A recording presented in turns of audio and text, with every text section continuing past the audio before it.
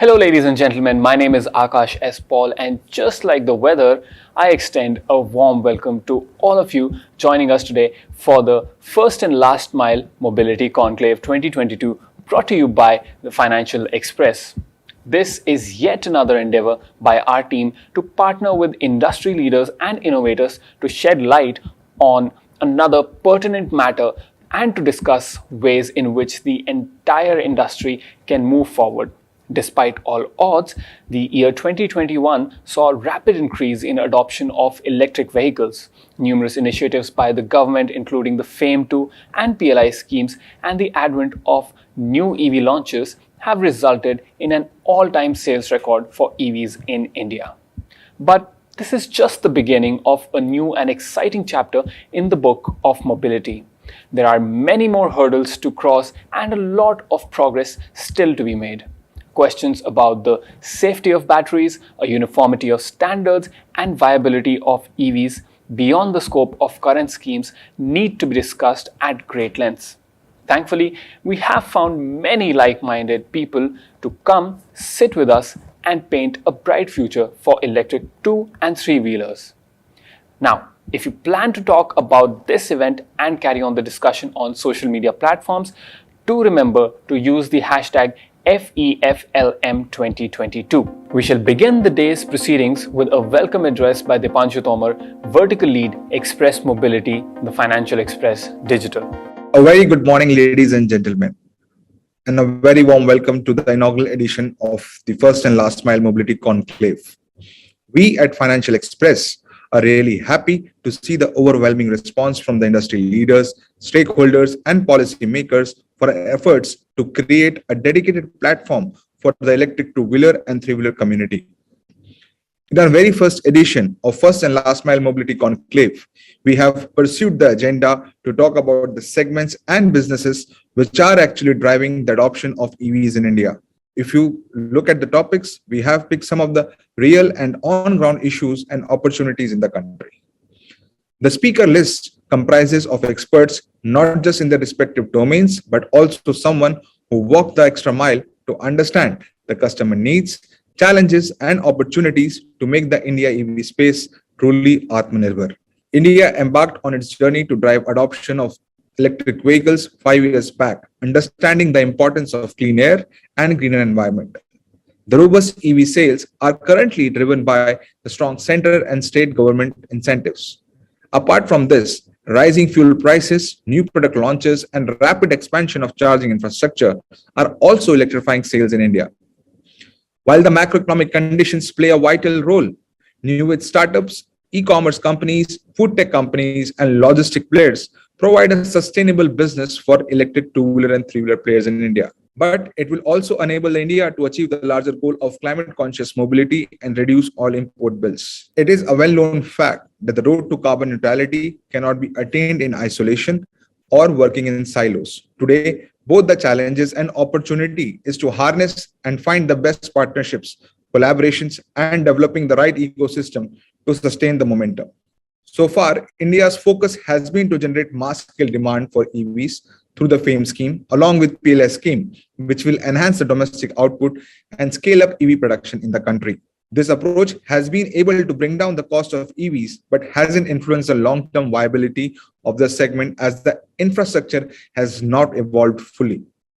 Moreover, lack of financing, battery safety, and low resale value due to no secondary market for EVs are some of the key concerns for long-term sustained growth for the sector in India. To further understand and deep dive into the world of first and last mile mobility ecosystem, we have some of the top industry leaders such as Sudhendu J. Sinha, Advisor Niti Aayog, Naveen Munjal, Managing Director Hero Electric, Ashish Kundra, Principal Secretary, Government of Delhi, Rakesh Sharma, Executive Director Bajaj Auto, and Chetan Mani, Vice Chairman of Sun Mobility. And also we have top women leaders who are leading the charge of EV ecosystem. Mahua Acharya, MD and CEO CSL, Sulja Firodia Motwani, founder and CEO of Kinetic Green, and Suman Mishra, CEO Mahindra Electric. In a full day long event, the industry leaders will dwell and discuss on an array of topics to give a holistic view on first and last mile connectivity. I wish you a great day ahead and hope that you will have an insightful day today. Thank you so much. Thank you, Dipanshu. We will now move on to the inaugural address by Naveen Munjal, Managing Director of Hero Electric. Good morning, everybody. It's an absolute pleasure being here today at the Financial Express First and Last Mile Mobility Conclave 2022. We're going to be talking a little bit about the B2B and B2B segment, B2C segments, and how the market is going to electrify in India over the next few years. Now, when we consider mobility, now two-wheelers is actually going to be form the base of that pyramid simply because the majority of the vehicles sold on a year-to-year basis are the two-wheeler segment. Now, when we consider the two-wheeler segment, within that, there is a lot of vehicles which are being used for B2C segment, which is more for the consumer applications. But again, there's a very large population of vehicles which is being used for the B2B applications, whether it's for delivery of food or e-commerce or whatever have you. So when we look at mobility, there's going to be different segments will take off at different times, at different stages. But two-wheeler segment is actually going to be the one that's going to lead the pack. That's the one that's going to convert the fastest and is going to be the first one to convert. So there exists a very, very large opportunity for the two-wheeler segment. There exists a very large opportunity for the automotive segment to start converting to electric vehicles. Now, when we look at the last mile delivery vehicles, there is the complete deliveries to a minimum time, which results in a surge in global carbon emissions. A great way to do that by minimizing carbon emissions, facilitating faster deliveries, and churning out a profit for the companies is to do that by using electric vehicles. While doing so, you do it in an economical manner. While you're saving the world, you're also actually making some money on top of it. So there are going to be numerous partnerships which come in. We as a company believe that B2B is going to play a very, very important role in the going forward. And this market could be as high as 30% of the total market by 2025 or so. We would have multiple partnerships that are going to be there for this segment. We already have numerous and we're going to be expanding those partnerships. Atmanirbhar is going to be a very, very important factor when it comes to any kind of manufacturing. We've already got various PLIs in place, whether it is for manufacturing, for ACC, or for the chip manufacturing. And this is only going to expand in terms of the overall market. What we expect is that a full-fledged supplier base for electric vehicle components, and that includes batteries as well and cells as well, is going to be in place in India by 2025. It's actually a chicken and egg situation. So once the market expands, the ecosystem automatically begins to fall into place. And that's exactly what's happening right now. The two-wheeler segment, there are numerous opportunities that exist for this segment, even for companies coming in as OEMs, as the tier 1 and tier 2 suppliers. So when you look at, for example, companies coming in from pump manufacturing, they would have opportunities to move into electronic components, precision powertrains, etc. Mechanical black part components are going to be similar to what is being used in the IC, and then similar parts would get used into EV as well. R&D is going to be a very, very crucial aspect. Both OEMs and the tier 1 and tier 2 suppliers will need to actually invest heavily into R&D. There is going to be a combination of supply push and a demand pull measures which are going to come into play here. Now, supply push is already happening from companies from our side. There are, of course, supply chain constraints which exist at this point of time, but these will be taken care of in the very near future. In terms of demand creation, while there is economics have begun to fall into place, there is a very strong policy that we have in place, which is the FAME 2 policy. On top of that, we've got numerous state policies also there in the country. So we've got a policy which comes in demand creation, for example, for Delhi, we've got Maharashtra, we've got Rajasthan, we've got Gujarat. There are about 18 such different policies in place. A number of them actually are to do with manufacturing subsidies, etc., and incentives, but a lot of them are also talking about demand creation, which is a very, very important factor. When you look at the B2B segment, when you look at B2B deliveries and the last mile connectivity and the last mile deliveries, numerous states are already setting mandates in place. Delhi, for example, has a mandate which talks about conversion of the B2B faster than the conversion of the B2C. While B2C is going to be a very important factor, B2B also plays a very, very important factor in all of this. Now, when you look at the batteries, for example, There are three forms of batteries that we use. There are three forms of charging that we do for batteries. The first and foremost is that of a fixed battery system. After that, that means that you have a battery in the vehicle which cannot be removed, and this battery is required to be charged at night. So you need a very dense but basic charging infrastructure to come into place. The second form is that of a battery swapping model. Now, a battery swapping model will have a very, very important role going forward, because what you could have is large number of the higher speed vehicles the battery becomes as a OPEX rather than a CAPEX. So you actually don't own the battery, but you use it as a service. The challenge with a model like that is, one, you need a very dense swapping infrastructure. And second, you need interoperability between the different manufacturers or the different service providers. Now, till such time as that interoperability doesn't happen, there are going to be challenges for this sector, because the form factor, the technology that is deployed, etc., is going to be different for different forms of mobility, different forms of vehicles. So standardization when it comes to batteries for swapping, the government's already announced that there is a lot of work which is going on in that. And I believe by the end of the year, we will begin to see some level of standardization of batteries. But what is even more important than that actually is to have the battery standards in place. Now, battery standards would play a very important role when it comes to, for example, the specification of the batteries. Now, chemistry is going to continue evolving. We're already on using both. There are numerous companies using NMCs and there's LFPs. There are numerous reports again which talk about LFP is going to gain ground over the next few years. So by 2030, we are going to see LFP playing a very, very important role going forward. While that's happening, there are other technologies also coming into play. So you've got, sodium ion, which may not be for mobility to start with, but nevertheless, for stationary applications, sodium would play a very important role. We've got zinc manganese, we've got solid state, and of course, there's hydrogen fuel cell. Now, something like a fuel cell is actually quite far off at this point of time, and will probably only come into commercial applications and very, very large vehicles to start off with.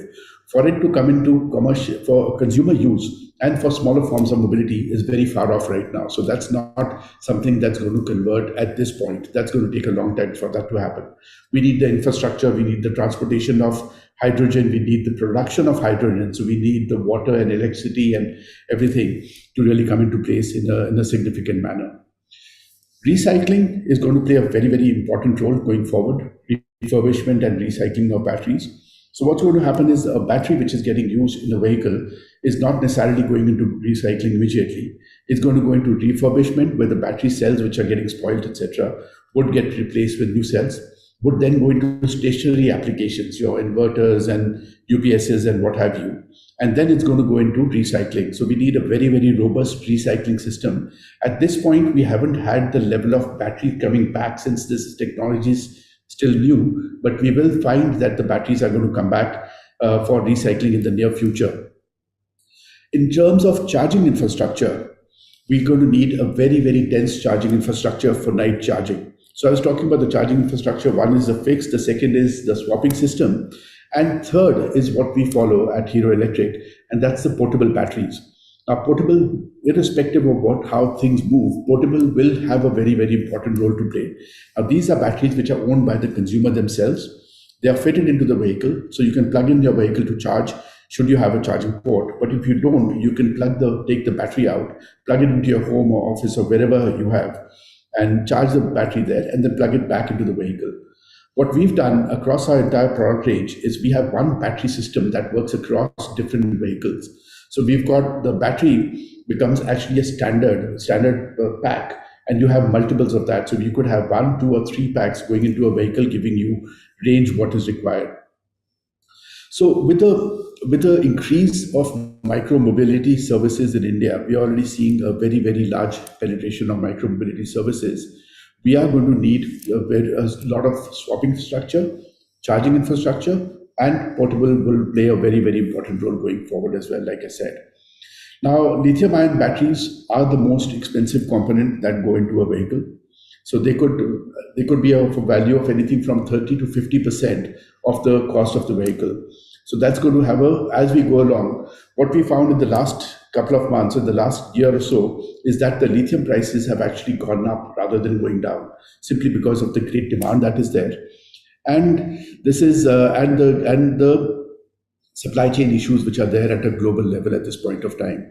Also, when you look at the supply chains getting hit because of the chip shortage and various implications of the war that's happening in parts of the world, there is a substantial shortage of chips and there's a substantial disruption of the supply chains which exist at this point of time. So when we look at the challenges which are there in this sector right now, one of them actually is that of financing. Now, financing, we need that to come in a much more significant manner than what it has right now. It's improved dramatically. It's already gone from about a 4% to about 14% for us as a company in the last year and a half.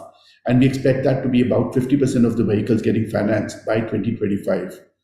Now, that's going to be a significant jump that's going to happen. Retail financing, the current size is about 4.5 lakh crores, and that's going to continue increasing as we go along. Priority sector lending is going to be a very, very important factor when it comes to electric vehicles. Inclusion in the CSR programs of different companies is going to play an important role. Interest rate subvention is going to help in the penetration of electric mobility. Then there are, of course, the product guarantees and warranties. So reducing the uncertainty of the quality of the product itself. At this point, the challenge that we face with this, with financing, is that the rates that we get are much larger, much higher. The loan to value ratio is between 25 to 50%, which is actually much higher, lower than that of IC engine, and the short-term tenures. So the tenures are much shorter than they are for the other forms of vehicles. And then, of course, there are limited financing options available, but that's expanding very, very, very quickly. Now, a challenge that the financiers face is also to do with the end of life cycle value of the vehicles. Now, the second-hand market is getting determined. We've already got almost 5 lakh vehicles on the road, and this is only expanding very, very rapidly. So we've gone from 50,000 the previous year to 100,000 last year, and we're expanding to about 3 lakh vehicles this year. That's the kind of sales that we are envisaging going forward. So this market is absolutely ripe for adoption. This market is expanding extremely quickly, so much so that the demand that is there in this market, in the electric two-wheeler market, is actually far larger than what the market has been able to supply, what we as a company have been able to supply. So the pull is larger than the push that we had been doing so far. We've been in this space now for 15 odd years. And it's the first time where I'm seeing the amount of interest from consumers, from B2B applications, and from other applications which are coming into play. So at a global level, when we look at India as a market, there is still work to be done in terms of the robustness of the supply chains. But given the interest in the PLIs, the ACC batteries and the other PLIs, we are confident that the amount of manufacturing that's going to come into the country over the next year and a half to 2 years is going to be significant. Now, in this case, India also has an opportunity to play a very significant role when you look at it from a global perspective as becoming a manufacturing hub for the world going forward. In order to do that, we need to work in sync. We need to invest heavily into the R&D. We need to work in sync with the supply chain basis. We as a company believe tremendously in actually building up very, very robust partnerships. And we've done about 20 of these partnerships in the last year and a half or so, in the last 2 years. Now, these could be from financing options to leasing options to actually B2B applications to training of the roadside mechanics to servicing the vehicles at home and even manufacturing. And then we look at, of course, the battery itself. So, whether it's swapping or it's a fixed batteries. So what we are doing is we are developing and building up a huge ecosystem for electric vehicles in the country. We've already trained about 8,000 of these roadside mechanics, what we call as PGOs, the preferred garage owners. The idea is to train 25,000 of them. We would be training 10,000 every year for the next few years. So we would be up to 25,000 in the next 18 odd months or so. Now, these are people who are generally fixing the minor problems when it comes to IC engine vehicles, and we are reskilling them on being able to handle electric mobility. So what happens thereabout is that their revenue stream actually increases because as vehicles become more and more the deeper penetration in the market, these vehicles are coming back for minor services. So while we've got a very dense charging. We've got a very dense service network and a sales network of over 750 dealers across the country. That's still small when it comes to India. So that's going to expand. We are going to go to about 1,250 in the next 18 odd months. And we are creating a very dense service network through these BGOs. While we do that and while we keep our batteries portable, we also install our own charging stations and partner with numerous companies on installing a very dense charging infrastructure, which is going to be used mainly one for night charging and then for top-up charging during the day. So going forward, B2B is going to play a very, very important role. Like I said, it's going to be about 30, it could be as high as 30% of the market in the next 5 years, and in the next 3 to 5 years. These vehicles, while they are adapted for B2B segment, they would also be used by the consumers for their own personal uses and needs. So these vehicles need to be robust, they need to be economically viable for them. The batteries need to be in a way that they can easily come and change the batteries. Now, whether it's a portable battery or it's a swappable battery, they don't have the time and the wherewithal to actually stand and charge the batteries for long durations of time, simply because that's going to eat into the revenue. So we have been, we are extremely confident of the space. We are very, very confident that this market is going to expand from here on. And the trajectory that we are already on, we are seeing hockey stick growth. This is only going to continue for the next few years. The market, we believe, is going to be a minimum of 40 to 50% of the IC engine market by 2027. Thereby, it could be anything from about 9.5 to about 12.5 million units by then. And there are already government projections which talk about 80% of the market by 2030 for the two-wheeler segment being electric. Now, that is highly, highly achievable. And we have to work in sync with our OEM, with our tier one suppliers and partners and service providers. And of course, invest heavily into R&D, which we're already doing. So with that, I'm going to end my opening remarks here. I would be more than happy to take any questions. So if you could post your questions in the chat box, I would be happy to answer them. Thank you so much. It's an absolute pleasure being here today and wishing you a great event ahead. Thank you. Thank you very much, Mr. Munjal. With this, we move to the first panel discussion of the day, and the topic is Making India Atmanirbhar in EV Manufacturing.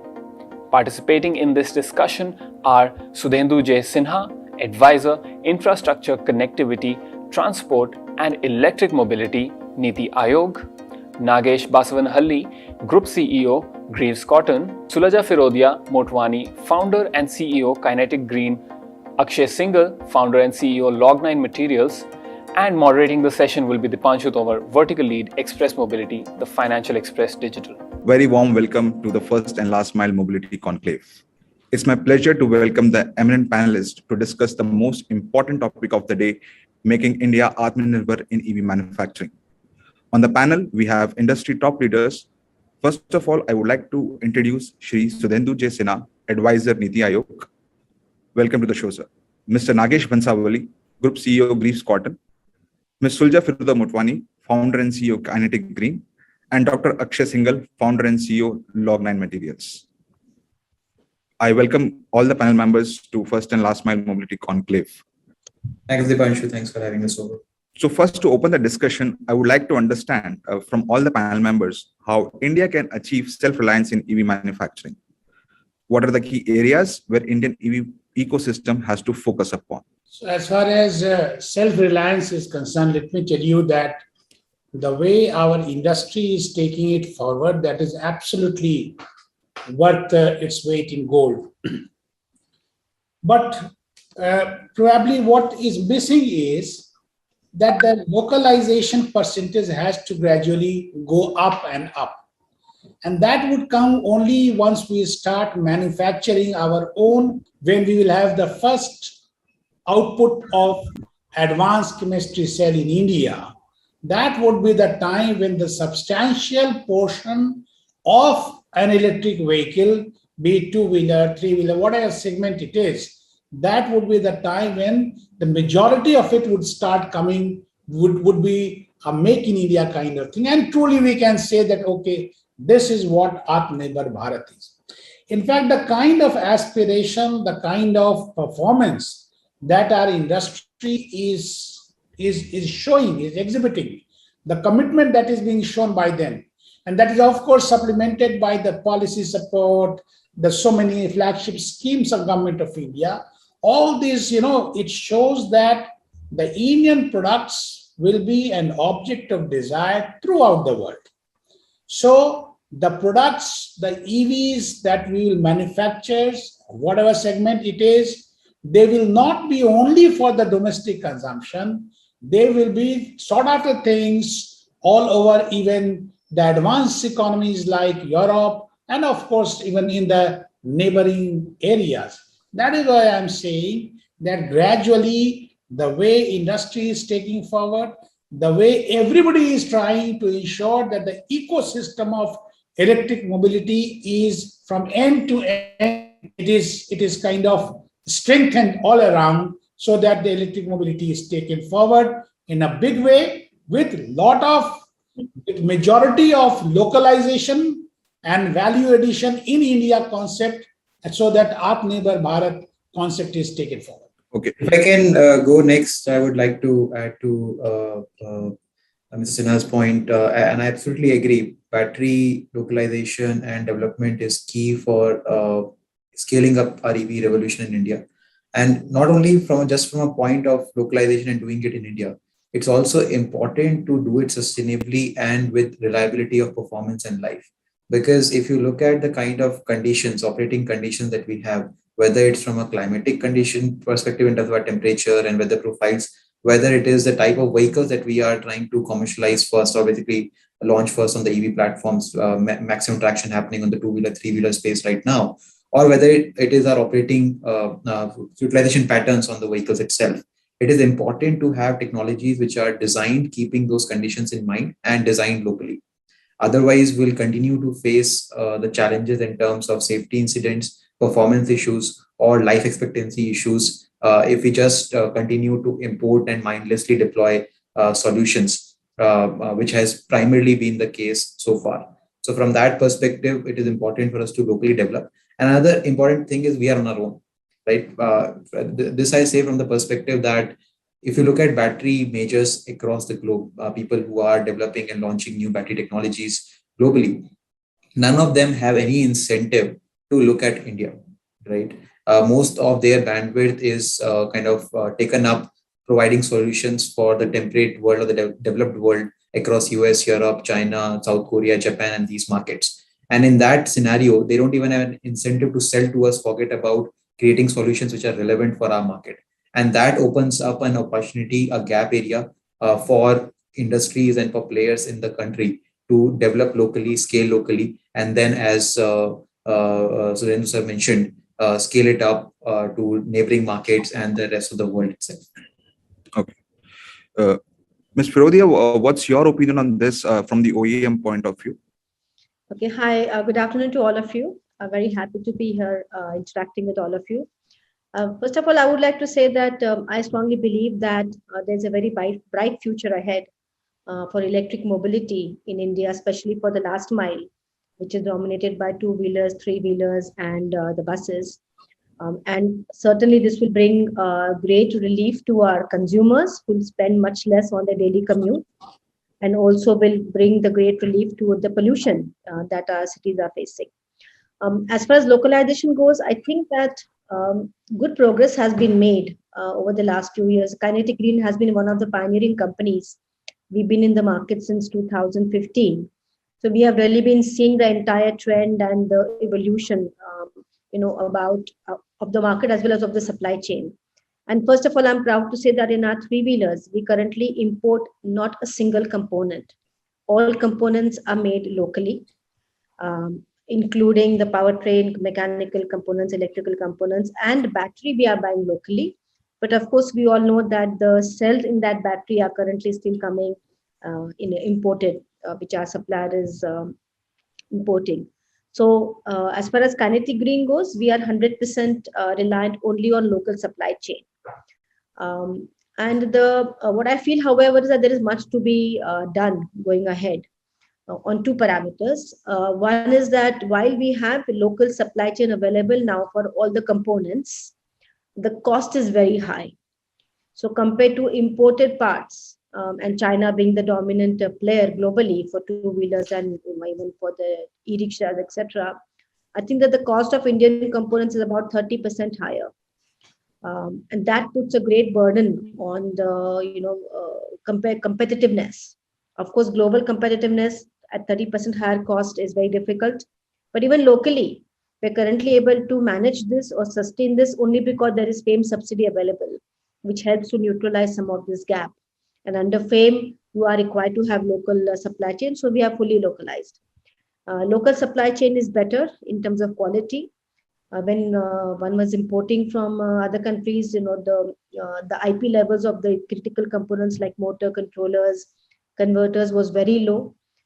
We have now moved to 100% IP67 components, and that gives better reliability, better performance, better life to the components. So quality is better, but cost is a big concern. And I think here what is happening is that because the volumes are still picking up, the local suppliers are amortizing their investments over a lower volume. Therefore, the cost per component is very high. So I think over the next few years, as more electric vehicles get sold, I think that the cost should come down with mass production, better sourcing even for our suppliers and so on and so forth. And until then, I think we know customers would need the support of subsidies so that the cost benefit, there is an incentive to buy local components. The second thing, of course, is battery, which my colleagues have discussed. Making batteries locally, of course, is much better. The battery packs have better reliability. BMS is more attuned to the local requirements. But the cells being imported, I think, leads to many issues, safety issues. If cell is a black box, that's also not good.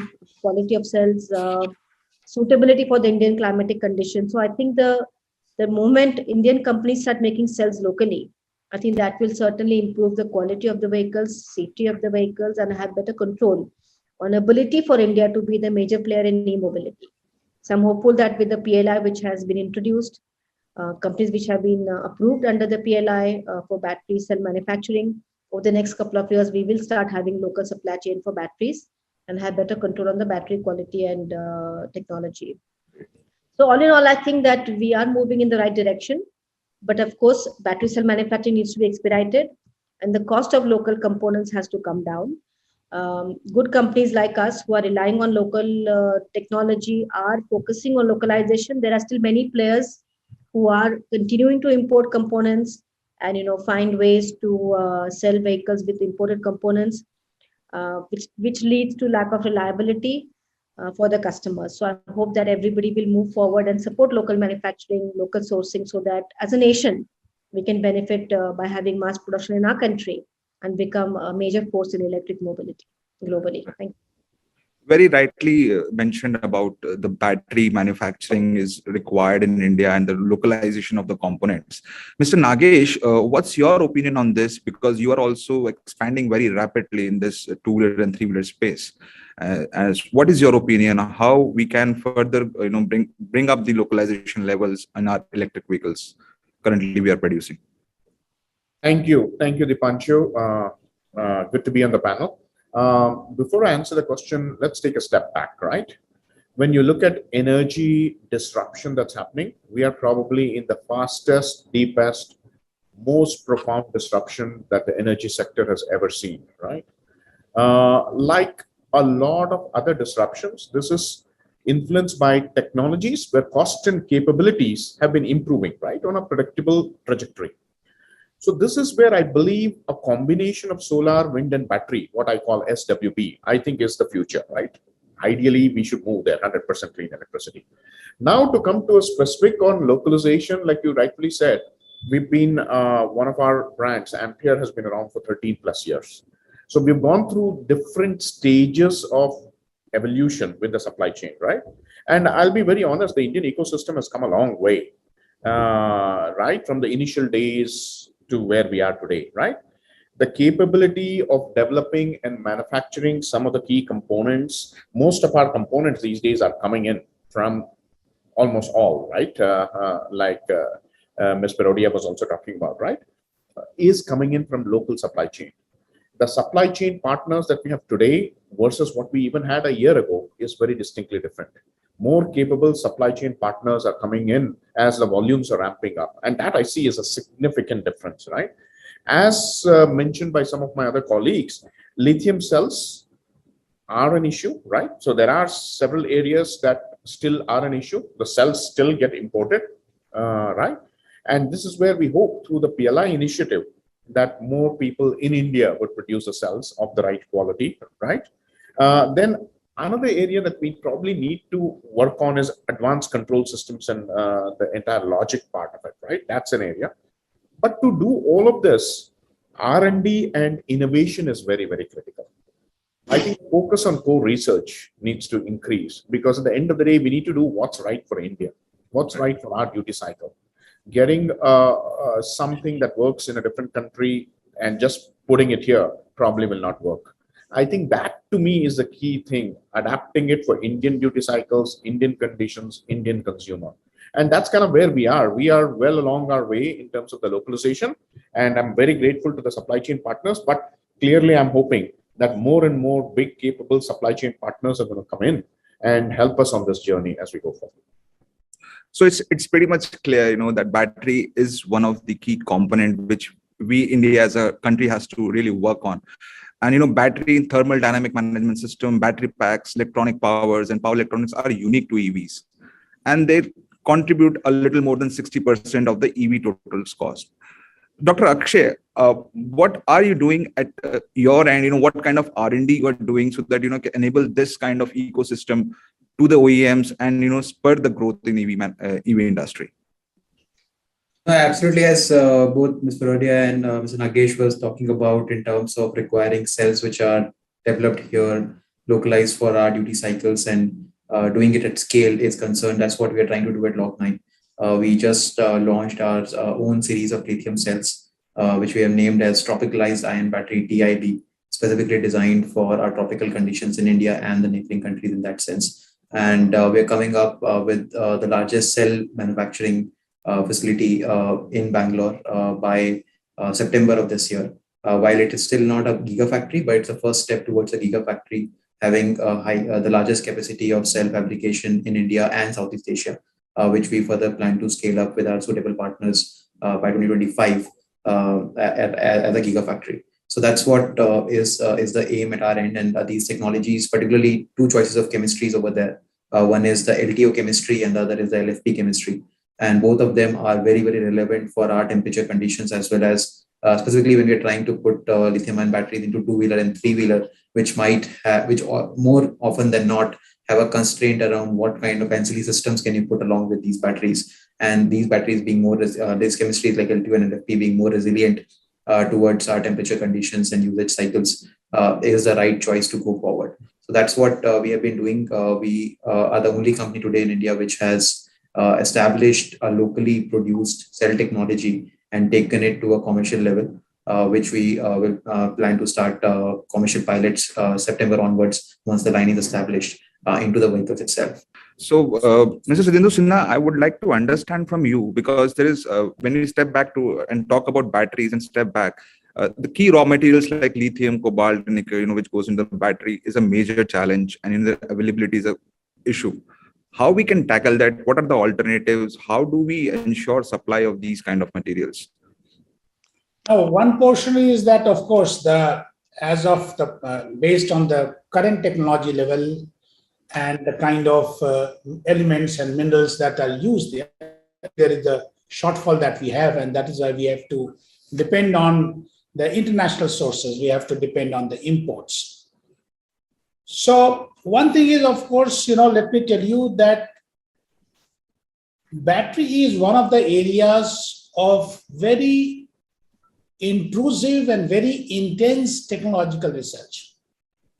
And today, at least 15 IITs, they are into the stream of research in electric mobility with very, very absolute focus on battery. So definitely the kind of chemistries that would come in years, there will be a lot of replacement, a lot of less requirement of minerals and elements that are not found here. But yes, given the position that is there with us as of now, we are dependent on specific geographies for rare earth permanent magnets, a critical subcomponent of e-motors, for example, and to increase India's independence across the raw material value chain, to make it more resilient to geopolitical shocks, it is crucial to diversify its supply chains and ensure a consistent supply of critical and strategic minerals to Indian domestic markets. Now, as we know, we have got Kabil is an organization within Ministry of Mines, and they are the ones who are looking into it.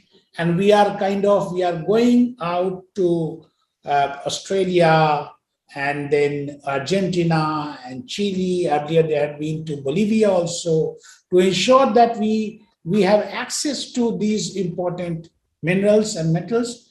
In addition to that, industry on their own, they are also exploring their own avenues, how to have a sustained flow of these products.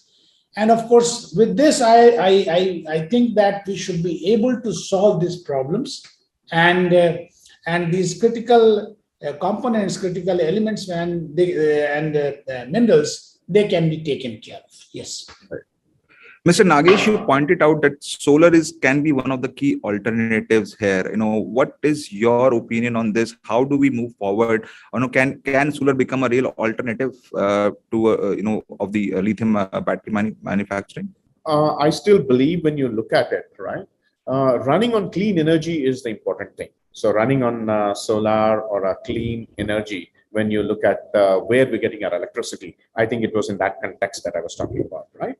But coming back to lithium, I believe in the near future, lithium cell chemistry is going to be around, like some of the other colleagues talked about, right? Obviously, there are a lot of raw material-based chemistries that are in different stages of development, right? Lithium air, lithium, silicon, solid state, etc., right? Sodium ion, right? And I think our scientists are going to figure out. And to me, lithium ion is probably in the near-term future the solution. It's just that the electricity that we're getting, right? Can it be of a cleaner source as well? So that's kind of where I think it is. But goes back to some of the conversation, both in terms of raw material availability as well as the core research that if it's done. I think in the near-term future, that's kind of what we need to focus on, because I think that's what offers us the biggest promise right now. Mr. Vilja, what's your opinion on this? How do we tackle this issue of non-availability of raw materials of lithium and cobalt? As an industry person, where do you see India right now, and how we can move forward from here? So I agree with my esteemed colleagues, Sinha sir and Nagesh, that this is an area of intense research and innovation. And I think over the next 5 to 10 years, we will see, breakthrough innovation. It's not only incremental innovation, but breakthrough technology development that is expected. And over a long period of time, either one will move towards batteries with very long life, with very high density, or use of alternative chemistries like sodium ion or solid state batteries, etc. Use of hydrogen for the larger vehicles like the cars and large truck fleets, reducing the dependence therefore on some of the other lithium ion related chemicals. So I think a combination of all this, alternative chemistries, longer life, use of hydrogen, will lead to a situation where globally the dependence on these chemicals and minerals will come down, and the evolution will be rapid, and this will be driven by not manufacturers, but it will be driven by science and technology. So it will be the IITs, it will be the cutting edge research firms that will come up with these breakthrough innovations. And I think as an industry, when we are looking at serving the customer, our job as OEMs would be to really stay on top of this evolution, to work in an open platform, to work with partnerships, and to ensure that we package and offer the solutions to the customers as the best, in the most convenient form to the customer, so that it's affordable, it's easy to use, it's convenient to use. So there will be a lot of collaboration also between OEMs as well as the battery and technology developers, and together we'll offer these better solutions to the market. So I think it's evolution. I think we are moving in the right direction, and globally, not just in India. There is a major emphasis now on electric mobility. I was in the US just last month, and I saw, at least in California, there were so many electric and hybrid cars. And people who are using these cars are extremely happy. They're taking long road trips. They're finding that charging is available. On hybrid, people are getting major savings. People are using solar roofs, and they are actually carbon neutral. They're not paying for electricity or for fuel. So people are enjoying using electric cars and electric vehicles. So I think globally, we will see a larger adoption of electric mobility, and therefore that will also hasten the process of science. So I think it's all going hand in hand.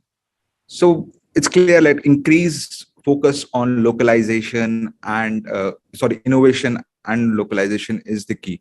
Uh, I want to understand from Mr. Nagesh and Mr. Lusulja about what kind of R&D work is going on in the OEM side in terms of reduce this dependence on the overall batteries, overall chemicals, how it is. Mr. Nagesh, you can start with.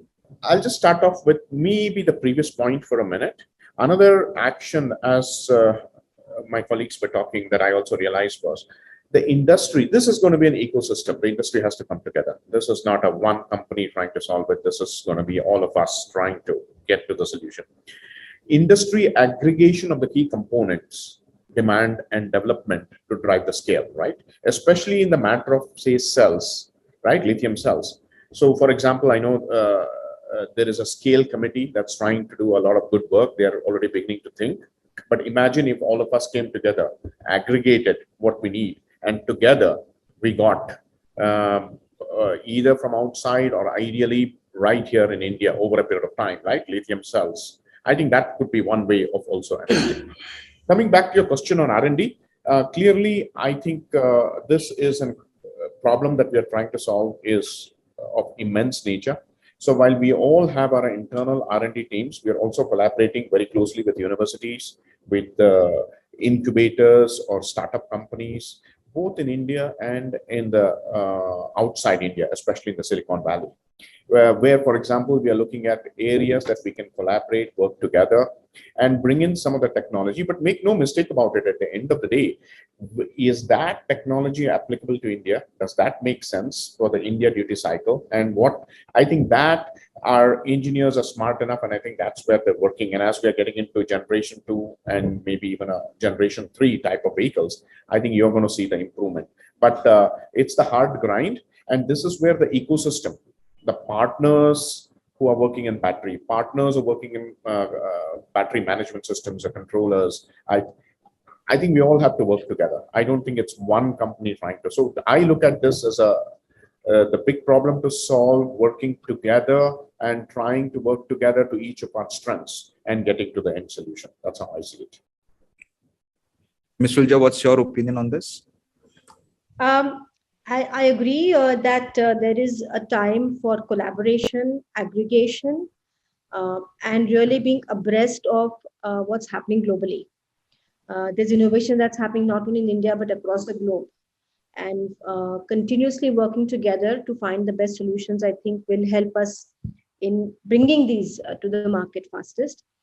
As an OEM, for example, we believe now that we have to be committed to localization, for example, in terms of the kind of work we are doing. And despite, as I've mentioned earlier, the cost of local components being higher, we have always supported local supply chain development. Within our group itself, we have invested into making motors, making controllers, converters, clusters, and many other components, which we believe required investment and reliable development and manufacturing. We have a CSIR approved R&D lab. We are doing a lot of ground up R&D work as well, not just looking at putting together what's available and bringing it to the market. So that's one. Being committed to local technology development is important. Secondly, I think being again flexible and being abreast of the kind of ways you can bring the products to the customer in the most convenient manner is important. For a recent example, being battery swapping. I believe that battery swapping is another way that in this kind of an evolving technological paradigm, we are still able to offer the customers the product in its best form. So So, you partner with a battery manufacturer or a battery swapping ecosystem manufacturer, so that your customers can always access the best batteries in the market. So the battery technology may evolve and may change, but then through your swapping as a pay-per-use kind of a solution, you're able to bring it to the customer, because the customer is not locked into a particular battery, having bought it with the vehicle. So battery swapping may enable, again, faster adoption of new technology, because customer has the ability um, to access, the latest in the market. And thirdly, doing fundamental research as well, working with the research firms to look at how best you can integrate your vehicles with the latest technology that's available. Because battery is just not fuel, it's the heart of the vehicle. So continuously working with the battery manufacturers as well as component manufacturers to offer again the vehicle in the form that it gives best efficiency, most reliability in an affordable manner, suitable for the Indian conditions, is where our focus is. Very rightly put, battery swapping could be one of the solutions as we evolve our batteries and chemistries. Mr. Sudhendu Sinha, I would like to understand, what government is working, what kind of policies are there, where OEMs and battery manufacturers and all this research can be supported. So as far as research is, precisely if you are focusing on research point, I mentioned to you that this entire electric mobility, this is being driven on technology. See, this is a disruption that has been heralded by technology. So it will move forward on technology. We have nudged all these IITs to take them forward. That is the first thing that I mentioned, and they are doing it in an absolutely fabulous way.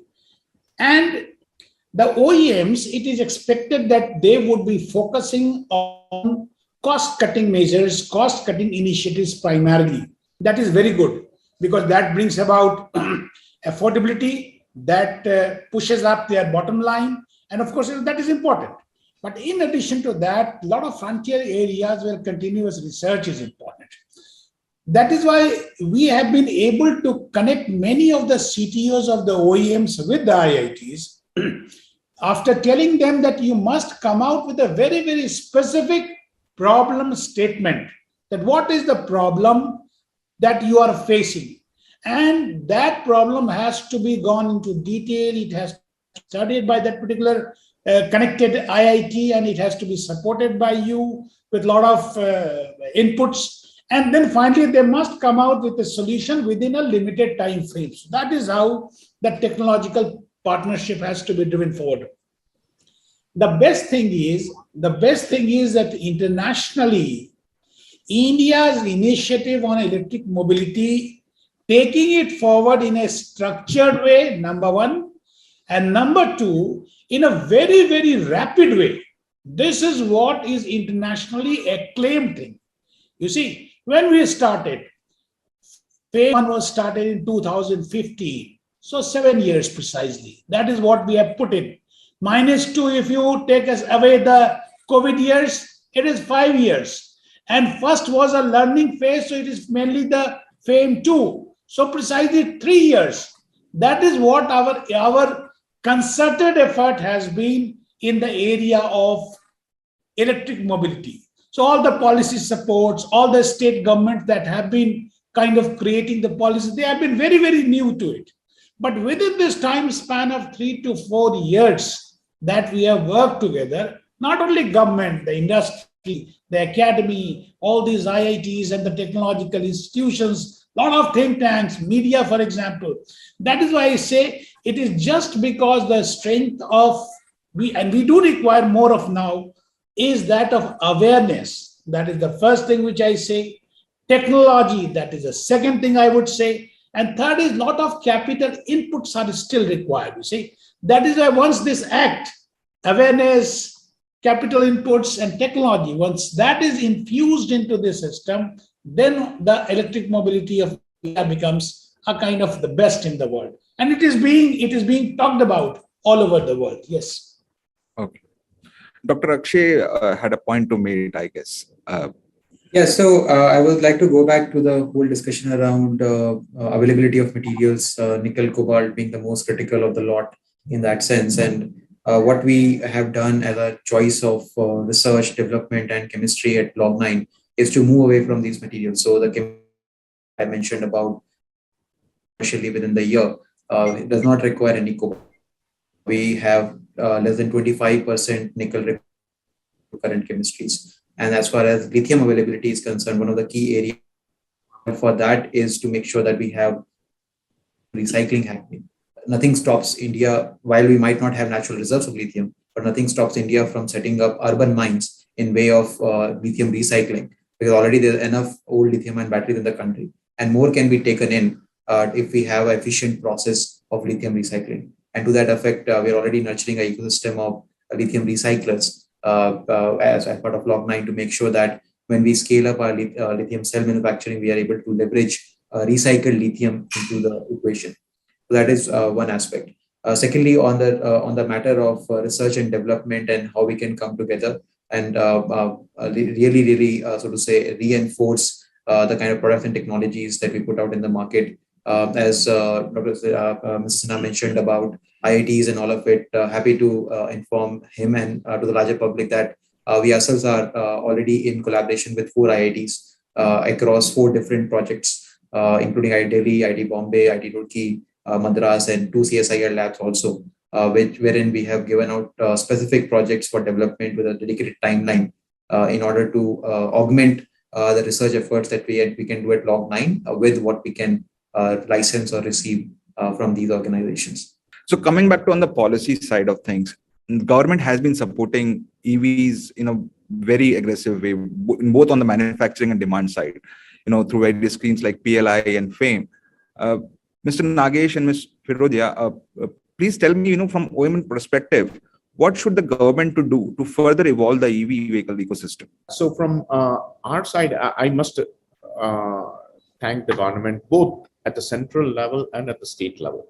Even when you look at some of the state level policies have been very progressive. The FAME2 has been quite helpful. I mean, and I think it's definitely helped a long way in terms of adoption. Like Mr. Sinha was talking about, at the end of the day, this industry has the awareness of a new technology that has to improve, and it will come over a period of time. We have to put the products that people want to buy at the right value proposition for Indian conditions, right? So I think a lot of positive stuff. The only area that we request is faster movement. The cycle today on the FAME2, right, in terms of end to end, the cash flow cycle that goes in for us OEMs is a longer period of time, right? So that's the only thing. If that can be processed faster, is the only other area that I would request to be looked at, right? But other than that, no, the government has been very helpful in terms of all the policies that they've put in place. Thank you. Ms. Sulja. Okay, so first of all, I would like to say that India has one of the most conducive and responsive EV ecosystem and EV policies from the government. Our government has done a lot of work in the last 5 years to look at both demand side, looking at the supply side, looking at creating also favorable ecosystem, also putting standing ahead and being committed to electrification and ensuring that this has been taken as a focus area for the Indian automotive industry. So certainly we have one of the very progressive and very supportive government policy framework. Looking ahead, I feel that there are a couple of areas in which this collaboration will really help continued collaboration between the industry and the government. First and foremost is the timing for the FAME2 scheme. I feel that the Indian customers have just begun responding to electric vehicles. They have just begun coming into electric vehicle showrooms. Till last year, it was mostly push sale. We were looking at B2B and B2G and really creating deployment opportunities to put electric vehicles in the market.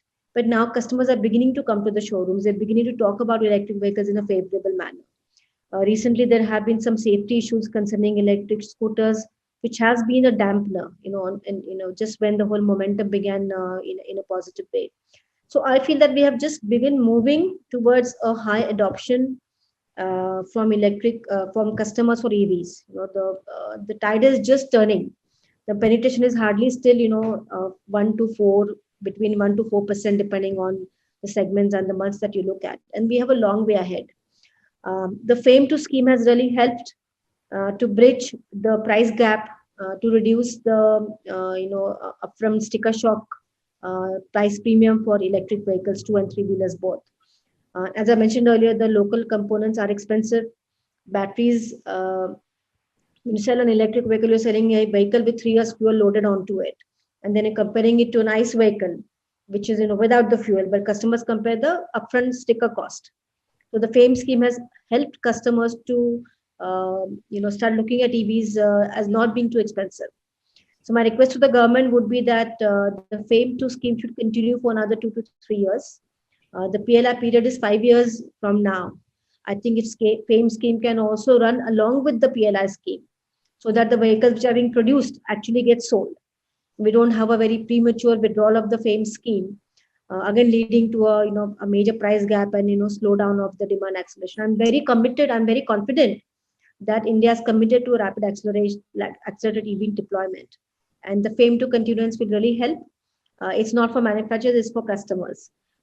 More customers buy vehicles, and that will lead to a positive word of mouth, and certainly the momentum will then take it from there. So my request to Sinha sir and the government would be that we should continue FAME for at least another 2 to 3 years, till maybe 2026, so that we're able to see till we reach around 10-15% deployment kind of things. Battery prices come down. Recently, in fact, prices have gone up due to the global supply chain issues.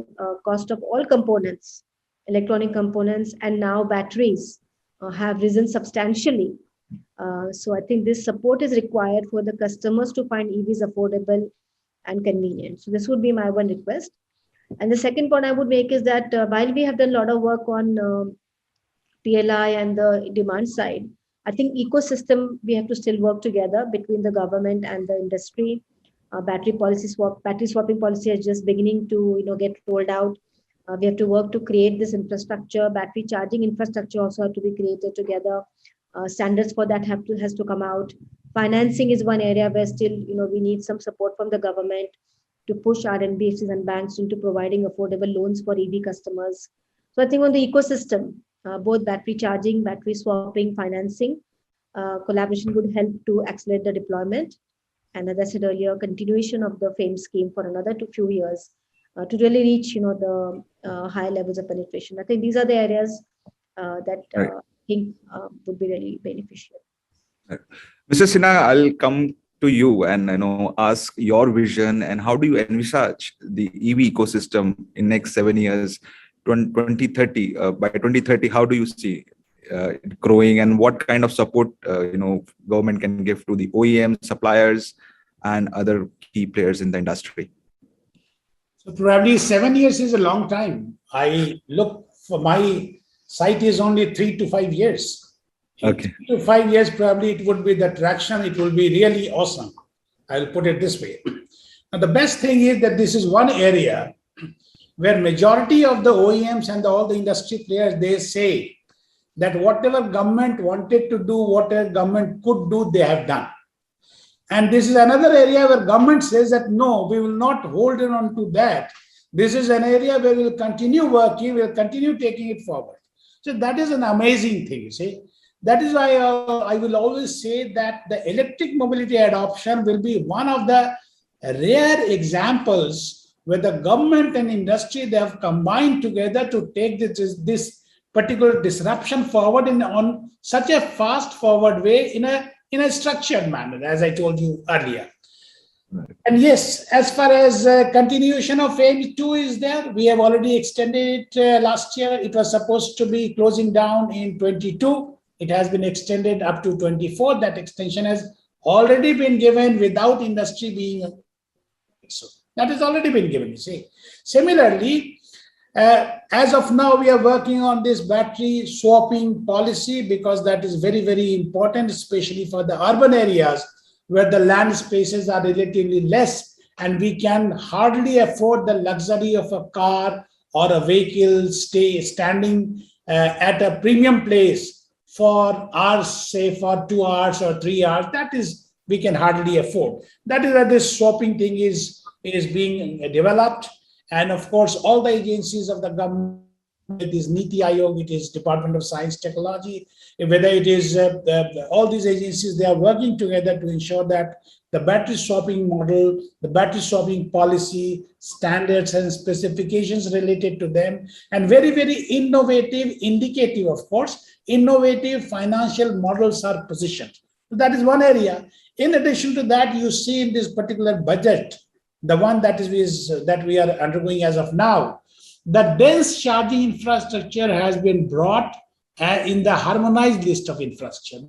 That is meant that for creating the dense charging infrastructure, whether to the manufacturers, to the charge point operators, the loan component is easily available from the banks. So that is a kind of that flows through that particular commitment of the government.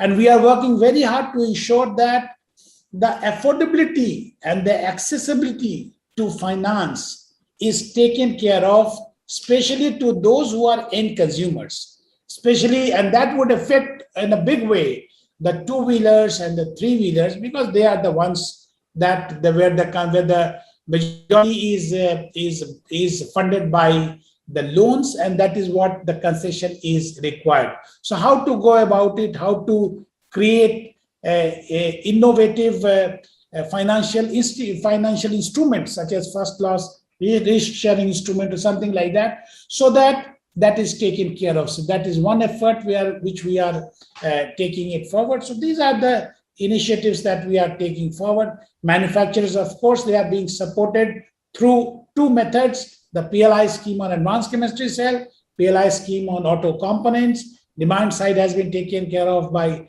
FAME 2.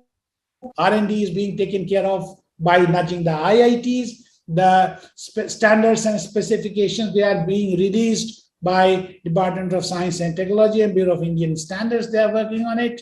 And similarly, all sorts of each and every point on the ecosystem, including that of circularity and the urban mining that was explained, that was mentioned earlier. So these two are also being taken care of. We are the Department of the Ministry of Environment and Forest. They are coming out with the revised guidelines. They are coming out with the guidelines on the batteries which have met their end of life. How to kind of what disposal and what all systems should be there, how the circularity can be achieved, so that these essential mineral components, scarcity of which you mentioned earlier, that can be retrieved, and that same standard can be maintained so that they can be used in the battery. So these are set of initiatives are being taken forward. Government won't stop. They will always stand by the industry in taking this thing forward. We always know that this is going to be a big narrative of success. And this is going to be an absolutely, I would call it a new mobility solution that country is taking forward for the entire world. Yes. Okay. I would say quite an holistic approach when it comes to policy. As we talk about the first and last mile mobility, largely electric two-wheelers and three-wheelers is the key players here. Mr. Sinha, I would like to understand, since there are many bulk buyers, like e-commerce companies and, the food delivery companies, food tech companies, is there any incentives planned for that, so that OEMs can supply in bulk and the penetration can be increased in a much faster way? So, for three-wheelers, as Sulaja would say, that we have taken an initiative of aggregation.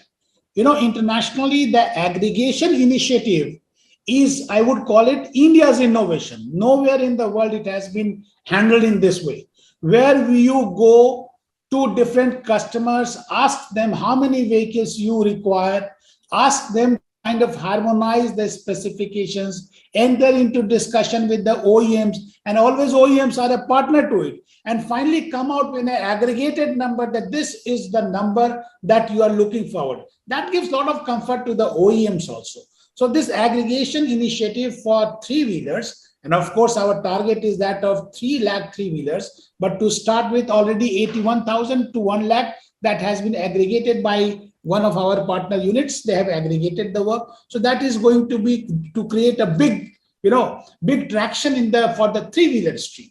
Now for the buses, as I told you, that the lighthouse approach, the method, the harmonizing harmonizing the specifications. Then first thing is that they are being brought on the OPEX model, so you don't have to pay anything upfront, and for a period of 12 years, within on the 6th year you have to go for the battery change.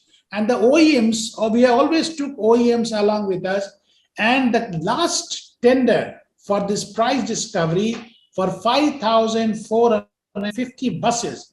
This number is humongous. This is something unbelievable for the entire world. Last year, just to give you a sense, last year, the whole of Europe together, 18 countries combined together, could register only 2,300 odd buses, zero emission vehicle, electric buses, only 2,300. And we have recently concluded the tender for 5,450 buses, which have to gone to where all the four premier OEMs of the country, they participated. And the price that was discovered, that is something amazing. The price came to almost as close or lower than that of the diesel or CNG buses. So that is amazing. Can you imagine that for 1 kilometer, if the price is somewhere, say 48, 49 rupees, or maybe let's take it for the discussion, 50 rupees, for 12 years, there is no increase. Can you imagine 12 years from now, what would be the value of 50 rupees for 1 kilometer in a bus, where that will be full of, say, if it is a 12-meter bus, or if it is a 9-meter, all type of buses are there. So in public transportation, that is where focus area, because as urbanization would grow and as there would be more requirement for mobility, demand would be there. Naturally, public transportation has to be strengthened. The first and the last mile connectivity, that has to be strengthened. That has to be taken care of by the two-wheelers, three-wheelers, micro-mobility and spaces. Those are there. And plus public transportation, this is going to be the key to it. So we are absolutely inspired by the last initiative of 5,450 buses. And then we will take measures so that in the next tranche, we go in for a still bigger number, so that now in the first tranche, only 5 cities participated. 5 cities participated. Now in second one, we would like to extend it to more number of cities, so that more of them can join and enjoy the benefits of aggregation, lighthouse, grand change, and where these buses can be brought without paying the upfront cost, and they have to run on the OPEX model. Yes. Okay. Mr. Nagesh and Ms. Sulja, I would like to know from you how OEMs are enabling the first and last mile mobility solutions in terms of, working along with these e-commerce companies, and a lot of demand is coming on. How do you working on that side? Yeah, I think this is a very important sector when you look at e-commerce companies, rideshare companies, right? The country changed during the COVID times, whether we like it or not, right? How we get access to food or supplies has all changed. So clearly, working with these companies, it's application-specific engineering. Because the conditions requirement, the usage of the requirement, the uptime requirement, whether they need a battery swapping, right? Because they need a particular range requirements. These are specific requirements that are dedicated to this sector, and what we call the B2B sector, right? I think it's a huge market, great opportunity for India. And our engineering teams are working very closely for application-specific engineering products. That's kind of the only way to do this, right? And just, Dipanshu, if I can add just to what Mr. Sinha was saying, I totally agree in terms of your 2030 question. I think India is capable and poised to become a leader by 2030. This could be the leapfrog moment for the Indian automotive industry, right? At the global stage. Having said that, though, I think the government is doing everything it can from a demand side, supply side. Demand, of course, came to supply side through initiatives like PLI, right? So as we go through this journey, I think it's a very exciting journey. And to your point, it's both B2B and B2C. B2B will be all of this ridership and companies. it's also going to be the B2C. So I think it's kind of very exciting journey when you look at the next 7 years that we look at. Yeah. Ms. Sulja, your take on this? I would like to say that, on the last mile impact, there is a lot of credit being given to the e-commerce companies who are looking at using e-vehicles for their sustainability program driven deliveries, right? But I think that we are not giving enough credit to the government. I want to give some examples here that, in the first 5 years when e-mobility started and we were one of the early players, it was through government programs for last mile that we have put thousands of vehicles on the road. And somehow these don't get enough, talked about or enough appreciation. But I want to give a few examples here. We gave 7,500 vehicles to the AP government, and they had used these vehicles for waste collection in villages. So one vehicle per village was deployed, and this was done through a welfare program where the SC/ST corporation of that state purchased these vehicles from us, and each vehicle was given to one beneficiary, from that particular community to generate employment and upgrade the living standard, who was employed by the Gram Panchayat for collecting the waste of the village. So it was a very interesting and innovative program that was done, which promoted use of EVs for the last mile and also created employment. Similarly, we had done a program with the UP government where 10,000 electric vehicles were given to cycle rickshaw pullers as a means of last mile connectivity, but also as a means of poverty alleviation, as a means of improving the economic standard, their health standards. So the cycle rickshaws which were used for the last mile were replaced with e-rickshaws. And this actually became one of the ways that people began using e-rickshaws, in the market as a better means of last mile connectivity. We had given again 1,000 vehicles in Chennai for waste management in the Chennai city. So again, using electric three-wheelers for waste collection. So there are many cases for using EVs for the last mile. They are being driven by the government and their entities. They are being driven by the B2B clients like the e-commerce companies. And I think these are very interesting because what they do is that they bring the EVs in connect with the customers. The customers comes out of a metro station, they find electric three-wheelers, they use them. And that becomes their experience of using an EV. And they say, oh, this is lovely. There's no sound, there's no vibration. An electric three-wheeler comes home for a delivery, with, let's say, a big basket or Amazon, whatever. People find that compared to a diesel vehicle, which is making vibration, which is creating a lot of pollution and noise, an EV that is coming is completely silent. So it also brings these vehicles close to the customers. And I think, therefore, it also promotes then the larger adoption by the B2C segment, because people begin to relate to EVs. They feel that these are pretty useful vehicles. So I think the last mile has also a role to play in being the early adopters, driven by, of course, many entities like the B2B customers, e-commerce companies, government entities, municipal corporations. Sana sir just spoke about the initiative to aggregate 5,000 demand for e-buses. Imagine millions of people using these e-buses and their experience with using an electric vehicle. That also creates that positive word of mouth, where EVs will become mainstream because they were brought to the customers through the last mile as a concept or as an experience. So I think the last mile has many benefits: cost reduction of pollution in our crowded areas, but also introducing EVs to the population at large. So I think this is a very wonderful way that we're introducing EVs to the market. Right. So we are quite prepared for, to become the leaders in by 2030. But one of the key concern areas, and that would be my last question to the panel, and I would like to bring Dr. Akshay here, making EVs reliable and safer. Lately, we have seen a lot of EVs catching fire. Today also there are some news around, around these EV two-wheelers getting, Dr. Akshay, how can we make batteries safe? What are the things we are missing on here, and how we can take things forward and, gain that trust of customer to actually they adopt the EV as their alternative mobility solution? So, as I was mentioning initially, right, it is about the choices that we make from a design perspective, from development of local technologies, and all of those scenarios, it's very important to safeguard against these fire or safety incidents. It is important to test these solutions, batteries and vehicles both in Indian duty cycles, in Indian conditions, before we do a large rollout of any new product in the market, right? So it's the responsibility of the industry to make sure that we're making right design choices. We are developing them as per Indian requirements and not just as per standards, just to kind of barely meet the standard requirements. And the third is test them enough before we launch them in the market.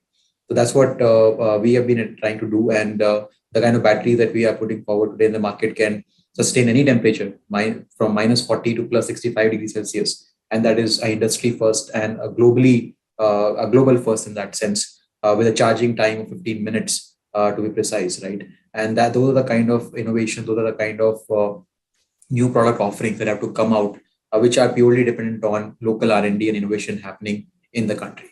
So it's attention to detail, to quality, innovation, and what is required in the Indian market. Mr. Nagesh, your closing remarks on this? Yeah, so I agree with what Akshay is saying. At the end of the day, it's at several different levels, right?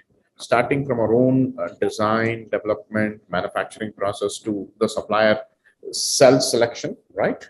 And the BMS that we use, right? To the validation process and the time we allow that a vehicle is ready in the marketplace, right? We are at an early stage in this technology. I think making sure that we understand the customer needs, make sure that the right validation time is put in, look at every step of the way, right? I think is very, very critical, both in our own value chain as well as the supplier value chain. And that's kind of how I think we'll get through it. I mean, it's just getting through this, and I'm confident that the industry, the focus from our side is always on safety and making sure that the reliability of the vehicles. That I think is what will take EV to the next level. Mr. Sinha, what's your remarks on this and how we can make EVs more reliable and safer? Your last comments. Right. So I would say that it has been so well explained by all of them. It could be at the level of design, manufacturing, user, whatever level it is. It has to be very carefully scrutinized that where exactly things went wrong, and that has to be fixed. You see, that is what the initiative is. I would say one thing to all that my understanding of industry is that only those industries survive long which are embedded in two things. First is ethics, and the second is standards. They are the only ones that think of 100 years, 200 years kind of thing. The moment you start compromising on these two pillars, both ethics as well as the standards, then it slide down starts. So probably I would say that in a hurry, in a tearing hurry to do something, there should never be a compromise on the standards. There should not be a compromise on kind of all the protocol that you have set for at the assembly line, or maybe at the checking standards, maybe at the design level, whatever it is, or maybe for educating the user that how exactly to take it to handle the same thing. Once that is there, once that commitment is taken care of, probably we will have very little of such incidents. I mean, this can be minimized to any standards. And moreover, when we aspire to be the global leader in this area, in the electric mobility, when we want the entire world to look up to us in the area of electric mobility, probably standard is what that we must be kind of committed to. That is, should be a non-negotiable written before all the OEMs on the wall that these two are non-negotiable kind of hard principles on which there cannot be a compromise. Once that is done, probably things would be set right. Yes. Mr. Suljoy, your last comments, please. So, giving a practical perspective on this, right? I think as a reputed OEM, companies like us are concerned, as Inasa rightly said, to ensure that our brand is protected and our customers, we are very much concerned about safety and reputation of our brand as well, right? Safety of personal reputation of our brand. So we continue to invest in technology, testing, working with good suppliers, ensuring that the high quality cells are being used in our vehicles. investing in strong development, testing, etc., etc. At the same time, then in the market, we are competing with players who are, working on different kind of a mindset. Taking shortcuts, getting the vehicle homologated with certain parts, but using some other parts in the vehicle, not really concerned about safety, testing, quality of cells. They're selling, they may be there for the short run. Showroom is open, it's closed in 3 months. Some of them are even looking at evading taxes and things like that, because the regulation is a bit loose around the low speed scooters, etc. So it's very difficult to compete in a market for reputed OEMs with such kind of fly-by-night operators. But yet, we have to keep our eyes on the long run and see to it that we remain committed to the course path. And I think in the long run, sense will prevail. Customers looking at these kind of incidents will look for working with trusted brands, good companies, companies which give good quality, good warranty, good service support. So I believe that not just regulation, but even customers' own choices will move towards improvement in quality and safety standards. So I think that it has to come from both adequate regulation and also OEM's own focus on a long-term business and testing and quality. And that's what we are continuing to do. Thank you so much for joining in today. It was a wonderful discussion and very insightful. Thank you so much. Thank you. Looks like it is clear if India wants to get ahead in the race for electrifications, all involved parties must look at localizing the development of the vehicles and their constituents. Reducing dependence on outside sources should really make us Atmanirbhar in no time. Now, for our special address, I would like to invite Shri Ashish Kundra, Principal Secretary, Government of Delhi. First of all, I would like to congratulate Financial Express for organizing this on this important subject meeting, which is first and last mile connectivity. And I think this is a subject which touches the lives of everyone, especially in urban India and more so in a metropolis like Delhi. So commendations to all of you. And as far as Delhi is concerned, we have been working very aggressively on the adoption of electric vehicles. And I think we can take some pride in the fact that we were the pioneers in announcement of a policy, and then other states and other cities have followed. And it primarily focused on providing purchase incentives, tax benefits for individuals to buy EVs and to bring some kind of price parity with the traditional ICE engine vehicles. And I think we have seen a considerable uptake on that front. And parallel, we have also worked on, introduction of electric buses in the city. So in the hierarchy of transportation, public transport, of course, gets salience. And 300 buses are being inducted by Delhi Transport Corporation. An order of another 1,500 is being placed. And then another 330 buses also, the bids have been finalized. So net, I think by mid next year, we'll be inducting something like 2,100 electric buses in the city. And our preparations for the depot electrification and all of that is underway. But I mean, if you look at the transport sector in totality, it's a hierarchy. So these 12-meter buses, they run on trunk routes, on roads which are wide enough to have the carrying capacity for these buses. And then there are the smaller buses. So as far as the neighborhood circulators are concerned, we are now engaged in discussion, which are at an advanced stage with Delhi Metro.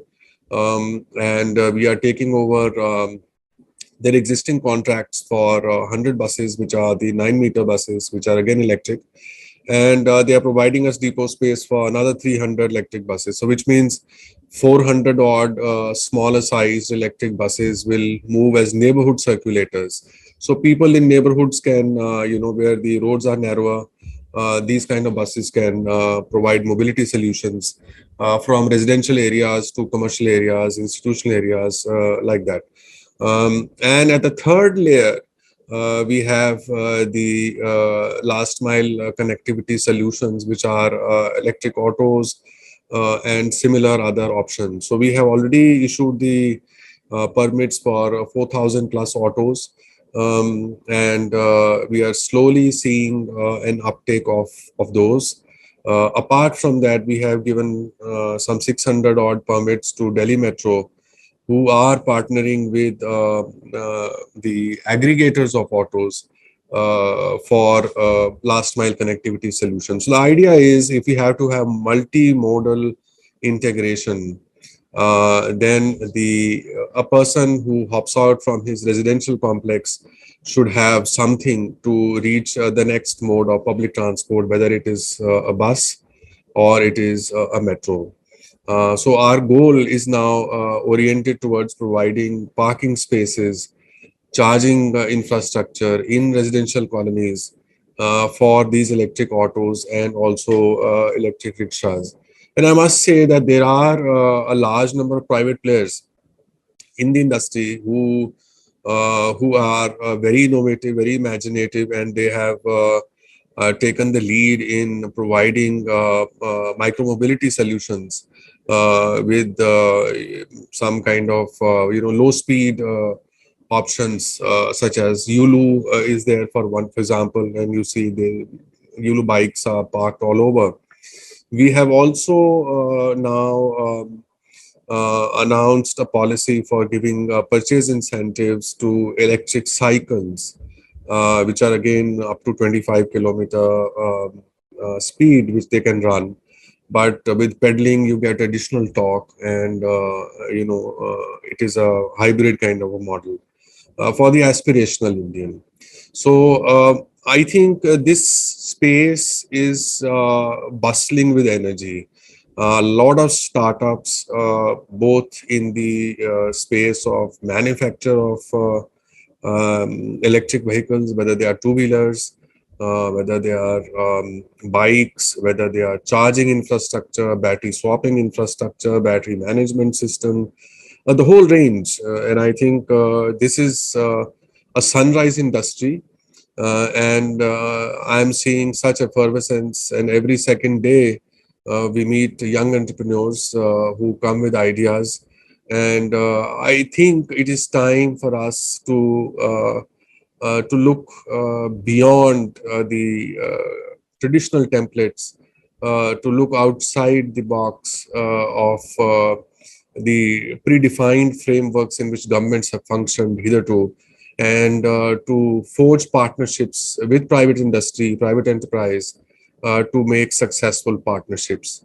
And I think this is India's moment of recapturing the space of leadership, which we once lost out in the semiconductor revolution. So this is, let us say, a second chance at regaining our pole position in a sunrise area where there's huge demand. And I think if we look at the larger picture, ultimately for everyone who is wanting to go anywhere else in a city, at least, we will have to migrate to systems which are providing mobility as a service. So all kinds of service providers have to come on a single platform, whether they are buses, whether they are metros, whether they are auto rickshaws, whether they are e-rickshaws, or even cabs. So the mother of all aggregators. And I think the government has to take the lead in creating that digital framework, so that at a click of a button, and you have multiple options to choose from which one to opt for. Technology is a game changer, and it has altered the way we have traditionally done things in several spheres of our lives in the last 20 years.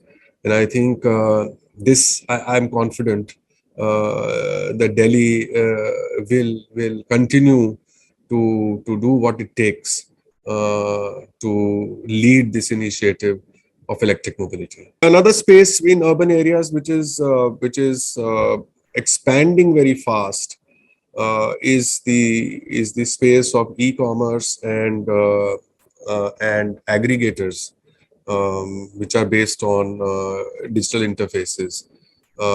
Companies like Amazon, companies like food delivery companies, and then even passenger service companies, Uber, Ola, and companies like that.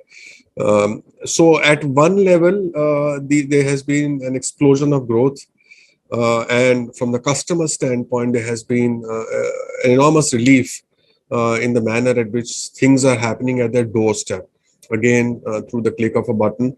But I think at the same time, we need to create some kind of a regulatory framework which manages this change, because at times the vehicles which are inducted in this space are old, aging, and I think the aggregator companies or e-commerce companies have an obligation to act responsibly towards climate and the larger public good.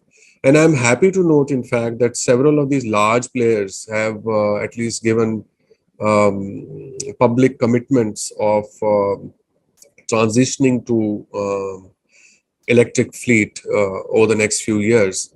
But Delhi again is working on an aggregator policy which will bring all these players into a common framework and cast some obligations. It's a light touch regulation that we are exploring. And I'm sure that with that, we'll see a greater uptake even in this segment of mobility. So thank you very much for listening patiently. And thank you for all the organizers to have me speak on this forum.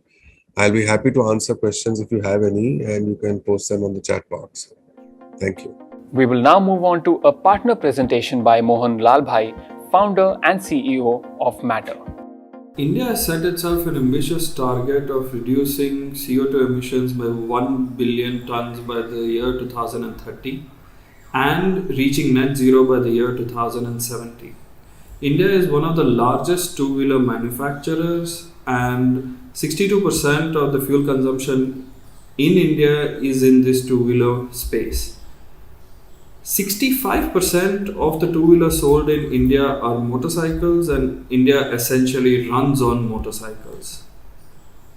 In regards to the EV ecosystem, there is a very favorable ecosystem in India with both demand and supply side incentives coming in from the center and the states, and especially consumer education and awareness going up significantly over the last 2 years.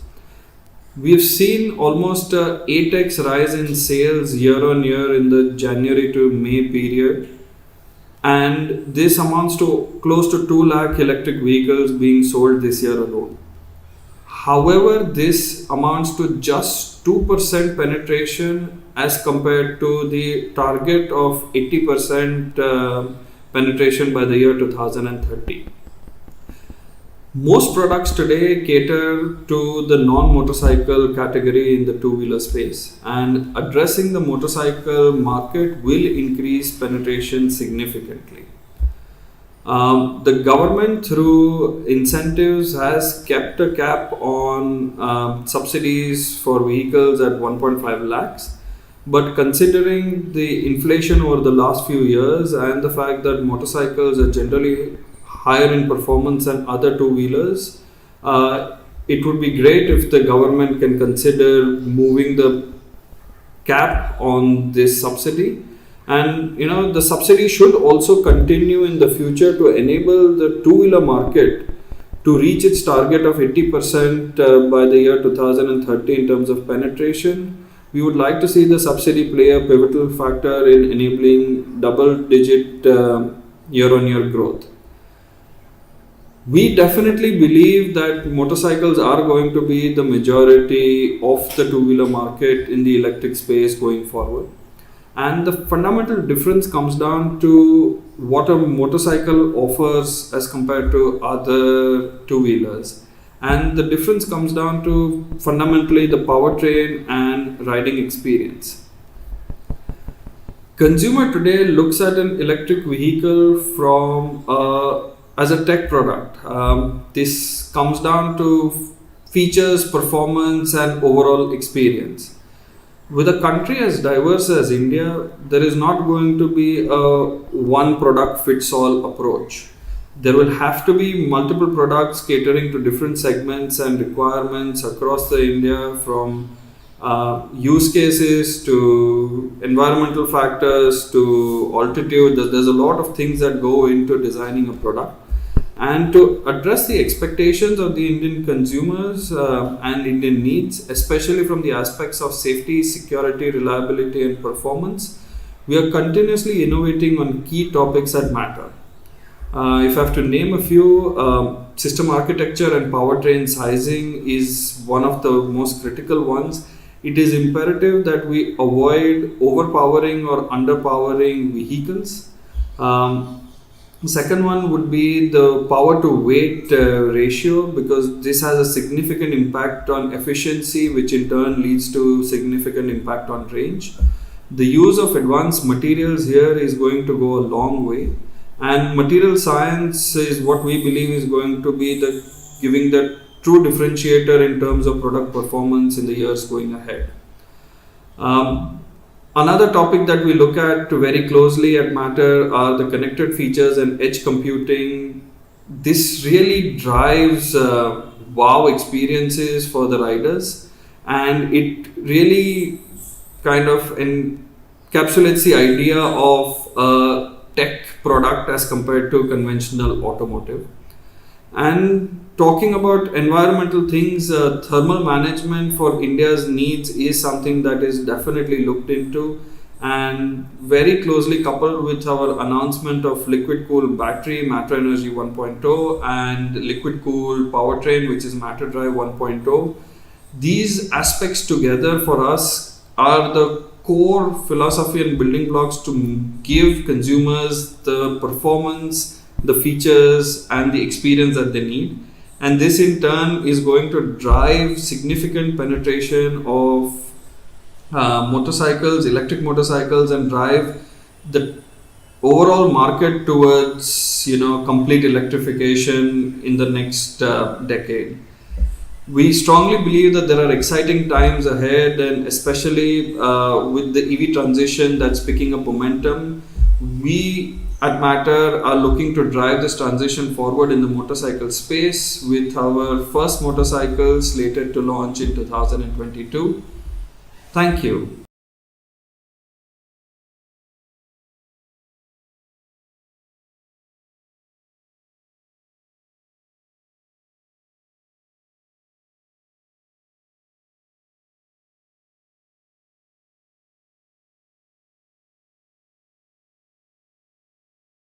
Let us now settle for a fireside chat between Rakesh Sharma, Executive Director, Bajaj Auto, and Dipanshu Tomar, Vertical Lead, Express Mobility, the Financial Express Digital.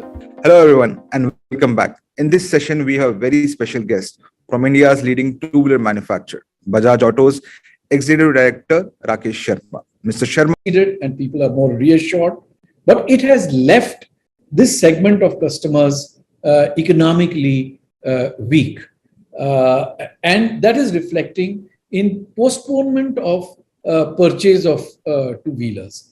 As a result of which, from our high of 2018-19, FY 21-22. Let us now settle for a fireside chat between Rakesh Sharma, Executive Director.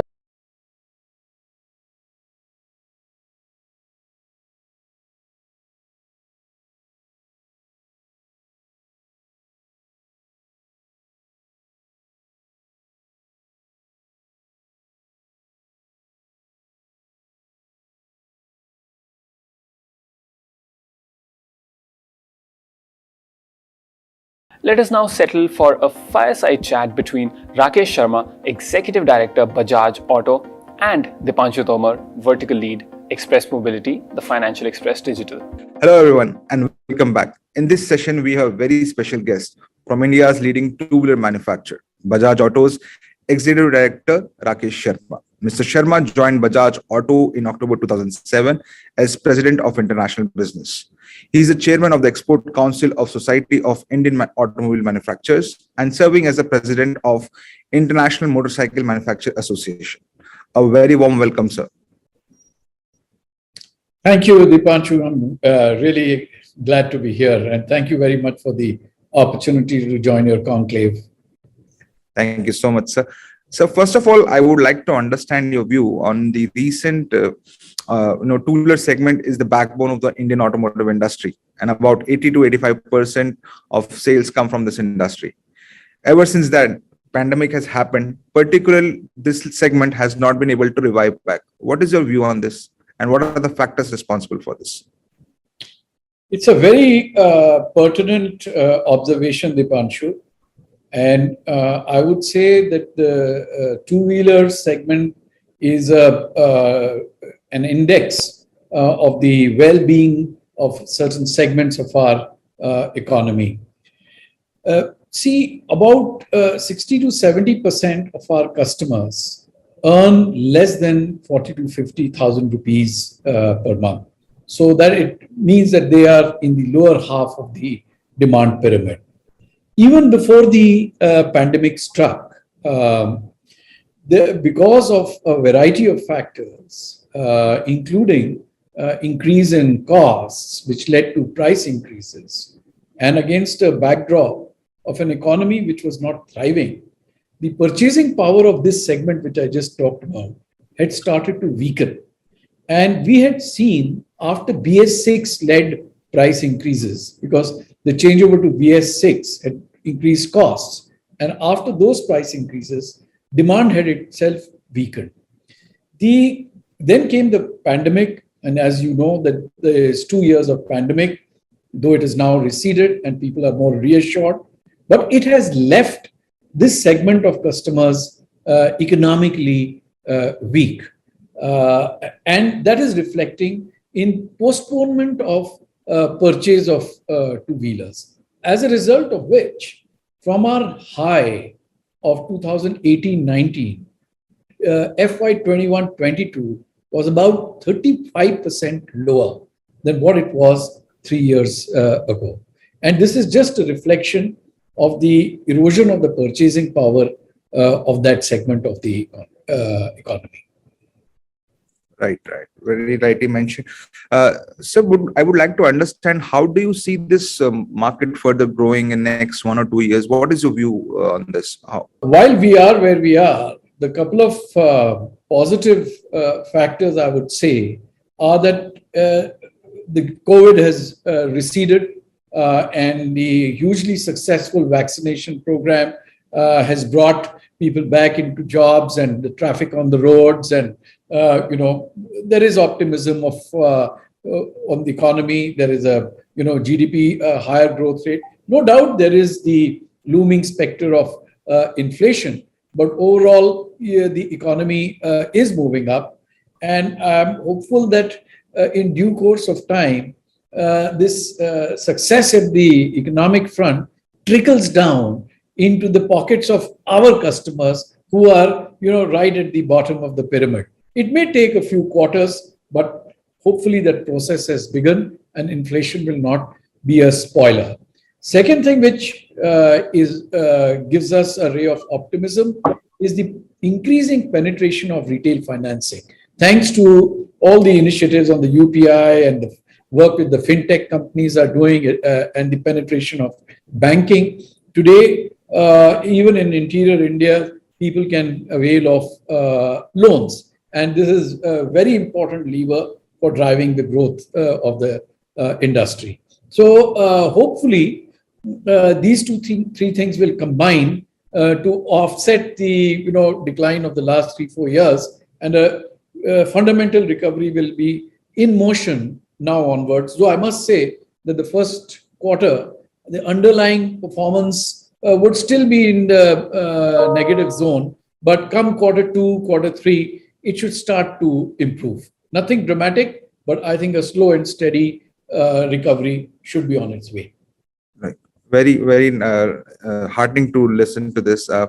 My next question is on the EV space. Many EV startups have joined in the wagon, and with so much disruption happening, do you think how much time internal combustion engine really have, or is it here to stay long? This is a very complex question to answer. It's indeed a very complex situation because, again, there are factors which are driving ICE into EV, and there are certain factors which are restraining this transition. Now, the factors which are driving the transition now, and particularly my comment is on two-wheelers and let's say three-wheelers, that space. The factors which are driving are really the operating economics. With the fuel cost crossing 100 and in many places nudging towards 120, that has been a very big trigger in the consumer's mind, because the consumer wants to become free of this tyranny of an ever-increasing petrol budget in their household income. So they are now looking for the EV option. Whenever a consumer it is my opinion that whenever a consumer is now looking at buying a two-wheeler, they are considering the EV option. They may or may not, for various other reasons, go for it, but certainly they are now considering the option. So this is the single biggest driver in my mind, the operating economy led transition in the minds of the customer to make the EV a very, very credible option. The second is, of course, the firm government support, where the government wants to, again, not be, it wants to reduce its foreign exchange outflow in the purchase of oil, and of course, the commitment to a cleaner environment. So there is a strong government support, whether it comes in form of subsidy, lower road tax, or even things like PLI. All these things combine to signal that the government is firmly behind this transition. However, the mitigating factor is again on the other side, costs, because as we have seen in the global scenario, after the pandemic, we have seen that there has been a lot of disruption in the semiconductor area, as well as increase in costs of cells, which constitute a very large portion of the cost of the EV two-wheelers. For many years, we had seen that every year the cell costs were declining by 5 to 7%. And when this was being extrapolated, EV was indeed becoming a very, very good option.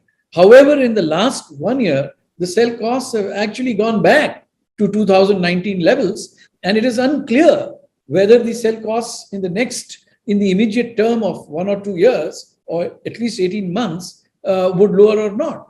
So therefore, the acquisition cost of the electric two-wheeler, a good, solid, standard electric two-wheeler, would still be higher than a comparable ICE two-wheeler.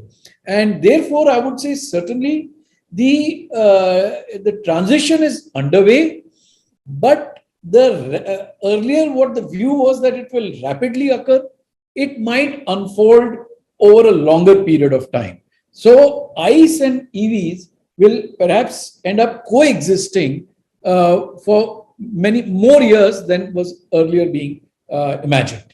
Bajaj Auto has also, started its EV journey with the reviving of legendary Chetak in electric avatar.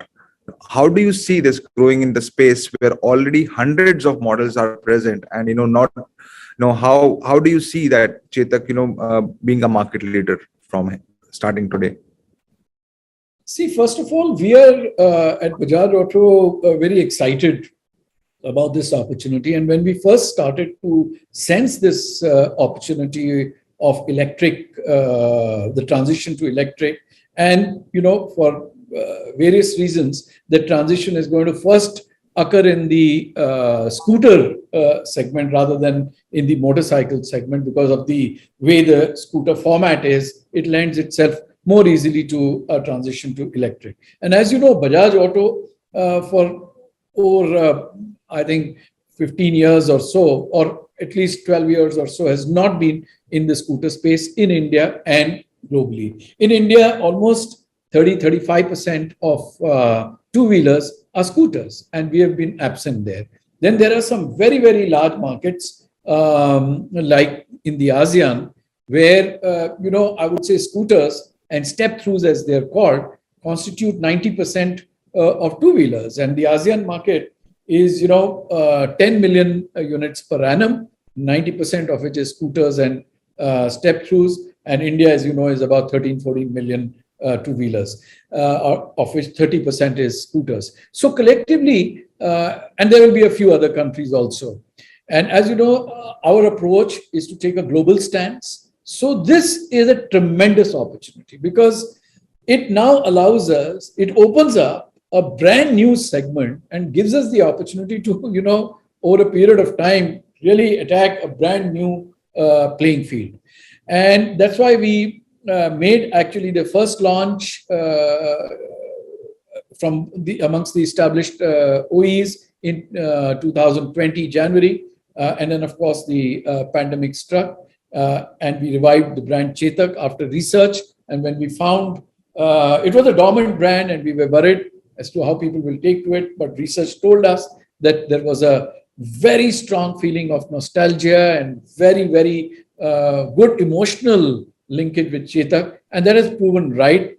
Chetak has had an outstanding reception in the last 2 years. In fact, we have been very cautious about expanding our geographic footprint because we have a very long waiting list and it frustrates and irritates the customers.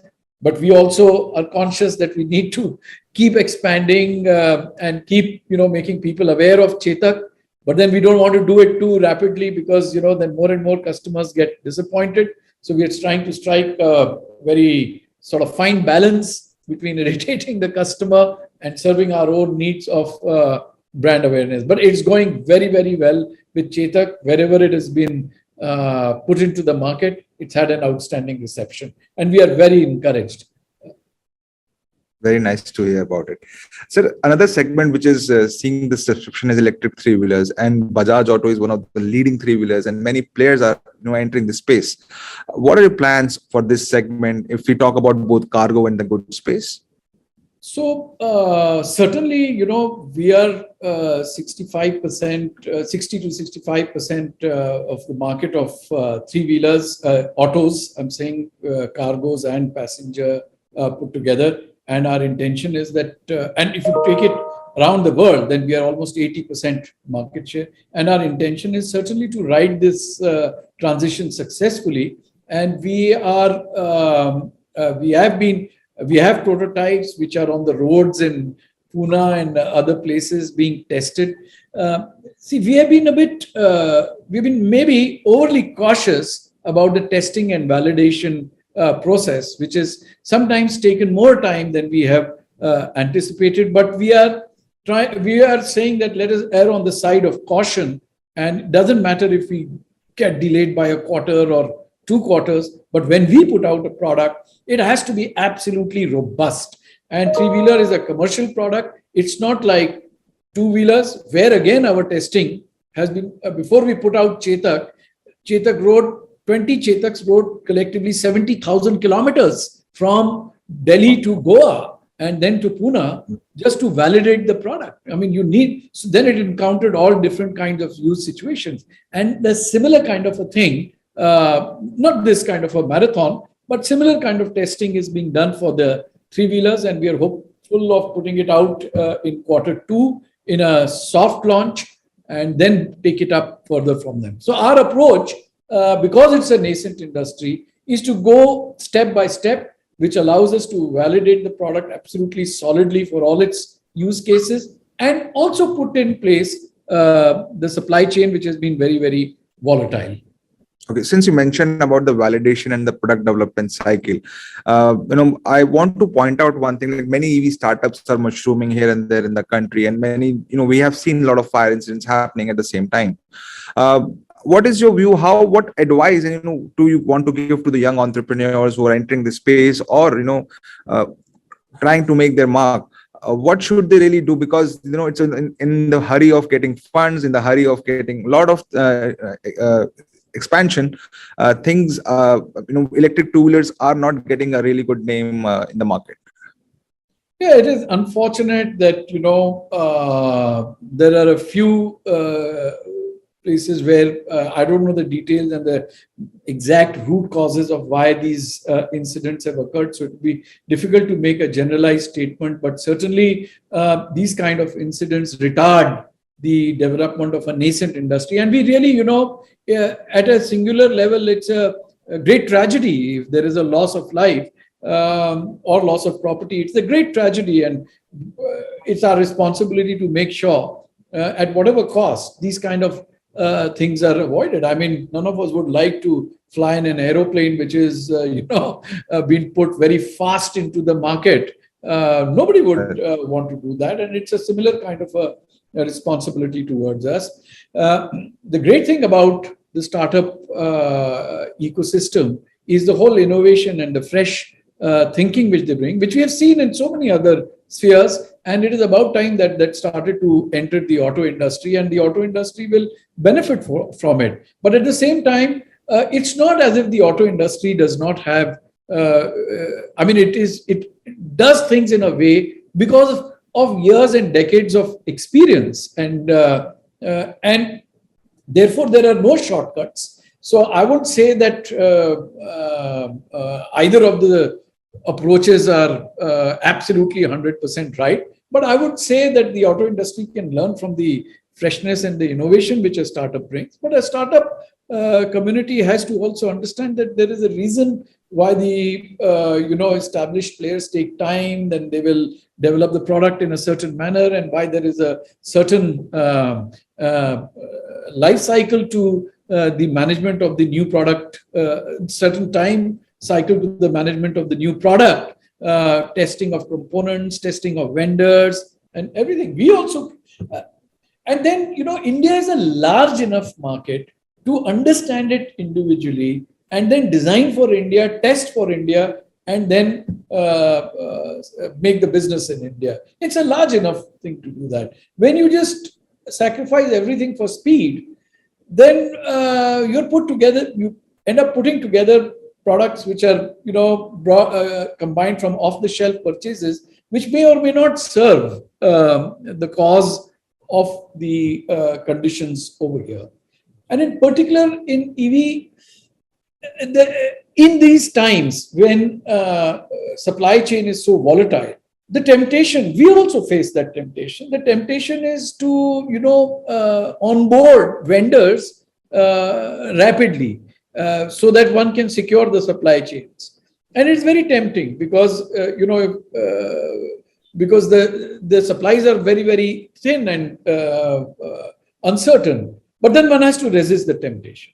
The other temptation is to extract from the same power unit, extract a performance which can actually easily be done. But if the rest of the product, rest of the vehicle is not matched to that extraction, when you charge a battery or when you discharge a battery, depending on how fast you're doing it, there is a generation of heat, and that heat has to be managed in the design of the battery pack, in the way it is integrated with the vehicle, in the formulation of the softwares.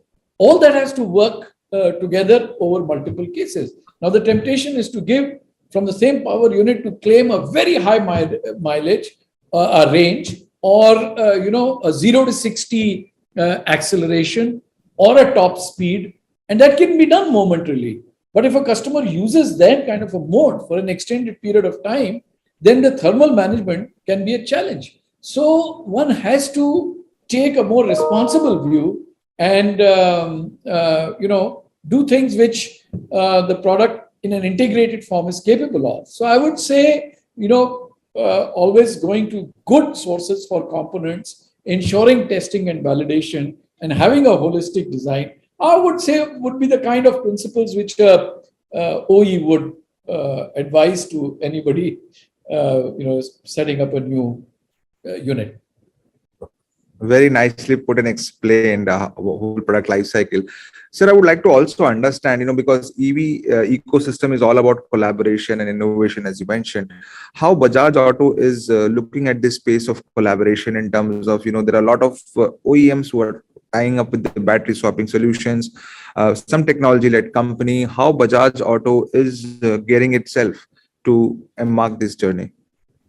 Yeah, the great thing about, or the let me say, the unique feature about this transition is that it is not just the change of a power pack from gasoline to electric. It is being accompanied by changes in the digital interfaces, the amount of electronics in the vehicle, the digital interface between the machine and the customer, and the ecosystem around it. And thirdly, the entire ecosystem of charging or possibilities of swapping.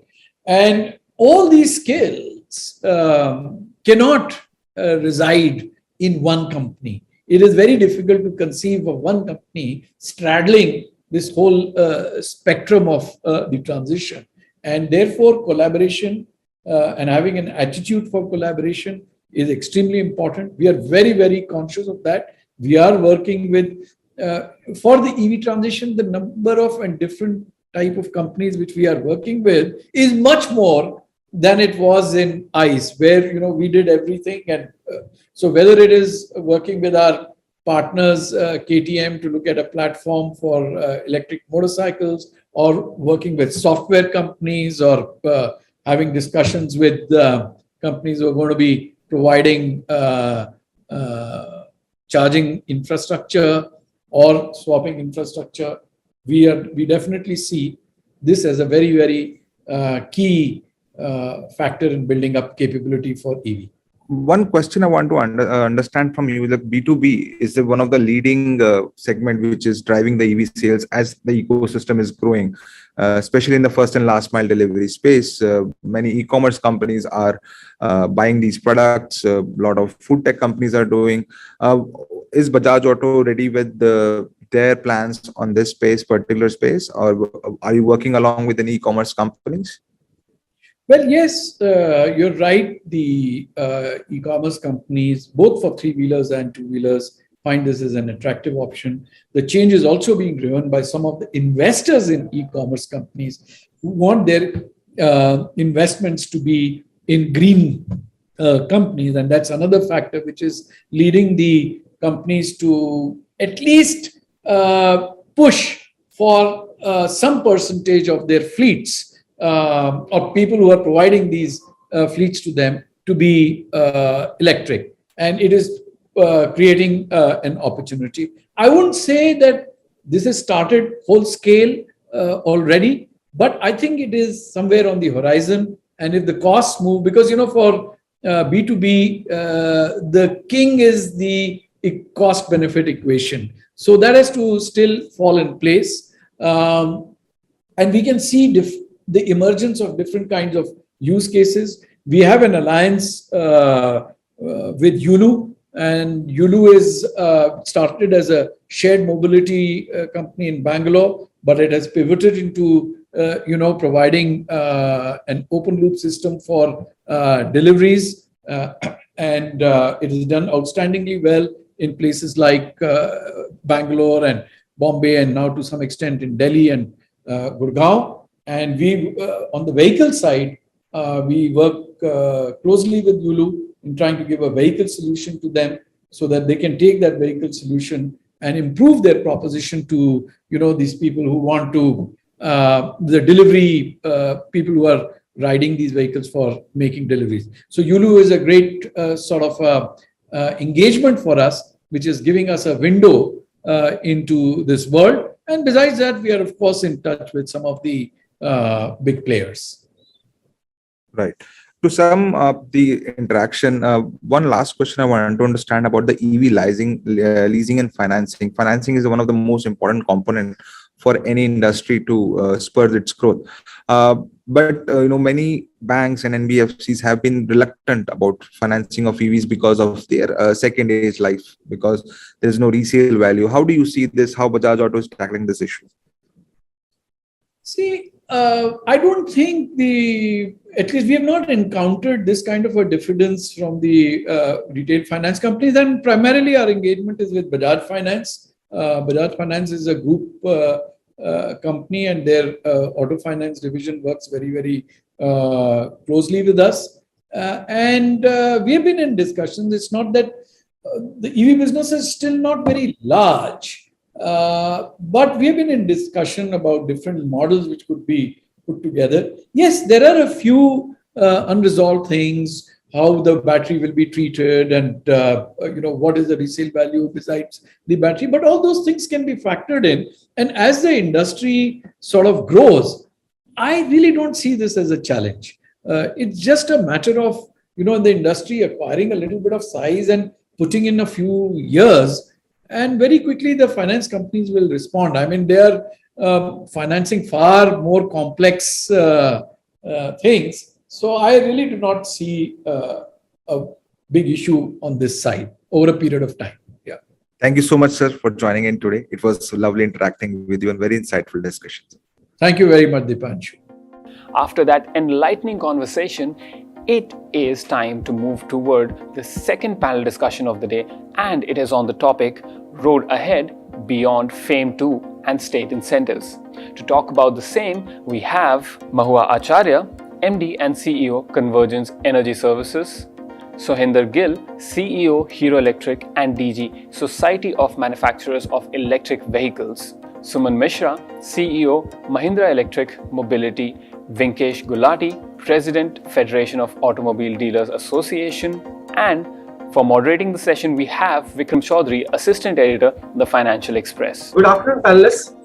My name is Vikram Chaudhary. A couple of you know me very well, and for the others, I am an Assistant Editor with the Financial Express newspaper. For about 10 years, I've been covering mobility. Today, also, we will talk about mobility and the more sustainable version of it. I would say presumably sustainable. We don't really know the future. As of now, electricity isn't clean, but sustainable nevertheless. So we're talking about electric mobility today. The panelists today are Ms. Mahua Acharya, the MD and CEO of CESL, which is Convergence Energy Services Limited. It's a part of EESL, Energy Efficiency Services Limited, which itself is famous for having an electric car fleet of a few hundred units, if I'm not wrong. Another panelist is Ms. Suman Mishra. She is the CEO of Mahindra Electric Mobility, from which you will hear more and more in the next few months and years. Ms. Mishra, I was incidentally talking to Mr. Mohit Kapoor, the group CTO, and he gave me some interesting inputs on connected cars yesterday. Then we have Mr. Sohinder Gill, an industry veteran, the CEO of Hero Electric and the Director General of SMEV, the Society of Manufacturers of Electric Vehicles. Mr. Gill, on a personal note, I was riding the Hero Electric Optima a couple of months back. I loved it so much that while I was riding it, I rode it for about 2 weeks, and I did not want to ride any petrol vehicle. Wow, thank you. Thank you. Then we have Mr. Vinkesh Gulati, who is the President of Federation of Automobile Dealers Associations of India, FADA, a very dear friend. Welcome, panelists.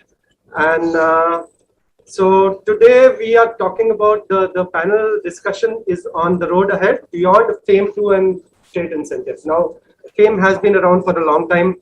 I think it started, the first version was in 2014. Now it's FAME 2 going on.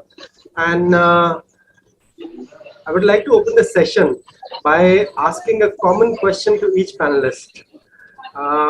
So let's start. I mean, Ms. Acharya, if I can direct this question to you. So this, I mean, our session itself is a question. Beyond FAME 2 and state incentives. So, but I'll frame the question in a way that the world over, there are different actions being taken on electric vehicle subsidies. Now, China is eliminating EV subsidies maybe by the end of this year, while some other markets such as the European Union and the United States are continuing with these subsidies.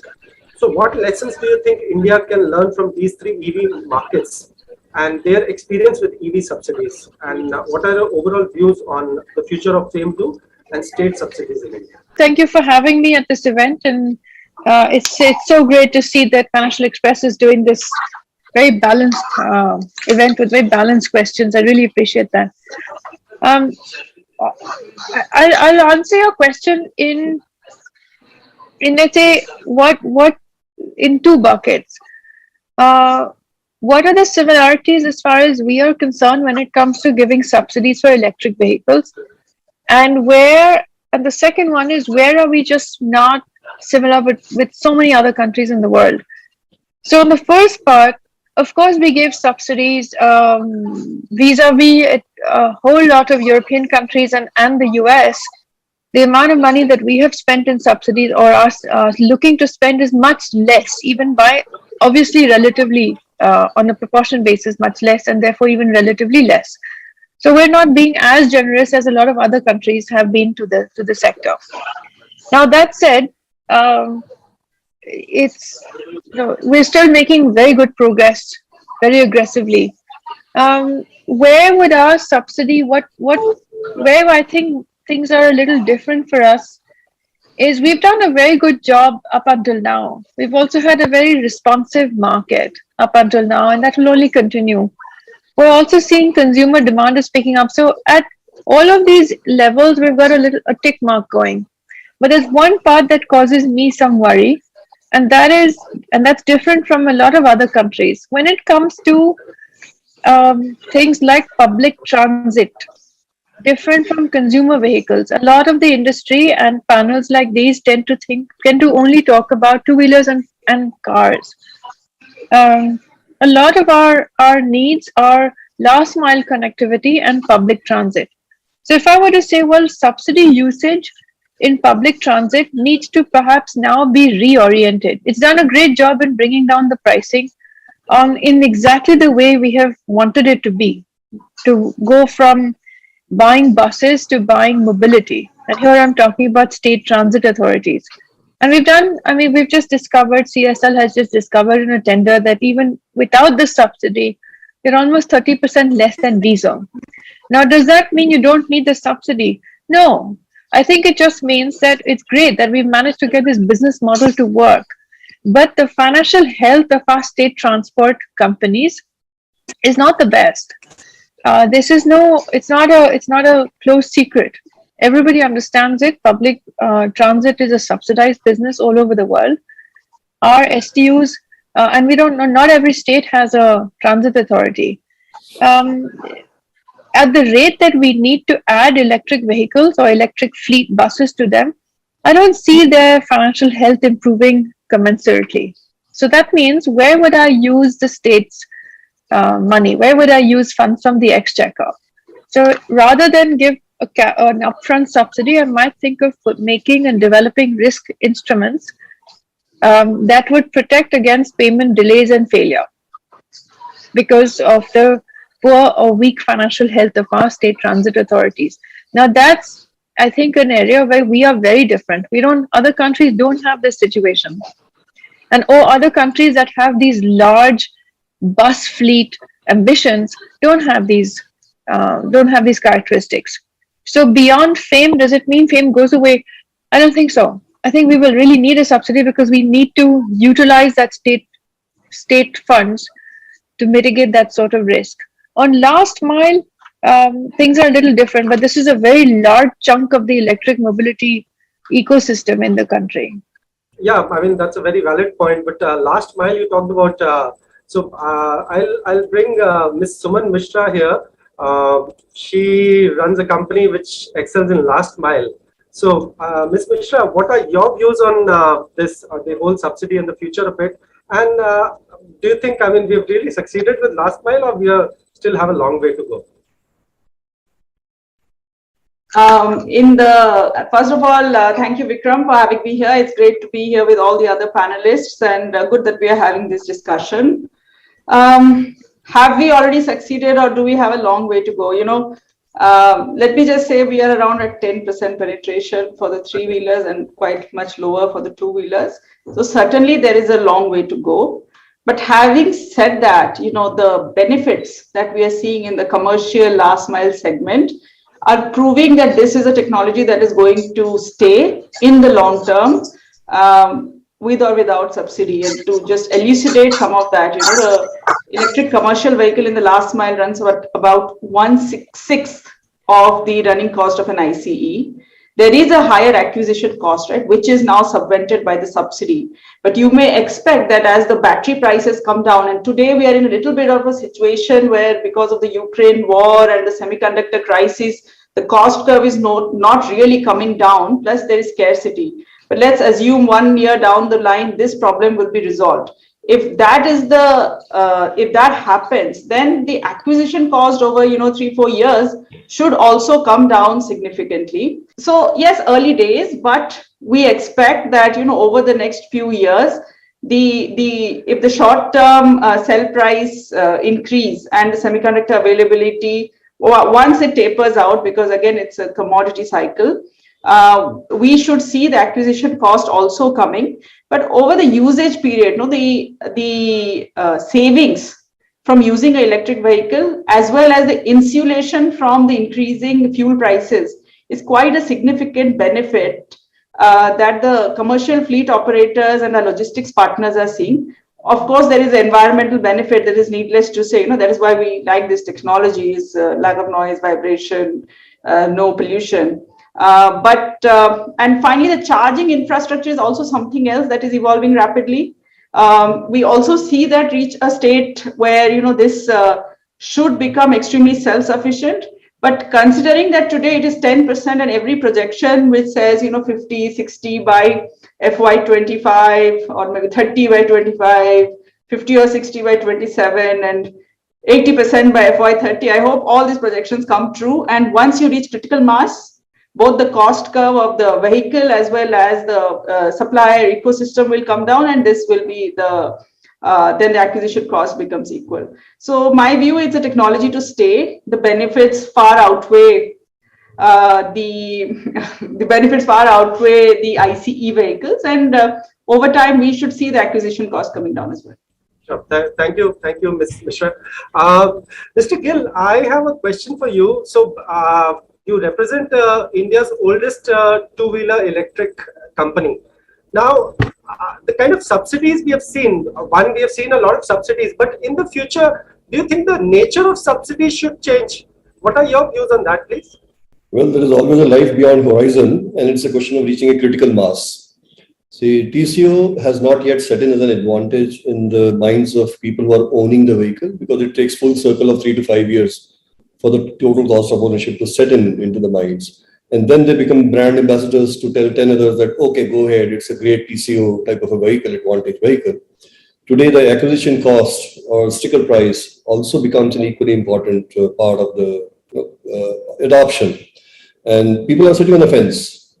If you see adoption of 2 to 6%, 10%, logically, why should anybody buy an IC engine today? I don't understand, but people are sitting on the fence. Lack of confidence, some aberrations, and also thinking that let somebody else buy it, then I'll buy it. In order to keep on sort of making it spiraling upwards, subsidy is an element which brings down the cost of vehicle below the sort of imagination of a normal consumer who is buying an IC engine. Therefore, there is so much of a need of that to continue till that critical mass is reached, where it's a self-driving vehicle. Now, question is, when will it be reached? Because subsidy, I think, will dry up before its deadline also, the way volumes are going up. It will be too premature for any subsidy to be finished before that. It can be tapered. Now, when you say what shapes and forms, today, money is the biggest, best shape and form today, and it continues to be for some years. But it should not be a knee-jerk type of a reaction where you stop one and start something else. It has to slide in from one benefit to another benefit. For example, battery swapping is something which is coming up very well. So how do we handle that from point of view of either shifting subsidy or parallelly subsidizing that so that that takes up shape and much bigger in sort of volumes than it is expected to be. Similarly, otherwise, there are pockets in the country where different experiments are yielding results, like Mahua is trying bit of financing and aggregation. So all these experiments are very, very infancy as of now. They have just set in. In fact, the whole, all by 14, 15 years of electric vehicle, it's a rebirth last year, actually. Before that, we were all dilly-dallying, like a pendulum swinging, whether it will succeed, not succeed. Now we are on a sure footing. We are there to stay and we are there to make the IC engines out. It's a matter of few years or what, nobody's guess. So the moot point is, yes, subsidy should become from direct to indirect. It should get spread over other experiments that are happening, but it should slide from where it is today to the next one. And it should happen only when the TCO really gets set into the minds of people in a big way and a stable way. You also talked about battery swapping. So, that's something which even the government is betting big on. But do you think, it should actively be covered in future subsidies, right? See, there is a clear example of yesterday's fire of e-rickshaws in Jamia Millia, where thousands of properties was lost. I think the clear answer to, for example, three-wheeler today is a swapping rather than charging, because no matter what, if you allow e-ricks to be charged, they will always be charged on the sly or some contraptions. It's sort of a sector where people are too much, not really in that income group where they can really understand or correctly handle a vehicle. To that extent, the driver is part of it. So the clear example here is, let us start thinking of swapping as a great example for three-wheelers, which is so much well for them also, from 18 hours of operations, from a well-controlled, conditioned battery, to see to it that they don't charge here, there, and everywhere. And from there on, it can grow to like two-wheelers and buses. So swapping certainly is here, and especially again for three-wheelers, there is no great technology on the battery like in a car or in a bus. It can be slightly commoditized type of a battery charging product, where the battery can become universally available across the platforms of three-wheelers. And that will be a good beginning to take this experiment forward, which is one of its kind in the world for India. Japan tried it, they failed, Israeli model failed. But I think it will succeed here the way our problems are and issues are. So surely it should be subsidized, it should be encouraged, it should be standardized, and it should be started at a low-hanging fruit like a three-wheeler. Yeah, I also remember you talked about Japan. It was also tried in Taiwan, I think, to some varying degrees of success. Yep. Thank you, Mr. Gill. Mr. Gulati, your views on, you represent thousands of dealers. So your views on how have subsidies directly or indirectly impacted dealers, what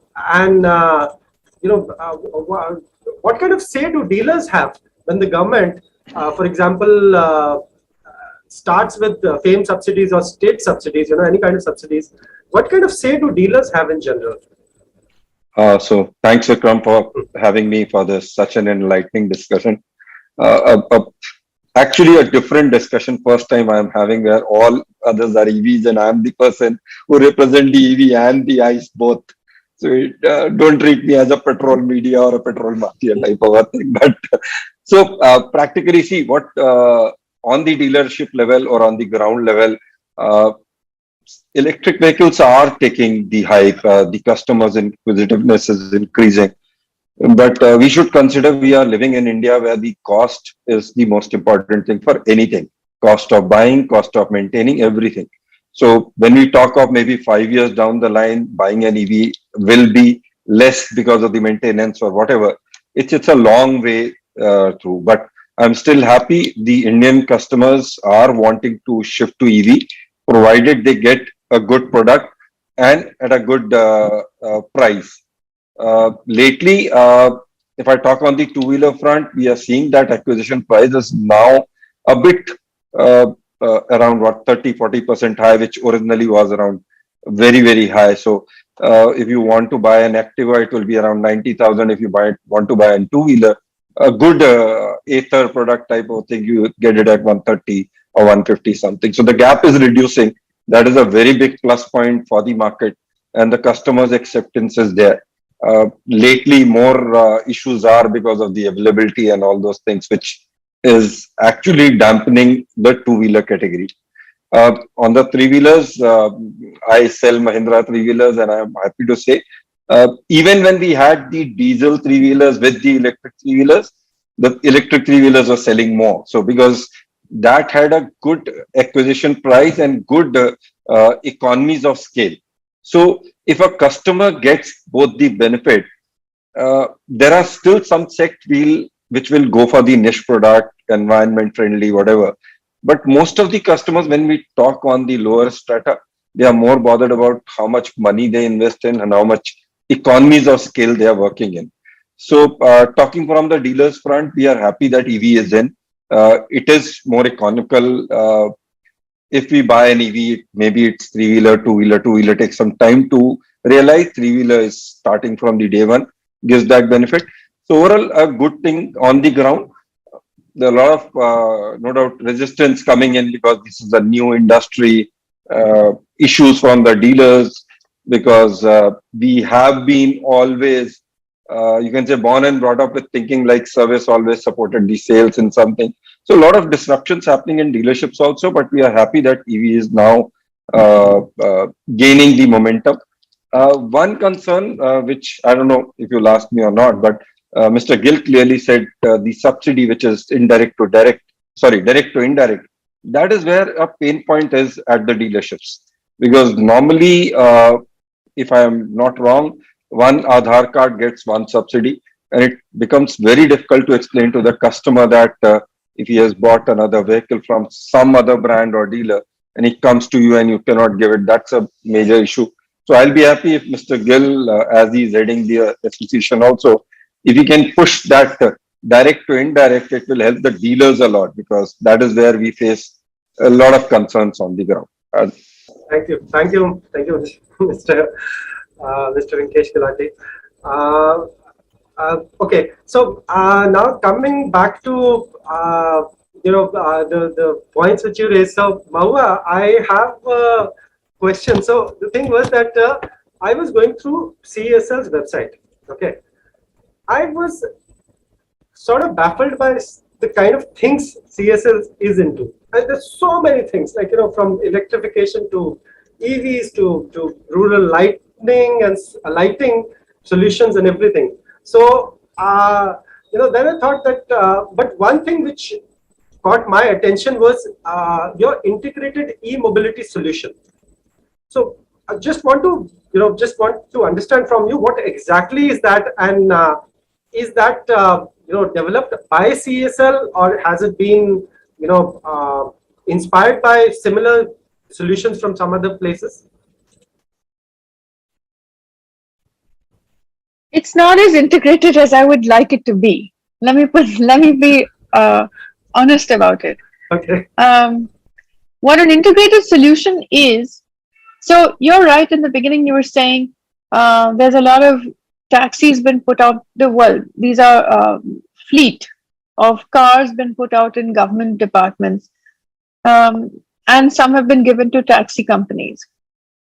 When I came in, that's a business I inherited from the parent. That business now is about 2,000 vehicles on the road, and we have a demand for about 3,500 more vehicles. Now, all of them need to be somewhat connected and somehow. So integration starts at that point. That was not there earlier. And since my coming in, I have got them integrated in a technology solution. They are also now linked up to the charging stations, captive or otherwise. So a user, at least for now, even though it's a captive user, gets to know where and usage, and can monitor some data and performance, largely out of interest for them. But for me, this is performance data, and therefore useful.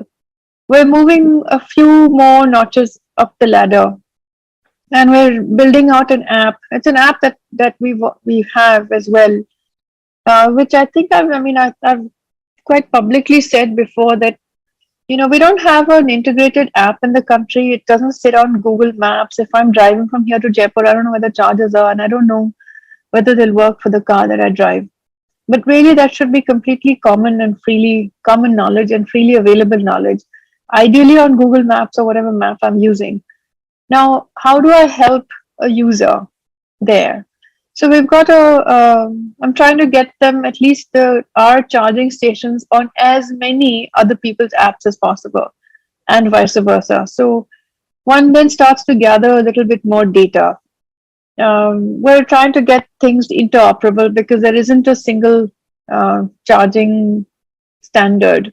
So we're trying to do as much as we can by setting default standards or insisting on interoperability. So this is all part of the so-called integrated. And when we offer these quote unquote services to states or government departments or institutions, the whole service is offered. We do the renewable energy charging as well. And we're building out, it's in fact the first, in a few weeks, it should be ready out in Leh, a solar-based integrated battery charging station. So if the thinking is that if we can crack it in Leh with those temperatures, we should be able to do that quite easily on the rest of the country. There are space and other limitations. So if people do want, we would be able to get to a point where we could also offer the back-end renewables, because there's a decentralized energy business here as well. So as we grow and think a little bit more laterally on how do we deliver the entire solution, I think that's where we're heading. So this solution which you talked about, which you're developing in Leh, is that swappable batteries, like solar charged swappable batteries? No, they're not swappable because they're cars. So we have supplied cars to them, specially designed cars, and we'd like them to be charging out of green power, because then you close the green loop completely. Okay. No, because on your website I also read there's some solutions such as when EVs don't need batteries at all, so there's a particular a place where solar charged swappable batteries are kept, and so I think it was a solution where solar charged swappable batteries to create such a market where EVs could be sold without batteries. You get my point? Because right now, yes. Right now, so if you could just throw some light on that. Yes, sure.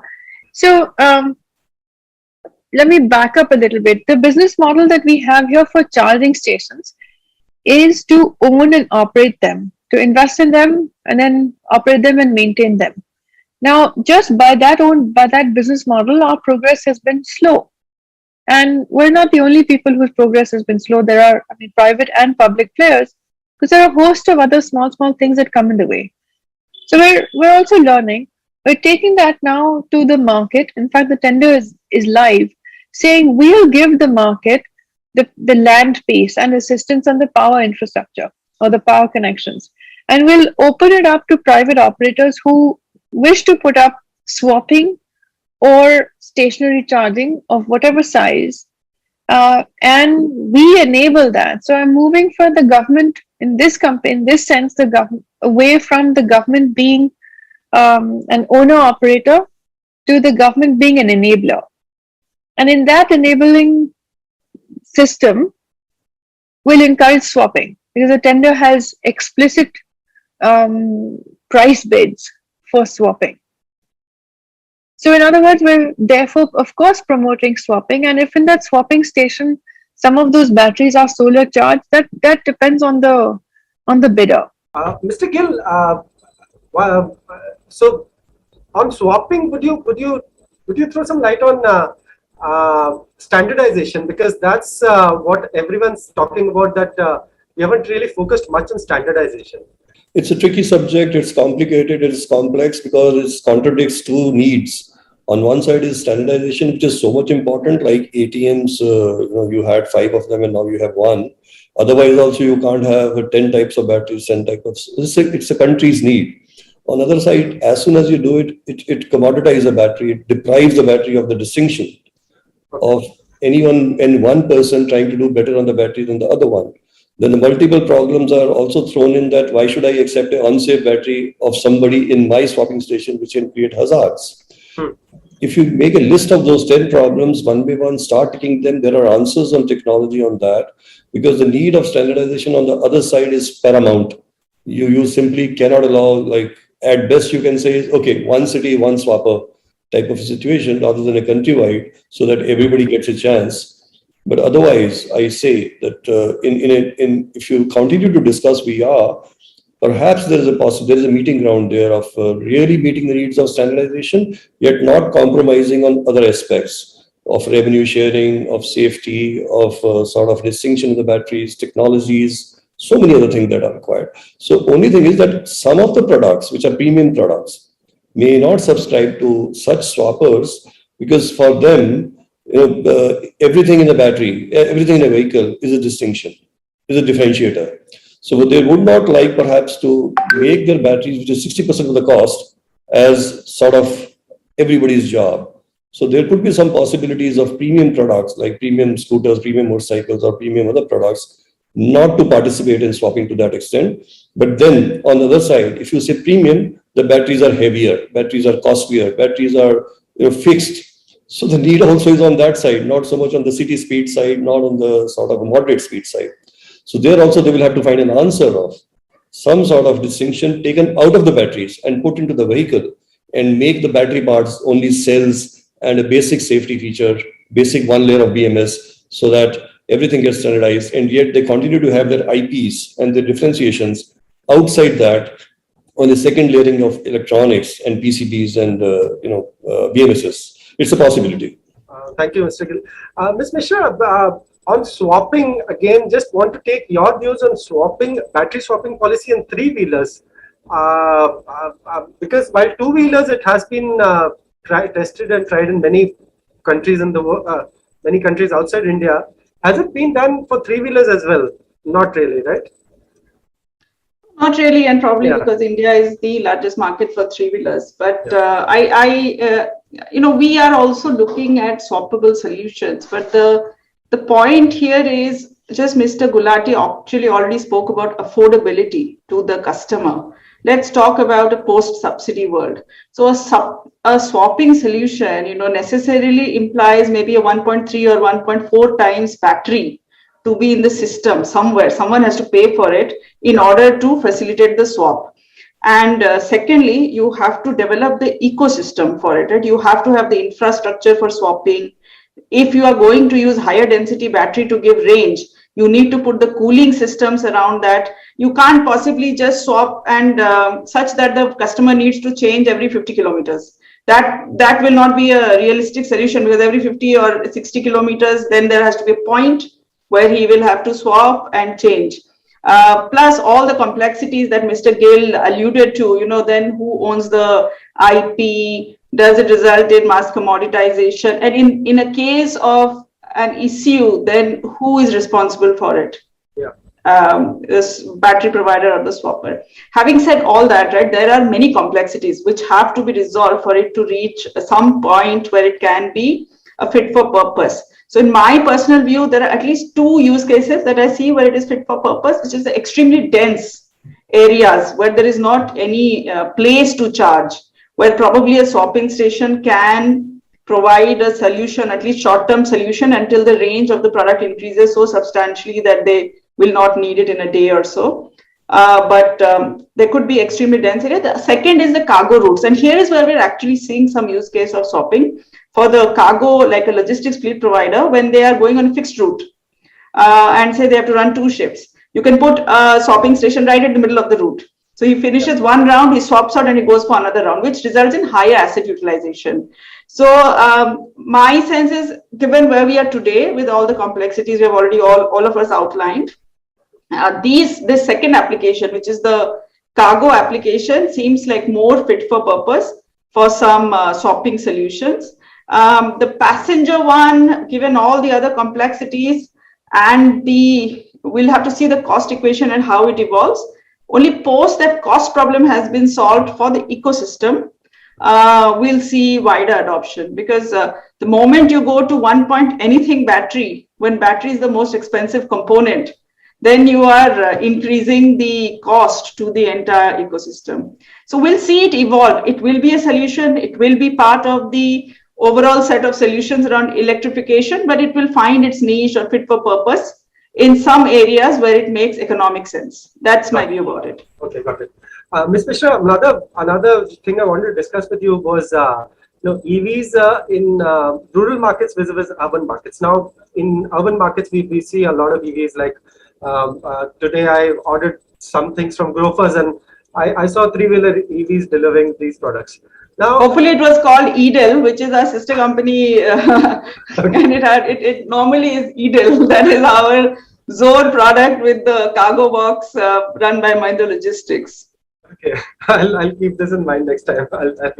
So, but just want to understand how long will it take for rural markets to develop confidence in three-wheeler electric vehicles? Because obviously, due to charging solutions, because in cities they are more widespread. But in general, how long do you think will it take for rural markets to develop enough confidence in these? Yeah, surprise. 51% of our Trio passenger retail have happened in rural tehsils in the last 2.2 years. That is so that's 51% of a really not so large a volume. So it's already happening. I do understand there's a problem of electrification, but then these vehicles take 3.5 hours to charge. It's not about availability of it's not about availability of electricity. It's the continuous availability of electricity, right? That you will go off after some point in time. So that's the one that they're trying to solve, but it takes only 3.5 hours, and hopefully over time it might reduce. But we are seeing strong pickup. Where there is not strong pickup, I would say, is where there is an overloading market. So where you are going longer distances and you're using much higher than required loads. So those applications have not yet converted. But let's just say, our customer here, earlier I'm talking particularly of three-wheelers, our customer here is extremely smart customer. He understands money incoming and outgoing better than any of us with an Excel sheet. So where the customer will see the value proposition, which is the life cycle savings, and he can be offered a down payment and EMI which matches the ICE, then there will be electrification. I think Mr. Gulati can also comment, where all he has been shipping these vehicles, but we are seeing strong momentum outside the metros, in the tier 2 cities, and in several rural counties as well. So I think it's only a matter of time. This has to happen. It will happen everywhere because it's driven by economics today and not so much by any other priority at the moment. No, I would like to apologize. Maybe I didn't, because of the lockdown, I was just in the city. I didn't travel enough to smaller towns. If I would have traveled, I could have seen, another Grofers doing No, the application is different. Let me clarify, Vikram, you're not very wrong. The application in the rural towns is much more the passenger application. Okay. Because they don't have metro, train, buses. Okay. It's not connected, right? So it is the connectivity application. For the rural areas, it is about the passenger application. You will very rarely see a cargo fleet because there the density of these logistics provider is not yet there. Maybe you will see the Amazon vehicles coming through, but those likely will be the much higher range, higher volume, higher tonnage vehicles. But the passenger application is where we are seeing significant growth momentum. Ms. Mishra, one question on retrofitting of EVs. Now, for example, somebody who's running a diesel three-wheeler, now he or she is told that that electric three-wheeler is more, it's lower, it has lower total cost of ownership. When such person doesn't want to buy an all-new electric three-wheeler, is the retrofitting an option? And is it a good option? Is it a safe option? What are your views on that? See, the OEM, I'm going to tell you that this is not like a typical CNG retrofit, right? I think conventionally people are so used to retrofitting the diesel with the CNG, etc., that they think it's a like for like, because there is a safety associated with the electrical systems here, okay? There are two problems. One is the safety of the electrical systems. EV systems have to be made for design and they have to be tested and validated for significant periods in time so that it works as a complete entity, not just the kit alone. The second part is to get even the efficiencies on the kit to see, for example, you can take the same CNG, let's say engine, and put it on different vehicles, it will likely give you the same range and same performance. You do that to the electric vehicle, you will not get the same energy efficiency, because it's how about the BMS, it's all about how it's configured, how the vehicle architecture and vehicle integration is done. Of course, the problem again that I already alluded to is accountability, right? Is it the OEM or the retrofit company who takes, and there's all these warranty issues and so on and so forth. If you even leave that aside from a technology standpoint, it's challenging. You might, however, this is India, everything will happen somewhere or the other. So very difficult to say it will never happen. But in some of the applications, which are the larger applications, maybe the 1-tonner or the bigger 1-tonner, where the parity may be harder to meet, the upcoming price parity, if it's too far away, then people might experiment and consider. I saw in some auto expo I had gone to, there were quite a few retrofitted vehicles I saw. But again, it will happen in some pockets. Do I think that this there is a problem of safety?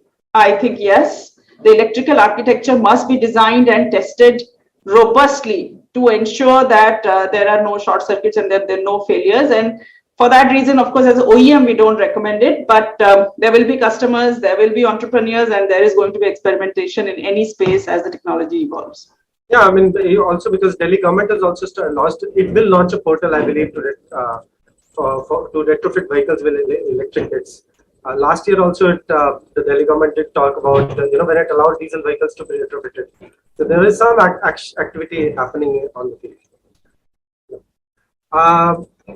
Mr. Gill, one question on, and this comes from last week, you've written a very nice column for Financial Express edit page, in which you talked about EV mishappenings which have happened, like two-wheelers catching fire and all.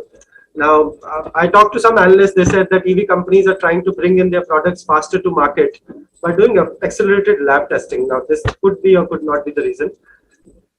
But the thing is that there is a huge demand for EVs. I just want to understand from you, why is the demand for EVs suddenly outstripping supply? Is it because of rising petrol prices in the case of two-wheelers? Or because buyers have started seeing long-term benefits? Or because FAME2 and state incentives are working? What exactly is the reason for that? Well, other than the fire, I think everything else that had to happen right has happened right in case of two-wheelers. With the first time, the government on our side of the table talking what we wanted them to talk and give. On the other side, the petrol prices going northward. Third is a critical mass of, in some cities at least, of two-wheelers electric already reaching a proportion where positive word of mouth have started. Fourth, new players, good players with good quality products, inducting products, giving wide range and brand value to the customer. And fifth one, the customer himself getting confidence of utilizing a three-wheeler from a maintenance, two-wheeler from a maintenance point of view. He's finding it very comfortable, very convenient, home-to-home type of a contraption. So all this put together, the fire has dented to a certain extent, but imagine if the fire was not there, we were all sitting on 60 to 90 days waiting list, all of us. And who knows how much has been chopped off, maybe 15, 20 days out of it, but still there is, all dealerships are starving of product for most of the members. There is still, people are getting it after 45 days, 60 days. And why? Why? Because of it, because all these factors put together, there is sort of a race. One is how long the subsidies will last. One question is being asked. And there is sort of a guesswork. If I delay it, maybe the subsidies get tapered. So that cost of acquisition may go up. Second is, if I'm buying a capital equipment, like a two-wheeler, I now think of 5 years, not 1 or 2 years. And petrol prices are being factored as a long-term phenomenon, not a short-term blip. So from that point of view, anybody who calculates very simply that if I'm using 1 liter of petrol a day, for 5 years, I'll end up doing 1.5 lakhs or something like that against 70,000 rupees purchase. And even with the replacement cost of a battery, I'll be getting my scooter free. So those type of thumb rule calculations are also being explained beautifully by the dealers. And that is where it is tipping. The petrol is proverbially the last straw for people who were on the fence. Now here on, if things were right, and perhaps they would now be right because fire incidents perhaps would get set right. And you're right in saying that there were some shortcuts and there were some people who were buying the lowest cost battery rather than the best batteries for that example.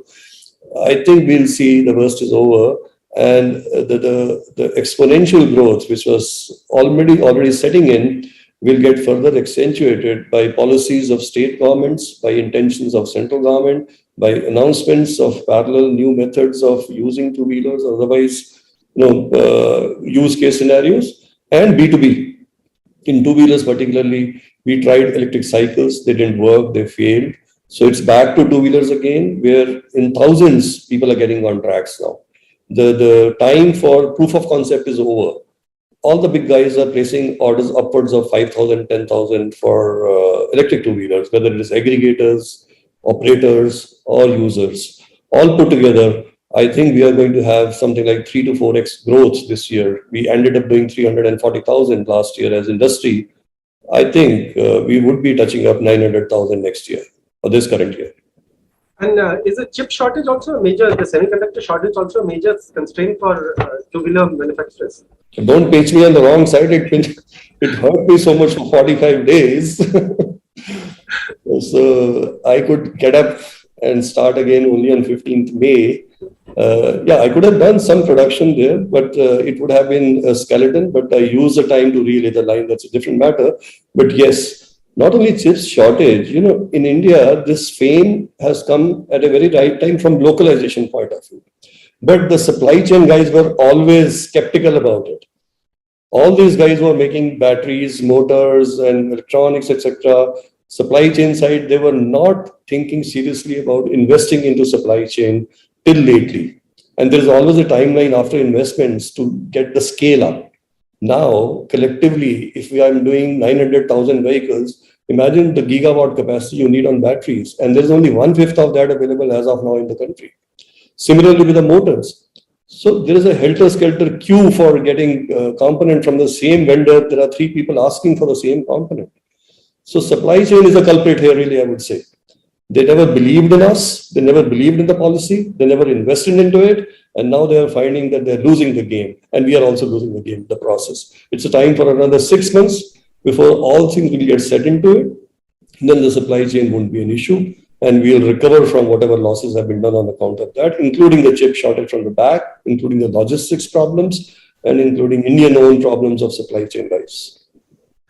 Ms. Mishra, one question I have for, so as a person who has never ridden a three-wheeler, who has never sat in an electric three-wheeler, do these three-wheelers also need these high-end semiconductors, the electric three-wheelers?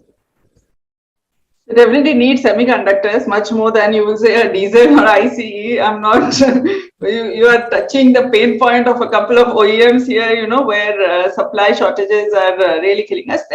High end or not, I don't know, but because of the current availability crunch, I think almost every large manufacturer is doing allocation. So until that reduces into widespread availability, some work we will also do to try to change some of these chips.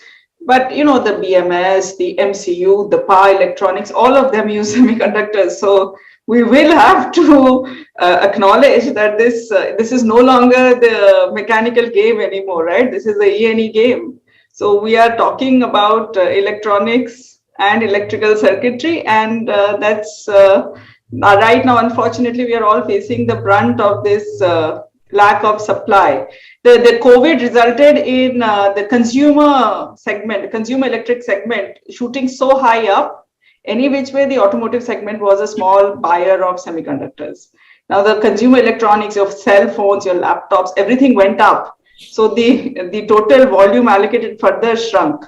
And now we are slowly recovering from it, but maybe another year we are looking at challenges around the semiconductor space as more capacity becomes available. Thanks. Mr. Gulati, one question for you is on the numbers.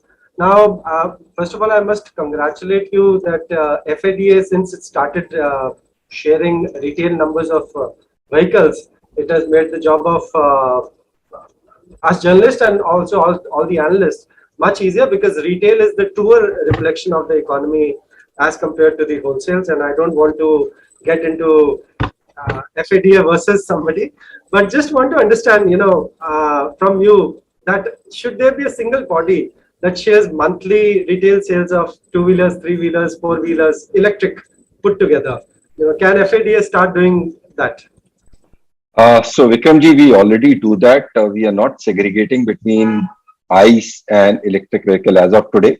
So if you see how we give the numbers is we take the industry as whole, the two-wheeler, three-wheeler separate, and then we give the OEM-wise figure. So any good person, any analyst, any journalist, if they want to, they can easily find out which OEM is electric vehicle or not. By my personal handle, I do share some electric vehicle data also, because as FADA we are dealers for both the products. We do it common, but suggestion well taken. We'll see if we want to divide, because as a whole electric vehicle is still a very small percentage, and when we talk about, so maybe the three-wheeler segment has around 40-45%, two-wheeler is around what, 2.5%, and cars are even less than 1.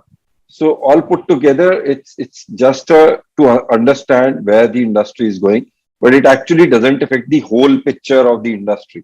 So that is why FADA as of now doesn't segregate electric vehicles anymore. But suggestion well taken, we can think of it. But adding to that, if I can request Gil Saab, if from SMEV we can start having the numbers of manufacturing like we do it from SIAM. I feel that will help you all more, because obviously we dealers are not bothered whatever they manufacture. Obviously for sell, yes, but when we talk of market share, it's majorly to do with Vahan, and we are pushing that. I don't know if you are aware, Andhra Pradesh is also now on. So we have reached now 91 point some percentage. MP also the trials are running. So if we, the kind of push FAD is doing, if we are able to get 100% RTOs on Vahan, that is where the dealers want to be and customers want to be. But no doubt if SMEV comes up with numbers, that will also help the journalists to understand the production things, I feel. So another question on dealers. So you raised that point about servicing. So I got my motorcycle service last year, and I went to a dealer and I saw that the service area is 2 times bigger than the showroom. So वहाँ से मुझे लगा that obviously, I mean, they make a lot of money, but then I also realized that EVs need lesser maintenance, far lesser maintenance. Now, will this reduce the profitability of dealers in any way? No, they also use far lesser spare parts, lubricants. They are fewer. So, has anybody given a long-term thought on dealers that will their profitability reduce with the mass arrival of EVs? So, Vikramji, I feel, I don't know if you remember, 3-4 years back, there was a story going on. There are some 10,000 parts in an ICE vehicle and some 8 or 18 parts in an EV. So that was the start of this issue, what you are representing today to me. No doubt, service of electric vehicle is not that good a business or viable a business as of today. I'm not talking about future. I don't know if really these swappable batteries comes in, that could be a big business for dealerships also, because we have our outlet every 5 kilometers. I feel Suman will agree to that, Sumanji, because we normally want to be present nearer to our customer.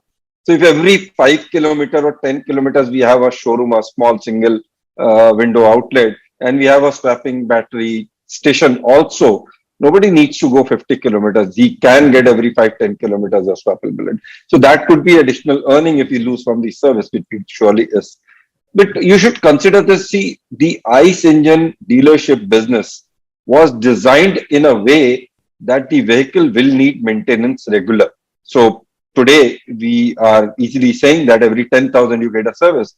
But I've seen those days when every 2,000 a vehicle used to come in for service, and every 5,000 oil change used to happen. Today there are products which you can change oil in an year, and around what 20-30,000 also. So the products have gone matured enough to upgrade themselves. So the dealership was always designed to earn from the service also, because the maintenance was there. And that is why, like you said, if we have a showroom of maybe a 5,000 square feet, not double. We have at least 30,000 square feet of workshop, inclusive body shop, because you know how vehicles stand for want of war parts, for want of insurance and all that. And we have always treated this like sales. By sales, we add a person who will come to service to let me earn.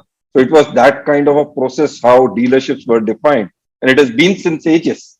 But I feel if you see the latest EV, so obviously three-wheeler EV showrooms are still being maintained by the age-old dealers like Mahindra or other brands. But if you talk of these latest like Hero Electric or Ather, you will find you have more of an experience center on a small center as a showroom. They have a only 2-bay or a 4-bay workshop, very small. So like if you come to ICE workshop, you will find at least 60 people in a workshop.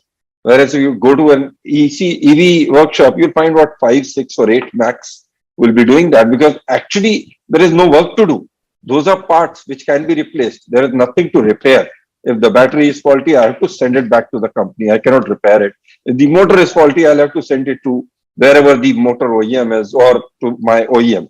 So basically, it's more of a replacement of parts whichever are faulty. So it doesn't need a lot of space, doesn't need a lot of manpower. So it's similar. How much you put in, you get the return. So ICE dealer is putting in crores, so obviously he's earning more.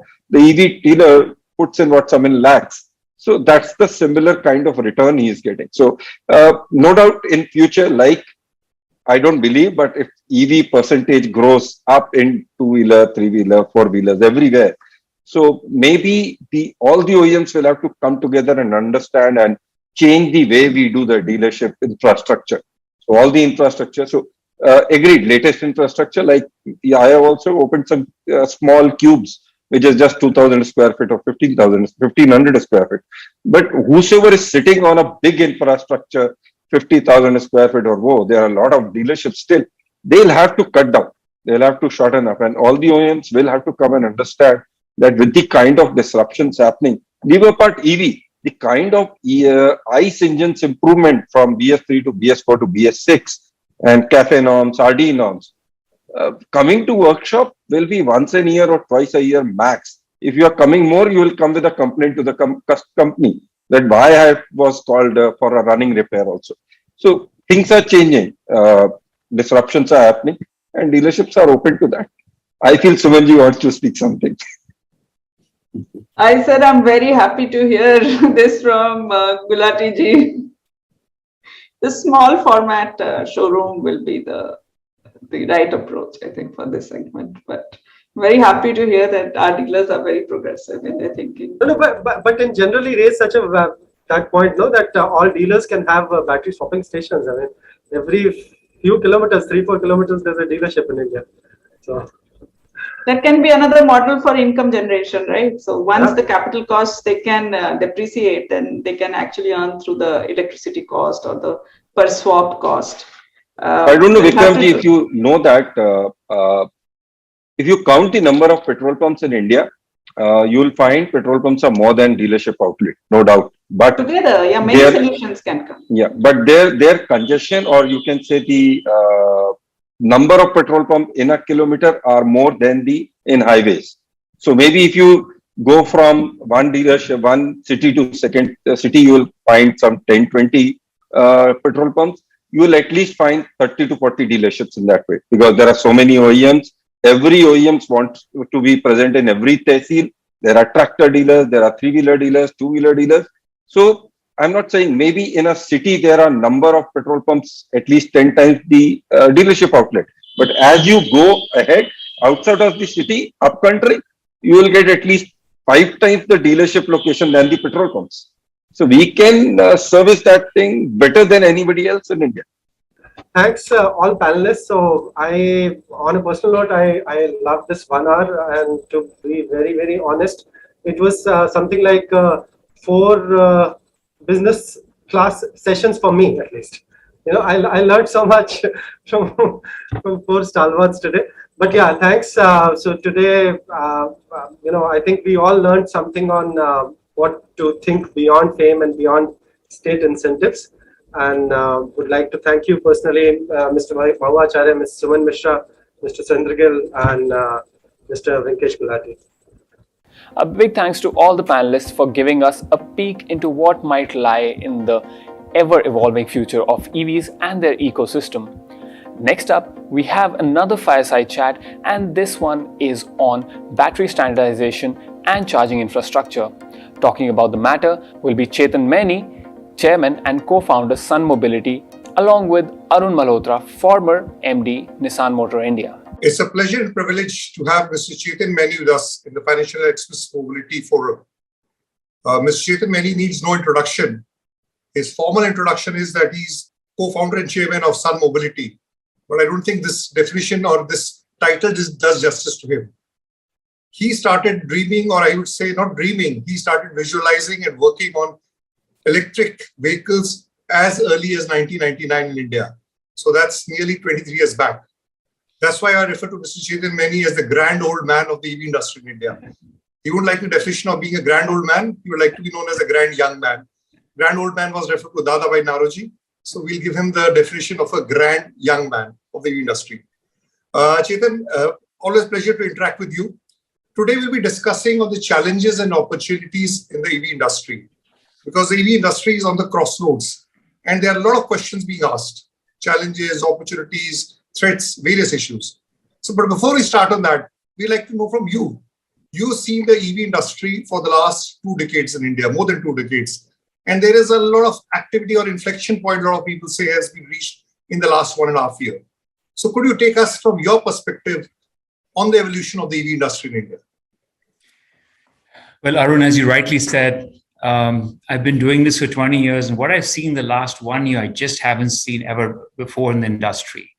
I mean, just from a sales point of view, if I look at the last 3 months, from last year, we were at around 43,000 electric vehicles. And the same period this year, we're over 217,000. So 4x growth. So, whatever we say, numbers speak a lot, right? And in the case of electric vehicles, we've had an 8x growth in the same period of time. Now, that to me is really starting to see that inflection point come in on this area. And it's, really driven by strong policy, a lot of products being available from the customers on this area, oil prices going to a much higher level at this front. People are more aware and therefore want to experiment with electric vehicles. So this combination is really starting to see the first steps. And that's great, because when we start to see other countries and where they were at these initial stages, I think we're doing well. And so I think in the next few years, it's going to be a very exciting time for all of us in India. So Chetan, if you look at the EV industry, and you said it's been a 4x growth, and the sky is the limit at the moment, it seems everybody's talking of EV. If the share of voice was converted to share of market, it seems that the growth is even much higher. But that will, I think, come in with time. But when you look at different segments of the market, one is the two-wheeler market, one is the three-wheeler market, passenger vehicles, light commercial vehicles, trucks. If you see, the main traction which is happening in the two-wheeler only as far as volumes are concerned. Although three-wheelers, we talk a lot about last mile connectivity in terms of load and also of reaching out destinations. So anything from your mind of view, and in four-wheelers, if you look at on one side, in three-wheelers, you have players which are innumerable. Even in two-wheelers, the number of players are very high. But in four-wheelers, if you look at the data, which comes in passenger vehicles, I'm not talking of, it's a one-leg race. I mean, I call it 90% market share just by one company, and others are just crumbs. And trucks and buses, you hear a lot of announcements every day coming in buses and this thing. So from your perspective, where do we stand on different segments? So two-wheelers, rightly said, 8x growth. Three-wheelers have also experienced a very large growth today, right? Probably around 4 to 5x. It's making a lot of business sense for deliveries. The passenger market, while as very meaningful, is more muted because we're just getting out of the post-COVID area. But I think in the next 12 months, you'll see a large growth there because it's actually making business sense. Markets which make business sense are the ones that are going to grow the most. And today, three-wheelers really are much better than IC counterparts. And so you're seeing that, right? The push on buses, especially the recent tender announcement, is going to start to trigger that demand, because what you're really seeing is also a lot of tier one suppliers now getting ready in the marketplace, which would really help the industry as it looks at. The car market, again, we think it's small, but if you look at it, the last 3 months again, we've got, close to 10,000 electric vehicles that have been sold on this area, right? And so that's around 40,000 at an annualized level if you look at it. Now that's really from one company, as you rightly said. So if we really had around 20 products from 10 companies, even a reasonable amount of electrification like other countries, right? We should see that number, in the 300,000 level, right? So I think it's just a lack of product today on this area, coupled with the fact that some of the products are not India-centric and people are just bringing their global products. A lot of the global manufacturers are very busy in their markets because there's so much demand. And coupled with that, everywhere in the world, we're having a supply chain shortage. So I think the demand today is much more than probably what the industry can supply because of both the battery and chip shortages. So we've got to keep that into perspective too. So Chetan, you mentioned two-wheelers, clearly volumes are visible and evident. And you said in three-wheelers, it's the need of the country because the last mile connectivity is a challenge. And it's just the ideal thing because in terms of operating, owning costs, three-wheeler makes eminent sense because the vehicles are driven more than 200 kilometers, unlike a conventional two-wheelers driven about 50, 60 kilometers. And you said the big tenders, buses tenders which are working. And a lot of what you said is car companies or passenger vehicle companies will get with time specific models which are India-centric. But haven't you seen one trend? And I don't want to name any companies, I don't want to get into controversy, but the legacy players in two-wheelers and four-wheelers have been very slow to take up to it. So do you think that is changing? I do think so. In the last, I think 4 months, I'm seeing a big change because what's happened is twofold. You've seen certain startups, in a matter of 6 months, have very high volumes and become market leaders, right? And no one envisioned that would happen in some sectors. And I think that everyone's realizing that this is here to stay. You also have new policies like the battery swapping policy announced, which will enable lowering the cost of electric vehicles for adoption. And people want to get on that. So I see a renewed interest. And you're seeing several companies now separate out their EV divisions, even the legacy companies. You're seeing them getting investments that are independent and structuring it, which is really the right move because it needs a different set of organization to really implement and deliver. And I would say most of the companies are moving in that direction today, or have already done so. So Chetan, you mentioned a lot of legacy companies also having separate, you can say separate companies or separate divisions in EV, and they are seeing the writing on the wall. And clearly they realize that you cannot ignore it. And if you ignore it at your own risk. That's what I take from you. Yes. Now, the skeptics will say, that, two-wheelers is a big boom. And a lot of people are saying the two-wheeler pricing is now fairly similar, whether for IC engines and for EVs. And then there is this entire issue of petrol prices going up to 100 rupees a litre, might have come down recently. So one would say, if you look at the pricing of two-wheelers, IC engines and EV, a lot of people would say that EVs are playing on flat pitches. That means you are getting a number of benefits, direct or indirect. GST 5% against 28% of normal two-wheelers. FAME benefits, which has been doubled virtually last 6 months because the pool was lower. Then the state governments also running in subsidies. Then there are the road tax and registration charges being waived off. Now, if you take that all out, and somebody gave me a figure and I can stand corrected, that if you take all this benefit out and you put them on a level playing field with IC engines, they're being subsidized to the extent of 1/3 of the price. That means a vehicle of 1,80,000, which is being sold at 120. If all these benefits were drawn, it would be 180, it would be 33% price more.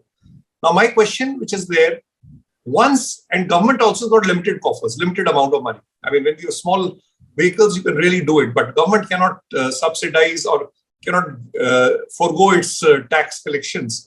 So how do you see it panning out? Because China tried it once, they tried to withdraw and then they had problems, they brought it back. But India is not China. So how do you see when it has to play in a level playing field, EVs, especially when I think two-wheelers and three-wheelers, combating against IC engines? Yeah, so I think Arun, very valid point. I mean, if I look at the FAME subsidy, it has 1.5 to 1.6 million vehicles that it has an allocation for. We've used around 400,000. We have 18 months more to go. The question is, how do you in 18 months really supercharge the industry on this area? In some areas, we will have it, right? I think there'll be a little bit of delay. For example, battery manufacturing, which is a major cost, has to be moved to India. Now, the new policy of ACC has been announced, but it would take 24 months for companies to really come live, right? And probably another year for them to ramp up. So it will be a 3-year process when costs of batteries can start to become very globally competitive in India on this front, right? The second, rightly, the volumes have to go up, right? That's going to drive down costs tremendously. If the industry is still at 4% on this area, it needs to be at 20% levels for cost to come down. So we're comparing 4% of the industry to 96% and trying to get the same economics. We'll get the chassis and the suspensions and all of that at the same price point. But powertrains and batteries and electronics are going to be the areas that are going to need more volumes on this front, right? I think also the newer business models will help us a lot. So business models like swapping that the government is now pushing will really reduce the upfront price on this area and use battery as a service. And so I think it's a combination of the volumes, the PLI and ACC schemes coming in that could help reduce cost structures and new business models, right? And like any industry, we need to look at the societal cost, which the government has done, of what it takes to go, and the energy cost, right? If India is importing $100 billion of oil, there's a huge cost to the economy for that. And therefore, there's a larger picture where it's subsidizing it. And that needs to continue to happen to be supportive till the industry has the volumes and self-sustaining. And we're likely to see that in different segments at different times because the crossover points are slightly different. So you feel a lot of actions are visible and companies also come into their own, and you said 24 months, give it 24 months, 36 months. As I say, Rome was not built in a day. Obviously, the EV industry cannot be on the same level playing field. And at a very valid point, you said the economies of scale still have not started working for the EV because you still said it's 4 and 96, it's 24:1 ratio. Yeah. So once the economies of scale start working, more indigenization start happening, things will be very different. And the various steps the government have taken, whether in PLI or other schemes or advanced chemistry scheme, should help it. Now, just stepping back, a lot of people say, whatever we might say, there is nothing in the horizon on a replacement of lithium-ion technology. Although a lot of people are saying that solid-state batteries, sodium-ion, the various technologies being talked. I mean, you know the better what all this is about. So when you are dependent on lithium-ion, and that's going to primarily come from China, the dependence on China will still be harsh. And the Indian auto industry used to say that we become 95% indigenized, we become 98% indigenized. That used to be the clarion call in the Indian IC engine industry used to boast out 10, 15 years back. Now, if your dependence on China remains, lithium is going to come from China, a lot of components still, whether in quality terms, price terms. Where is this entire definition of Atmanirbhar Bharat or self-sufficient India working? Or are we going to become like China is going to become the East India company of the EV industry? I'm putting it I want to provoke you on this issue. So let's look at it and break it up. At the vehicle level, when I think of chassis, body, suspension, we've got it and we do it. Some people still import it, but there's no reason we should be importing those things. We just have a look at it, right? If I look at motors and controllers, another big piece of the equation, at the small form factors for 2 and 3 wheelers, a lot of it today is being done in India, and I'd probably be 100% indigenous for most form factors. You also have a lot of the buses today that have their powertrains made in India, the motors and controllers. A lot of it driven by policy, right? Policy said to get subsidy, these need to be indigenized, and therefore they have been pushed and being indigenized on these areas. Now, these were easier to indigenize because their investments were lower and the time frame to get there was faster than probably something like a battery plant, which is a significantly higher investment and more time consuming. We're also already doing battery assembly in India and BMSs here. And most companies today produce them in-house on this front, right? So where are some of the big gaps? The big gap is really the cell manufacturing from this, right? And in the cell manufacturing with the new ACC policy for 18,000 crores, like I said, that should kick in 2 to 3 years. And then the next piece is going to be the raw materials that go into that, which is where we're going to get lithium. And I think there's two things that we have to work parallelly on. Like the country today has done work with oil, it needs to do the same thing on reserves needed for electric mobility, be it with different countries in South America, Australia. And I do believe there are already conversations at government level happening. And India needs at a country level to secure supply. The other thing is we have some innovative companies in India that are pushing the limits on recycling. And strong base for recycling and thereby use a lot of lithium from recycling. And in fact, companies in India are also setting up plants globally. So I think there's a large opportunity for India to also reuse. And if we take a leadership there up front, maybe we don't have the initial raw materials, but we could become an important recycling area and reuse materials, which really adds to the circular economy, but also probably gives us a cost advantage by looking at recycling as part of that area. So, Chetan, what you mentioned is that, there are the number of opportunities we have because we already had a developed auto ecosystem in electricals and components and chassis. And we have that engineering, expertise that we have gained over the last 30, 40 years. So clearly, if things are put together and a lot of actions have started by some big sector, private sector companies and also the government, it should work positively. Yeah. Another question which is being raised is the government shifting gears or shifting stands? One side we have been strongly on EV.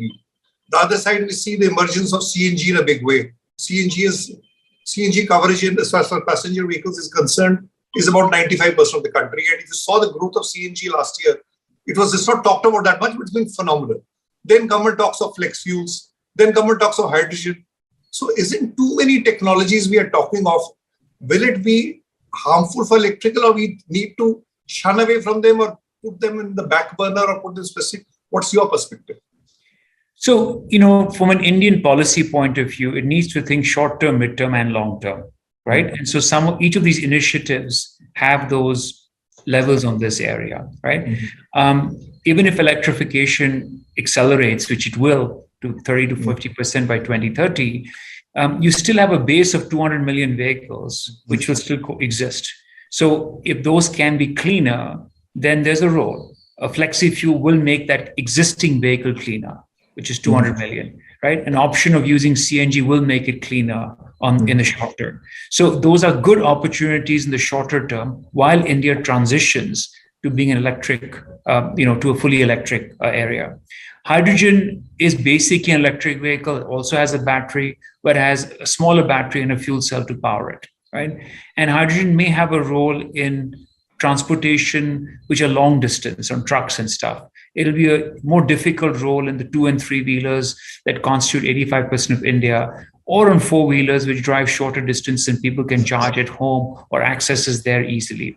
So they will have a role to play, and therefore I think the government is talking of all of them in a way, and putting policies, because each of them have to coexist for us to have the right energy bucket. But clearly electrification is the big piece that you're seeing, energy equation, which is very important for the country. So you say various technologies lead to coexist and they'll be relevant for certain segments or certain applications. And I think it's the job of the government, what you say, is to how to synchronize that effort well enough that each technology gets the full potential. We don't trample over each other and create confusion. Yeah. Because one of the points the industry says is the government generally doesn't have too much a long term. So that's why they're wary of investing. Do you think that mindset has changed? Because you don't know what is going to happen. The government might shift to hydrogen, might shift to flex fuels. Is this what you hear from industry? Well, we are in a space that the technology is changing rapidly, right? And we got to recognize that this is not any more status quo as this area. And so what we want to do as a country is not make mistakes of the past. We got into renewable energy and we bought cells from everywhere. But if we started manufacturing cells earlier, we would have had the opportunity that all the renewable energy was developed with cells made in India, not just modules assembled in India, right? Similarly, if from today we are going to be in certain segments of hydrogen economy, if you start today, and put policies in place, you will find investments in that area, right? The EV side too. But I do think one thing that's important is if the policies are more longer term, right? This is the 5-year vision of the country. This is what we're going to do, how we will help it. Even the FAME got extended, but it's 2 years. What happens after that? Everyone is unsure, right? So I do think that at least if there's a 5-year look, and then that's every year updated to say, what does it mean? If we taper out subsidies, let's taper out with this level. The industry understands that. This, I think, can go in a long way for people to justify their investments, because they will at least look at a 5-year horizon, if not more, as they start to look at these investments. So, Chetan, we used to hear this word 5-year plans after independence. India embarked on this journey. So you're saying come back to the 5-year plan. It had some objective to it. Well, yeah, I mean, we'll have to look at it every year because tech is changing so fast. So we have to be. And the other thing I'm getting is that you have to look short term, medium term, long term.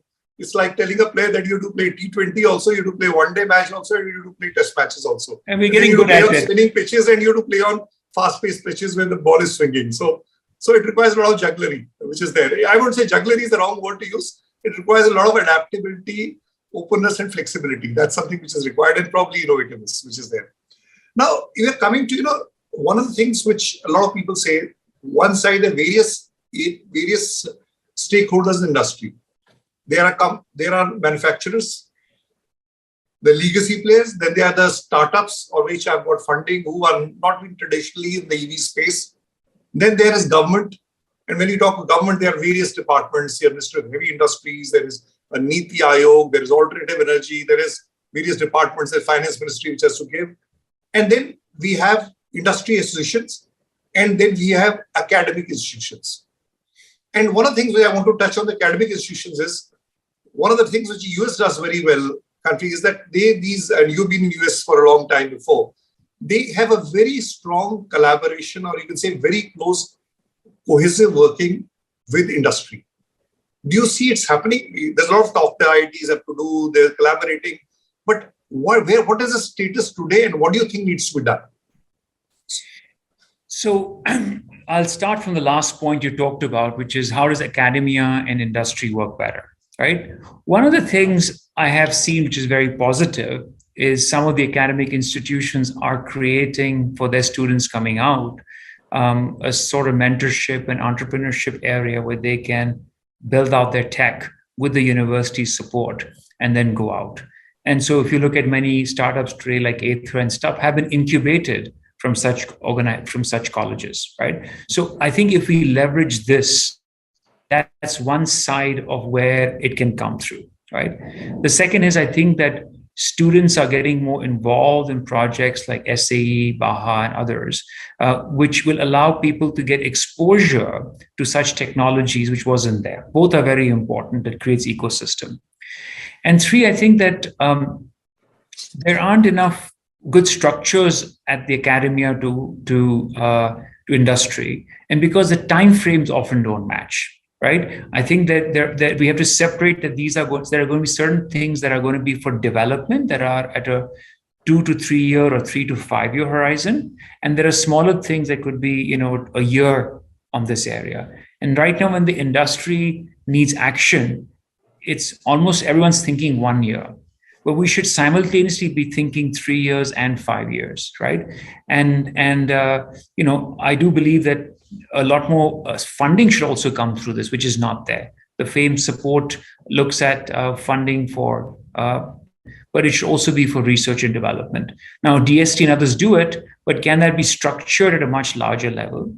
And that was one thing in the US that was very successful, and in China, where the process to get funding was very fast, right? Companies were invested, and some will fail, and we got to give it that. But for everyone that fails, there may be 1 or 2 successful too, right? And so it is an area where when you build a new technology, you're taking a bit of a risk.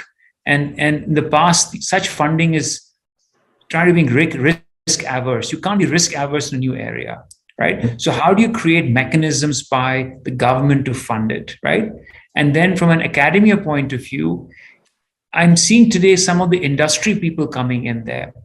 I think these, as they're calling practitioners, industry practitioners coming into universities could be a great area, because where that can help us bridge the gap between the industry and academia on this front, right? At a government level, there are many stakeholders today. Niti is trying to put it together, and I think there has been a lot of strides, but it's challenging. And I do think that that does need, if we could get that a little bit more integrated, we could achieve a lot more, right? Because you have power ministry, you have energy ministry, heavy industries, road transport, science and technology, environment ministry. Each one can be an important stakeholder, right? We aren't able to truly leverage all of them to its fullest potential in a way. It's like 1 + 1 + 1 + 1, but can we make that add zeros to that? That to me would be an area that would really help. And I'm sure, I hope Niti takes that leadership and the government takes that leadership to make that happen. So very pertinent what you said is, there is clearly, that you said that the R&D in the academia needs to be funded, because you have a lot of funding for industry coming, and there will be certain gaps, there will be certain risks, but that's the way forward. US has followed it, China has followed it, and there's no reason why we can't do it. We have centers of excellence, which you said. Yes. And what I take from you, 5 years back, when somebody talked about industry academia, we talked them as parallel lines. And as they say in physics, parallel lines never meet. But now the lines are converging. But you said how to synchronize the effort of all stakeholders. If you synchronize it well, it's like you can say symphony of Zubeen Mehta. If you do it very badly, then it becomes a cacophony. I hope we are more in the zone of symphony now and moving towards that direction. That's what you feel. But I think you're quite hopeful. Things are moving, you said. What I take from you. Yes. Things are moving. So that's a very, very positive sign. And probably you said is, how do people from industry wear the hat of academia, and academia wear the hat of industry? They shouldn't be working at cross purposes or parallel lines. And that's the way it's happening, but how to speed it up. But tell me, when you have the Indian education system, it's not only the IITs. You have the ITIs, the diplomas, the tier 2 engineering colleges. Do you think some action has happened there even, or no? There are conversations in the skilling side of India. I think this needs to be accelerated. We need ITI levels to understand how to manufacture and assemble, and also service, high voltage, safety, all of this. We need training at the diploma holder level also, because we have a lot of that work to be done. At engineering, especially systems engineering, can there be finishing schools for 3 months that give people an idea that after a degree, you can spend 3 months to understand electrification on this area, right? So quick skilling schools that can be come up on this front, right? And then we also need to look at ecosystems, right? There's charging ecosystems. Firefighters don't know how to manage if tomorrow there's an issue, right? Discoms need to understand how to put up and how to manage electrification area, and that smart networks can enable hugely different. So we also need to train the ecosystem level of education, which is not there. So I think we did this very well in the 90s for IT, where schools sprang up everywhere, and training was done, and within a few months people were up and running, right? How can we create a cohesive level of education across these areas is something I hope the skilling department in the country, which is already looking at it, is more aggressive about, and really helps it. And this could really help the industry tremendously. So you said it very rightly, we've done it in IT. In IT, we are world leaders today. Our global image depends on IT today. India's the soft power is IT. There's no reason why we can't do it in the EV space. Now, coming to things starting with this, they are two different. There's no relationship with the other. One is about standardization, other is about swapping. So standardization, a lot of people say still don't have standardized norms. The types of chargers, the type of batteries. Is it an issue of that if you standardize too much, you lose out on innovation? Or if you standardize too little, you are running into problems. So what's your view? Where are we on standardization? What needs to be done? Standardization helps when we have maturity. We have maturity on a charging infrastructure on this area. So standardization helps on charging infrastructure, right? In the case of battery and battery swapping, there is so much innovation happening, right? You want a battery to be swapped in a equivalent of a 2 kilowatt scooter and an 8 kilowatt scooter. You want to also be in a small e-rickshaw, which is again 2 kilowatts, to a larger one, which may be 6 to 8 kilowatts. When you have high levels of performance differentiation, different range requirements, different customers, right? You want the industry to actually develop the areas coming out and let it be market-led versus driven down on this area at the early stages of innovation. So I think for the next 3 years, if the industry grows and is market-led, you will get a lot of solutions coming out. And then at that point, we could standardize a few of them on this area, right? Also, standardization means that the variations you have are very high. Imagine if you had, 3 OEMs, 3 battery companies, 3 stations, just giving an example, station companies, that's 27 configurations. Now, we're having a challenge validating one battery in a vehicle today, and we still have challenges with safety in the field. Now you have to validate 27 configurations. So, we've got to think that, yes, that's the right way in the future, but what are the steps? The steps today is the industry needs to have a level playing field where swapping gets the same benefit as fast charging, regular charging and fixed batteries. So the industry sides, look at the different solutions coming out and slowly bring it in. But maybe we standardize in areas of safety, we standardize in areas of maybe communication, in certain data. So we standardize a few parameters, but not necessarily to say that there's one size fits all for every application. That's quite challenging to do at this stage. It curtails innovation. Innovation is, batteries are getting better every year. What we use today, 3 years from today, will be different. So we've got to be flexible. We've got to have a balanced view around this area. So I think what you're saying is, let's not be very rigid on standardization. There will be certain areas we need to standardize, whether it's in terms of safety and data, but certain areas where you need to let things evolve. Because if you standardize too much, you said it become very complex. It will become like the Abhimanyu, what you had in Mahabharata, which you couldn't get out of it. You don't want to be the position of Abhimanyu in that, as far as is concerned. But you believe, and it can come once the industry matures. Yes. Now, coming to the other issue on safety.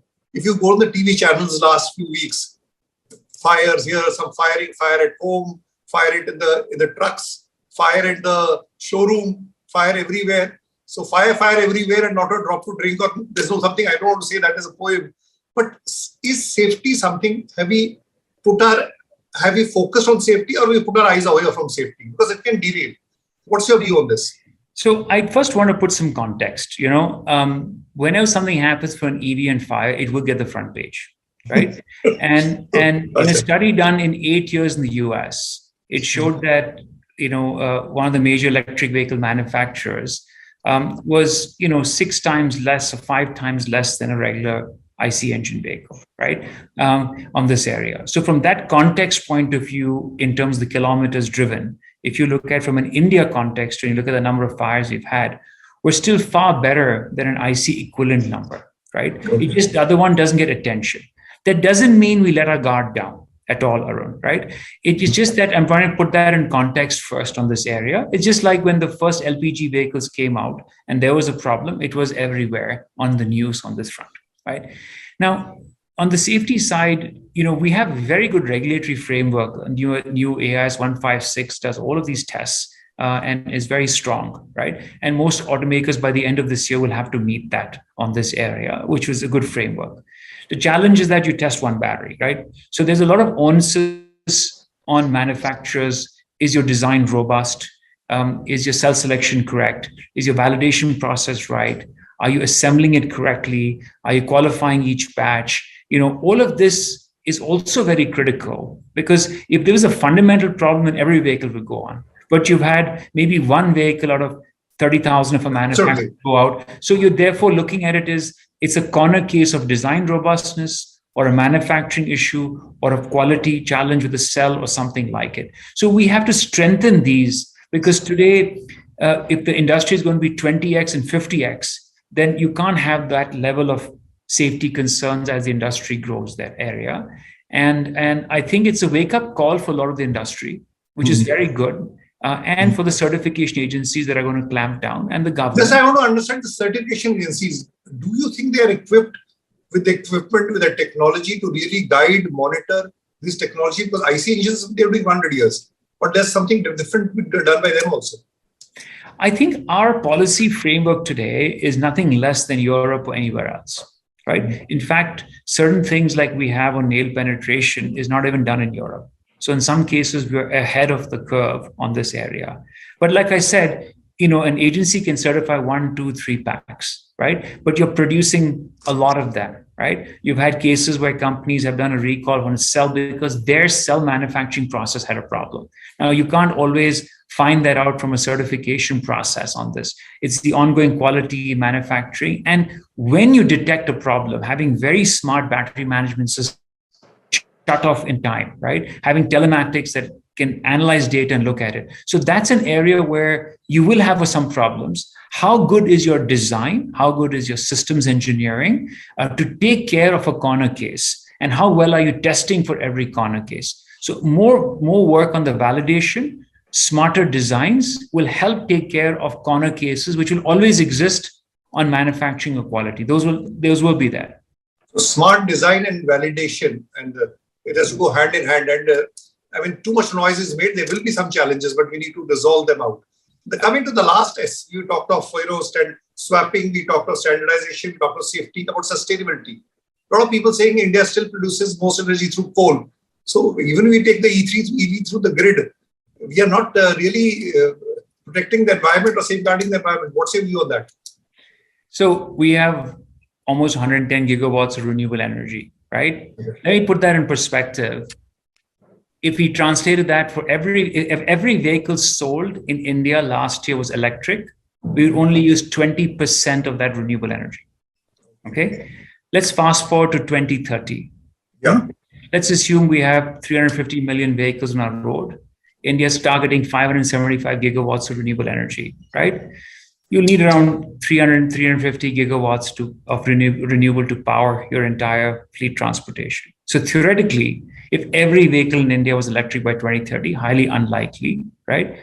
Our entire nation could run on renewable energy and power the entire vehicles. Of course, I'm talking theoretically because charging when it happens and renewable energy available is there. So storage and swapping will play an important role. But that's 0.5% of Rajasthan, Arun, covered with solar panels. Only 0.5. Rajasthan is the largest state in area in terms of the country. Right. And, and the cost of energy today at $3 going down to $2.50 to $2.50 a unit, right? It's equivalent to like $5 or $6 of gasoline per gallon. So, we have an area where we can use renewable that makes business sense, makes green things, and we save $100 billion of import in our bill. So it's absolutely logical we have to go renewable, and that's the true way. But they're in a transition phase, and I think we have to recognize that this is part of the ecosystem. So, you said renewable energy, the amount of progress we made in the last few years and the amount of potential which still exists in renewable energy, especially solar, offers a great opportunity. And there will be a transition. You can't shift 100%. There will be certain phases, but this is an issue which can be grappled with. Yeah, and the recent, last week, the draft policy around renewables at 100 kilowatts being used for open access is going to start to open up because now people can start to do it. Now that's what I'm saying. We need policy enablers in the ecosystem. We're thinking of electrics vehicles one way, we're thinking of storage another way, we're thinking of energy the third way. Once a policy links energy, mobility, and storage, which it's coming together, you start to see a lot of benefits across the whole system. That's when I think we will see a big realization in India. So you're talking of policy enablers, and they work like what you did in chemistry and catalysts, yes, which are presents which don't get changed, but which can hasten the rate of reaction. So that's something which you're looking for as far as chemistry is concerned. Coming to the last portion, one portion which we know is about financing. A lot of people, a lot of finance companies, a lot of companies which want to start finance EVs, they still are on the buy side, and especially I'm talking from the consumer perspective. Do you think it's changing on ground, or the government needs to do something to kickstart EV financing, which is still low on the agenda of whether it's a nationalized bank, private banks, NBFCs?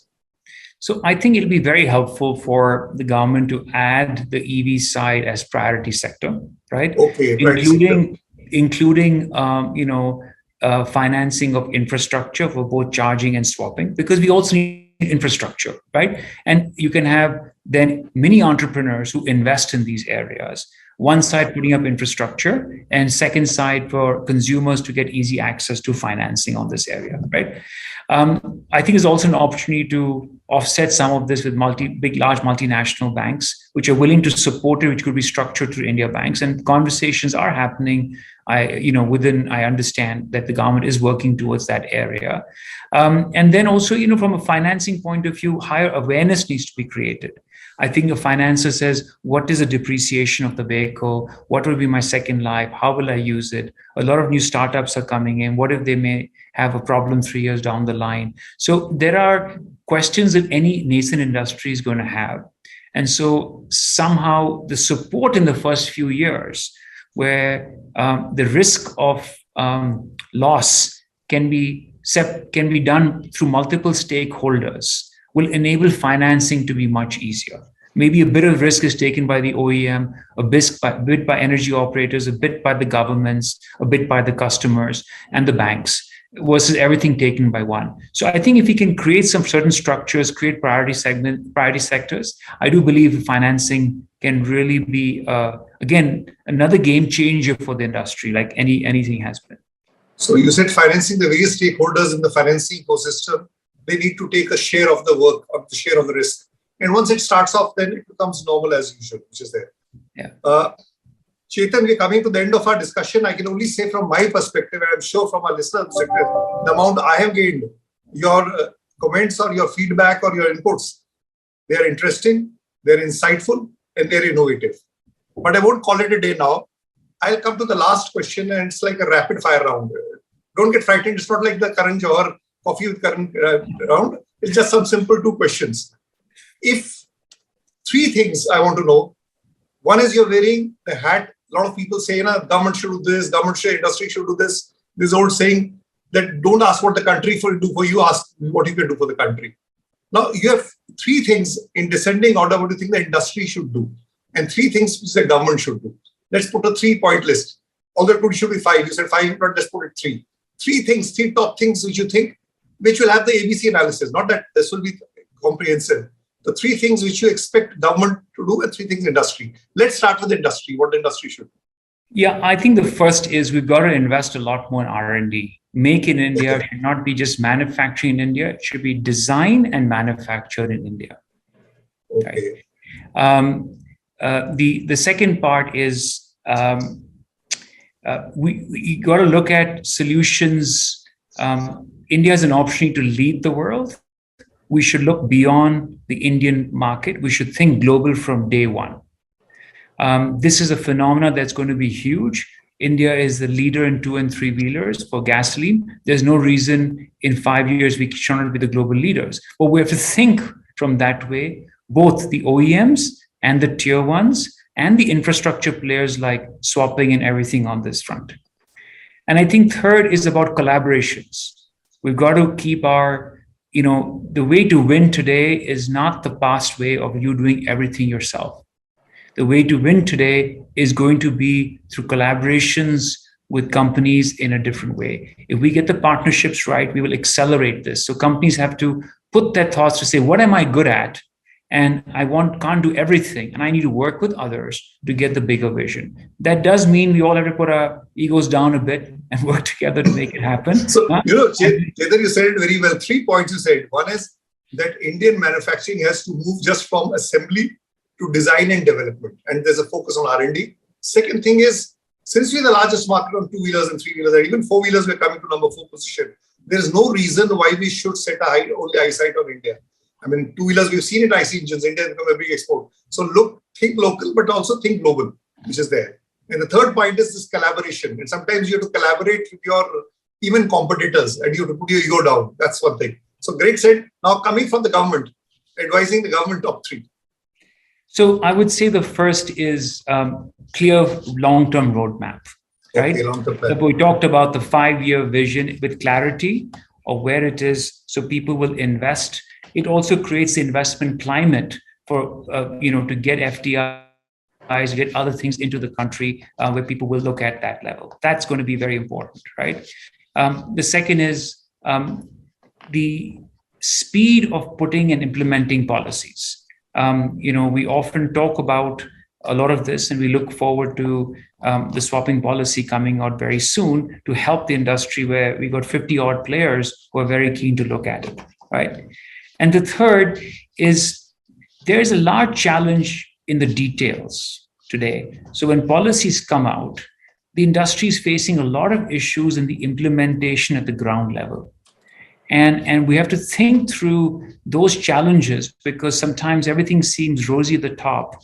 But gosh, to get registration sometimes in certain cities or getting certain other things are a big challenge. How do we truly make that easy? How do we create a sort of single window for electric mobility across the nation, not just across this? Could be it's a tremendous task to look. But if you ask my wish list, those are three things. Very well said. Think long term, which you said, a 5-year plan. Second thing is the announcements and pronouncements which you do. How do you convert them into actions faster, which is the speed element. And third is the God is in the details. If you're very and you're wishy-washy and you still don't know which way you're going, north or south or east or west, or even you're not going in the correct direction, it can just mitigate or it can reduce the impact of the entire movement. So Chetan, it's a pleasure, privilege talking to you.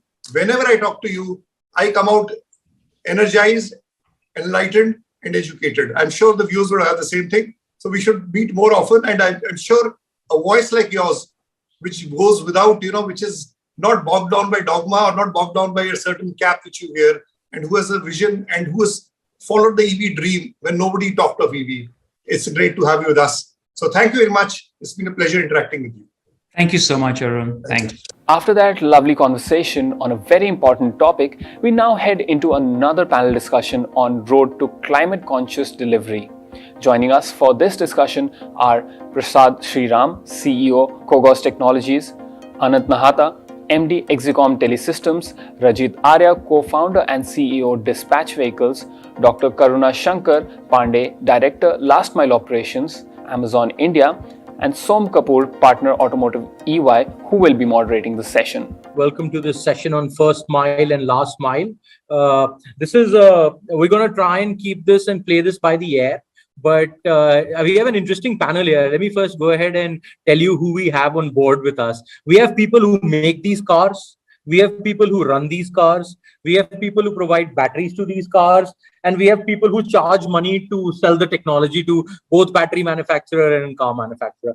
Let me give a few names to a couple of these people in no particular order of preference, since Anand is all part of the battery ecosystem to a great extent. And by chance, he's also the managing director for Exicom. Exicom is one of the big players in this battery game. And so they're one of the big boys on the battery side. Everybody talks about battery these days. So he's making money on the battery side.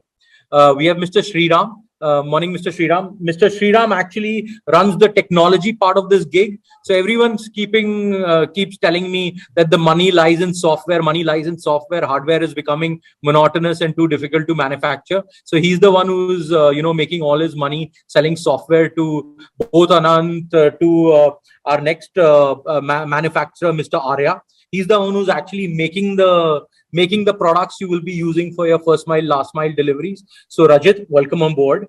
And hopefully some of your products are doing better from a technology as well as from a safety perspective. And finally, I think not the least, we have the man who's going to pay all of these people. So we have Mr. Karuna Shankar. He's actually a director at Amazon. And his official designation goes that he's part of the last mile business. And the topic today is first mile, last mile. Mr. Karuna Pandey, can you please explain to us and start with what is first mile and last mile, and what do we mean by this topic of today? If you could lay that out for a few of us. Sure. For us, I mean, at Amazon, and probably it's true for everybody, I mean, first mile is where all the inventory is. This is where when the customers place the order, the inventory gets picked, packed, and shipped out.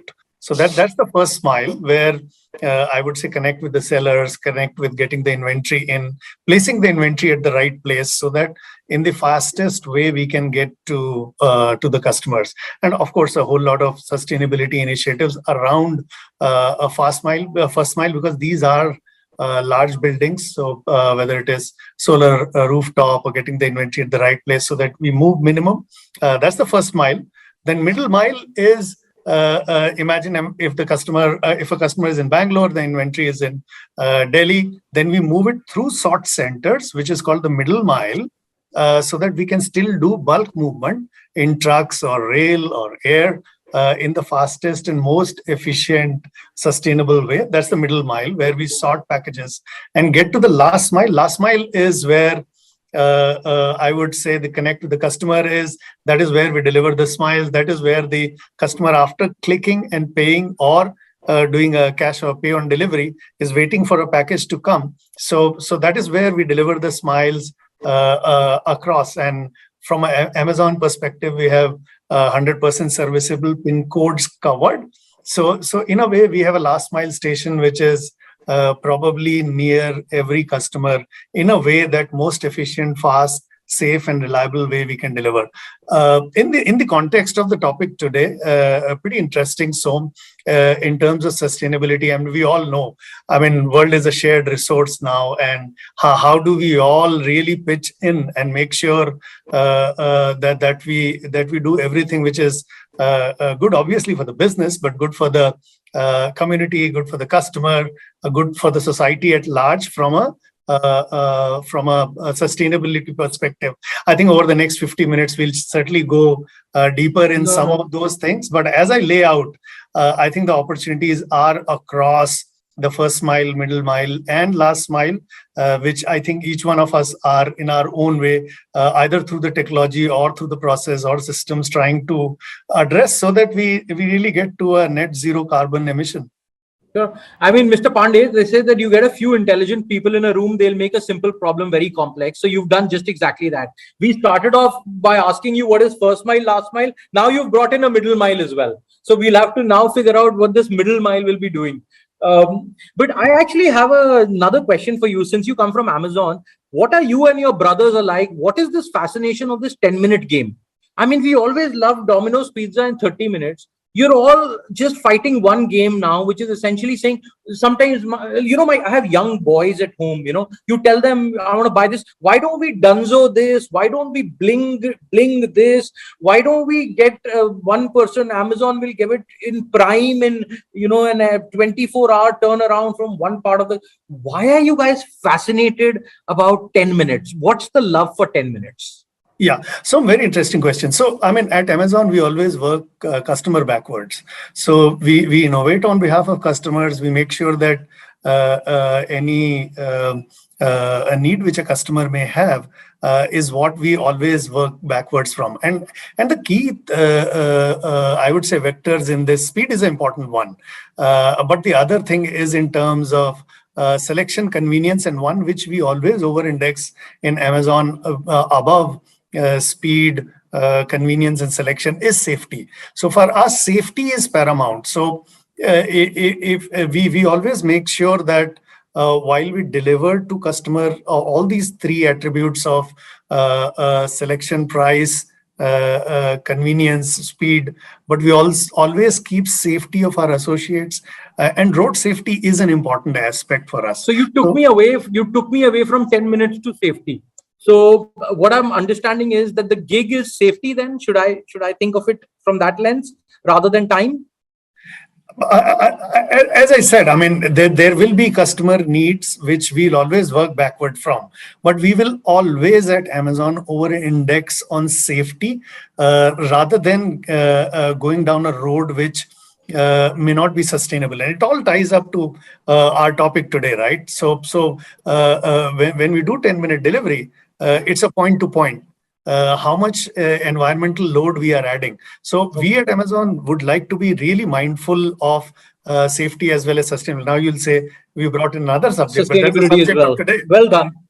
Well done. No, I mean, I'm gonna turn this on its head now, and I'm actually gonna bring down the monkey in the room. I don't want to call it the elephant in the room anymore. Anant, you run one of India's most how do I call it, innovative companies to that extent, right? You guys believe in innovation quite a bit. So as the MD of Exicom, put that hat on. tell me, what are you doing from an innovation perspective to bring down the TCO?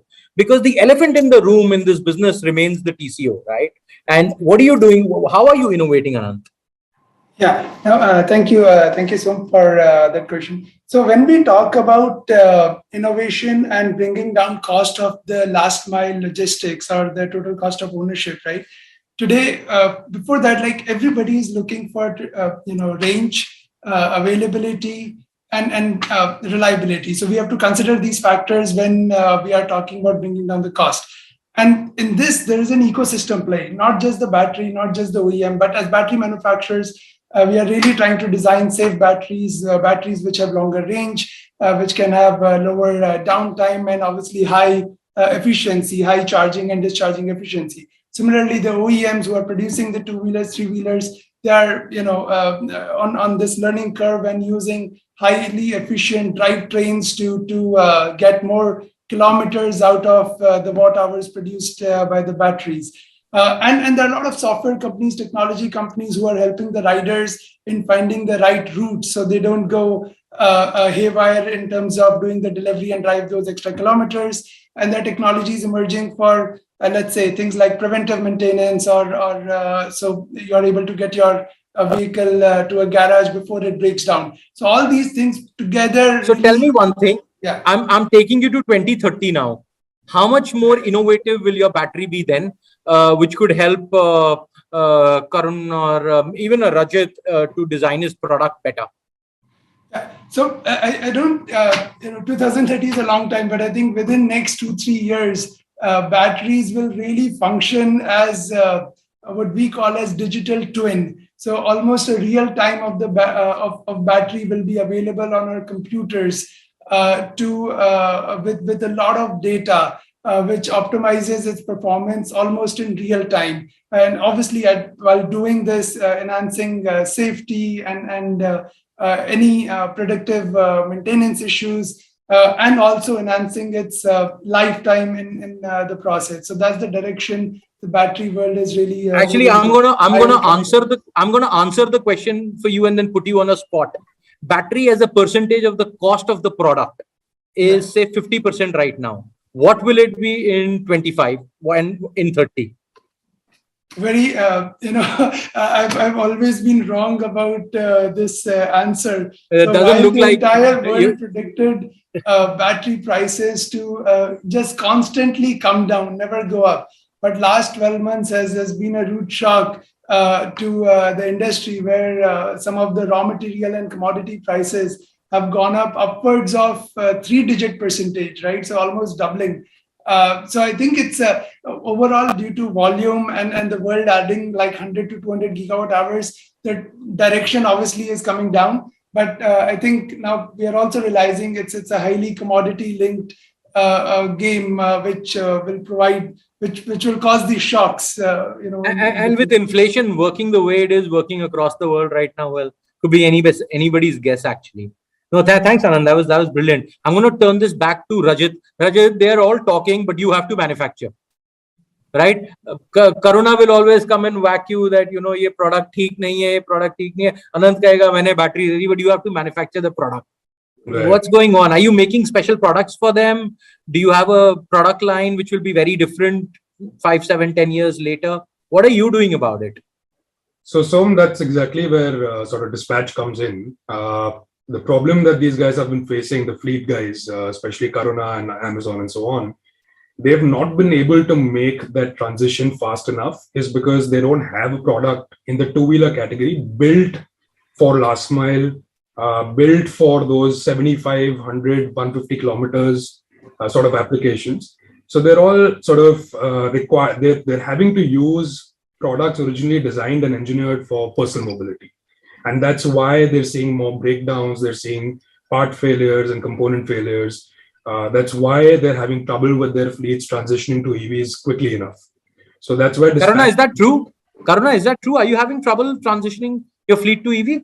Absolutely. I think two-wheeler is a big untapped opportunity in India. And largely, as Rajit said, I mean, we don't have the vehicles which are well and truly designed for last mile operations. So while the intent is very strong in our team to get onto EVs, the gap currently is, and therefore we are, as Amazon, partnering with OEMs as well to build product which is suited for the last mile operation. So bang on Rajit when he says that. Can Rajit that expect a solution is private equity investment from Amazon into his company? I mean, we don't comment on it like this, but then obviously we are looking out for products in this space very, very eagerly and working with OEMs on that. Yeah. Rajat, good place to be. You can get a good multiple here. I mean, you guys all work on multiples is what I understand. No, but I'm going to turn this back to Mr. Sriram. They will keep talking unless you develop the software. Neither will the product come out, nor will the BMS pack come out. And obviously they will not get the end product. What are you doing from a technology angle to resolve this? Any special technology that could be differentiated for products which are first mile, last mile based versus a regular EV? Yeah, thanks. So, I mean, see this, the whole discussion is very lively. I love it. And thanks for the opportunity. See, Kogos actually started as a technology player, but slowly as we move in, as Karna was mentioning, we see a lot of gaps in actually the whole fulfillment.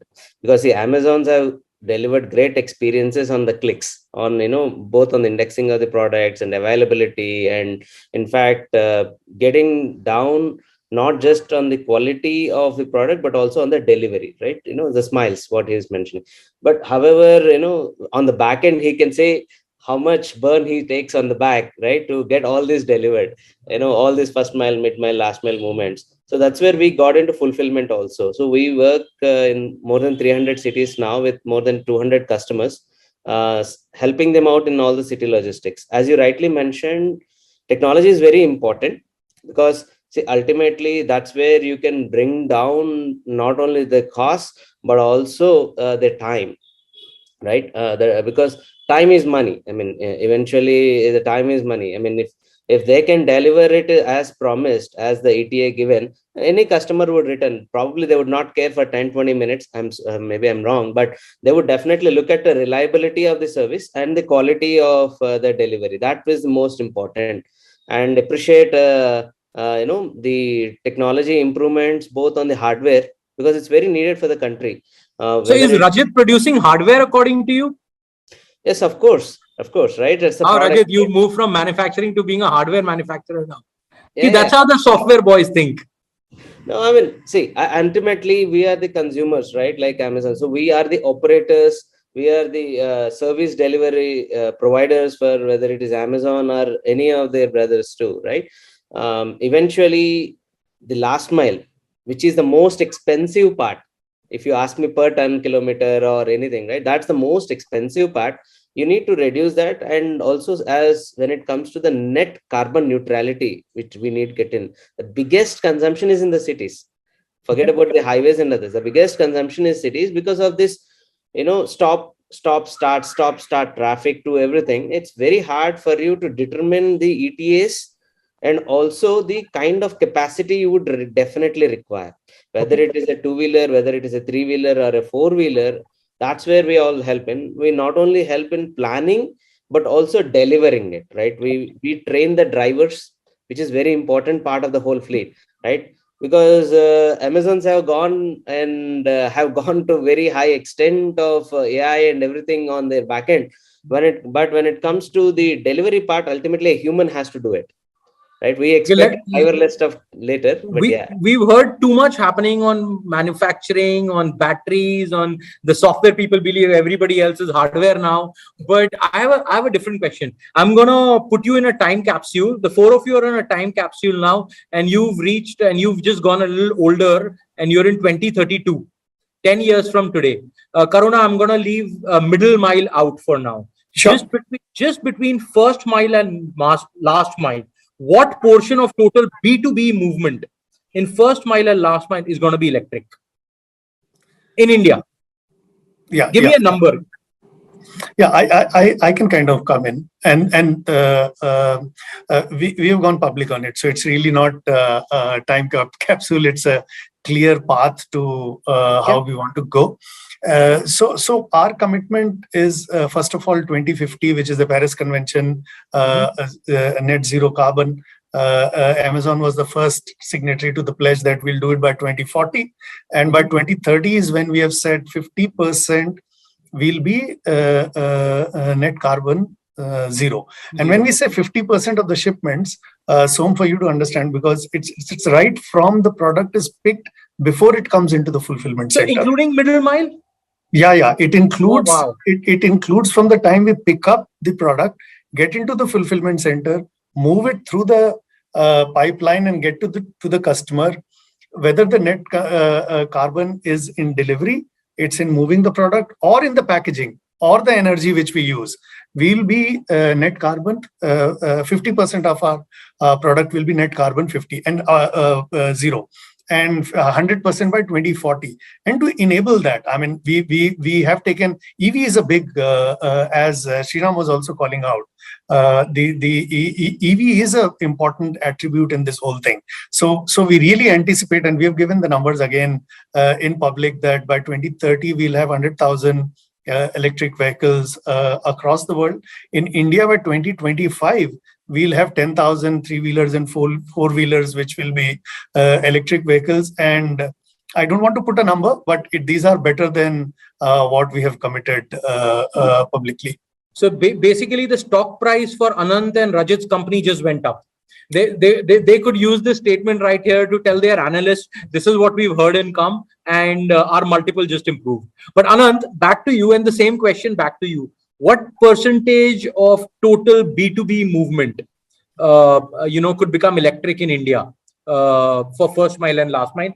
Forget middle mile right now. Regarding the multiple, I'm still a private company. So, okay, there you go. So, but the listing fee went up. Yes. No, but as Karuna said, I can't put a number, but I think majority of the last mile delivery, at least, 50% could be right, 70% could be right. Some number between them could be right. Is definitely going to be electric. Even today, there is so much demand, and the real problem is not with demand. It's with number one, supply, and number two, infrastructure related to charging and all. And over 5 years, that definitely will be streamlined, smoothened out, and one can, with the fuel pricing, the battery pricing, this clean energy, sustainability, absolutely majority of the delivery, I think, in the last mile will be electric. See, I'm a consultant, right? I like to chase money. Whichever direction the money flows, we flow along with it. We're like that river. So Rajat, Anand didn't give us a fixed number, but he used two numbers, 50% and 70% on the last mile side. Are you going to go higher than that? So most definitely. I'll tell you why. We're discussing sustainability here, but forget sustainability for once. It's more about economics. Yeah. Today, a delivery rider on a two-wheeler doesn't make more than 15,000 rupees delivering food in the biggest cities, right? For them, 15,000, the cost of living is going to keep increasing, and 15,000 even today is falling short. Same way for companies that run their own fleets, unit economics on last mile is just not working out. The only way to improve their cost structures is to move towards EV. So even if sustainability wasn't an incentive, unlike companies like Amazon that are actually serious about it, just the sheer cost is incentive enough to move to electric. And it's already a surprise to us. When we started our company and we looked into this space, it was already a surprise for us that EV, the delivery fleets had not transitioned already to a 10-20 kind of percentage rate. It was sub 2%. And that for us was a surprise, because if the economics are so much better, why aren't they transitioning faster? And it turns out it's a technology, it's a product problem, it's a infrastructure problem. As Anand mentioned, it's a supply chain problem, which all of it needs to be sort of solved for. No, Anand actually brought it up in his conversation earlier also, the whole concept of, I completely agree with you, Rajat. What Anand also said on the TCO piece, right? It eventually comes down to the TCO working in favor.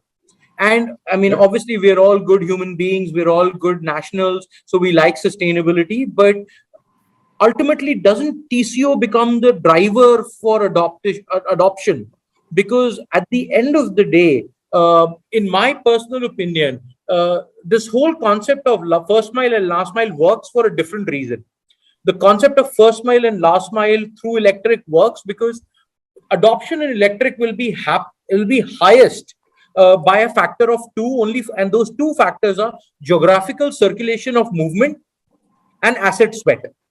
Anywhere where the correlation between the geographical circulation within a particular geography and the asset sweat is high, that is where adoption will happen first. And first mile, last mile fits right into that, it's a B2B game. So asset sweat actually means money. More money means more movement. More movement means lesser downtime. Hence the business is happy and the driver is happy. And that correlation kind of works well for this. So thanks for bringing that back into the focus, Rajat. I completely agree with you over there. Sriram, back to you. And do you believe, is there a factor from a technology angle which could help adoption increase better? Or first of all, do you agree to adoption of electric vehicles in first mile, last mile? Question one. And then what are the other factors that could accelerate it? Maybe you could have a different point of view. Yeah, we are a very strong proponent of electric and sustainability. We started in 2019 working with OEMs to bring out especially the vehicles design. Unfortunately, we were working more on three-wheelers and four-wheelers. So we got three-wheelers. We did not have two-wheelers per se, but we're looking at them too. Yes, it has to be. And as you said very rightly, the adoption can happen only in first mile and last mile, where not only the movement is high, but the costs are also high, right? The overall, just imagine people driving 150, 200, 300 kilometers in a day, right? Whether it is ride sharings or whether it is last mile deliveries, which they do. But if you rightly plan, and probably Karna will also this, most of the routes which are being delivered and on a in a 2 hour, 3 hour or 4 hour window, they will all be like 30-mile radius, 30 mile to 40 mile. They are limiting themselves to these purely because of the current infrastructure and the products, because they cannot just run this over 100 kilometer, 200 kilometers. Just imagine the scenarios. They have to not only bring in sustainability, they also need to see what makes the sustainability work today. Right, that's where the technology and software all comes into play too, right? However, as the charging infrastructure is democratized more, and we can find it in a quick charge, as well as the products like what Anant and Rajat are building, where it would help these to sustain the vagaries of India. EV adoption, I'm pretty sure by 2040 India will be fully moving to EV adoption. I mean, I love that word, democratized charging. Anand, question back to you. One, what do you mean by the word democratized charging, if you may? And two, what's this whole gig about battery swapping versus fixed charge versus combination? Which way do you think the market to play out in these options, since you're playing the battery game to the most extent? So no, along with battery, we have an equally large charging business. I mean, I use that exclusively amongst the two, but right. No, so so democratized charging really, in simple layman terms, means availability of charging ubiquitously. Almost free or paid. I mean, in the Delhi government, democracy means a lot of facilities for free also. I'm used to that. So maybe there is some freebies in the beginning years, but I think in longer term paid. But regarding swapping and fixed charging, no one size fits all. Today, we see both these options coexisting because we are in the early part of infrastructure development, and neither of the infrastructure is really developed a lot. So there are pockets of swapping, there are pockets of fixed charging. But ultimately, it really depends on the business, the businesses which are operating and their models. For example, a food delivery rider who does 120 kilometers a day and doesn't really know where he's going to go next, and therefore find a charging point. If there is big swapping network, something like that would really be good for a rider like that. So least downtime, 120 kilometers, which is hard on fixed battery. It's not that it's impossible, but likelihood is less. But for like some business like grocery delivery, which is operating hub and spoke model, and do have rightly sized batteries, but can come back to the hub, do 2-3 times of opportunity charging in the day. Maybe fixed battery also works. But ultimately, I really think over longer term, for the same use cases, both will kind of deliver the results which the user wants. It will boil down to preferences and really granular details of how you tweak your business to derive the maximum efficiency out of a certain type of since you're in the charging business, I'll ask you a simple question for the audience here. Do you believe every petrol station will have a charging station and a battery swapping station in the future? Yes or no? No. So my answer is straight no. So I, in fact, don't understand the relationship between a petrol station and a charging station. Petrol stations are at certain physical places for some reason, whereas all the charging stations need to be, in my view, at a place which are within 5 to 7 minutes of walking distance from some area where a driver can go sit for 10-20 minutes, eat, or do it something at least, right? So like in a mall, for example, that could be a charging not station? Not necessarily a mall. It could be an isolated place which is not linked to a real estate such as a mall or an office, but somewhere within 5 minutes vicinity there is something or the other to do, right? Because are you building that? Are you building that? No, so we are a product supplier, but we work with a lot of charge point operators, and that's where a lot of these learnings come. Yeah, there are going to be charging at mall. There is going to be charging at petrol station, but it's not like what's the best way to put charging network? Okay, let's choose 100% of the petrol station. I don't think that's the way. There may be 10-20% places which are coexisting, but largely these infrastructures will come up in different places because they provide the best value at those places. Something like swapping station, yes, I think there is a higher fitment with petrol pumps because there is no waiting time. You don't want to be waiting at a gas station only smell like crude oil, for 1 hour that your car is charging, right? You might as well be close to someone else. Yes. Karuna, back to you. Will you build a swapping station for some part of your delivery business, both first mile, last mile?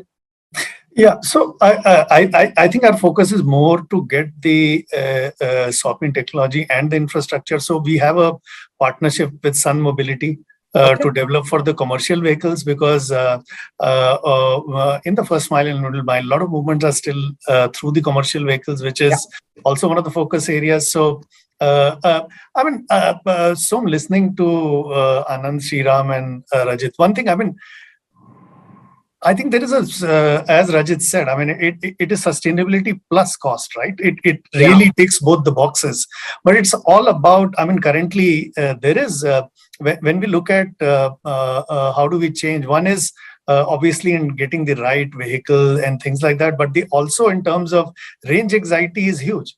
People are always nervous that whether I'll be able to travel from X to Y and not get stopped in between. So how we are able to really scale the whole EV technology on one side, but the whole infrastructure in terms of having the battery swapping, charging, maintenance, servicing, and also, of course, because there's high initial cost in these vehicles. And you asked the right question to Anant, how much will battery cost come down? Because that is what will steadily bring the vehicle cost down as we get the technology up in batteries.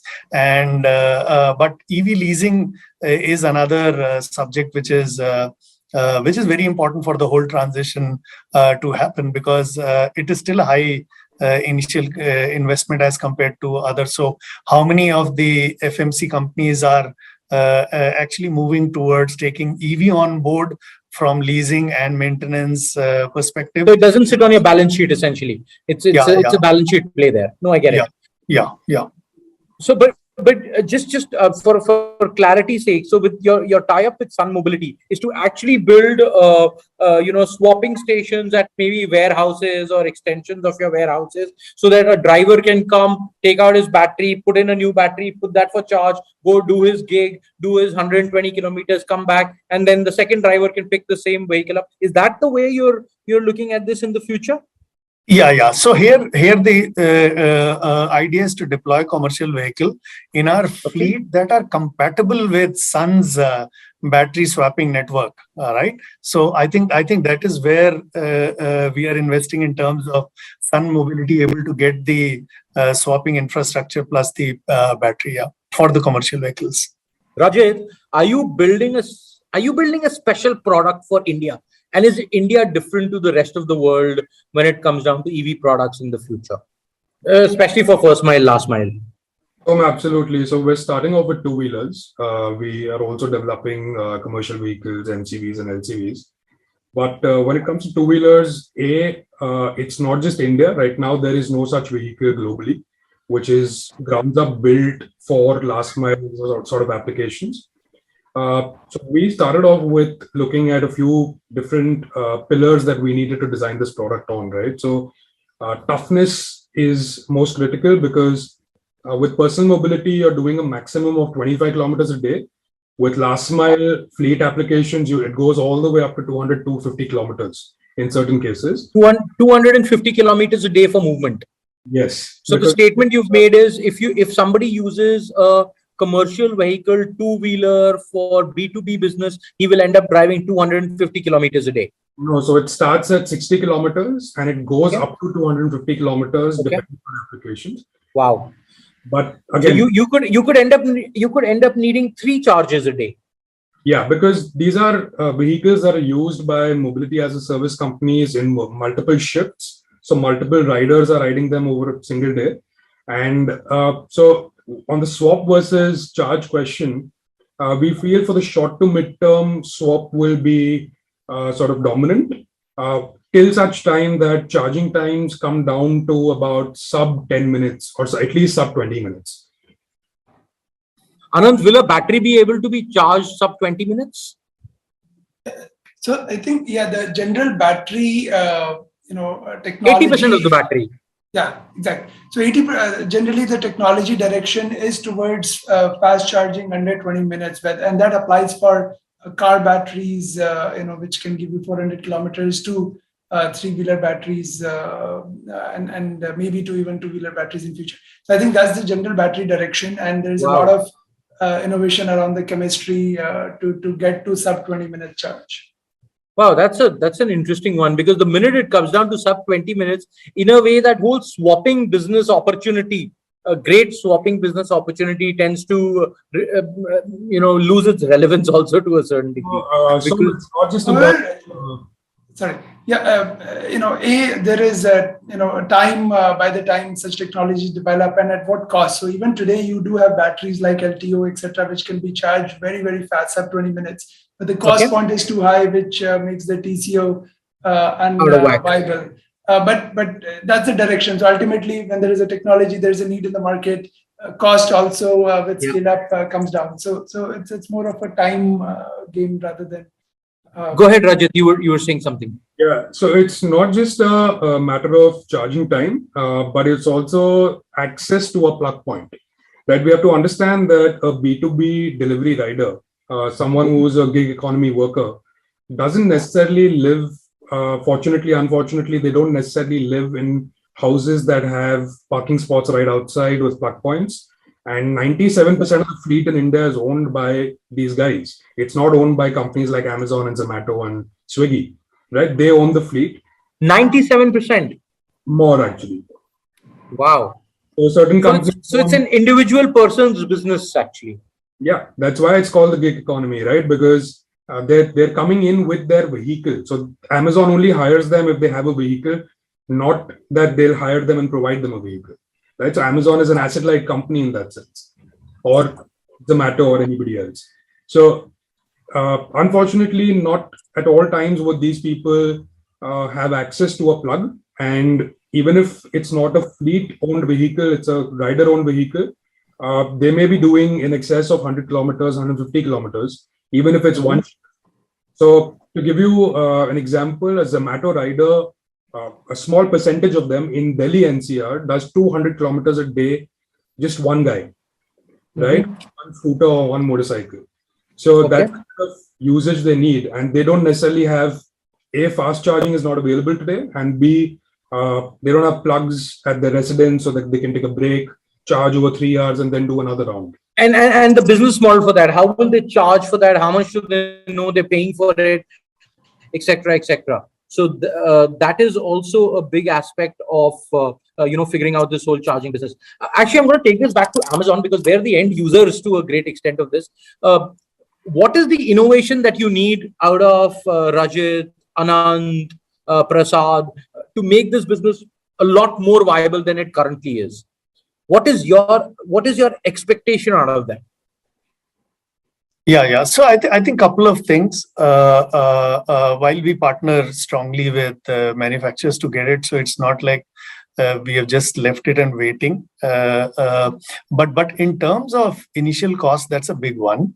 In terms of range, I mean, getting the range reliable, something which we can tell a rider that this is the range that you can expect, and there is no anxiety in between whether I'll be able to deliver and I will get the next charging point where. So it's more on the operational lines. On the infrastructure, of course, a lot is being done in terms of charging. We are getting it at our stations, plus where it's available, democratized, as Anant was saying. So, but our ask is clearly in terms of bringing the initial cost down, and the range is something if we can settle with, and the charging infrastructure. I think those are three things. We have a strong partnership with because everything is here, make in India in this as far as EV is concerned. So there is nothing which is coming outside, and we are together in it. We have strong plans, and I think with what I hear from Rajit, Anant, and Sriram, I believe we'll have an accelerated path to what we are working towards. Anant, I have a question at a macro level for you, at an India level. I'm putting you at that pedestal now. For a lot of years, we paid a lot of money. I was hearing a joke the other day that, India is in a spot wherein we've paid to the east side of us for fuel for the last 50 years. And now we're going to pay to the west side of us for the fuel. Do you think that's a true statement? And do you believe that we'll have these teething troubles of not able to get enough minerals, not able to get the right material required for lithium-ion batteries? Do you think this will actually wash itself out as technology progresses? Right. So it's a question of both establishment of manufacturing facilities in India, which comprise of a substantial part of value chain, right from let's say the minerals to the material, which is processed mineral converted to materials, which finally goes into cell manufacturing, and then the last stage, which is the battery pack assembly or not. So thankfully, the PLI scheme of the government for 50 gigawatt hour was executed recently. A lot of companies bid for it. And we are going to have, 50 gigawatt hour of manufacturing. In fact, I know a lot of companies who have plans to do large scale manufacturing even without being a part of PLI. So in actually, you may see manufacturing upwards of 60, 70 gigawatt hours in India. And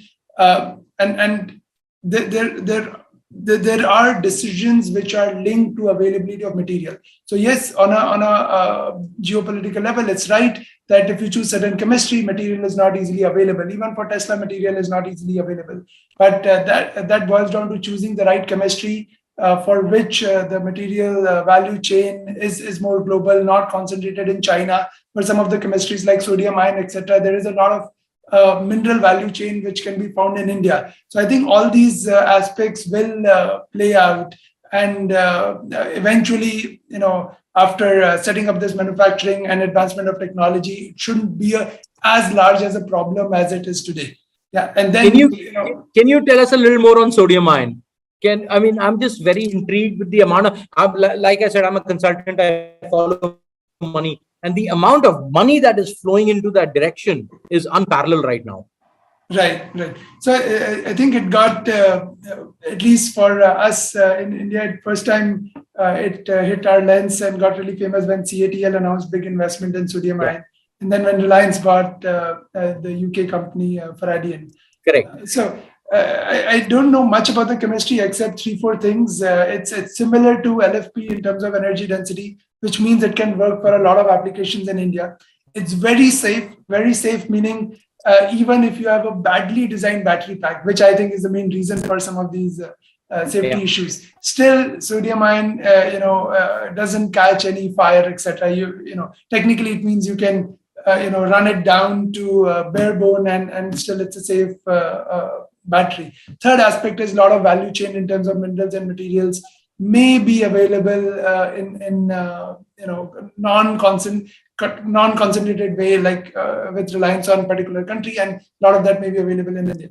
So I think, but largely I think it's going to see stationary applications first. That's at least from my limited knowledge, what I know, and later into mobility in specific application where you need very high discharged or charged, like hybrid application or hydrogen fuel cell vehicle applications, etc. But it's very early stages. I think all of us will find a lot more in the coming time.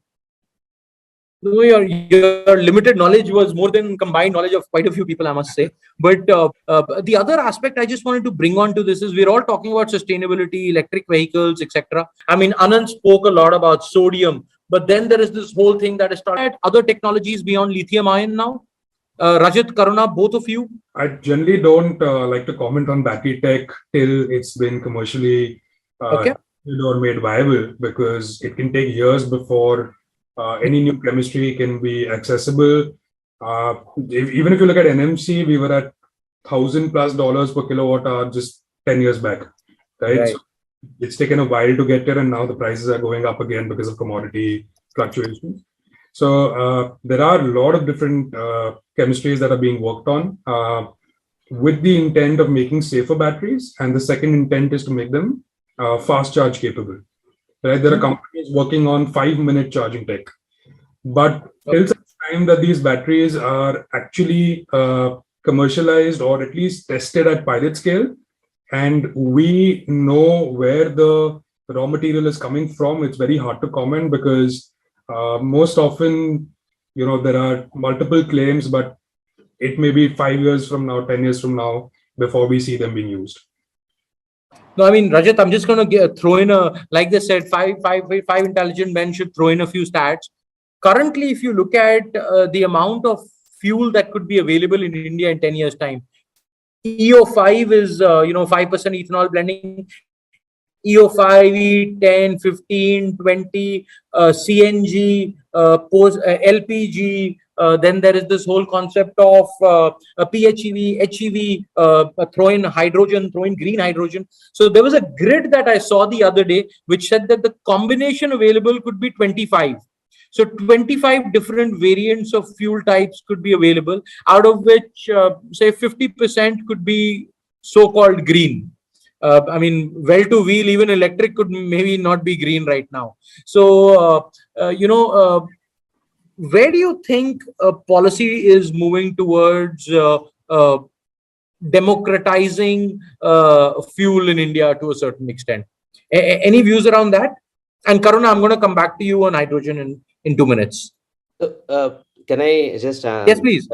Yeah, Prasad, please. That's exactly what we were coming, because green logistics is needed, and unfortunately electric vehicles are still in their nascent stage, even with a big push from giants. Okay, so those combinations are very much needed, whether it is so they will all survive according to you.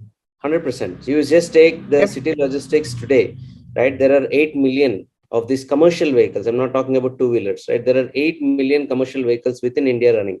Okay, and just imagine any other technology just ramping up to that size of sheer number will take time. So to make our commitments to the world and to our own future, right? We need to bring in these various options to make the whole logistics still green. And not just the fuel options and this, but also what we need to see is many of these challenges with respect to this community, right? Who is actually driving it? They live in suboptimal locations and situations where their availability to these technologies and infrastructures are limited. That is where we all come into play, right? Where we, so as an aggregator, we help it out along with the enterprises, right, to figure out, which is the nearest and easiest way of doing things, so that the cost will be still be limited. And also we are committed to the green logistics. Just imagine most of these guys, if they do not have an opportunity to work, what would they do? Is just they roam around, right? Because they have to live. That's their sustainability, right? They have to live through. And that is where these all will come into play. And as you rightly said, CNGs and everything will survive for a matter of time until a point that we find our own energy source within the country, which is more democratized, and the initial costs and running costs come down. So though we all have our own wish list of 2030s or further, we need to work together. That's the only way we can beat out the climate change. There is no other way. And to that, I agree with Karuna also, because it's not just the transportation alone, right? There are many things which contribute to green, whether it is packaging, whether it is even your whole warehousing. Even if you ask me, the kind of fleet you operate, not just EV alone, right? A mix of things are very much needed to bring this whole thing down. And we're happy, at least, we all are fortunate to talk all this, and we are contributing to this. So we should be really happy with all of us here. Karuna, back to you. Will 25 fuels survive? Will Amazon invest in all 25 of them? Yeah, I mean, obviously some of them are interesting. Some of them we are trying as well. For example, for the hydrogen cells for emergency backup is something more from the generator side. We are going to pilot and see how, because it's an exciting technology, right, from a hydrogen perspective. And we just want to make sure that we are invested in the whole development from the early stage. So, but currently we do believe that electric vehicle is a viable option, is the right option, which we need to double down at this moment, because I mean, transport still contributes a high percentage of carbon load in the environment, and this is a viable option. And again, we don't like to challenge the scientists. This is what the scientists have said. This is what the science is currently pointing to, and therefore we are very heavily into doubling down on EVs at this moment, but obviously staying very open-minded to some of the new ones which are coming up, as you mentioned, hydrogen. Anand, are you making some investments there in moving beyond conventional, let's call it conventional chemistry right now? As Karuna said, I think our story is the same, doubling down on electric right now. But hydrogen fuel cell, I think, is we did a lot of study in our company on that. It's a good technology, because now primarily it's a different topic, but it's rising because of need for green ammonia and green shipping, where hydrogen plays a much more prominent role, and it's the only thing which can be done. And for that, there's a lot of hydrogen infrastructure which needs to be set up around generation, which will eventually probably lead to usage of hydrogen even in mobility. But from all the analysis we have done, it's largely for let's say class 8 trucks or above, let's say 30 tons, 40 tons. But again, who knows? There is Toyota Mirai, which is quite famous. It was driven to our parliament recently. Yes, absolutely. So again, maybe early days, but it's a technology which has made an impact in the West, in a lot of countries in Europe, in US. So definitely it will be a technology coexisting in India. What time frame had to say? Rajat, you're hearing some new technology that we haven't heard of. You want to bring in any new jargon on technology? I have a couple of points on the topic. Number one, I think these 25 odd fuels that you mentioned and so on, it sends a very confused message to the industry. People developing powertrains, people developing vehicles. So overall, and the infrastructure guys, right, sends a very confusing message. We're talking about better ethanol infused fuel. We're talking about hydrogen. We're talking about EV. We cannot go in all directions, right? What is happening now is that because of all these different types of messaging, the big players in the auto industry are sort of sitting at the fence and saying, we'll continue to make fuel cars, petrol diesel cars, and at the most make CNG cars. I recently had tweeted about this. There was this chairman of this large auto company who attended an EV conclave, but kept talking about CNG. So it's sending a very confused message. People are not sure where they're headed. So I think the direction should be one, and then there should be a plan B, but you cannot make plan A, B, C, and then have three other backup plans. Because actually, we needed somebody from Niti over here to answer this question. I can't answer it, at least. If anybody else wants to take a crack at it, feel free. No, I think as long as industry is put on one track, this is going to be a longer gestation period unless the industry is all sort of unified in which direction to go in to it.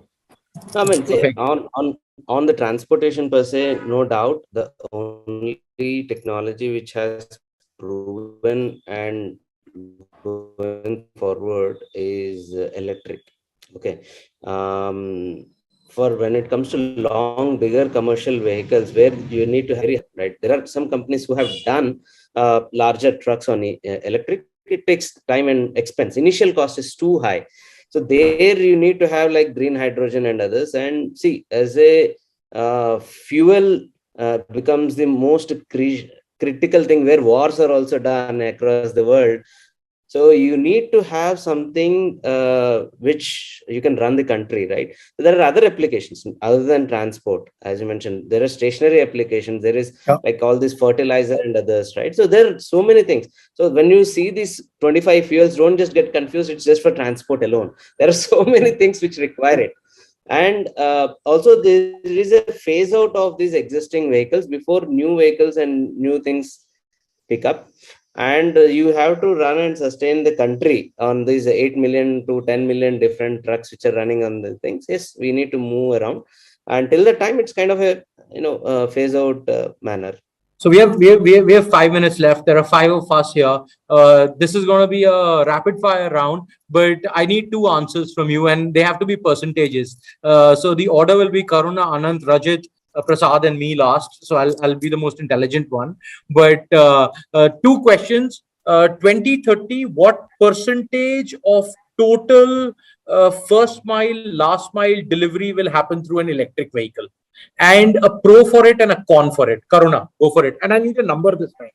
Yeah. So again, Financial Express needs to print a number. Amazon says that 100% movement in 2030 is going to be electric, something like that.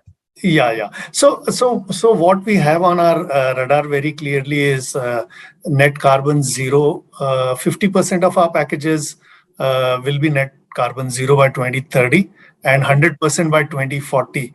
I think that's the one which we are working on. And just maybe 30 seconds on what got discussed before.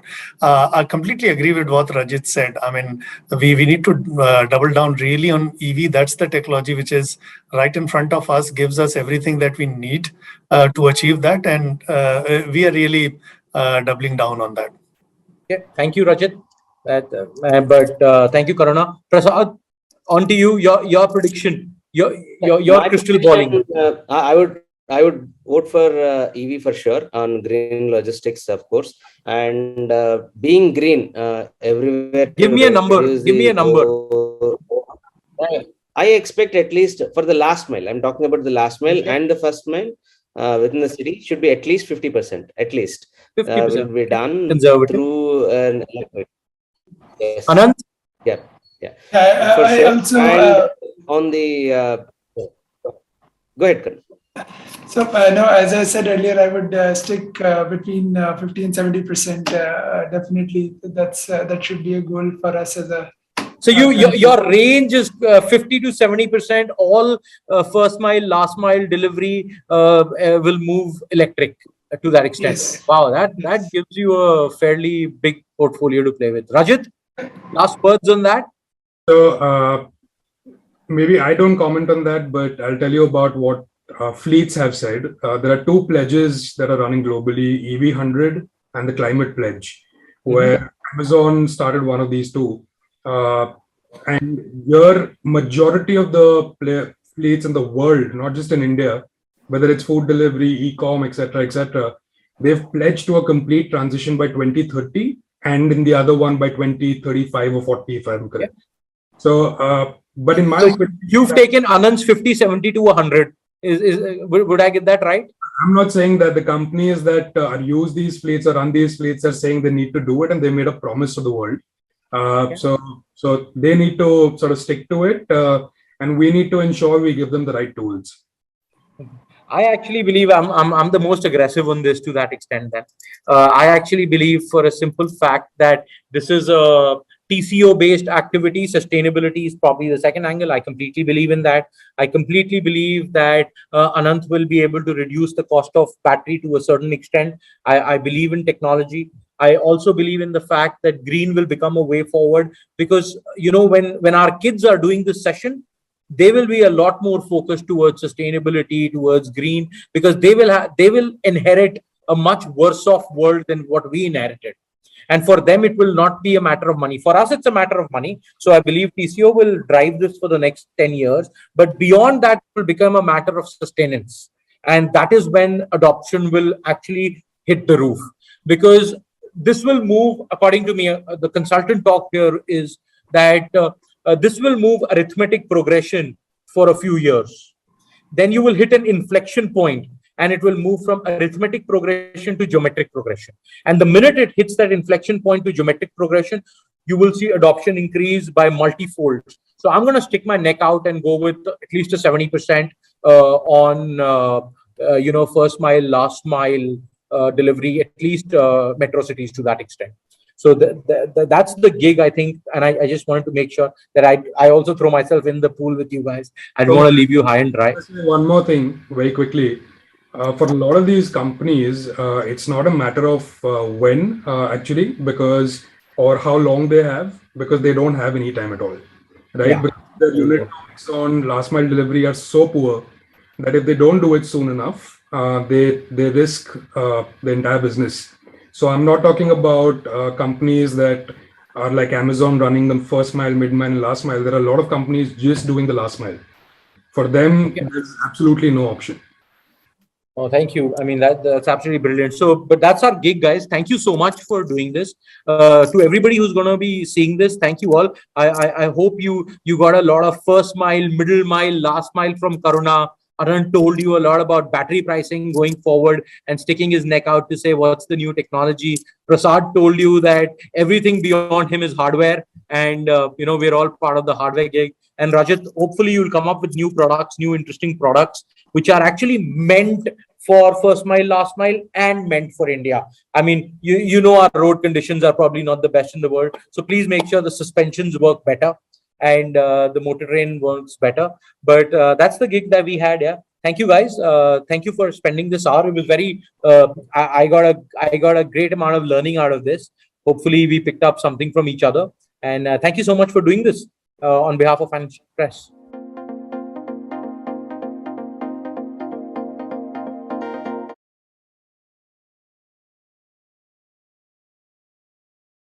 I must say that was a thoughtful conversation on a very important topic.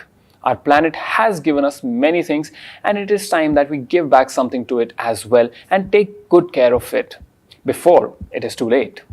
Moving on, we have another fireside chat between Atul Arya, Head Energy System Division, Panasonic India, and our very own Nilesh Wadhwa, Principal Correspondent, the Financial Express. Welcome to a very I must say special that technical was a presentation today. thoughtful We have conversation got with us on a Mr. very Atul Arya, important who is the topic. head of Our energy planet system has divisions given us at many things, Panasonic and India. it is time that He we give back spearheads something the to it energy as storage well market and for the take company in good the care of country it and other emerging before countries. it is too late. He comes with over 2 Moving decades on, of we experience have working another in fireside chat multicultural between Atul environments in Arya, various markets, Head including Energy India, System Bangladesh, Division, Sri Lanka, and Panasonic China. India, and our very own Atul has Nilesh worked in the Wadhwa, areas of Principal manufacturing, Correspondent, data the centers, Financial and T&D Express. sector. Welcome to a very special technical presentation today. We have got with us Mr. Atul Arya, who is the head of energy system divisions at Panasonic India. He spearheads the energy storage market for the company in the country and other emerging countries. He comes with over 2 decades of experience working in multicultural environments in various markets, including India, Bangladesh, Sri Lanka, and China. Atul has worked in the areas of manufacturing, data centers, and T&D sector with companies like Siemens, Schneider Electric, and Alstom. Now I'll pass it on to Mr. Atul Arya to begin his technical presentation. Thanks, Panasonic has been associated with batteries since very, very long. And the theme which we provide to this kind of my presentation for the trajectory of freedom. So primarily started in 1923 with my presentation primarily will cover few areas that's where we started, and I will take you through this journey of Panasonic as well as the continuously overall kept on improving this product portfolio. Panasonic has been associated with batteries better batteries and better life of the batteries. Theme which we rechargeable batteries provide to this kind of the moment came when we trajectory of freedom got into the car. So primarily started in 1923 with the lithium-ion batteries, bullet-shaped bicycle lamp with a axle drive battery, and that's where we started to provide laptops, dark PCs, and then continuously we kept on improving this product innovating. And by the way,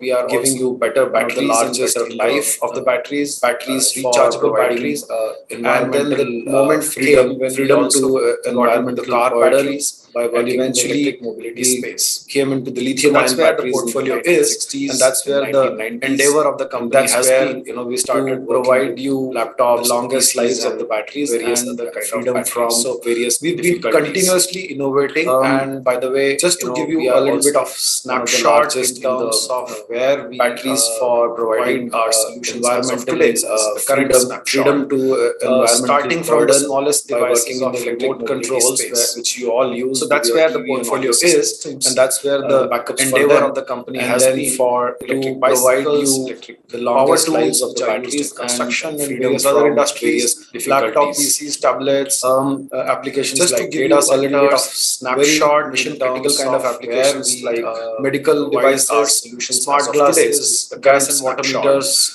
All these starting from the smallest devices, car remote controls, which you all use. In India, we have also been providing batteries to the backups for them. The famous for EVMs, electric bicycles, almost all the EVMs have Panasonic batteries by various other industries. Ensure laptop, PCs, tablets. There is no trouble as applications like data centers. And then, of course, we all know kind of applications, a lot of IoT, medical devices, cars, and smart glasses, gas and water meters, the cars, all these IoT devices, monitoring, and your car other devices have battery backups. In India, we have also Panasonic batteries, and of course, the famous EVs, which are EVMs.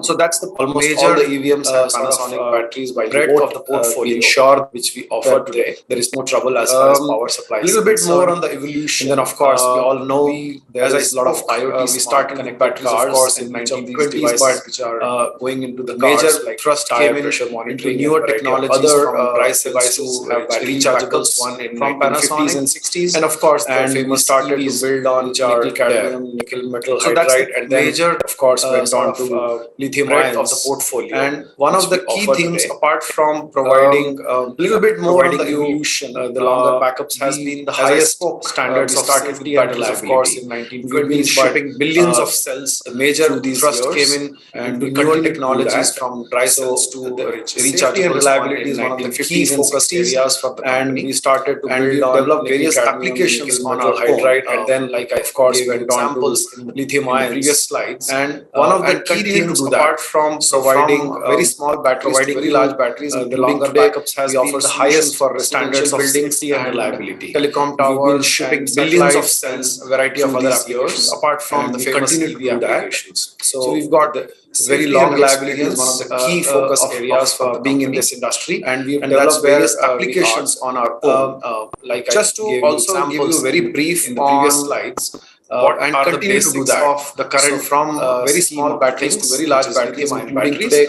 You have got for residential buildings on your screen, telecom towers and satellites, animations, variety of other applications. One is showing the discharging and the application, showing the charging of the very long experience and between cathode and anode. And that's where we are while they are discharged. And just then, of course, also give you a very brief on the cathode from anode are the basics of the current scheme. So that's the cycle which keeps on repeating. So and you have got lithium ion, by the way, is a very generic name. Again, within lithium ion, there are a variety of chemistries. One is showing the discharging, and they are called showing the charging of the other chemistries, maybe. And between cathode and anode on this lithium ions subsequent slides as well discharged. But the important thing is that go back to companies like the cathode from improving this technology through while they are variety of science. So that's the cycle which keeps on repeating. And lithium ion, by the way, is a very generic name. Again, within lithium ion, there are this variety of chemistries. So that's the basic of lithium ion batteries and variety of other chemistries. Maybe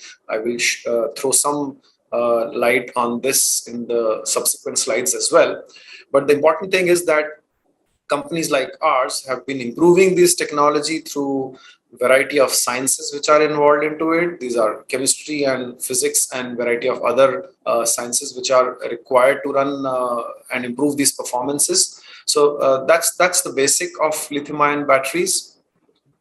Some of the key essentials which must be there, and they are the topmost priorities for the company, is you can see there are 6 circles on the screen, and the biggest and the first circle is named safety. This is a very important topic. I think everybody is now cognizant, though I have been showing the same slide for many years now, and people used to sometimes also not like it that you talk too much about safety. But I think now everybody realizes with the spate of recent accidents and variety of incidents which have happened with the batteries, safety is the foremost thing for a company. And I think this is the most important thing. And we're very proud to say that in spite of selling billions of cells and continuously doing that, we are always away from such incidents. And this comes through rigorous design and manufacturing expertise which we have. Apart from safety, the lithium-ion cells or the batteries must also be extremely reliable. And why they should be reliable? Because I gave you some examples. They go into a variety of mission-critical applications, whether it is EVM or a data center or a satellite communication or electric car or any other sensor, whether it goes into manufacturing or any other environment. Unless you achieve a reliability, you will never be sure of running those applications. Therefore, the second most priority for lithium ions or the battery backups should always be reliability. And they should, of course, be cost competitive. And that's where we also pitch in our solution. But they can, typically, most people try to put cost first, and then comes the safety and the reliability. And of course, as I said, there has to be performance, which is designed for the application, and performance is typically very, very different design for different applications, stationary applications versus mobility versus data center. They all define different applications, and different kind of performance are demanded.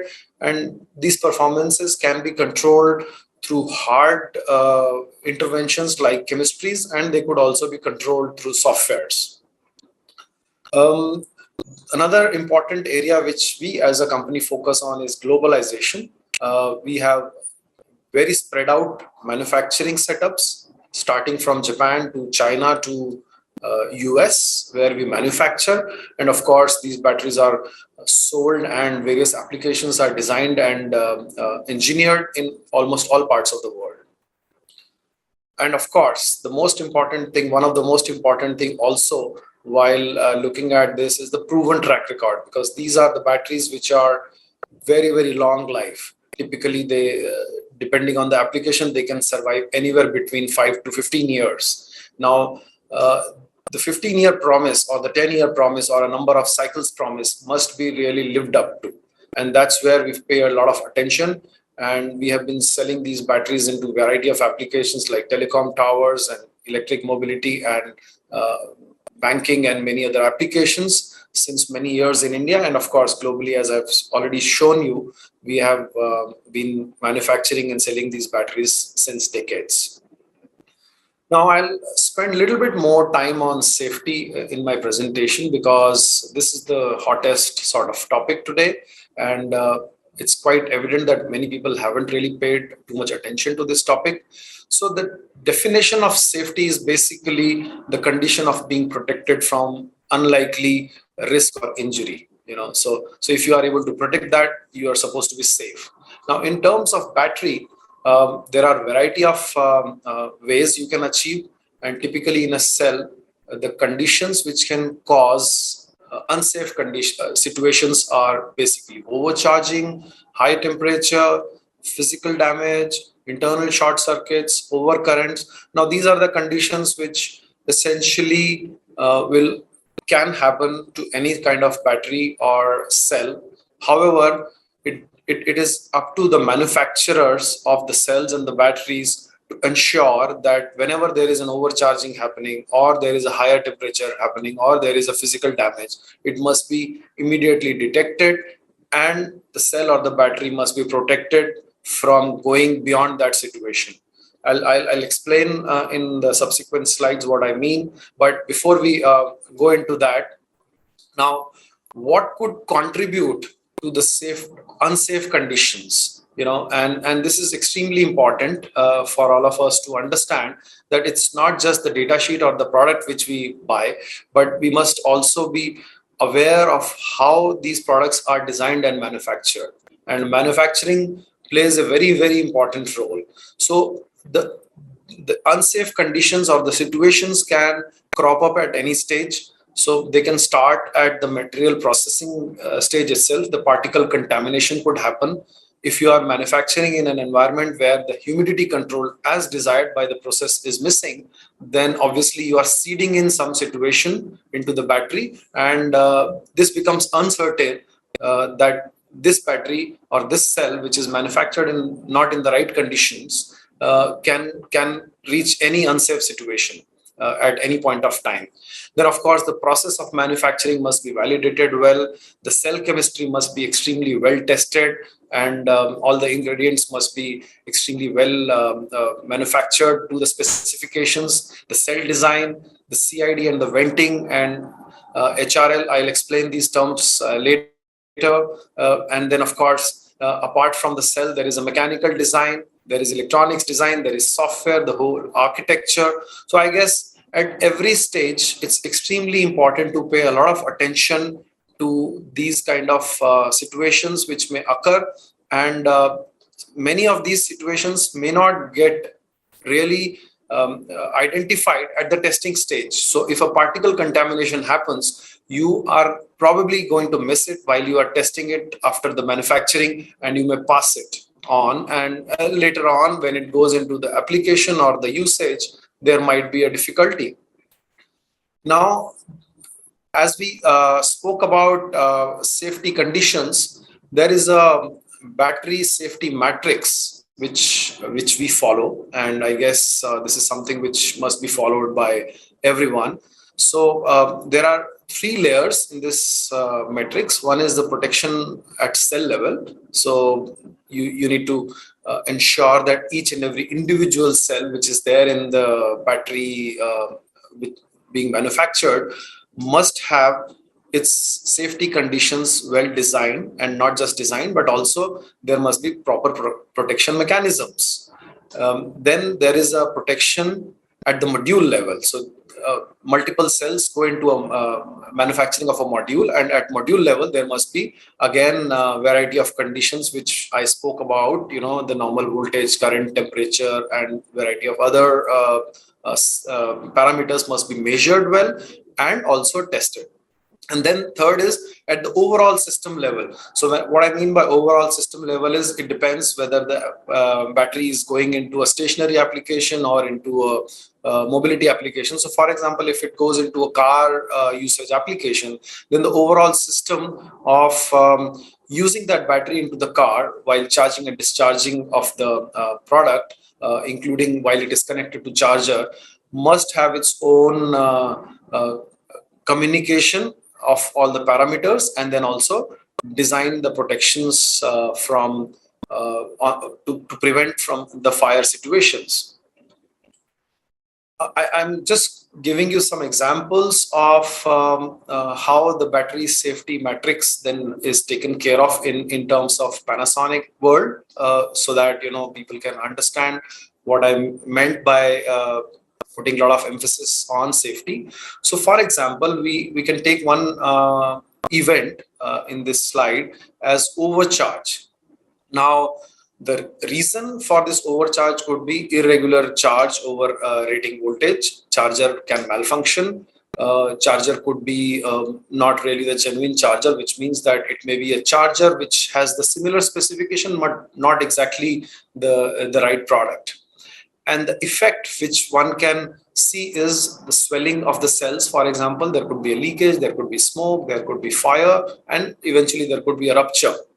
Now, this can be protected at cell level by putting a CID. There could be a vent. It depends on what kind of situation is there. So if there is a smoke or something or a leakage, then the vent could be one of the ways to protect. Then within the cell, between anode and cathode, there is a separator. Now, this separator can shut down, which means, as we saw in the animation slide, the lithium ions move from cathode to anode while charging and discharging.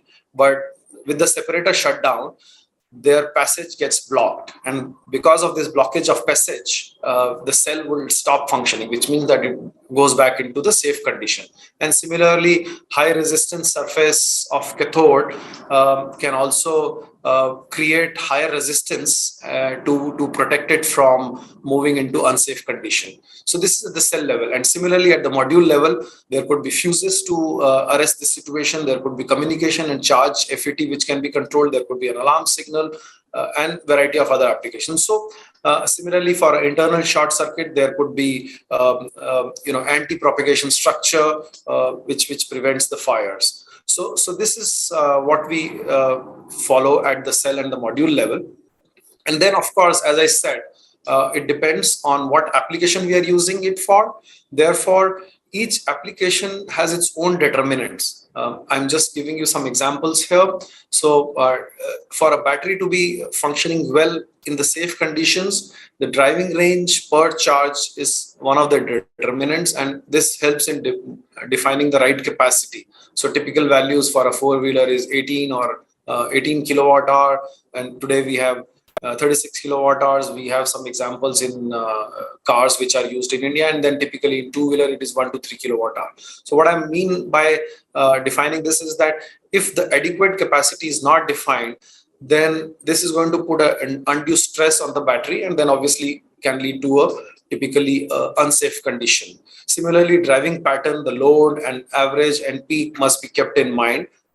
This will define the discharge rate, what is required. And obviously, if it is designed with the right discharge rates, then the safety conditions will normally not be breached.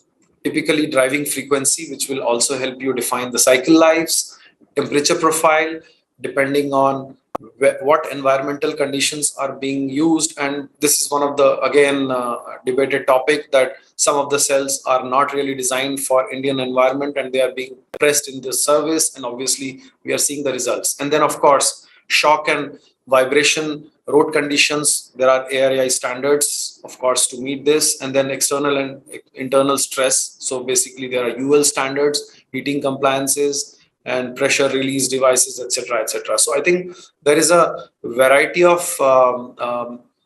ways and means through the engineering of cell, battery, module, and the overall system.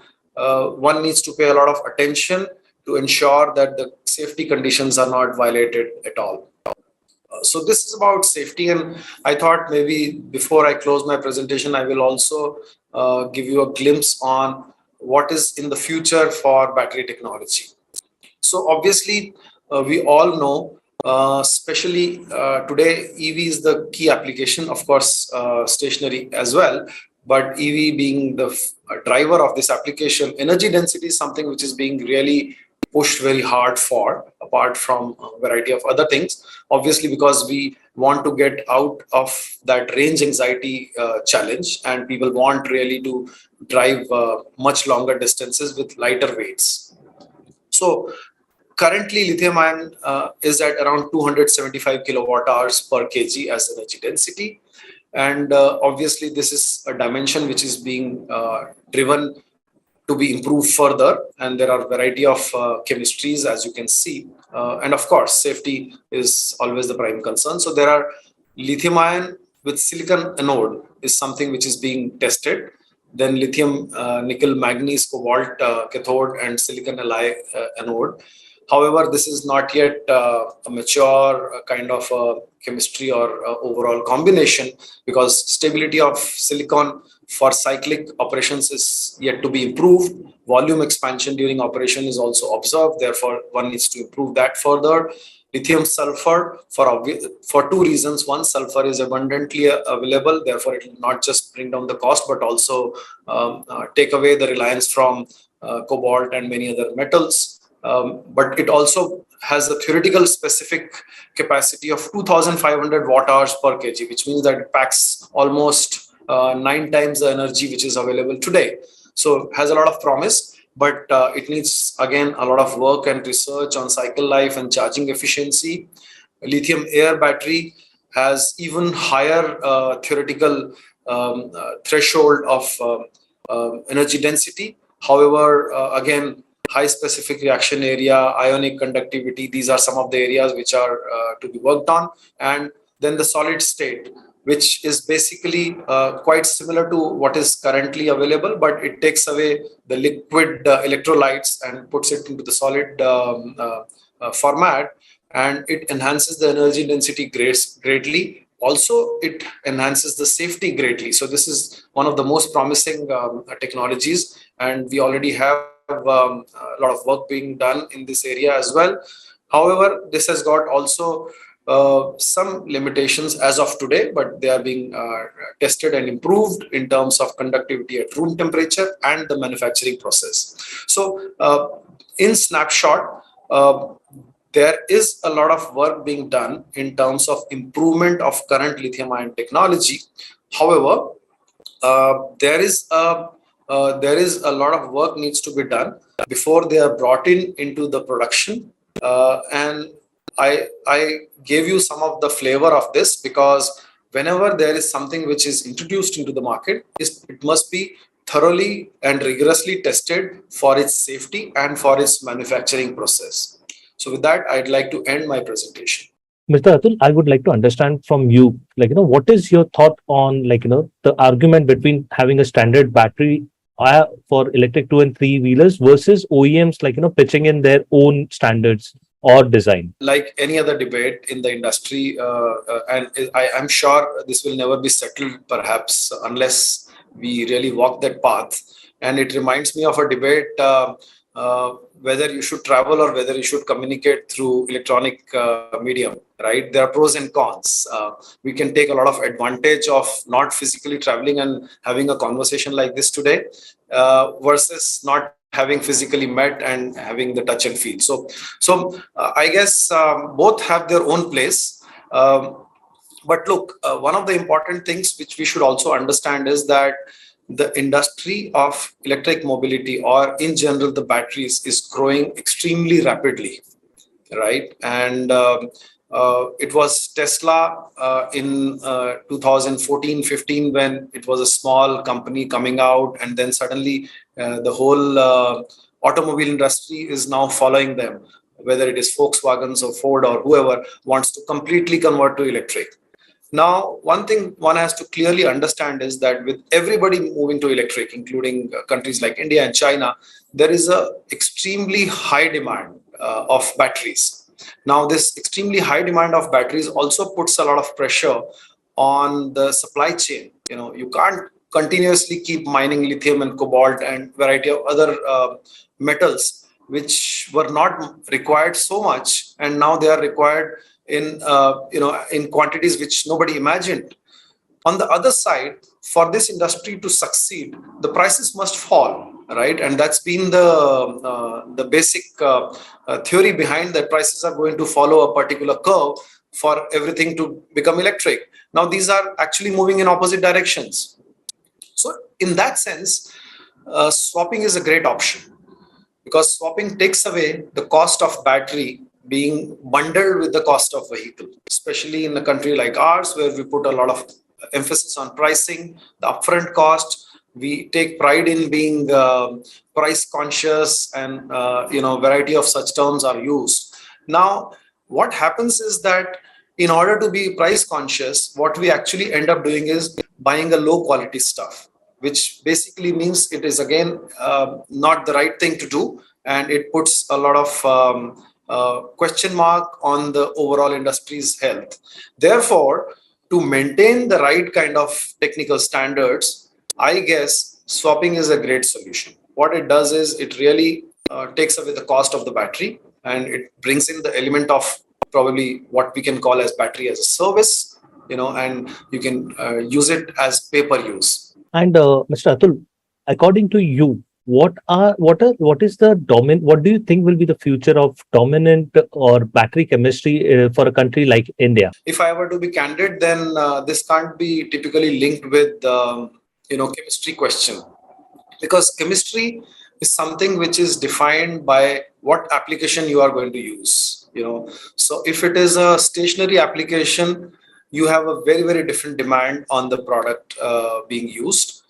Therefore, you should choose the right chemistry for that. And, I probably don't want to get into the debate of which chemistry is best, because again, I believe all the chemistries have their own place in the overall spectrum.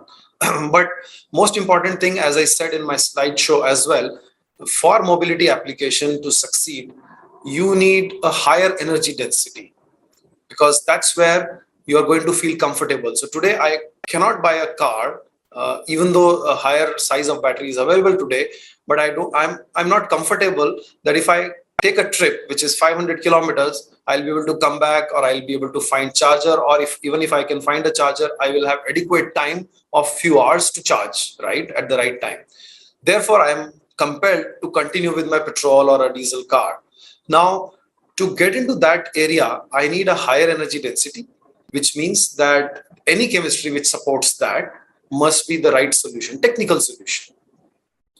For price solution, again, I would like to say that we need not compromise on the technical parameters. We need not compromise on the quality parameters. What we need to do is find a financial solution, find a smart solution.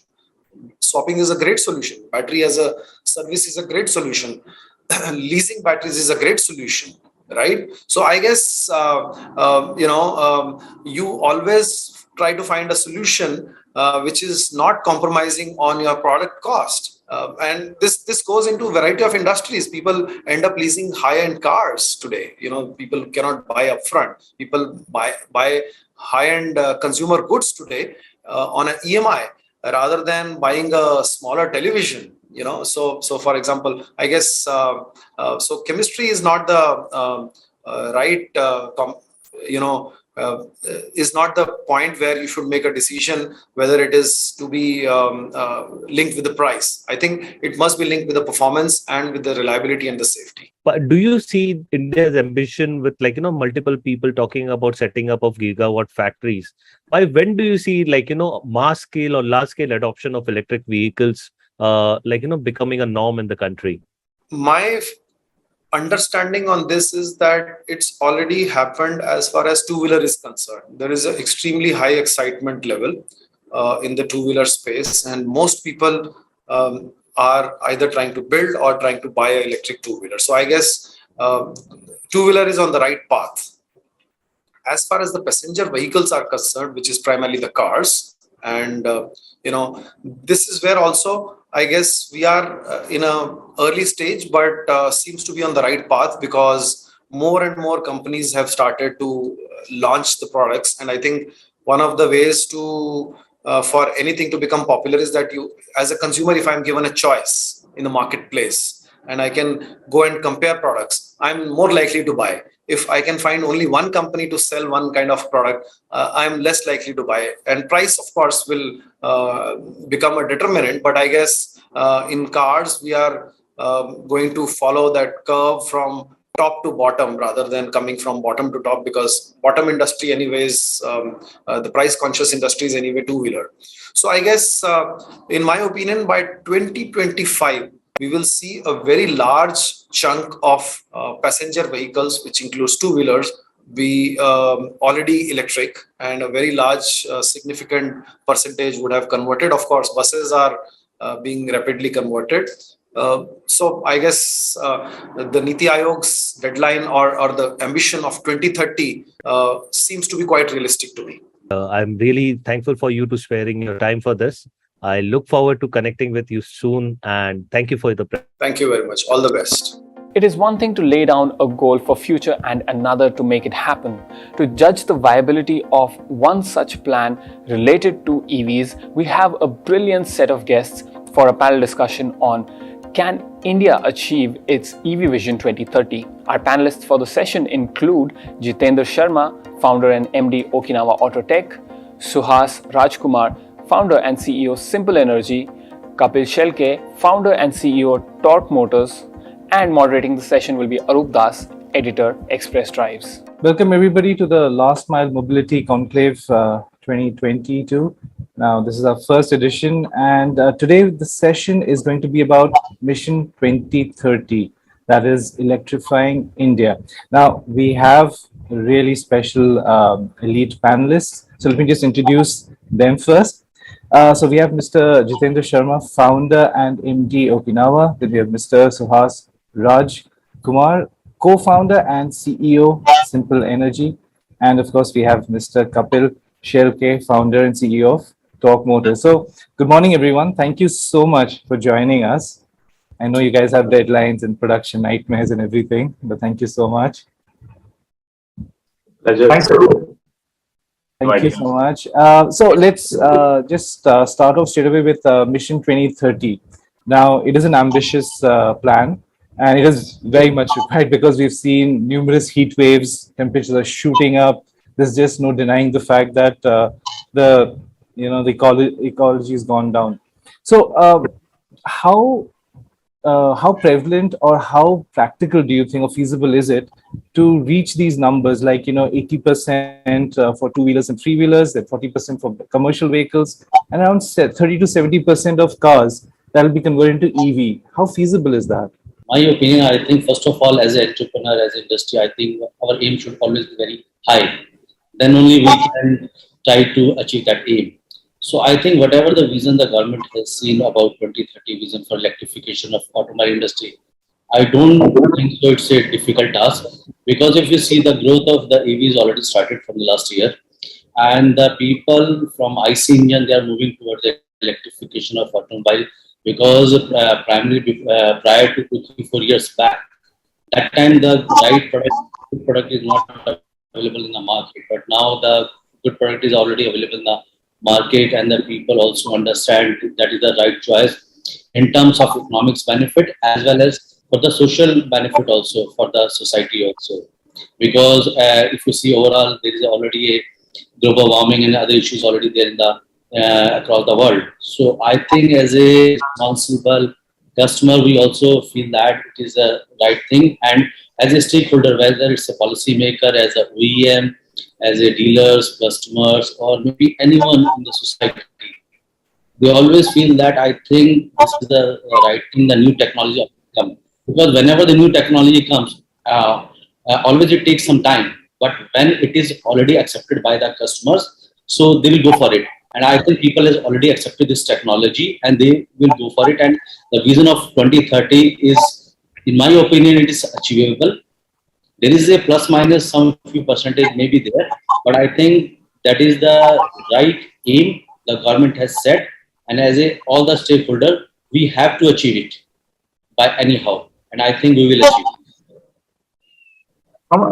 I think I agree with what Jitendra just said. From a cost perspective, the current vehicles are with subsidy are lower than petrol vehicles. In my case, I think the motorcycle that we're making is actually cheaper than the petrol counterpart. It is, the running cost is very low. The reliability is in consideration to syllabus 3 years, considering that you have to change something, a lot of that. From a customer's point of view, I think that is insanity to buy a petrol vehicle right now, because you can charge it absolutely zero maintenance cost, very little fuel cost. So from a customer's point of view, I think once the technology is right, I'm not worried about, he is worried about environmental causes and what is greenhouse effect. I don't think customers are worried about that. He's worried about his monthly income, his EMI. So if I can reduce 50% of his expense, I think he's going for it. And I don't, so from a product standpoint, we are already there. It is just that we are solving our own problems, distribution, scale. Suppose we were available in all the 130 or 200 cities with click of a button and you could buy that. I think we could have sold large numbers.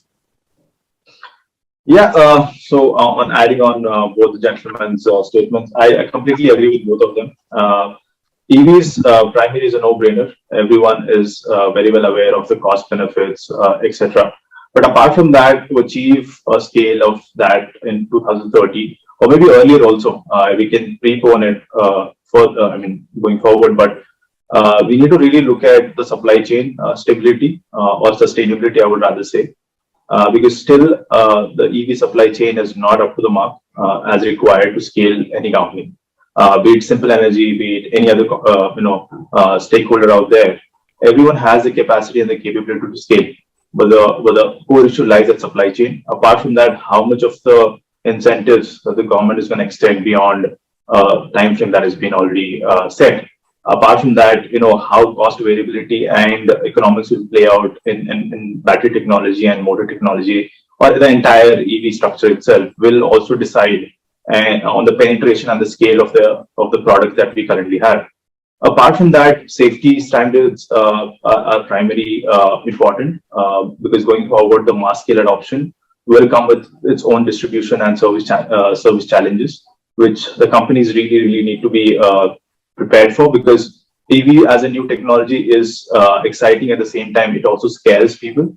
So we need to instill confidence by having a strong sense of serviceability and a strong network of how better we can service the remote places of the country, if not the just urban places, right?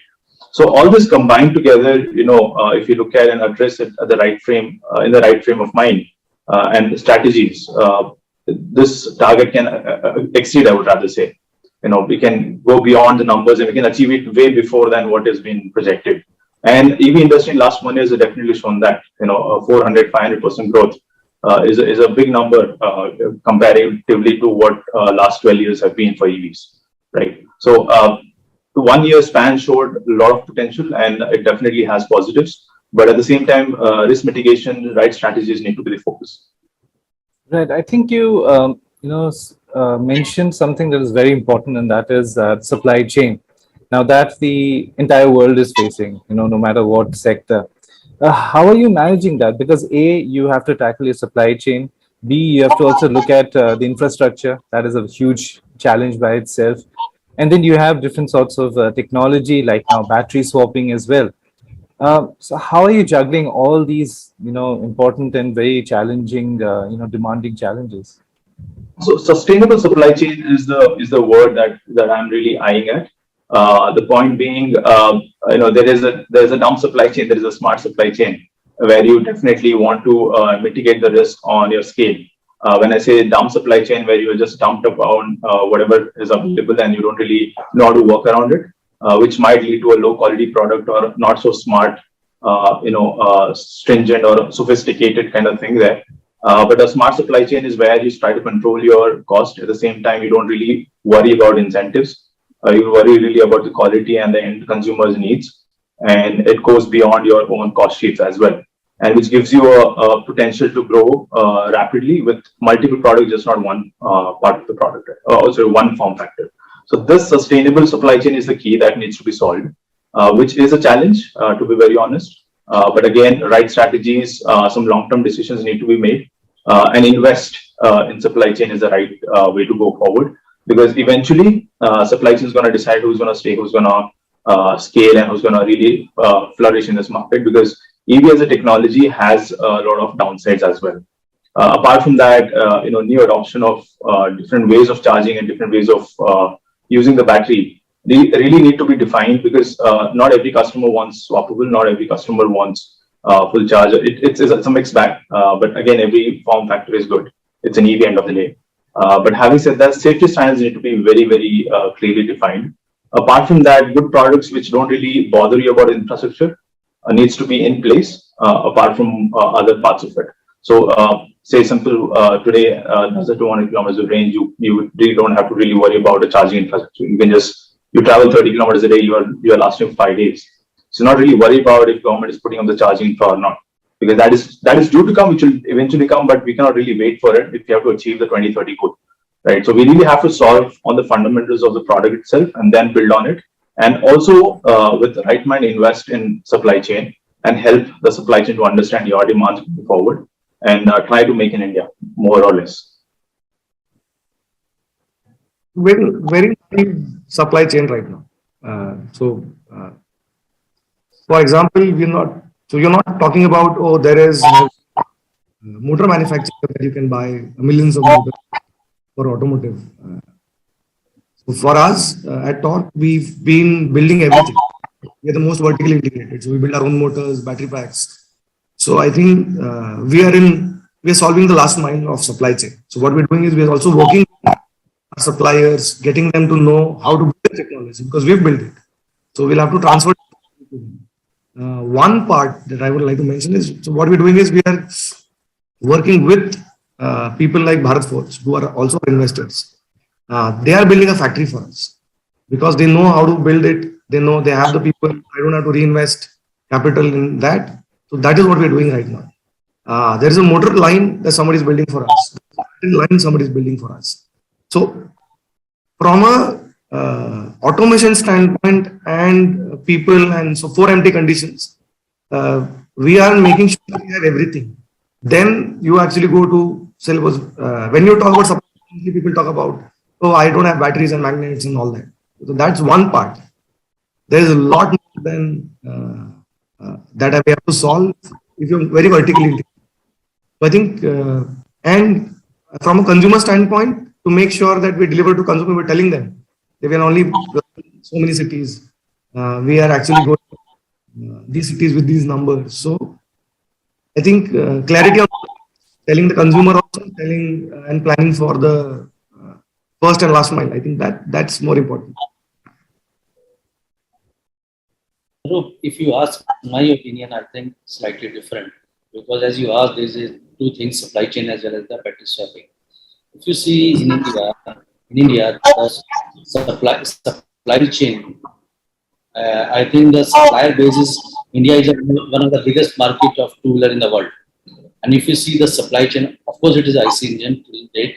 If you see the supply chain, almost 100% parts in the IC engine we are procuring from India only. So here we are making IC engine. And now when the technology is shifting from IC to the EV, so all those suppliers now they are shifting their focus from the IC to the EV, because they also understand end of the day is going to be a big business for them. And that's how you see as Okinawa, they put the government as per their phased manner, almost all the parts must be made in India, other than lithium-ion cells and some few semiconductors. So we already have those target of government of India for 100% localized part as per the phased manner. So it means already the supply chain is already there, because they already have a lots of experience in the supply side of the making the components. Of course, it was the EV. Of course, it was the IC engine. Now they are moving towards the EV also.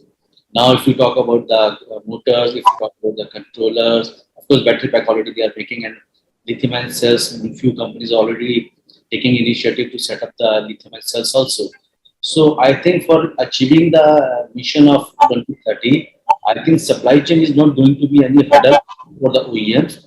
If OEMs and the supplier will do a good, you can say, planning way how to get the some semiconductor or some other issue which is some companies are facing right now. If the planning is proper, I don't think so that will be the hurdle for the OEMs to achieve the target or aim for the 2030 of electrification of this, because already India have a very good supply chain base. Second thing is, we talk about the swapping of the battery. Of course, the government is also bringing new swapping policy and all these things. Of course, it's a good move from the policymaker, and in the future, it's going to be a good thing. But initially, now, as of today, because as already I think Kapil has already shared, the form factor of the battery is altogether different for all the OEMs. So there is two options, whether all the OEMs separately will put their substation, or maybe some other aggregator will come in and they will put the substation. But for that, the form factor of the battery should be same. And that make only sense if the volume is in the millions. That is only the business model will be workable and profitable.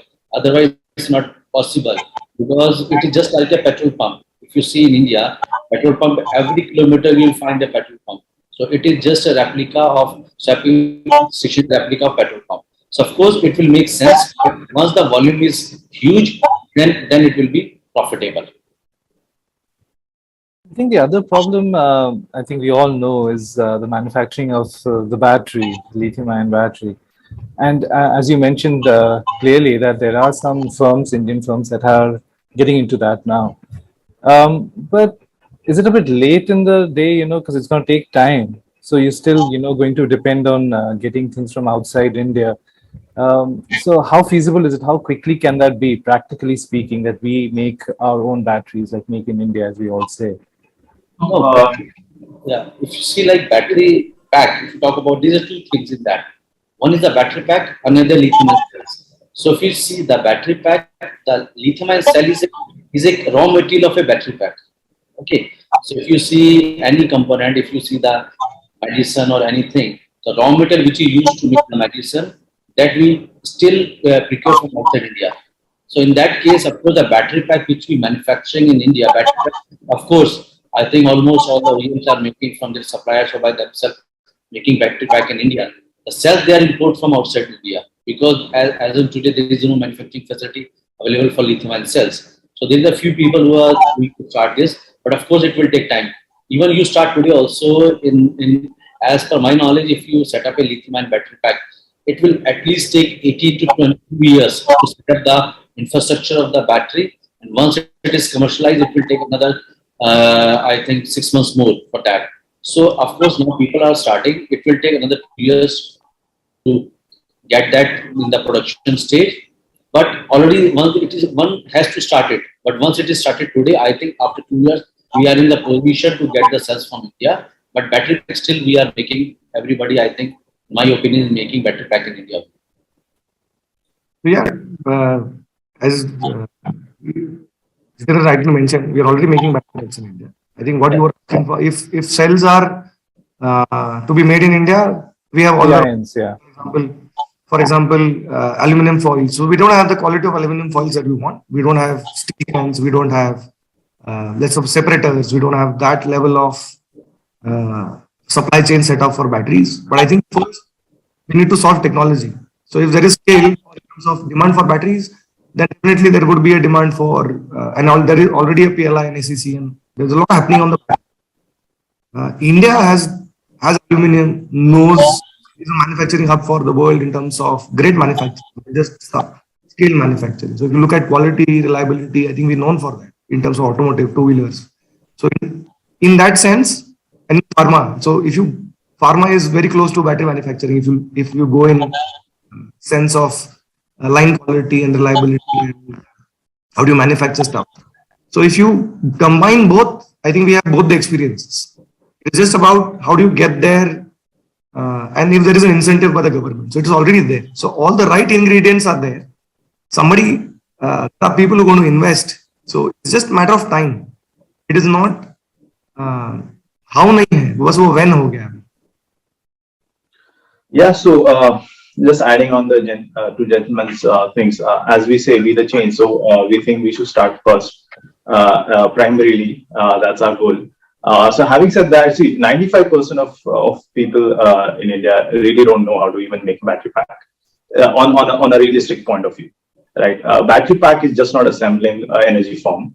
It is more than that. It is about how do you ensure your safety standards? How do you ensure that you have enough fail-safe systems so that you really don't blow up the battery packs in a given point of time? Can you really withstand 2 lakh, 3 lakh kilometers of things?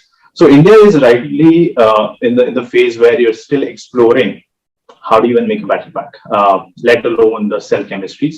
Now, cell chemistries has various applications to it. It depends on what you really want to do out of it, right? If you want to have a slow-moving vehicle, you can have an LFP. If you want to have a high-performance vehicle, which is more desirable, you can have a high-discharge cell chemistry. It's more to do with how your separators work, how your cathode and anode are placed, or what kind of material you use. People are working on cobalt-free things also, right? So a lot of things really depend on how you really visionize yourself and how you categorize your products.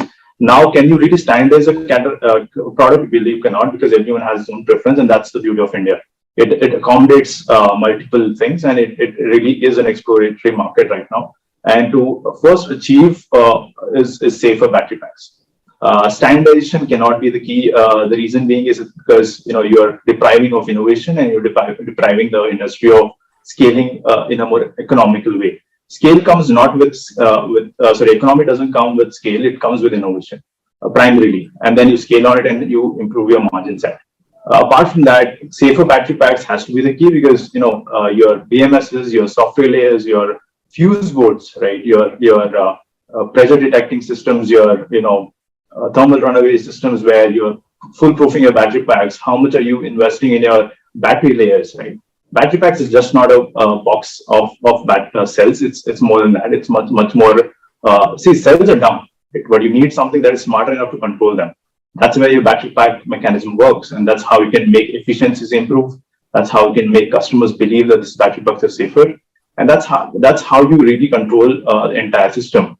And to achieve that expertise, you need some experience on the vehicle itself, right? Hardly there are people who have built battery packs and have run for more than millions of kilometers on a smart stack. As I say, it is really an early stage for things. And apart from that, the fundamentals of a cell manufacturing goes down to what chemistry you're going to manufacture. If you really look at LFP, it is patented. It will go patent free in a few months. I don't know. I'm not sure, in a few years, which everyone can manufacture. But at the end of the day, what is the abundance that you have in your country? What chemistries can you blend in? What exactly is your cathode going to be? What exactly is your separator going to be? Is it available in India? Can it be more economical? All these answers will be explored in next 3 years or maybe 4 years. So we're still away, 2 years away from good standardized, good safety standard batteries. 5 years away from really having a scaled cell manufacturing, because sustainability has to be the key in the economics. It cannot be incentivized all the time, because eventually everything has an expiry date. So good products, safer products, much better products than the Western countries, which are made here in India, has to be the key focus of all the stakeholders. And that's where we believe Simple Energy comes in, for saying the statement, be the change. And we really want to believe in that and put up a really good structure on that front. Right. Yeah. Experience and availability of resources in India. Yeah, that's the key. Now, safety is another angle that, pardon my pun, I don't want to blow things into proportion, but that has been in the news for a long time. Now, what are the safety norms that are really required? Because I don't believe there is anything standard as such, and you guys are experienced people here. So what is it that is required? And also, how do you then also tell people that, because, you've seen this in ICE engine cars as well, it's the same thing. So how do you bring that safety norms into play? So let me get this straight. Even current IC vehicles go on fire after hundreds of years. As already before the conversation started, he also said So there's a mature technology that's already also feeling the same heat. And it is not, the probability of fire is not zero, or it is never going to be. So even if we design for everything, so there are about 6 layers of safety that we design for. So it is, probability is not going to be zero in all sense. What we can do is, what Torque achieves or want to achieve is about parts per million safety. For every million motorcycles, let's say one has a failure. I think that's sort of a quality that we want to build.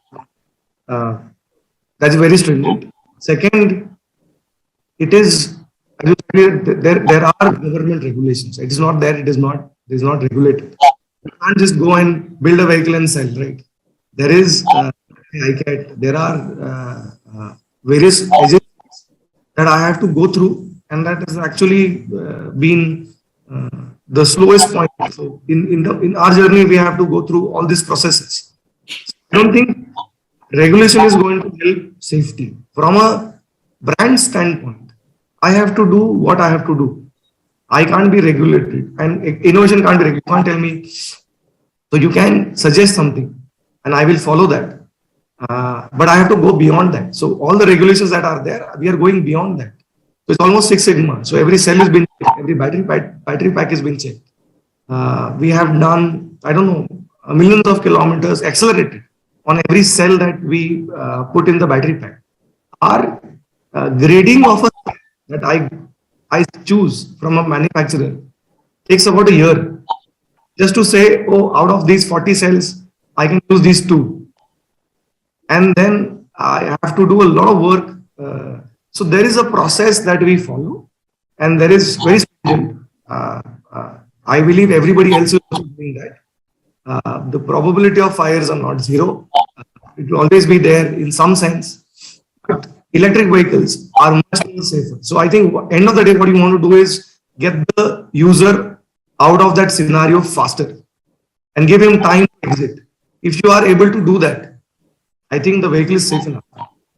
Well, the current scenario with Twitter and all that, I think it is going out of proportion, as you rightly said. But we have to make it safe enough that there is no loss of life. I think that's the main bottom line. There might be fires, the vehicle can go, there is insurance, there are multiple other things. But I think non-negotiable is people's life.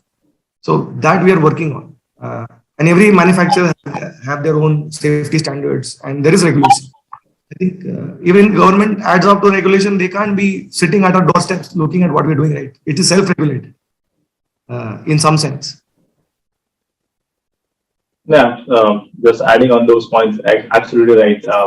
You can't really have watchdogs on your factories and how you build it. It starts with you. It starts with the manufacturer. But having said that, you really need to figure out how better your systems are in the worst case scenario. Obviously, nothing is 100%. 99.9% doesn't have to catch fire. That's what you need to achieve. And apart from that, even if that one case wants to catch fire, it should just not blow up things and out of proportion, and someone should not lose life. So that is where fail-safe systems come in. You have a safe system where you don't catch fire for 99.9% of the time. There are fail-safe systems where if you have 5 grades or 6 grades or maybe 10 grades, we at Simple have 13 grades of fail-safe systems to analyze that. Even when a scooter crashes, we know exactly what happens with the battery packs. That's the kind of safety standard that needs to bring in, because you don't want your scooters blow up any given point of time. Apart from that, the fundamentals start with how much of mapping you've done for the country that you're servicing in, so that you really are aware of the conditions and the part of operations where people are operating at or driving at, to be precise. And then you can build those systems up. And as I said, the cells are down. You need to just make a smart stack on it and better packaging, and you will be heading towards it. And our first step towards that was building our own PCM material, which is first in the kind. That's where first step follows on, where you avoid thermal runaways given point of time, because that variability needs to be accounted for. And if you put everything right and it starts with your DNA, as Kapil mentioned, everything can be resolved. Okay. So adding to this, I think in my view, to talk about the safety of the product, especially in the EV, it is divided into two parts. One is the mechanical side and another is the electric and electronic sides. So when you talk about safety, it is not about only the battery. It is about the overall product, because if the brake system is already there, if you drive the product on the road and the brake system is not right, it also a hazard to your life or to the customer who is riding the product. So the safety should be at each level, each process, each component level manufacturing, and of course the final product making and the final testing of the product. So we have to be very cautious about all the parameters. It's not only about the battery, but of course battery is just like a fuel, because it just suffices the fuel. So synchronize of the complete powertrain, whether it is a motor, controller, and the battery, that is also very important when we want to take the right output, and the safety from the battery or other parts of this. That is very, very important. Second is about the overall product also, whether it's a chassis, frame, or maybe brake systems or other parts also. That is also very necessary. People cannot ignore that. When you are riding at the speed of 70, 80 kilometer per hour on the road, in the traffic situation, something went wrong with your brake system or the mechanical side also, it is also not right. It is also very dangerous. So we have to be very cautious about that. And of course, where we talk about the battery, there's already the gentleman already discussed a lot about the whether it's about the raw material, cells chemistry, smart BMS, and the thermal of the battery, cooling of the battery. That is also an important parameter which needs to be taken care. So I think it is the responsibility, of course, the component manufacturer and the OEM from design stage to the production level. And of course, it is important the testing. At what stage, at what testing level you are doing the endless testing of your product and the different conditions, how the customer is abusing the product. Because end of the day, you don't know how the customer is using your product. Nowadays, if you find, because we already in the mass production for 5 years and we already sold more than approximately 2 lakhs vehicles in the market. So we are awareness is a very important key parameter to take care of the product, because it's a new technology. People always think that it is just like the IC engine and it will behave like IC engine. But when the new technology, we have to understand as a customer how to take care of this product. That is very important. So as all the stakeholders, as OEM, this is a responsibility of us, our dealers, and of course to give this knowledge to the customers to how to take care of their product and how this product will behave in different situations, and in that case what to do. So do's and don't is also very important in this way, because after 4-5 years, then the people is going to more habitual about the EV. I think this issue will not come up.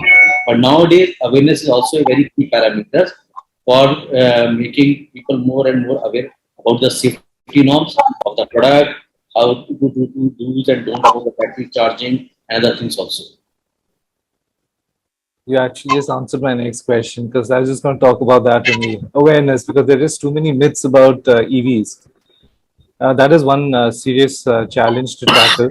On top of that, also there are these questions that people do raise that in our country we don't get we don't have a steady flow of current or electricity. So if suddenly there is so much of so many EVs, then what will happen to the power grids?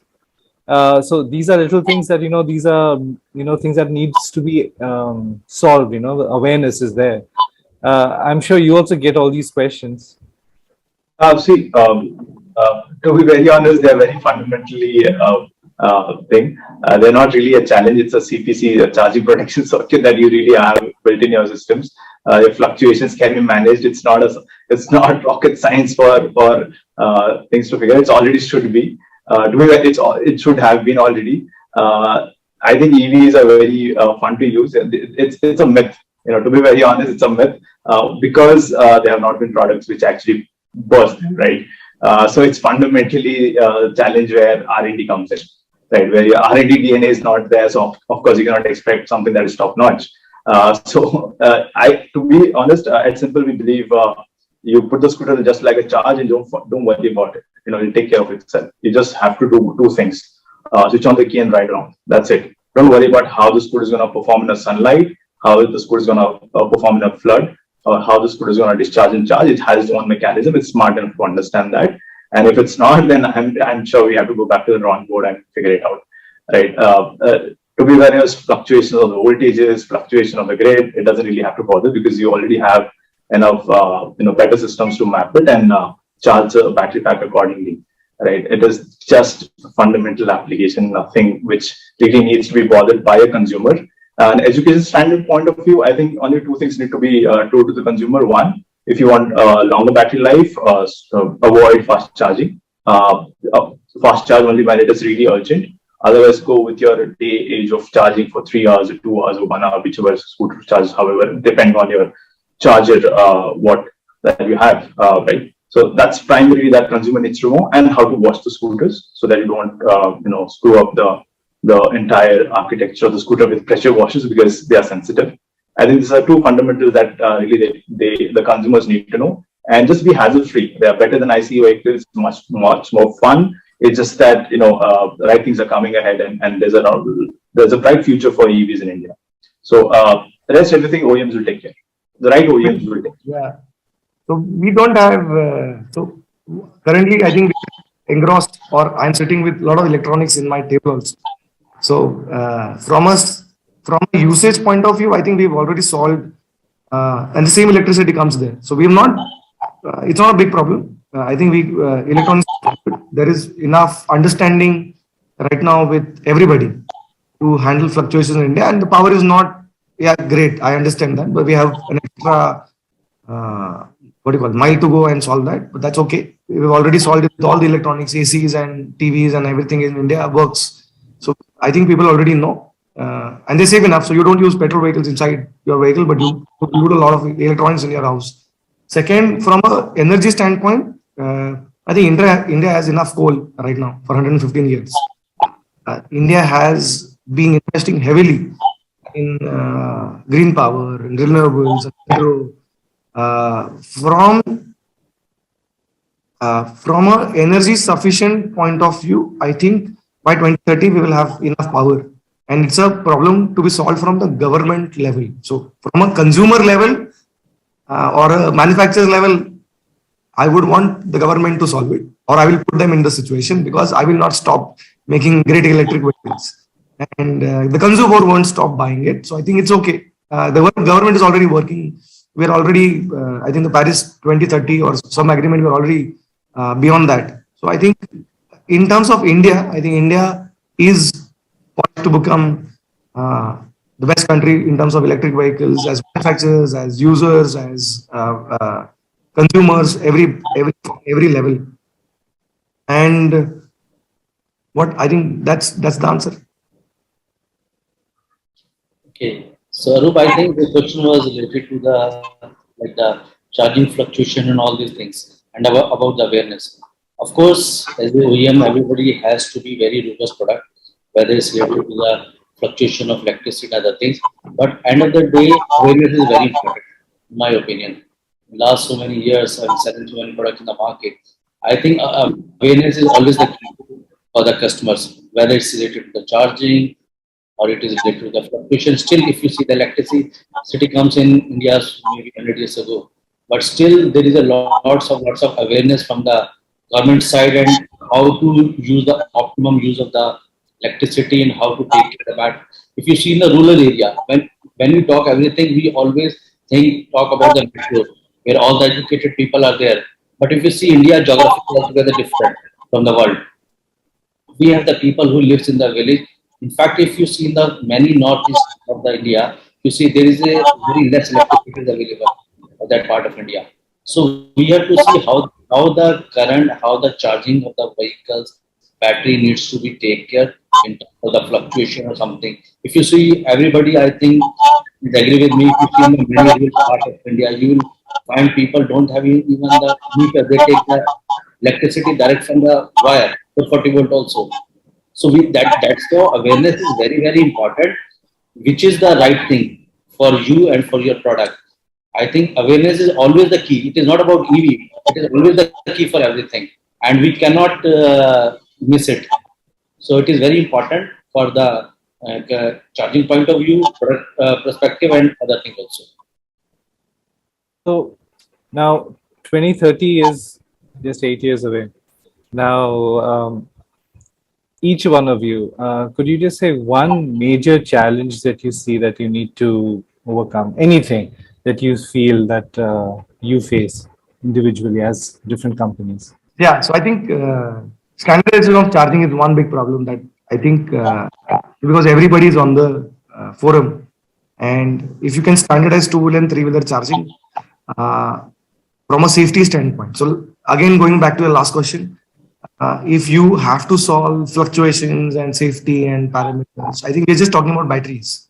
We will also have to solve the way we charge those electric vehicles. If we can standardize those in the next, let's say, working together, like a Linux rather than being a Microsoft at a time, then I think that's a big challenge we can solve. We don't have to worry about the government. We don't have to worry about anybody else. It's just between all the manufacturers. I think that's a big challenge to solve. As I see, every OEM has their own pain points. I think Kapil have his own. Ours is supply chain. To be very honest, we are so vertically integrated. Our systems are, we need a robust and sustainable supply chain. Supply chain is a sustainable one because Simple IG has a projection. I know the current market we can ship in just 1 year, right? Simple alone can. That's the demand that we have. Our pre-bookings are skyrocketing every day. At the same time, we also face the heat for things like that. So it's really a supply chain thing for us because we fundamentally have solved the range anxiety and the charging time because that's where the key focus was from day one on Simple One. Apart from that, now we are trying to figure out how we can scale faster and ship faster. That's the key focus and the area that we are really focusing on. Apart from that, our key strengths or will come in next 3 years is supply chain because we really want to solve that so that we can go ahead and ship maybe 5 lakh scooters in a year or maybe 10 lakh scooters in a year. Any OEM wants to do that. They are restricted because of supply chain, not because of the capability of the factory or the robustness of the system itself. Right. So our key focus will be there, and that's the problem we would want to solve faster. So, Arup, in my opinion, I think when we talk about the aim for 2030, the government vision it could be more than 80%, 100% of the EV. So it is not about only the one thing can solve this to achieve this aim of 2030. I think there are 2, 3, 4 things is there. One is the awareness is the key about the EV, about the right product and the quality product at the right cost. That is very important. When we talk about the millions of vehicles, it is not about the niche market. End of the day, the two-wheeler, who is the user? We have to understand. The two-wheeler user in the India, year 2018, the total sale of the two-wheeler was around 21 million vehicles. It means more than 2 crore vehicles was sold in India. So we cannot talk about only about the niche market. And the right customer for this two-wheeler is the lower middle class and the middle class. When you talk about the volume, when you talk about the aim for 2030. Okay, if you want to sell only maybe 1 lakh, maybe 5 lakh, 1 million, 2 million, it's okay. But when you talk about just to cover that market in the year 2030, as per the study, the market of India is going to be somewhere around 27, 28 million vehicles of the total two-wheeler market. So we cannot cater that market with all these type of products. We have to understand what is the psychology of the customer. So in India, one thing is very important: the quality product at the right cost. How you product positioning in the market, because end of the day, the customer psychology is the cost. In India, especially in India, so we are not living in Europe and anywhere where people will just ride the two-wheeler for their fun. Here in India, people are riding the two-wheeler for their commuting purpose, for their need. India, when we talk about the vehicle, it is a family product. Two-wheeler is a family product. So we have to understand supply chain by 2030 is not going to be any issue. I'm 200% sure about that because India has a very sustainable supply chain. So that is not going to be any issue. Of course, the supply point of the raw material that is also going to be solved. That is not going to be a big thing. The important thing is what to understand the customer perspective, what they need, what they want. So as a OEM, you can say the founder of Okinawa always feel that we have to put ourselves in the shoe of a customer, what they want, and then deliver the product according to the customer need. That is the right approach if you want to achieve the aim of 2030. and bring the product at the right quality at right cost. And I think it will solve the problem for everyone. So it's all about awareness, technological solutions, understanding customers, supply chain. So India, I think in the EV sector is definitely galloping towards 2030, thanks to pioneers like yourselves. And again, thank you so much for joining us. And it was really, really exciting to talk to all of you and quite an eye opener. And again, we just like to tell everybody that these are the gentlemen who will not only provide world-class products, but will also bust all the myths that are surrounding in your social media sector. So again, thank you so much for taking the time out, everyone. Thank you everyone for lending us your time and sharing your thoughts on the future of EVs in India.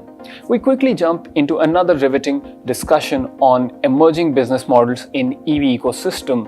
Joining us will be Anjali Ravi Kumar, Chief Sustainability Officer, Zomato, Arun Shreyas Reddy, founder of Race Energy, Akhil Aryan, co-founder of Ion Energy, Akash Gupta, co-founder and CEO of Zip Electric, Kaushik Burman, Head Global Expansion, Gogoro, Sheetal Bell, Partner GrowX Ventures, who will be moderating the session. Hi everybody, welcome again to the Financial Express's first and last mile mobility conclave. I'm Sheetal Behel, partner at GrowX Ventures, and I'll be moderating this session, which is focused on emerging business models in the EV ecosystem. So joining me in this session is a very balanced mix of experienced entrepreneurs and senior management folks from the EV and mobility startup ecosystem. This group represents very diverse views: consumer, B2B and technology, very early stage publicly listed companies, India and international. What I'll do is I'll start with a quick introduction to myself, then set up the structure and the agenda, and then we'll dive right in. So I'm a partner at GrowX Ventures, which is a seed stage B2B and emerging tech focused fund. I lead all our investments in deep and emerging technologies. I have strong interest in the EV space. I started looking at the space way back in 2017 and wanted to watch how it unfolds. But I thought it was still too early to invest till 2019. But it turns out my judgment was a little wrong, and it seems like it's still too early to invest in the EV seed stage. But we'll talk about that in a bit. I've invested in 2 companies from the fund, Self Propulsion and Race Energy. And I want to add a disclaimer here that, Arun and I, Arun is a co-founder CEO of Race Energy, we had no idea that the other person was on the panel. So I can assure you that I'm not going to go easy on him just because of our relationship. Anyway, coming back, in 2019, we started developing a view on the EV space, but as opposed to a lot of our other theses, we didn't have a really sharp one. So we actually ran an accelerator in 2019, through which we saw about 150 odd companies, and finally landed up making 2 investments. Cellprop works in the LCV space, and Arun and Race Energy is in the battery swapping / retrofitting space. We probably looked at about 300 plus companies, fairly familiar with all the business models, and hence, I guess, why I'm moderating the session. So a quick note before we kick off, what we're going to do is we're going to focus on a niche within the overall EV mobility ecosystem, and which is specifically the 2-wheeler and 3-wheeler EV space, because that's where most of the action is.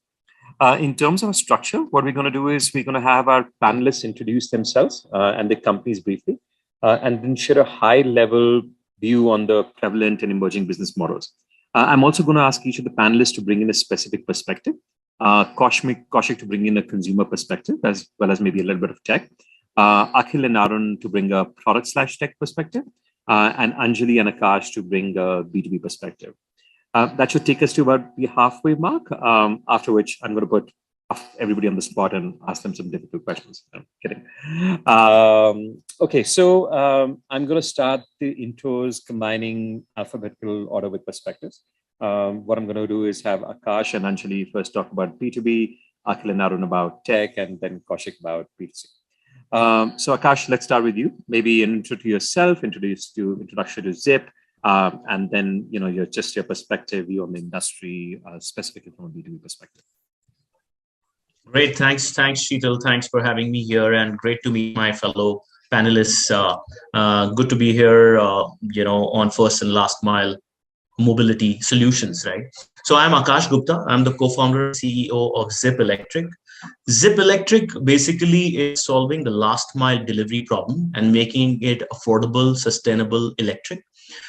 Basically, in the last 4 years of our journey, we realized that the entire EV ecosystem has to happen to solve the problem of pollution and sustainability.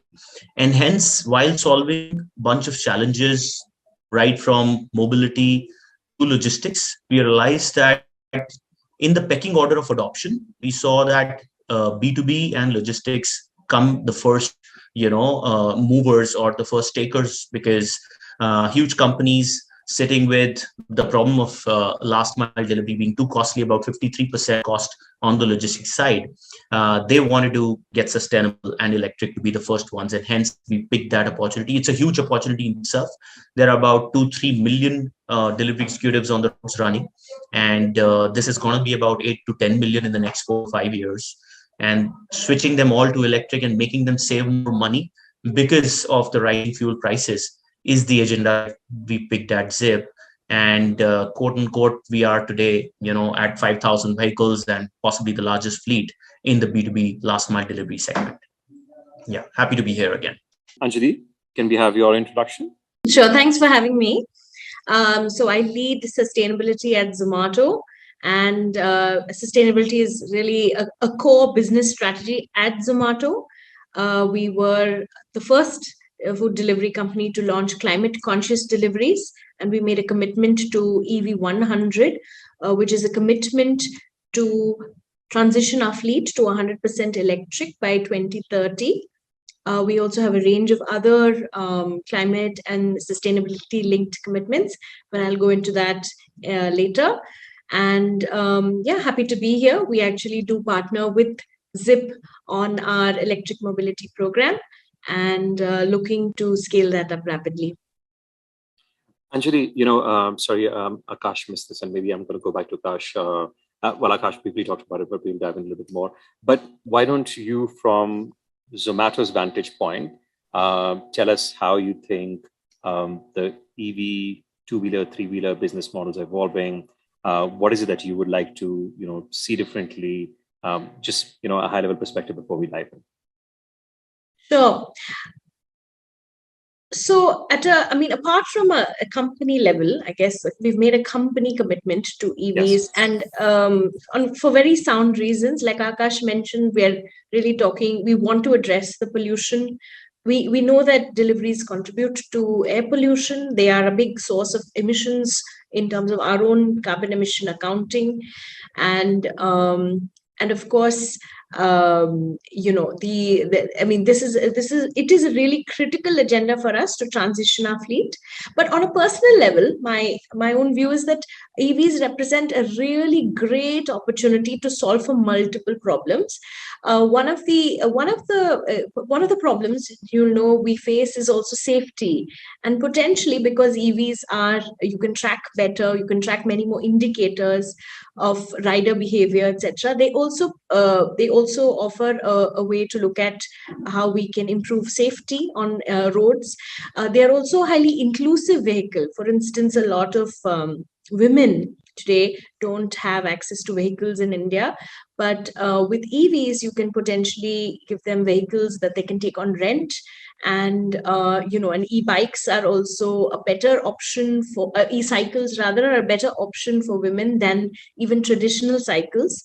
So I do think that pursuing this agenda actually serves multiple sustainability goals, not just the climate linked goal.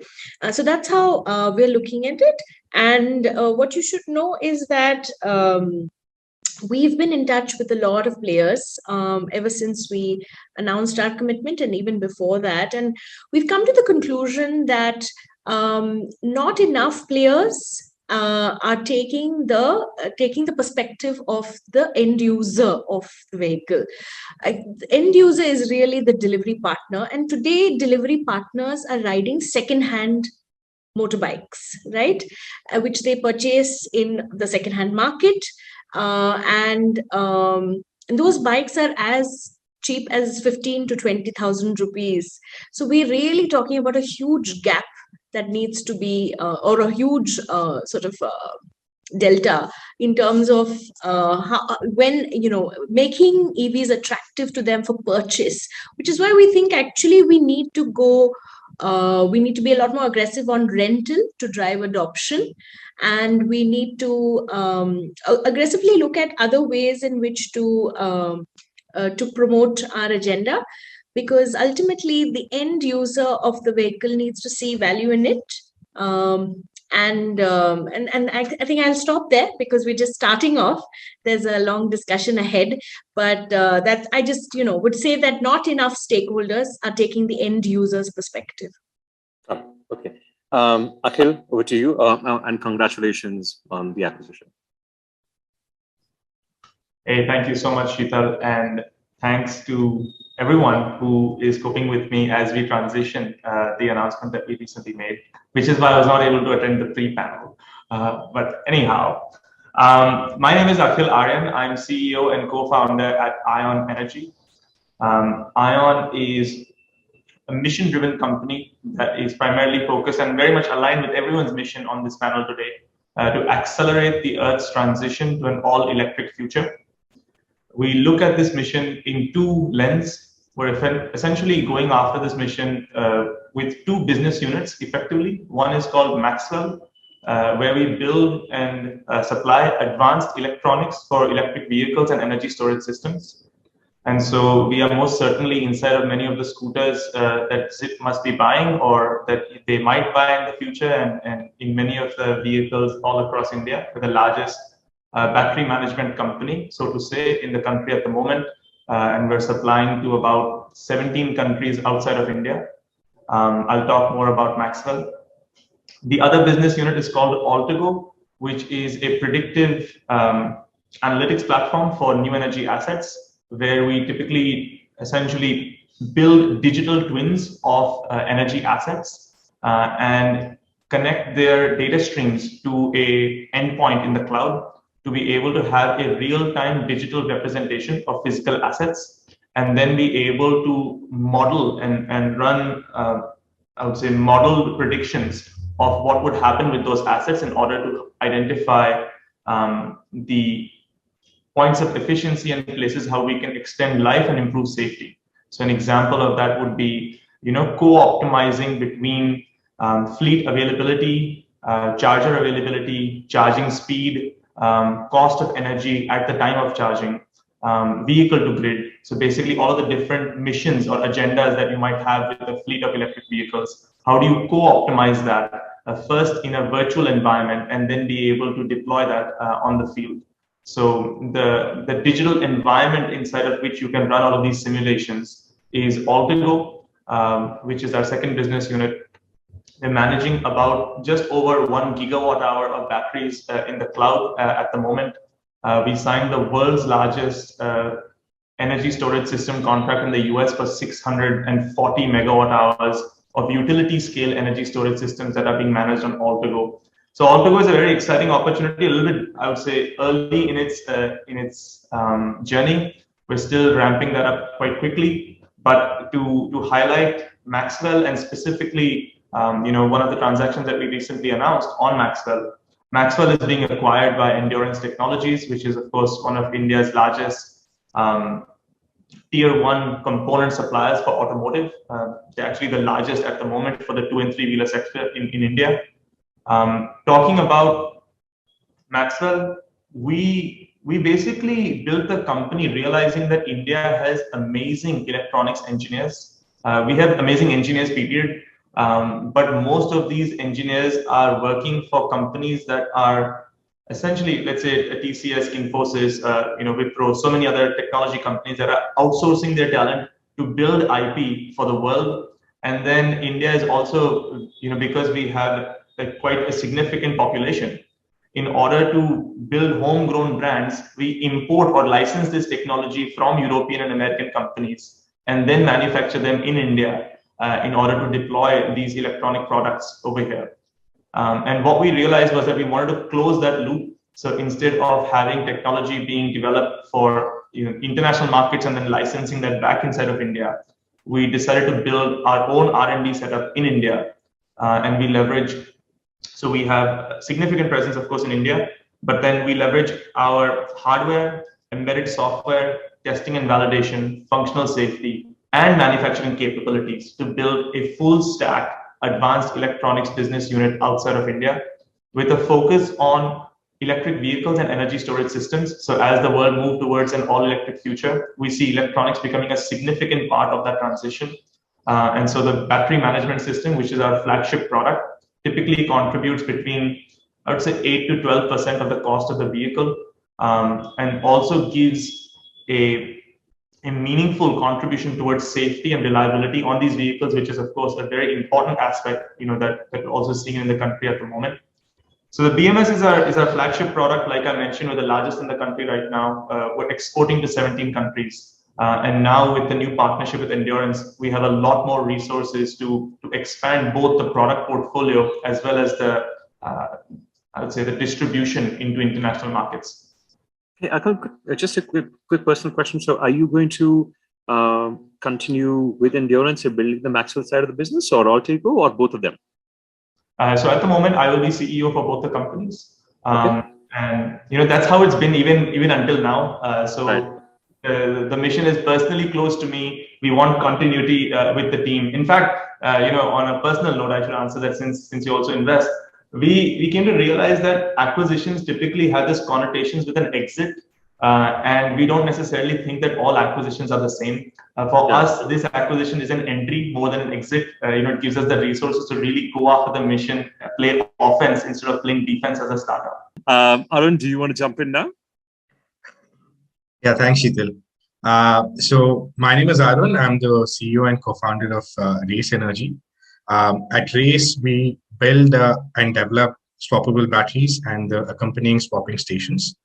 And to sort of get users onto our swapping stations and use our network, we've also come up with these retrofit kits, which kind of helps us enable to get users, especially for these retrofit kits are for three-wheelers at this point of time.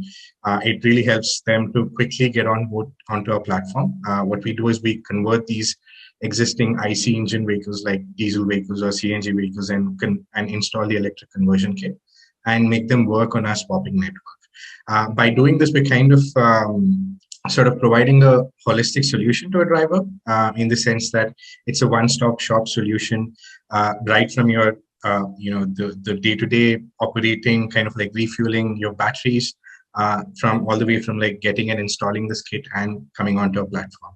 So I think Anjali also sort of mentioned this in terms of keeping the end consumer in mind. I think that was a key point that you had mentioned, and all of the solution was kind of developed keeping that in sense, both from a business perspective, given that it's kind of like a one-stop solution, but also from a technical point of view, because now given that the powertrain, which is the retrofit kit which goes inside the vehicle, and the battery and the station, given that they're all developed under one roof, we ensure that there's much better integration across all the products, which also brings me to the other point of our company, which is that we are a deep tech company. So we kind of like build the full stack solution specific to address this particular problem of low EV adoption in this particular segment, right? So all the way from like starting from a cell level to in fact like doing at the cloud side of things, building the battery pack, building the station, the chargers involved in it, and the powertrain and all of these kind of devices connected together across the cloud and having like the whole backend system. Yeah, so I think that's a quick and short intro about what we do. Thank you, Arun. Kaushik, over to you. Thanks, Sheetal, and great to be here. Amazing to note so much of action happening on the ground. So I head up global expansion at Gogoro, also the managing director for the India entity, which we are now setting up and in the process of scaling up. Gogoro is one of the world's largest battery swapping companies, headquartered in Taiwan, and we've done now close to about 320 million swaps, over 500,000 customer base in Taiwan. Our core premise is all around open platform, which is, in fact, from a positioning standpoint, we call ourselves the Android, from an operating system standpoint, because we work with as many OEM partners to develop vehicles that can run on our swap network. We provide them with a powertrain and some of the electronic components and help them design vehicles which can be branded as per the OEM's requirements, and including white label products which run on our battery swap network. So today we have about 10 OEM partnerships and 47 unique SKUs, both two-wheelers and three-wheelers combined. We want to bring the same philosophy into India with a manufacturing partnership with Hero MotoCorp as a starting point. Help them make vehicles which can run on our swap network, and then jointly with Hero MotoCorp and with other partners, scale the battery swap network. Battery swap network is it's a capex heavy game. It is all around optimization of the asset. So as a vertically stacked for system integrator, from vehicles to batteries to swap stations, we have built a very unique SaaS platform that allows us to scale in a much more optimal manner. And basis the amount of data that we have collected, it allows us to kind of pivot quickly depending on which city to target, how do we go about optimizing the assets on the ground, being able to sort of innovate on the pricing aspects. I think Anjali mentioned the very important point around keeping the customer affordability and accessibility needs are extremely important, and to do all of this in a very safe manner. Especially in climates of India, which have variances, both harsh winters and harsh summers, one has to be very mindful about the overall safety of the battery swap operation. So we are very excited to be in India, to scale in India. There's so much of talent and opportunity, especially on the consumer side of things, as well as also on the fleets side of the business, that it's a huge opportunity to scale. Thank you. Wonderful. So I'm going to dive into questions, and I'm actually going to do that in the reverse order. So Kaushik, I'm going to start with you. So Kaushik, before I ask a couple of other questions, one thing I just want to personally understand is, whenever I've thought of GoGro, I've thought of it as battery swapping, come consumer, come white label, technology player, etc. But you introduce yourself even now and earlier as a battery swapping company, right? But even though you have these GoGro scooters, other people are building on your platform, is everything else from GoGro's perspective just an enabler to the battery swapping network? Is that how you guys view it? Yeah, that's where you've summarized it quite well, actually. The idea is we call ourselves the energy network, the preferred energy network. So we are vehicle agnostic. Our goal is that if we were to decarbonize the transportation sector in the region, 70 to 75% of the modal transportation today in the region, in the Asia region, is two-wheeler. And so therefore, for us to enable that decarbonization journey, we got to provide more choices to the end customer as well as the end consumer. And it's very important to delineate the two, because sometimes customer may not be the end consumer. In some cases, it could be the retail consumer as well. And today, the customer is also donning the hat of a consumer. They are kind of fungibly trading between a personal vehicle and also a vehicle which can be used for delivery. So it's very fluid, right? So we got to make sure that all of them subscribe to the battery swap network. In Taiwan today, as I mentioned, we have about 500,000 subscribers to the battery swap network, of which about, I would say, 95% would be retail customers, and the remaining 5% B2B fleets, clipping at a fast rate. And for them, battery as a service works really well. In fact, in the last 4 years, as we have scaled the battery swapping infrastructure network, the customers have gravitated from direct charging to battery swapping simply because it offers convenience. And at the same time, the upfront costs are lower, and the transparency in the pricing models allow them to determine there are various pricing SKUs. So it allows the customer to trade in affordability, and we view this from a lens of total cost of ownership model, which includes both your upfront costs and overall running costs, variable costs. So we kind of make sure that the customer is able to get as transparent as pricing as it can be, and in some cases cost competitive to gasoline. So as many choices to the customers, bring as many subscribers to the network, which kind of also helps our investors because it gives certainty in cash flows as well, because these are near 99.9% loyal customers, very, very low churn. In fact, we've seen the customer lifetime value scale quite rapidly over the lifetime of the 5-7 years that the network has been in Taiwan. Got it. I have two follow-on questions, and the reason I'm asking these are I've been trying to figure out how does this play out in India, right? Prima facie, it seems to me that this is going to play out differently. For example, in Taiwan, you said there's this 95-5 mix. My sense is the consumer adoption in India on two-wheelers has been fairly slow, right? I suspect, even though the B2B side is small right now, like Akash said, they have 5,000 vehicles, probably the largest fleet.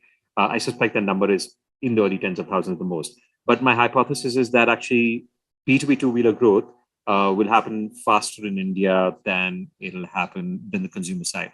Do you guys think so? Think about it the same way? And also, just using that as a segue, just tell us what's like the international, maybe Gogoros, and then if you can generalize like international perspective on how EV is evolving in India, how you expect it to do that. So yeah, I think our hypothesis is in line with what you just mentioned. China, for example, over the past 5 years has seen a rapid electrification of fleets. There are again micro segments in China, for example, within fleets. The low power, low speed SKUs versus the high power, high Meituan, for example, is one of the largest adopters of EV vehicles in China. In India specifically, clearly B2B fleets will lead the way. Commuter segment is also a rapidly growing segment which has to be kept in mind. And COVID in a way has been tailwinds for this B2B growth, just because of the fact that working from home is now more mainstream than the norm. And clearly it is giving more flexibility to everybody to commute, trade, and sort of order things at convenience. So clearly B2B fleets is a growing segment, and our approach is going to be to work with as many partners to offer choices to the riders, making cost competitive products, making battery swapping as accessible as it can be for the riders, so they don't have to worry about range anxiety. Now, globally, and I'm viewing this from the Asia region as well, that we have entered Indonesia with a ride-hailing company called Gojek, and I was there last week, and clearly the riders just love the battery swapping solution as such, because there's like 20-second downtime to swap your battery in and out. So for a B2B rider, any downtime is opportunity cost. And they're doing about 10 to 12 hours of workload, riding across 100 kilometers a day. So you've got to really think from the lens of how we prioritize their needs, and there's always a trade-off between the product quality and the price. So those kind of discussions are underway. And at the end of the day, it has to be made cost competitive to gasoline, because the prices aren't coming down. So one has to keep that in mind. Most of the markets in Asia are trending towards swapping as opposed to charging at this stage. It's still very early to call, right? Yeah. So, I have more questions for you, but in the interest of time, I'm also going to move to others. So, reverse order, Arun, tell me, I obviously invest in Race because, like you, I'm a big believer in battery swapping as a, energy network. My belief actually is, I don't know how Kaushik also thinks about it, is that India is going to get charged by a mix of slow charging infrastructure for 2-3-wheelers, fast charging infrastructure for 4-wheelers, and battery swapping for 2 and 3-wheelers. I don't think one will be the dominant model. I think it'll give balance around across the country. But tell me, Arun, we joined hands with you about 3 years ago, but we've still seen this battery swapping just evolving really, really slowly in India. Well, actually, the whole EV segment is evolving really slowly in India. But battery swapping hasn't taken off in a meaningful way, despite the fact that there have been other companies who've been very well funded and still not being able to scale. So why do you think that's happening? And what do you think is the way to solve that?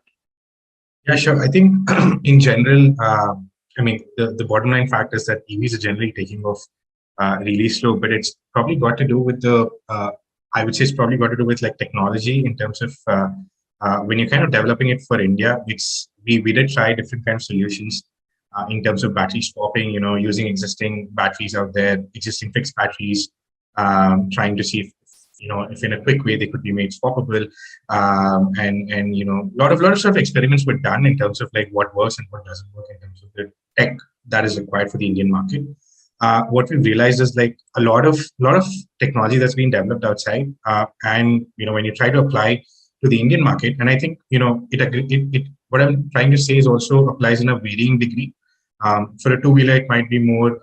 It might be less applicable. For a three-wheeler, it might be more applicable. The reason being is like the technology that's developed outside, when you're deploying it in India, there are different kinds of temperature conditions, there are different kinds of vibrations, and all of these are like your defining factors that define how you kind of go ahead and build out your battery pack, right? So this could be lesser for a two-wheeler. This could be more for a three-wheeler, primarily because a three-wheeler requires more batteries than what a two-wheeler requires. So it's a varying degree as well, right? Having said this, also in terms of like the in terms of the adoption as well, this had to be done from scratch, right? The whole technology had to be developed from scratch. And I think even when Gogoro was starting off, I think Kaushik, correct me if I'm wrong, you guys started off in 2015, and I think the first vehicles hit the market in 2018 or 2019, if I'm not wrong, right? So and this is also it's assuming like and these were the guys who did it for the first time and who proved everybody wrong that swapping can work out, right? I mean, back then, given all the fiasco that happened with Better Place, nobody quite believed in swapping, and Gogoro was the first company to kind of go out and prove them wrong, right? And it did take them 3-4 years to come out with such technology, and that was also probably most likely developed for Taiwan specifically, right? Taiwanese test conditions, Chinese test conditions, those sort of roads, those sort of temperatures. And when you're doing it for India, you have to more or less start from scratch. And so, our first round of funding came in 2019. So this technology is something that you have to, like, it will take some time. It will take some time to be developed. If it's being done anything quicker than that, it's probably being, some shortcuts have been taken and some sort of issues have happened there. And also, like, I think even if the product is developed and if it's in the market, it's not that, you can go from 0 to 1 in just like, within a year's time, right? When compared to software and hardware, it takes time to scale up, right? Even going from 1 vehicle to 10 vehicles to 100 vehicles to 1,000 vehicles is, again, at every step of the way is a new challenge, new kind of lines that you're trying to optimize. You got to not just optimize the production, you got to optimize the prices, because today we're still very, very nascent stages. The entire automotive industry doesn't work in terms of low volumes. All the prices are, usually skewed towards, if you do 10,000 vehicles, then you get a very good price. If you're doing 100 vehicles, you get a very bad price. And on top of that, you've got all the conditions that are there, right, which have got like perfectly timed 2020, 2021, and now all the sort of geopolitical things that are happening. I think probably 2015 was probably a better time to do this, but now it's really, really bad time, and I think that's also contributing a lot to kind of like this whole slow adoption. Right. So you guys have chosen in order to create a market for this. You guys are creating the supply, but you've also tried to create the demand, right? By going the sort of retrofitting way. Tell us, how is that working out? Do you think retrofitting is just like a temp measure? Is it something you'll play with in the long run? So Gogoro has done scooters, their own things for us to create demand, also started partnering with other people to do white label products. Where does retrofitting fit from a long sale perspective for you? And I know that you're doing for three-wheelers. Do you still see any of that happening in two-wheelers, or do you see that happening differently? Sure. I think just to answer that question quickly, two-wheelers is a much more complicated product. In general, we did try to explore retrofit kits, but for two-wheelers, but just it was just a short-term kind of solution, because the way the whole body is integrated with the engine and the transmission in the traditional IC vehicle, it was really hard to convert that into electric using a retrofit kit. Now, in the sense, like, the first question that you'd asked, yeah, we did. I think this was what we saw, right? Like, this was what we saw in terms of, in general, by the time we started, which is 2018, 2019, you had several examples, right? You had Better Place, you had Sun Mobility, you had Gogoro, you had Neo, 4 or 5 swapping companies that were there. And then you could see a stark difference in these two, in the way these guys took out the business models. Right? On one hand, you had companies which are focusing only on creating a swapping network and not really worrying about like what to do with the vehicles and going with OEM partnerships, right? And on the other hand, you had companies which were creating both the network and also coming out with their own vehicle to generate that demand. And I think that was a key difference between having a swapping network be successful or a failure, because you're working in like very thin margins to start off with, given all the all the reasons that I mentioned before. And B, when you have like someone else also participating in this whole business model, your margins also cut down and there's someone else getting involved in this thing, right? So I think for those particular reasons, we decided to come out with some demand generating solution as well, which could create that instant demand for our swapping station. So in fact, like the moment we set up a swapping station, they're at 100% utilization within a week, which is not really the case. I think, and this is also like being achieved with the fact of retrofitments, right? We are able, through retrofitments, we kind of like took it a step forward in the sense that if we had gone out and sell a new vehicle, new three-wheeler vehicle, it would have taken a lot of time for us to get that demand onto our stations.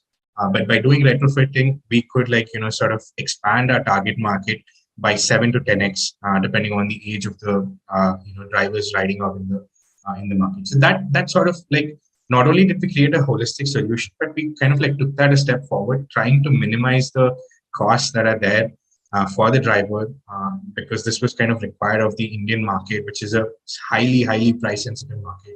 We kind of came up with all of those solutions and then created a super holistic kind of solution. Got it. Akhil, Arun alluded to this, and this is something I also firmly believe, but I'm not, there are contrarian views also. I think that a lot of the product and technology development which is happening in India is because a lot of these products need to be developed very specifically for Indian conditions, and you just can't reinvent the wheel or just bring overseas products into India. I think some of that also has led into some of the two-wheeler fire issues, etc., which also we can talk about. But do you did you guys go down creating the entire BMS path for the same reason, because you thought this was a very Indian specific product which needs to be developed? And what's your overall view right now on the state of technology and product development for EVs in India? How early, how mature do you think it is in life cycle? I think that you're absolutely bang on in recognizing that India as an environment is unique compared to specifically calling out China or Europe, or even Southeast Asia to some extent. There is definitely a lot of I will not even call it rebuilding, like practically re-architecting of products that are required when you want to launch them at scale in India. And not just from a technology standpoint, but also from an operational standpoint, as I'm sure everyone can empathize, since you guys deal with so many different people on the field, much more than I do, I guess. We've seen people connect, any battery to any charger, and any, chargers are sort of just, bonded together with their fingers, and like God knows everything is happening, on the fly. So I think there's a lot of different variation that you can't even imagine from an FMEA standpoint, or like what are the failure modes? Like you can't imagine the failure modes really, and you have to deal with it as they come, which also gives to some extent, for example, a company like us a competitive advantage, because we've spent 6 years solving edge cases that are the IP. Like when investors ask me what are your IP, what makes you different. Like the reality is we've just covered more unique India-specific failure modes that you just have not. Having gone through those iterations and fine-tuned our algorithms to give you accuracy on state of health, state of charge, range estimation, so on and so forth, keeping in mind the fine-tuning that you do for India is sort of what makes us different. So I think that there's definitely a lot of work to be done. You can't just pick up something from Europe or China for that matter. I'm not trying to say just China and single out, some of the companies. I'm saying even Europe, right? You can't acquire a company there or just buy a product from there and plug and play in India. It's a completely different ballgame. But at the same time, given that you have control over your product and technology, you can design for the world. Even though India will be your primary market, I think that you can design for the world, and we felt that, right? So, for example, at Maxwell, all of our products right now are CE certified. Many of them are ISO 26262 compliant, which basically makes us capable of selling these boards globally. And we can in fact offer a plug and play solution at a lower cost to companies in Europe. So for us, we have a lot of customers in Europe that land up buying from us because we're much cheaper than the European counterparts. But at the same time, we are the most technologically advanced and plug and play solution available in India because we've gone through more failure modes and gone through more nuanced experiences in this country. So that's my 2 cents on designing for India. It requires a lot of hands-on, I would say, experience and effort. On the second question around the overall, I would say, situation with regards to product development and technology in India, I genuinely think that we are at an inflection point right now. I used to say that back in the day when I met you for VC money, but now I'm saying that really for no VC money, we are genuinely at an inflection point, not just because of FAME2, because of regulation, because of technology becoming readily available, but also because finally, the slow moving, I would say, arm of, I would say, the existing OEMs, the OEMs that have been around for decades, have finally sort of said, okay, look, we need to do this. Investors are not just like, recently, Endurance is a public listed company, so I was on an investor call recently. And I can see the investor interest and the shareholder interest in asking questions around what is your electrification plan, like when are you launching your EV and what is it going to do, and so on and so forth. So I think that the ball has started moving and now it's picking up pace, and we're now at a point where either most of the major OEMs have announced their EVs or they are going to announce their EVs. At least they're serious mass production EVs, not just the EVs that are concepts or that look good or that give them some tick mark, yes, we have some EV. The real EVs are coming, and Gogoro's partnership with HMCL is another example of that becoming quite serious. So I think that in the next 24 months, this will start picking up a lot more pace. From a technology standpoint and product development standpoint, like Arun mentioned, these things take time. And so, we've been in this space for about 5 years now, and finally we are seeing companies adopt smarter BMSs, reliable components, not just hacking together things just to put something on the field, but really building something for the next 5, 7, 10-year journey. So I would say that we are dead center, literally dead center of the product development and technology transition to electric vehicles.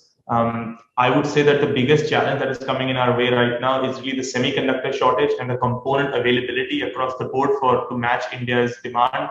But outside of that, in the next 2 years, we'll be seeing significant ramp up. And if I can, maybe just one quick comment on both Kaushik as well as Arun. I think back in the day when I met with Sheetal, we were actually building a battery swapping company, actually. So we actually built our own batteries, we designed them, we set up an assembly line, and all the fun stuff back in 2016. And one of the big learnings for us, which I think Kaushik will appreciate, and also is the secret behind his metrics. So he mentioned we have a 99.8% retention, there's no churn. The reality is that they sold a vehicle, and so no one's going to churn after they have a vehicle that only runs on their batteries. And I think like that is really the secret, like Arun also mentioned, investing in your demand creation, not just investing in your supply, but actually building a world-class scooter. And I think Gogoro really set that standard, right? Like they really set the standard where they built something world-class and showed the world that it can be done, and here's how. And now that we've shown you, like let's show you what else we can do with this battery.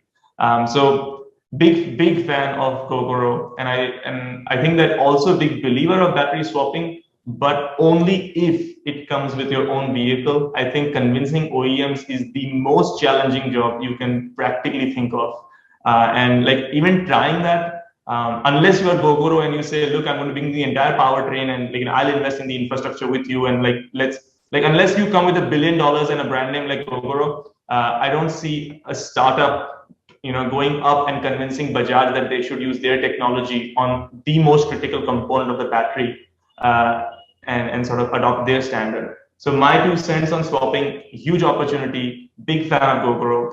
definitely must invest in demand generation, not just supply. Okay, I have a question for you, but I'm going to make a small interlude and Kaushik, you to give a one-line answer to this, which is, given the number of fanboys of Gogoro, how worried should I be about my investment in Race Energy? This is all about co-opetition, right? A combination of competition and collaboration here. So we will be more than willing to work with 50 OEM partners and as many investors to scale this network. I think you mentioned one point which I wanted to address around. I'm a firm believer that there is no silver bullet solution. India is so complex and big that there are enough and more solutions on which will coexist. But it's just logical that in dense cities of India, where people are just about, it is super dense in the cities and CBD areas, that there is only this much space available for real estate available for direct charging, right? And fast charging has its technical limitations and challenges on the battery's longevity as well. So there's only this amount of fast charge which a battery can take, and fast charging over a continued period has its set of challenges on the batteries from an asset longevity standpoint. So therefore, the swapping station relevance is important in at least the dense cities. And there are what, 7,000 cities in India, and of that, even if you look at the top 100 cities, that's like massive, because that's where 40 to 50% of the two-wheel population is actually coexisting today. So it's going to be a massive opportunity for all players put together. So yeah. All right, Anjali, question for you, but before that, I just want to understand in a little bit more detail, what does sustainability mean at Zomato, right? It's not quite apparent to me, given the business you're in. Also, tell us in a couple of lines about that. Sure. Well, first of all, you should know that Zomato's purpose is better food for more people. And when you think about that logically, it literally means millions of meals delivered which are fresh, affordability, and delivered, packaged sustainably, efficiently transported. And what we've done is we've really identified 6 themes, you can say, that's going to drive our sustainability agenda. Because as you know, sustainability includes environment, social, and governance parameters. The themes that we are focused on, and I would say that are going to define our agenda at least for the next 3 to 5 years, are first, as we talked about earlier, climate conscious deliveries, under which we're doing everything we can to ensure that our deliveries are, the impact of our deliveries on the environment is reduced. An EV100 commitment is part of that. We do a substantial proportion of bicycle-based deliveries. It's about 20% of our deliveries are actually on bicycle. But we would love for solutions to enable bicyclists or cyclists to graduate to e-bikes, because we believe that will increase their productivity, increase their earnings, and actually be better for us. We get more deliveries done with people who are on vehicles that can take them further. And then, of course, the second big theme is a waste-free world. It's essentially addressing all the kinds of waste that our business generates, whether directly or indirectly, such as plastic waste, which is, of course, generated at the end of our partner restaurants. But we take responsibility for that in our overall strategy. And then there's, on the social front, there are 4 themes, of which several are relevant to our EV agenda. As I mentioned, health, safety, well-being for all is a big sustainability agenda. And within that, road safety of delivery partners is a major theme. And we do believe EV adoption can contribute to improved safety. The second theme that I mentioned is diversity, equity, and inclusion, where we are driving a program of onboarding as many female delivery. Sorry, Anjali, yeah. I'm just going to interrupt. I actually I wanted to pick up sustainability in the context of mobility, which you've already answered. So, let's, we'll leave the governance part right now. Sure. I do have one question though, and this is just, tell me as a layman, right? There are initiatives like 10-minute delivery, which to me fly in the face of climate conscious delivery and, just environmental responsibility, right? They dramatically increase delivery footprint, allow people to not be responsible about ordering, just given to impulses as opposed to planning, right? Which is generally not good for the climate. How do you reconcile these? So this is definitely matter for almost another conference, but I'm going to ask you to think about how we eat out in India a little bit, and how much of that is actually prepared in 10 minutes, and how the fact is the bulk, India's not, we're not actually a very fine dine culture. We are far more a quick on the go food culture. And that is really, if you bring that facility closer to people's homes and offices, you can potentially offer 10-minute delivery. It's really about where the kitchen is located. So I wanted to just, I mean, it is not as, it's something that actually. Sure. I understand. Longer conversation. Totally. We can, it's another topic and we'll do that separately. Akash, Arun and Akhil, I want to pick something up with you. So overall in this, everybody's willing to respond, right? I find it frustrating how slow EV adoption is in India, right? It sounds like it's inevitable. Everybody agrees it's inevitable. The government does, OEMs do, startups do, etc. And yet look at the pace of growth. It's snail's pace, right? One of the contributing factors, by the way, and you guys can tell me why else is that happening, whether it's it's policy, whether it's other things. But in my mind, one of the contributing factors is the fact that just mainstream VCs, series onwards, are not taking any plunge at all, right? Nobody in this group here, out of the startups, has actually, I think, raised funding from like a mainstream Sequoia, Nexus, Axel, etc., right? There are all the smaller seed stage investors like us coming in, and then there are a lot of strategics coming in. There are some overseas investors coming in, etc. What's your view on this whole funding environment in India, and why do you think people are not biting the bullet? Do you think there's like some fundamental flaw in the EV adoption in India? Something else? Akash, let's start with you because we haven't got a question, had an answer out of you so far. Sure, Sheetal. So I think the question on the investment, we would like you to answer because you talk to a lot more investors than us. Look, I take all these emerging technologies bets all the time. I've done rockets, I've done robotics, I've done photonics. So I wonder about the later stage investors. Just one of those dinners with Sequoia and Nexus, you might get us more information than we would. Yeah. But that's pun intended. I think what my answer ideally would be on this is that the IC engine revolution built over the last 80 to 100 years, right?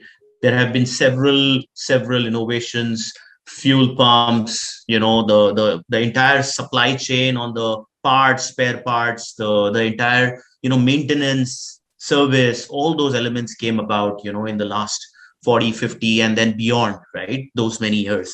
However, this impending boom of electric vehicles, it's like people want it now. People know that this is the solution. This is some kind of a cure for pollution and affordability in terms of mobility and logistics both. So that part at least is very clear in the heads of people, right? Now, since this is a new technology and this is happening for the first time at such a huge, scale, with so many billions of people globally wanting to shift from IC to EV, with a technology which is still evolving, right? We're talking about new battery chemistries. We're talking about NMC or LFP or hydrogen or sodium, right? There are so many chemistries, and there's a huge inertia which is lying within the entire IC engine, ecosystem. That why to make that move? It is, for me, I would say that it's a Nokia movement for a lot of people, right? It's a switch from those keypad phones to Android.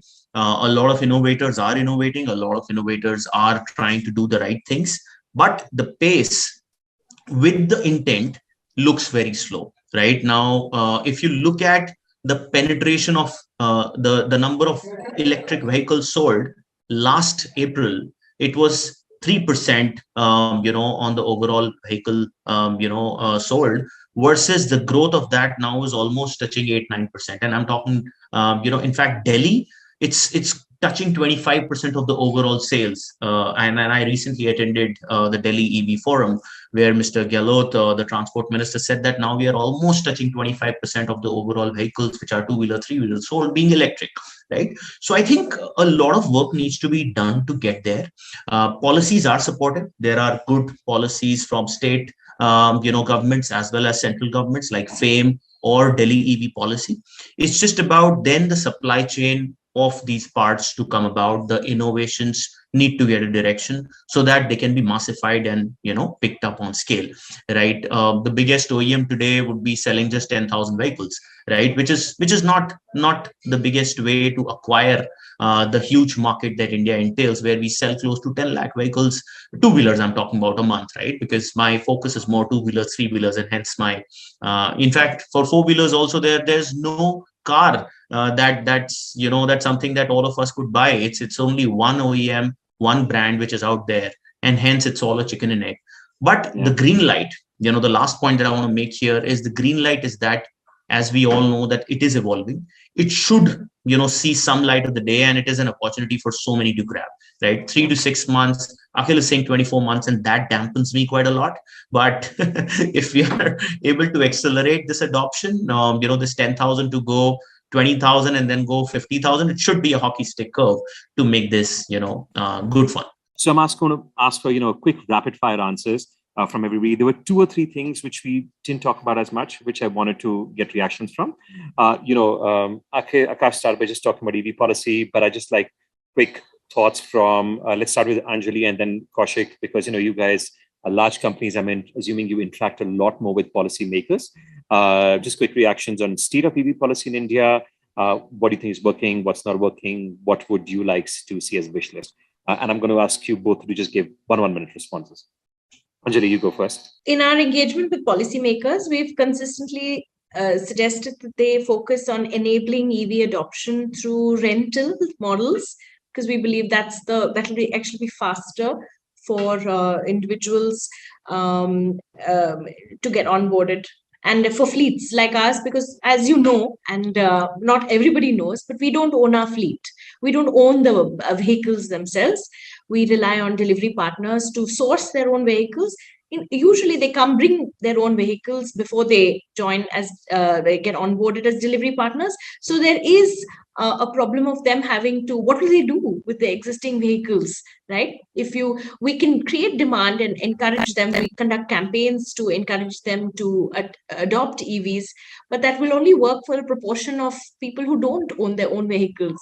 So if you really want to go mass and quickly, really support to a rental model, I think, is the way forward.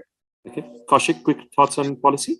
Yeah, so be solution agnostic, extend FAME 2 benefits to battery swapping, just as the way they're doing to direct charging. I think that's one of the fastest way to take EV adoption. The second point is supply chains are extremely fragmented today because of COVID and because of ongoing issues in supply crunch. So unlike, there's no need to be so fussed about extent of localization in India. It will happen. There is a glide path, but focus on the key, technology transfer related items, like incentivize on R&D investments in India, build capabilities in India, long-term tax breaks for manufacturers to come in and kind of help scale the technology locally in India. I think those are the kind of policies which will give more confidence to international investors to come in and look at the long haul. And the last part is harmonization of safety standards. Right. Okay. Let me pick the safety standards point, and that was another question I want to pick up. And let me direct this to Akhil, and if anybody else wants to chip in. Akhil, reactions on this entire spate of two-wheeler fires, right? I worry a lot about this because I think it'll meaningfully dent consumer confidence. If it does that, it could be a very meaningful setback for the entire industry. Quick reactions on how to solve this, Akhil? So big believer like Kaushik on no silver bullets. There is no silver bullet. You can't change one component and suddenly get done with this.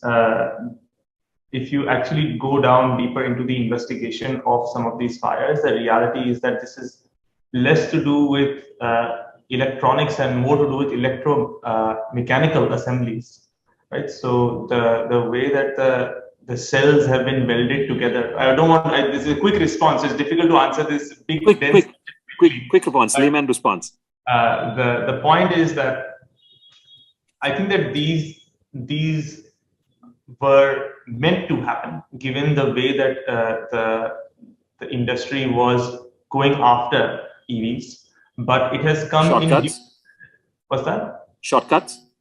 Yes, of course, there are shortcuts, but more importantly, I think that it comes with the right time where it has given us the direction, even on a regulatory standpoint, to basically introduce specific safety measures. And on my part, I actually think the government is being very responsive, very real about things that are happening. So more power to them. I'm not going to go into the specifics, but all the issues that we're seeing on the field are issues that are very reasonably addressable, and I think that we can see EVs becoming a reliable choice, much more reliable than internal combustion engines for sure, in the mid to long term. And I think we are pointed in that direction. So that's my quick comment. There's no silver bullet, but I think we're pointed in the right direction. Okay. My last question was actually, so this is something which bothers me a lot. A lot of people talk about the fact that EV adoption in India doesn't happen partially because the fact that EVs are expensive, but even more because of range anxiety. I think the range anxiety is completely overblown, right? The average person is not even close to using the amount of, talking the number of kilometers in a day that your average EV can provide. I actually think the big deterrent is actually financing, right? And there just don't seem to be enough financing solutions around at all, whether it's for consumer, B2B, fleets, etc.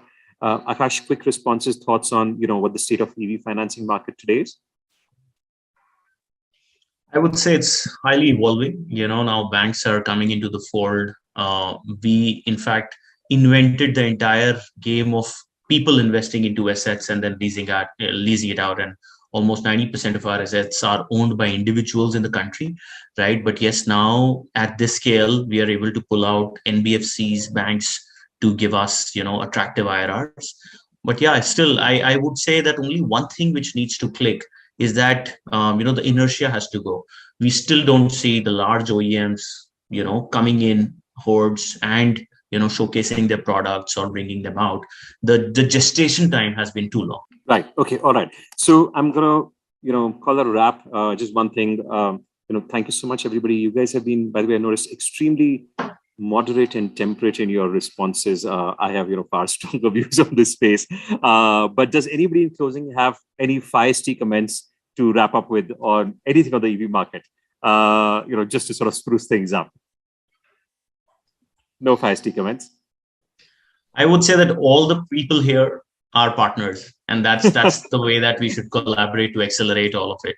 I can use Akhil's BMS, Arun swapping, Gogoro's swapping, and Zomato being the customer. That's how we should all get it. Wait for the purchase order, Akash. Done. Wonderful. Well wrapped up, Akash. Thank you so much.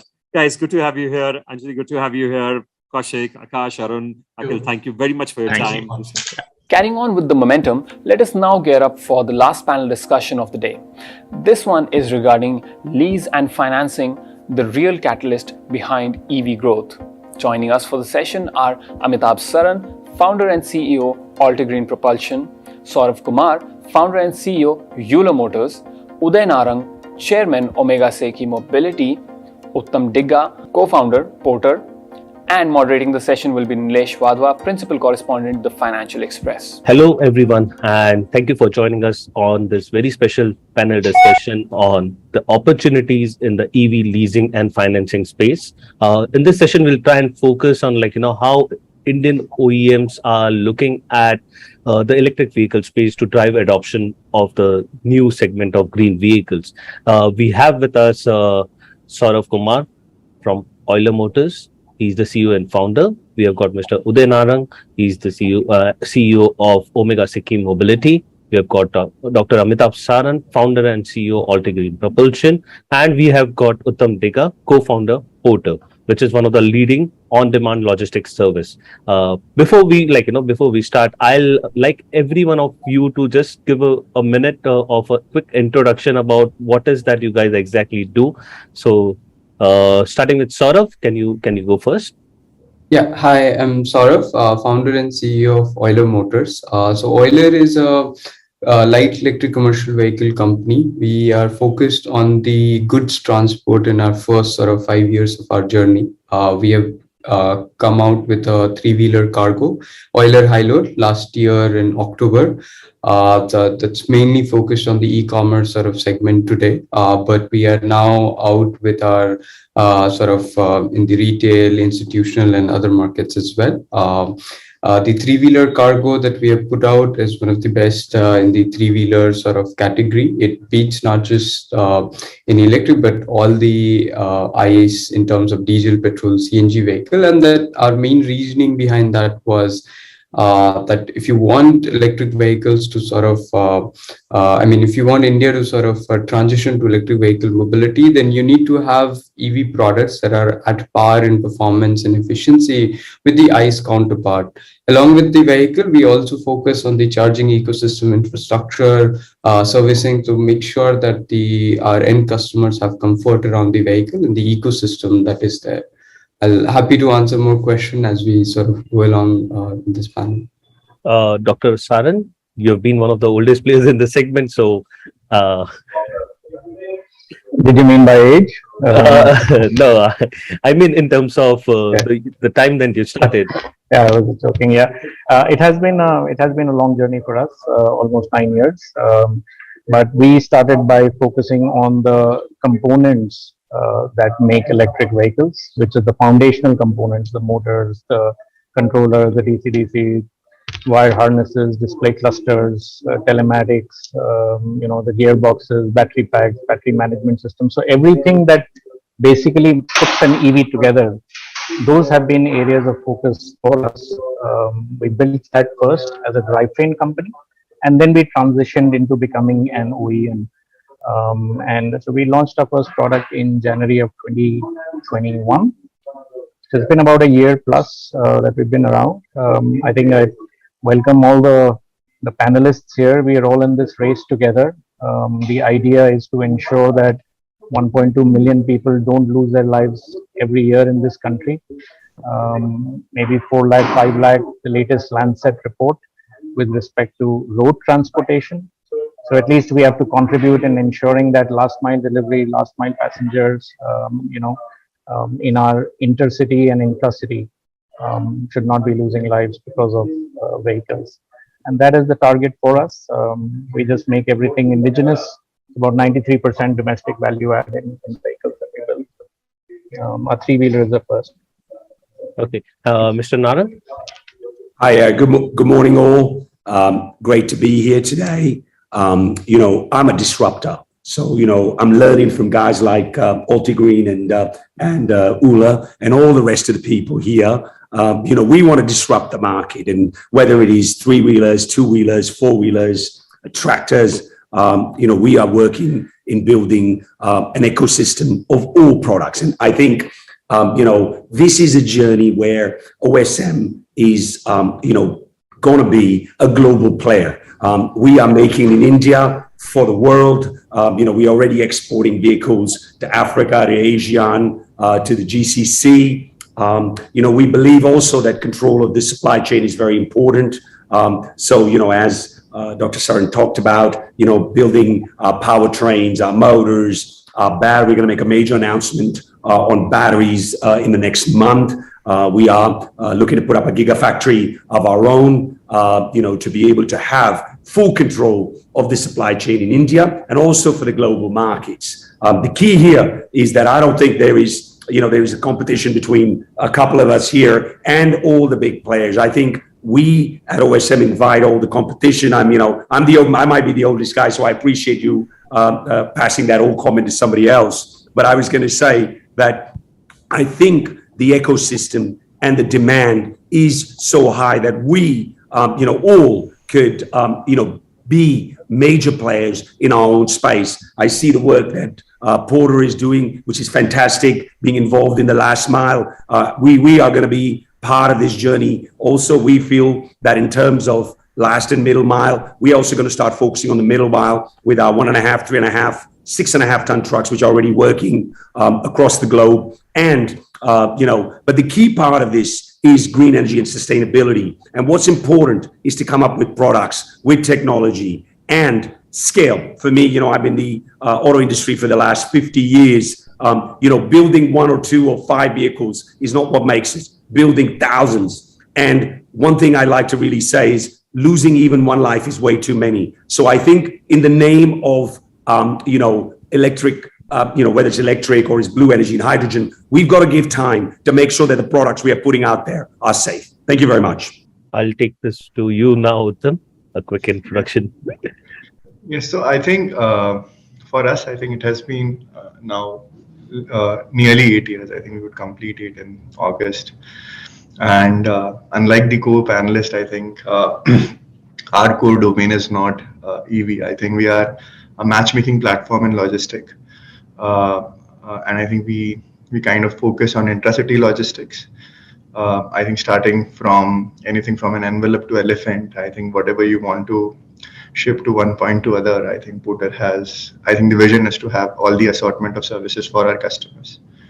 So on one side of the platform, I think we partner with anybody who has a requirement for load transfers. These can be SMEs, enterprise retailers, and retail customers like you and me. On the other side, I think we are creating an ecosystem of micro entrepreneurs who wants to invest in CVs.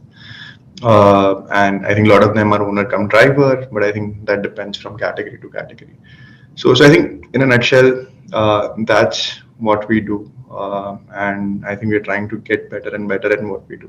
So now, Uttam, I'll in terms of question and answers, I'll go in a random order, so there's no fixed order. So to keep things interesting, so Uttam, you mentioned that you're solving the envelope to elephant kind of shipping policy. So one of the things that I've noticed that there is an uptick in terms of electric three-wheelers on your platform, especially for a city like Bombay, where I've seen a couple of Porter trucks which are electric. Can you let us know what is that has helped drive the adoption of electric three-wheelers? Because most of these are micro entrepreneurs, as you mentioned. These are owner come drivers. So what is that is helping them drive towards the electric three-wheeler space? So I think in general, what we have seen recently, and I think it's an increasing trend line, that people in general have become more and more curious about EVs in general. Again, I think what we feel is that the penetration in our platform is not as high as, let's say, the other platforms like Big Basket, Flipkart, and Amazon's. And I think there are different reasons for it, because the variability which a porter partner, driver partner faces, right, in terms of how much kilometer the vehicle run would in a day, how much tonnage would he carry in the trip, is far higher, and it's less predictable in these platforms. And hence, I think EV penetration has been little less than what we have liked. But again, I think as a platform, we are also trying to push and promote this, because we also feel that being a market leader in our industry, it's a responsibility to push for this. And I think we have been doing our bits, and I think at the moment we have roughly around 1,000 to 1,500 vehicles flying primarily in Delhi, and some in Mumbai and Bangalore as well. Okay. So coming to Uday, you have also introduced your own financing arm to help, if I'm not wrong, to drive EV adoption.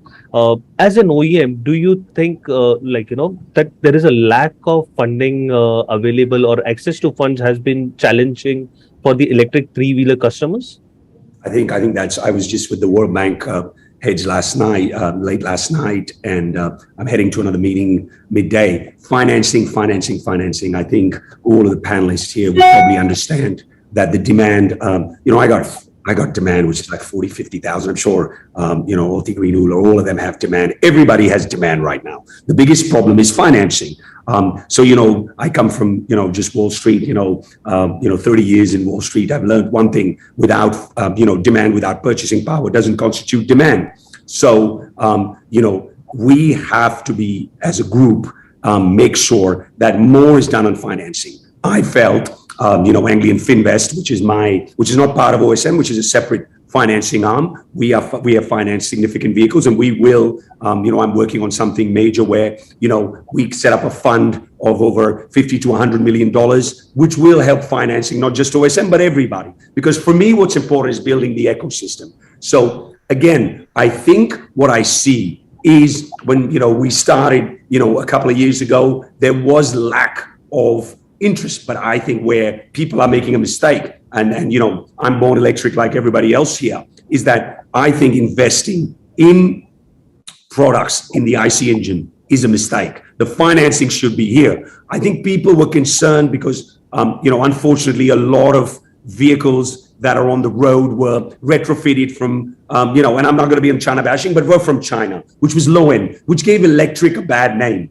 which reduced, the confidence of lenders. But what I am seeing every day, and I'm sure the panelists are seeing this, is that there is a significant interest in this space. I am working with my relationships globally to be involved in this financing. And I think, honestly, more and more financing is coming on the way in this space. And I think over the next year or two, you will see. I also see, there has to be more emphasis done by the state banks, the PSUs that should be involved in this space. The interest rates currently are way higher. Few of the NBFC, which we all know, have been involved. But I think the scale has to come. As soon as financing hits, I think more in scale, you will see electrification take another step. I also think we're just launching on the 10th passenger vehicles on the electric side. And you're going to see in the B2C, there's more need of that. So yes, we have used Anglian Finvest. When I find a problem, I just invest my money and we go. I rather just, I'm a big football fan, and in Liverpool, they say you never walk alone, but we'll have to walk alone. But it's great to see all of these great guys here who are building companies to build the ecosystem. Financing is very important. I am personally working on setting up funds for this. Anglian Finvest will do that. And there'll be many other financing companies, which I believe have understood, and there should be more effort. I think the government is looking at this very closely. Thank you. Saurav, coming to you over here. So what's your take? Because you have been one of the recent guys. Dr. Saran's been there for a long, so I'll have a different set of questions for him. But you recently entered, so it was just October last year when you launched your. Yeah, so, 27th October we launched the So it's almost like 8 months now. So what has been the journey like, and when it comes to financing, how have you faced that challenge, or how are you addressing that situation? Yes, we did launch in October, but I think we've been, from 2018 that we started, we have always been focused on building the cargo OEM, and I think we built the three-wheeler cargo. In fact, when we started in 18, there was almost virtually no financing available for the three-wheeler electric segment. We in fact went and deployed almost close to 300 vehicles of our own. That was partly also to understand what to build, what not to build, what will fail in India.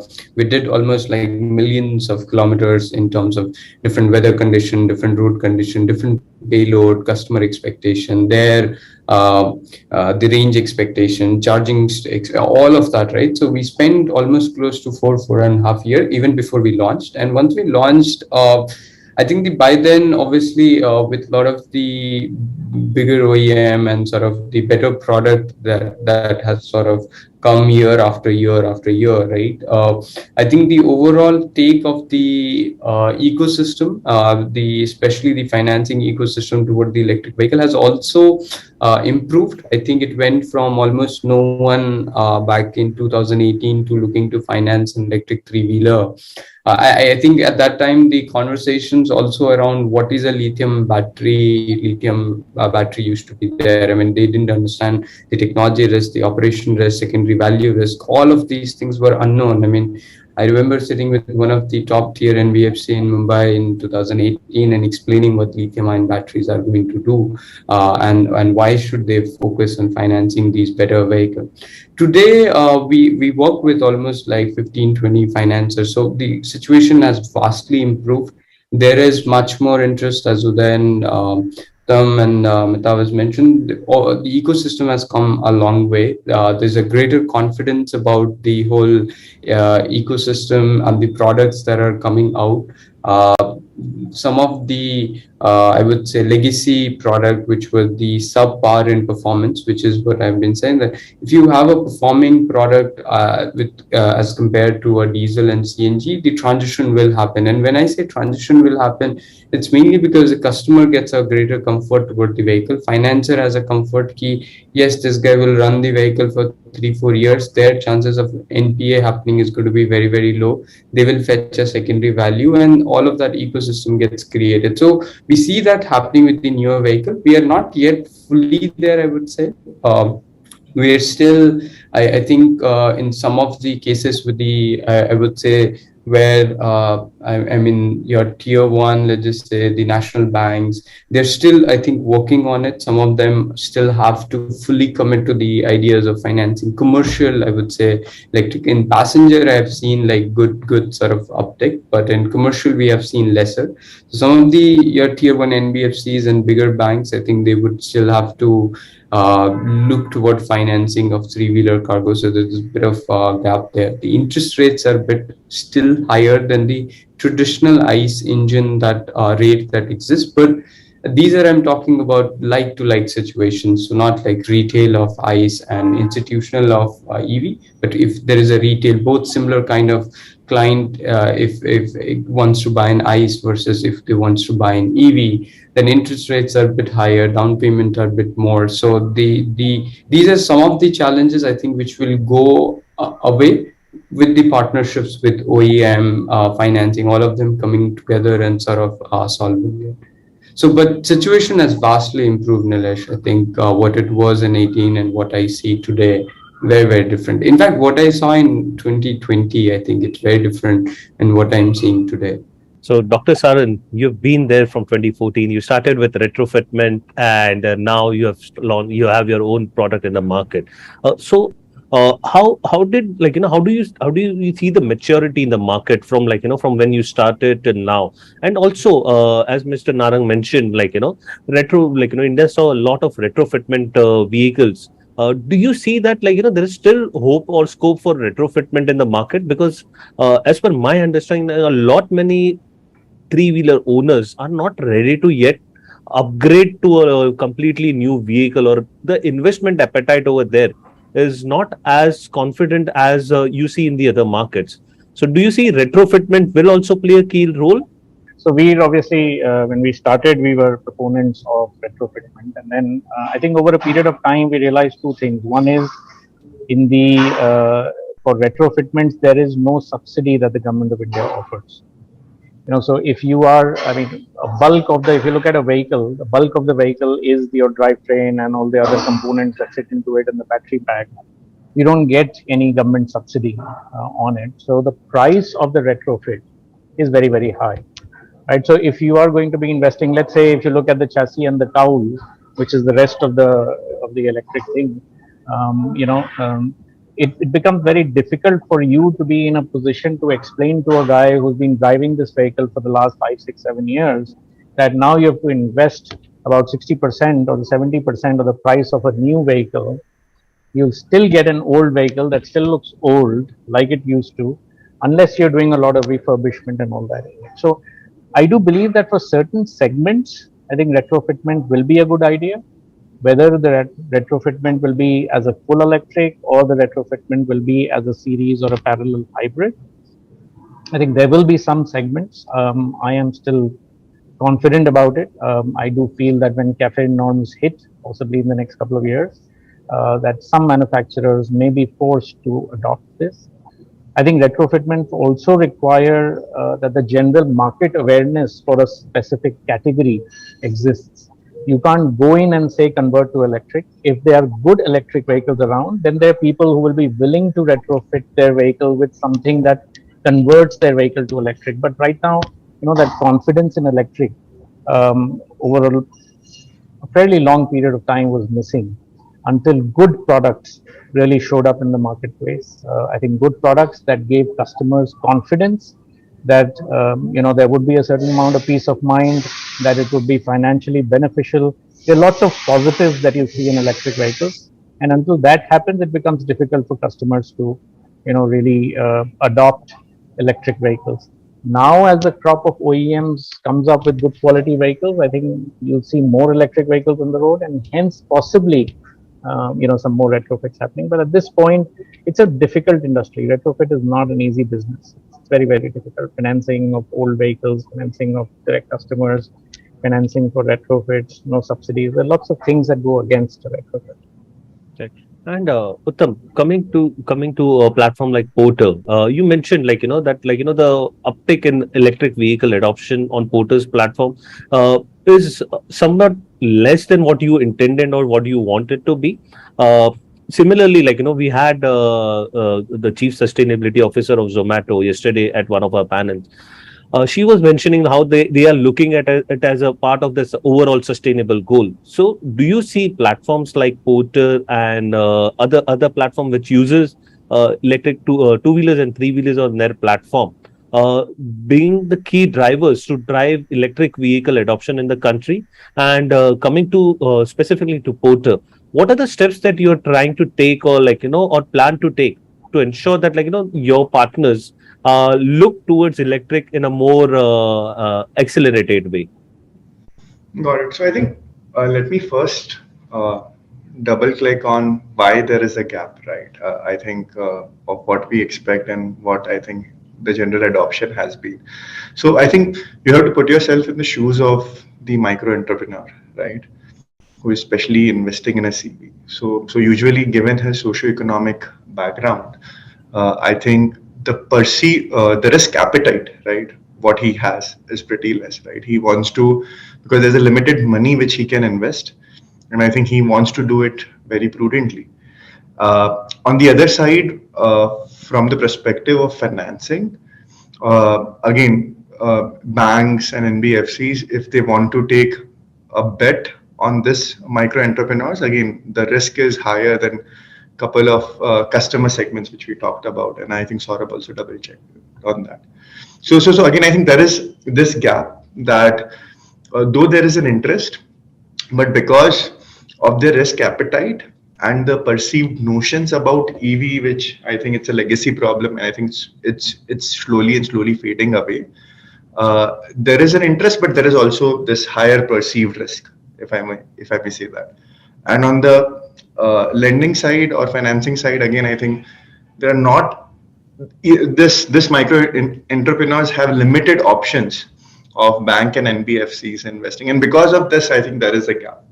Now, what I feel that platform like ours can play a role. I think we as a part of the ecosystem, we can help to reduce this gap, right? We can educate the micro entrepreneurs. We can, let's say, build in certain biases, ensure them certain minimum guarantees on the platform, so that I think they feel that the perceived risk is less. And at the same time, I think we can closely work with OEMs and NBFCs and other financing partners, that these are the things or the things which a platform can facilitate, and that's why I think the perceived risk in this micro entrepreneur is also less. So I feel that platform like us, the key role which we need to play is, I think, help this risk gap to reduce. So I think that's what would be my take. Uday, you have been a banker, you have been an investment banker, and you understand numbers very well. So coming to the current liquidity in the market. Today, if I'm not wrong, there is an expectation that there will be some change in the RBI monetary stance. They'll raise it by 50 bips. I think that's already been done. Or I think we are in an interest rate rising environment. Just take that. That is taken for granted. But go ahead.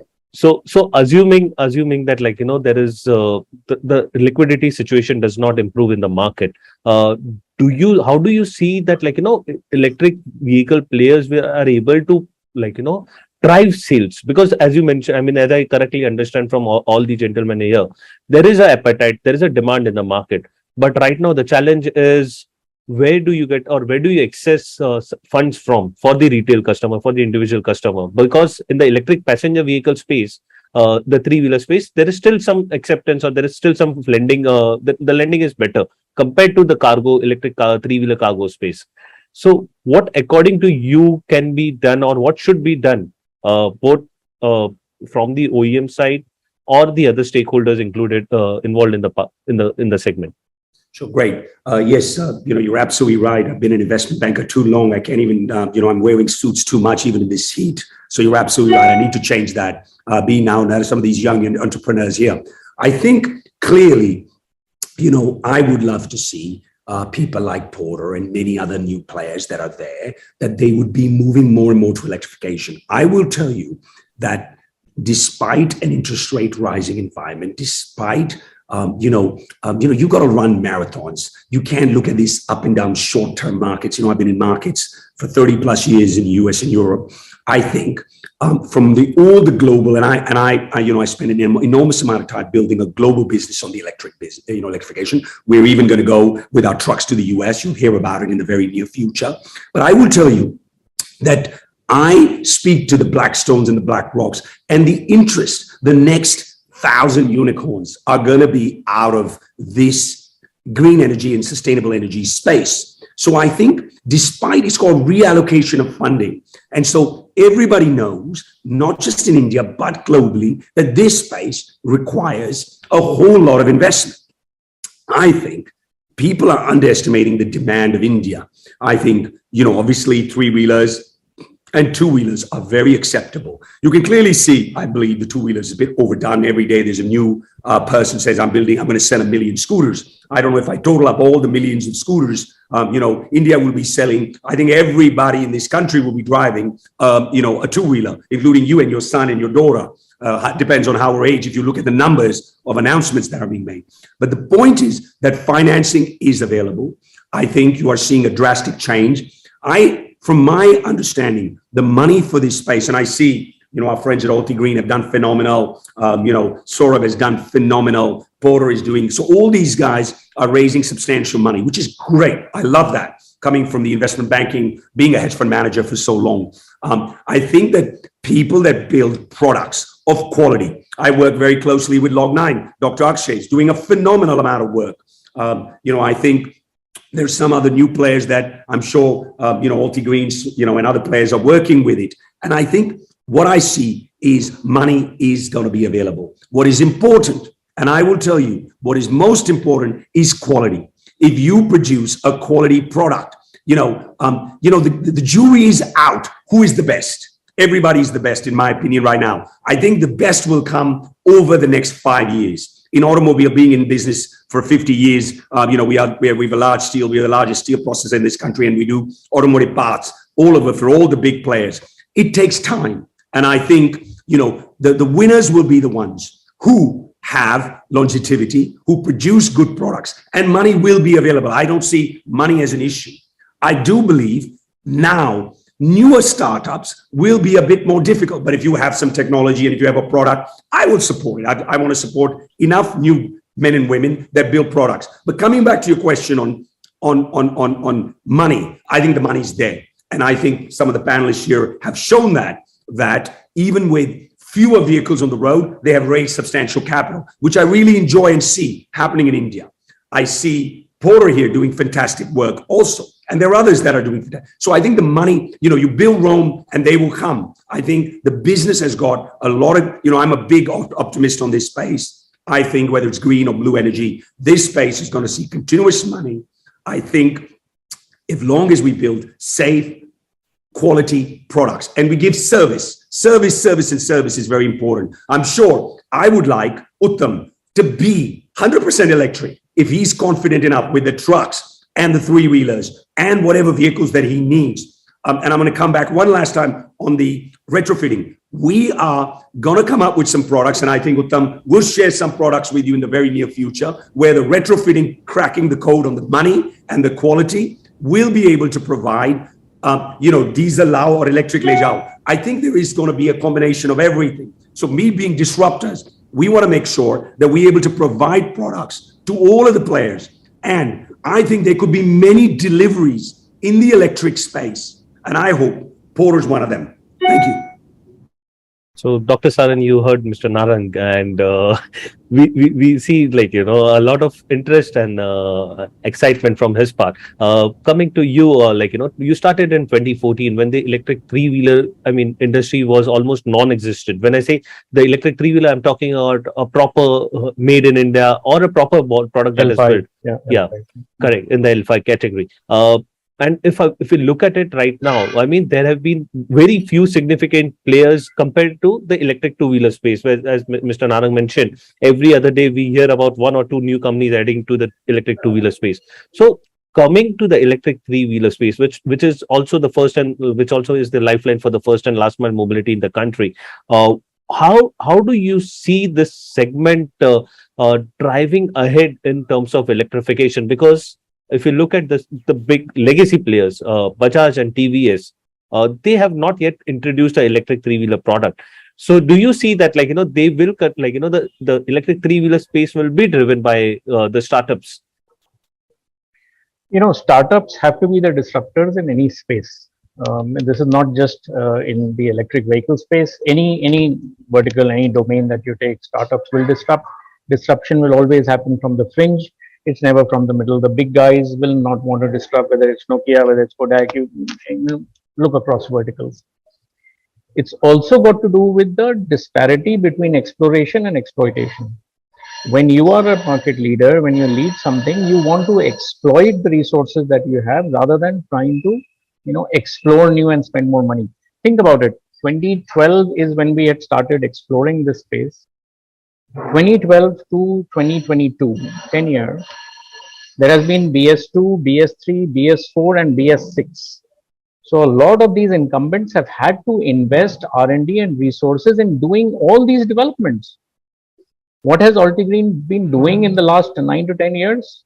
Electric and electric and electric and better electric and better electric. That's why we had a two-wheeler, we had a three-wheeler passenger cargo, we had a four-wheeler. We built drivetrains all the way up to SUVs for other OEMs. We realized that the speed with which these OEMs want to go to market is very different, and we have to take matters in our own hands. That's when we had displayed our two-wheeler, three-wheeler and four-wheeler in the Auto Expo and let people decide.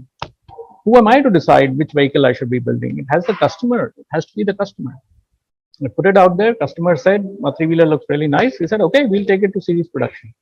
I'm a strong and very staunch believer that most startups don't fail because of starvation. Most startups fail because of indigestion. You'll end up doing too many things without the adequate resources, and hence you'll end up running out of money and then blaming investors for not being in a position to invest. I do believe if you focus on a specific vertical or a specific product, make it good, then expand yourself in other domains. I think that works best for us. I do look at three-wheelers. It's a great starting point because I think we found a sweet spot in this e-commerce space that's happening. A lot of last mile deliveries shooting through the roof. COVID has only helped, our cause a lot. Yeah, and this is just with goods. You will see a lot of passenger movement also last mile, once again, because of metro connectivity happening. I think this zone, this domain, this segment, this is bound to grow. India produces about 1.3 million three-wheelers every year today. 1.3 million three-wheelers are produced in India today, including, export and domestic consumption. 1.3 million every year, right? So we're talking about huge numbers.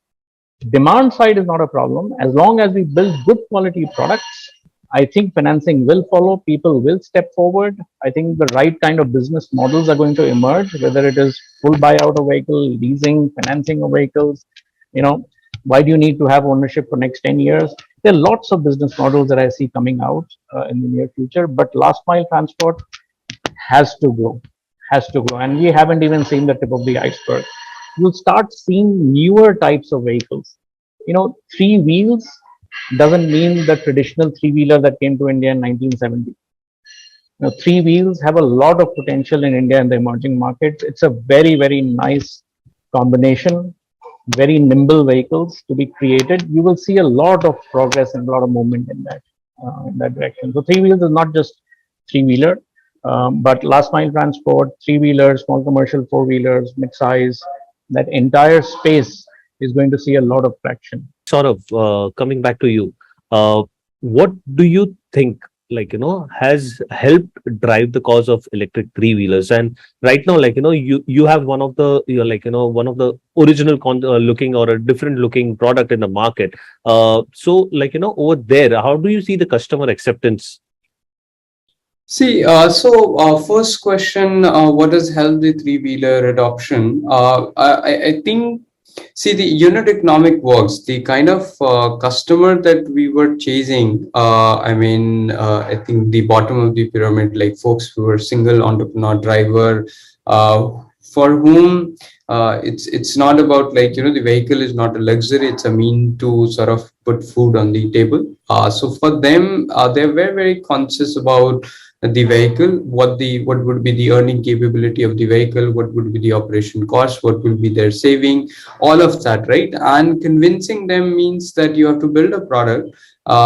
Forget about the technology part, because most of them are at the output side. They don't understand too much into what you're doing internally, but they do have, they do cross-check these sort of word of mouth from different guys just to be very, very sure. But on the output side, what it means from an operational capex, financing, all of that, right? Like what they have to put in and their saving. So what Euler, obviously, over the last 4 years that we spent was perfecting the vehicle and technology. So what it would mean when you're charging on a single charge, what would be the range, what would be the payload capacity, at what price point should we put the vehicle where it can compete with the eyes of the world, but also give enough sort of earning capability so that even if the financings are going to be higher, they can still save more money, right? So from the day one, we have never launched a short range vehicle. We have also always built like that on a single charge, they should always get 100 to 120 kilometers, irrespective of whether they are putting 500, 600, 700 kgs of payload, because that usually varies on ground, right?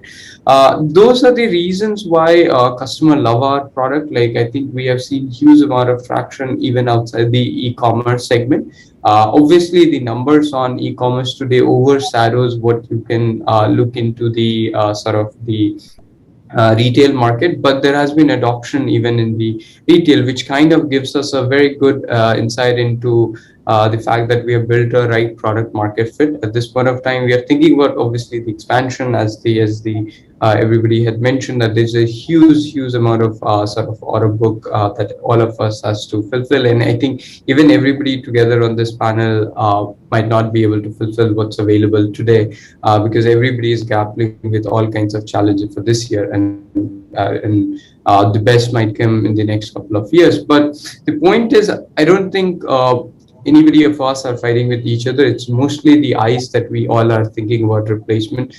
Me and Apita have also sometimes think, but while we are here, we people project us as different. How are you doing with competition and everything? It's all about like the ecosystem, and we're still a very small percentage of what the ICE engine are doing. And I think the reason transition is happening, it's not because people, at the ground really care. If you really ask me that they care about the electric and pollution, I think what they care about is the product actually works in the sense that it gives them that more saving, it gives them higher earning, it makes sense for them, and that's why they are purchasing.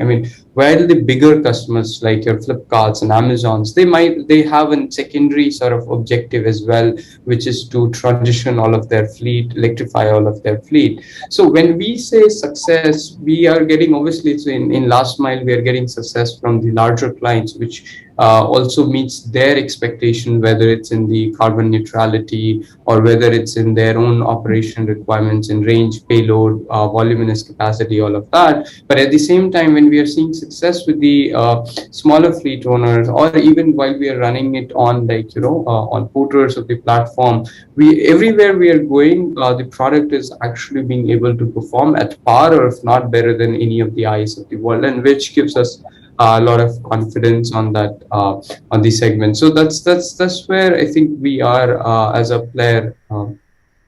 So coming to you, Tamay, as sort of mentioned, big players are driving adoption in electric three-wheelers because they have both primary and secondary goals. But for the when it comes to the retail customer, it is all about if does it make business sense for him to upgrade or you buy a electric three-wheeler over a existing compared to a traditional IC three-wheeler. So in your as an organization, how do you educate your partners, or how do you put in that message, or is there some metrics that you put in place for people who want to join your platform? And also in terms of electrification, which are the key markets where you see the higher adoptions in your through your partners? Got it. So I think in terms of adoption, as I was mentioning a while ago, that we are seeing that Delhi is one of the market where we, at least in our platform, where we are seeing the highest adoption. And again, I think there also the motivation is driven from economics for the micro entrepreneurs, because they feel that in Delhi, for a lot of CVs, there are no entry restrictions, and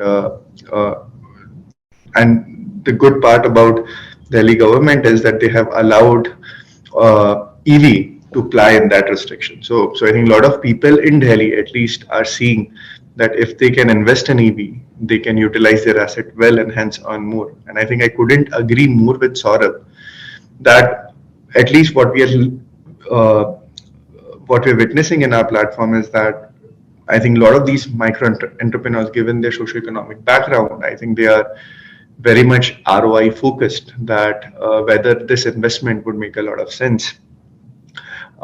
So again, I think so they would say that okay, this is the expected ROI and this is the risk, and I think those are the primary factors of their decision making.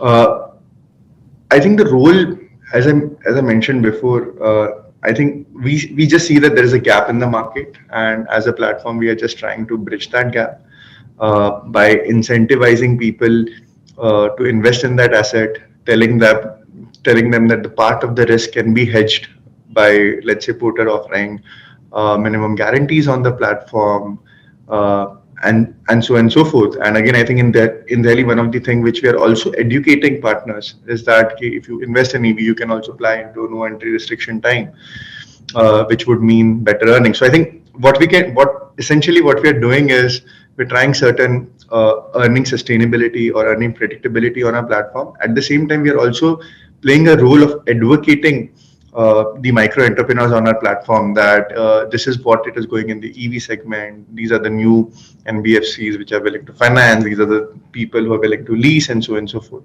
So I think trying to accelerate whatever is going in the market. I think that's the role which we are trying to play. Now coming to an open-ended question, I mean, I'll leave it to all of you. There is also a new trend of mobility as service, wherein the customer does not own the vehicle, he just pays for whatever the usage is. Do you see that as a trend in the first and last mile mobility space? And do you see that Indian OEMs and startups alike, I mean, all of you could look at as an innovative business model for partners, so that the risk appetite for the customer, for the end customer, is comparatively low, and he can get a first-hand hands-on experience about what is the potential over there? It is bound to happen. I think, like I said, different verticals, different applications, different use cases, and different business models. I think everything's out there. I think for people to try, as more and more OEMs show up with different amounts of confidence in their own products, I think they will be willing to take that extra step. I think financing of OEMs helps a lot because it helps you project your capabilities a little better. Financing of vehicles and all that, different kinds of business models start emerging once they see that we have enough cash in the bank to be able to support our warranties or those kinds of things. So I think all these things are together. It's all happening very quickly. Like Saurabh mentioned, 2020, you'll be surprised, L5 category did not exist. We were all making vehicles, getting them type approved, all kinds of things were going on. So it's very soon that this thing has happened. But the important thing is that I think folks like Uttam are seeing the benefits. I think end customers are seeing the benefits. E-commerce has really helped, as a beachhead, a very nice, big, large enough entity for us to be in a position to do this. Otherwise, think about an OEM, right? We feel a lot more comfort in, talking to, an Amazon, a Flipkart, a Big Basket, any of these guys in HUL, and convincing them about the application, the use case, how it is cost effective and those kinds of things. Try doing that same thing on the ground, B2C. It's not as simple. People do find it difficult to say, hey, this is my livelihood you're going to be dealing with. How comfortable, how confident are you? And hence, these kinds of new business models are going to emerge. I think it might be a trial and error kind of thing. There will be some of these experiments that OEMs will do, other partners will do. Their financing companies that are coming forward, you'll be surprised, who are willing to do this. Battery as a service is also something that you're going to be seeing. So a lot of these things will evolve over a period of time. We should not be looking at them with a microscope at this point. But I do believe that the change is happening very, very rapidly at this point. Saurav, you'd like to add something? Yeah, I think similar point. Mita was right on what I was going to say. I think as the confidence in the ecosystem, in the product, in the ecosystem will increase, you will see more number of experiments happening, and some of these will work, frankly, and some of them would not. Like I don't think anybody would not want like all the money upfront and everything secured. Like I think that's sure, if that's available, we'll take it. But I think as an OEM, you can only do certain kind of innovation because you are focused on developing your product and building that the best. I think in the ecosystem, as we are speaking to more and more financiers, they are also innovating on their side, like just the way we as an OEM are thinking about how to build this electric vehicle as well, the best product. We have partnered with a lot of financiers who are thinking from the lens that you just asked, and they are actively working. There are a couple of them that we, they have come and pitched, and we had initial some innovation, but what we are excited to see this energy that people are okay to try as long as they see that the product is worth trying to experiment with these kind of models. And the models are very similar to what you are doing in the current ICE world, right? Like you have a vehicle, every day you are buying 100, 200 rupees diesel or CNG, and then you're running, and then you're buying the next day. So, but with obviously some caveat around like the charging and software and some of that. So people are going to experiment. I think there are multiple models are going to come. I think the one that will work the best is the one where your friction or the thresholds of transitions are very, very low. I think those models will work the best. But a lot of these experiments will bound to happen. And I think it's good to be in a time when these experiments are happening, because you also get to know what doesn't work, because oftentimes history books tells you what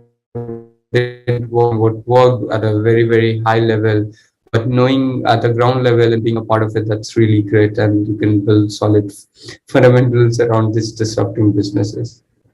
Uday, you would like to add something? Look, I think, in England, we say different horses for different courses. I think you're going to have multiple options. And in India, everybody wants a different option. I keep saying, I think, give it the next year. Financing. I am personally working on this because of my financial background. Financing is coming here in a big way. I think whether it is rentals, whether it is fixed, batteries for, as a service, so there are multiple, there's going to be multiple options in terms of fixed, fast charging, swap and other options. I think that I firmly believe that the next year to two, significant capital is going to be available. And we are already doing rental models already with one of our partners, and we're seeing a lot of interest. But I think it's different. Different people will want different models. But if you want scale, financing has to be a big part of it. I'm clear on that. Whatever options, there'll be different options, there'll be new ideas, and I think we'll have to work on those. I think this will also work very heavily in the passenger side, which we are now going to push very heavily into the next financial year, this financial year. So I think there will be multiple players in the in the different spaces that would require different financing, and we'll be part of it. And I'm sure many other players are also being part of this journey. Right. And coming to the safety quotient, fortunately or unfortunately, the electric three-wheeler space, despite not many of them include using liquid cooling, has been one of the safest segments when we speak about in the electric vehicle segment. Do you see that electric three-wheeler? I mean, what is that that the electric three-wheeler customer or the OEMs have done differently that that it is a more safer vehicle compared to their electric two-wheeler counterpart? I think most of the OEMs realize that what started happening was there was a lot of import that started happening in the two-wheeler space, and it was one of those things that you could attempt in school. You put together a two-wheeler very easily while you're doing your engineering and those kind of things. So you get that confidence that what does it take? It's very 5 boxes. I can put them together. What does it take to make a two-wheeler, right? It starts off as that, and then you start seeing low-cost imports coming from other geographies into your country, and then you say, hey, I can make it probably better than that. But very little effort is put into engineering the products well. I think engineering an EV is not trivial. It does take time and effort, especially in a very difficult geography like India or the emerging markets of South Asia, Africa, South America. It's very, very clear that there are no use cases in these geographies. It is only a use case. And hence you have to build for that. I think three-wheelers to that extent and the OEMs that have developed their products so far have realized that battery is going to be an important thing, and hence we have to make sure that we manage that battery a lot better, because we're talking about much significantly higher amperes being drawn from it, and the imbalance and the other problems that typically arise from high usage batteries. So I think we've probably been a little more careful than the others in engineering our vehicles properly. And when I say a little more careful, I mean that little degree varies from company to company. But we do realize that this is a problem. It's also possible that three-wheelers are not considered to be, sexy enough to report on a regular basis because they are not personal vehicles that people use. They're more commercial vehicles. These things happen. It's not like trucks don't fail or other things don't fail in the ICE world, right? But they're not reported. It's usually things that people are driving, personal vehicles. I was doing a wheelie and the front fork broke. That is news.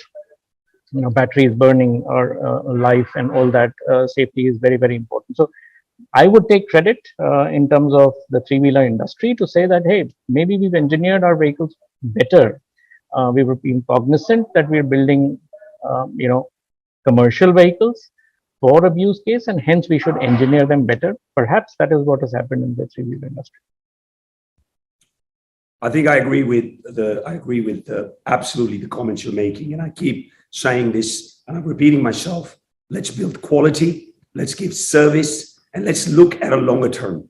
And I think if we do that, I think there is no shadow of a doubt that electrification. I'm an old commodity trader. I continually see high fuel prices. I think obviously the Russia-Ukraine war has increased prices higher, but I think that the future, if you do all of this, has got a serious potential in terms of demand. I think Saurabh said that earlier. The demand is not a problem. And that's why when people say, who's your competition? I said, it's not about the competition. It's about who builds better products and who gives better service and who's able to bring scale. Scale is going to be very important. Being an old automobile guy, there is a huge amount of involvement in scale. The guys and the girls that will win in this have scale. Guys, I got to run. I got a call to Europe. So thank you so much. It was great to be on this. I got to run on the call, but definitely thank you for the opportunity. Thank you then. So, we have another 5-10 minutes. So we'll continue this. So Uttam, coming back to you, what is that that a company like Porter can do? Do you see you getting involved in battery swapping and charging infrastructure? To setting up that to drive adoption of electric three-wheelers. Is that something that you're already working on? So, Nilesh, I think, to be honest, I think we are still, I would say that our EV strategy is still on a nascent stage. I think we've started working somewhere around 12 to 15 months ago on actively promoting it. we feel that those are options which are there on the table. But again, I think what we've not decided yet is that which is the direction which we would pursue. But I think from an intent standpoint, I think we are pretty clear that this is a transition which is going to be benefited, which would be benefiting to the society in general. And I think as a responsible company, we want to play an active role at it. And I think I think there is also this belief that being in a market position what we are already in, I think we can create a significant difference. So I think there is an accountability or responsibility which is already there in the organization to this team. But I still feel that we're still figuring out that what should be a right strategy. But because once we commit to the strategy, I think we own it to the heart. And Saurav and Dr. Saran, one of the key drivers for electric vehicle adoption in India has been the FAME 2 and various state subsidies in the country. One of my very good friends from the industry always mentions, whenever we meet, he always mentions, Nilesh, I want to see, how the industry does when the state subsidies gets taken away. I'm scared that the situation could be similar to what happened in China. Do you see that, that the electric vehicle adoption is only being driven because of the state subsidies?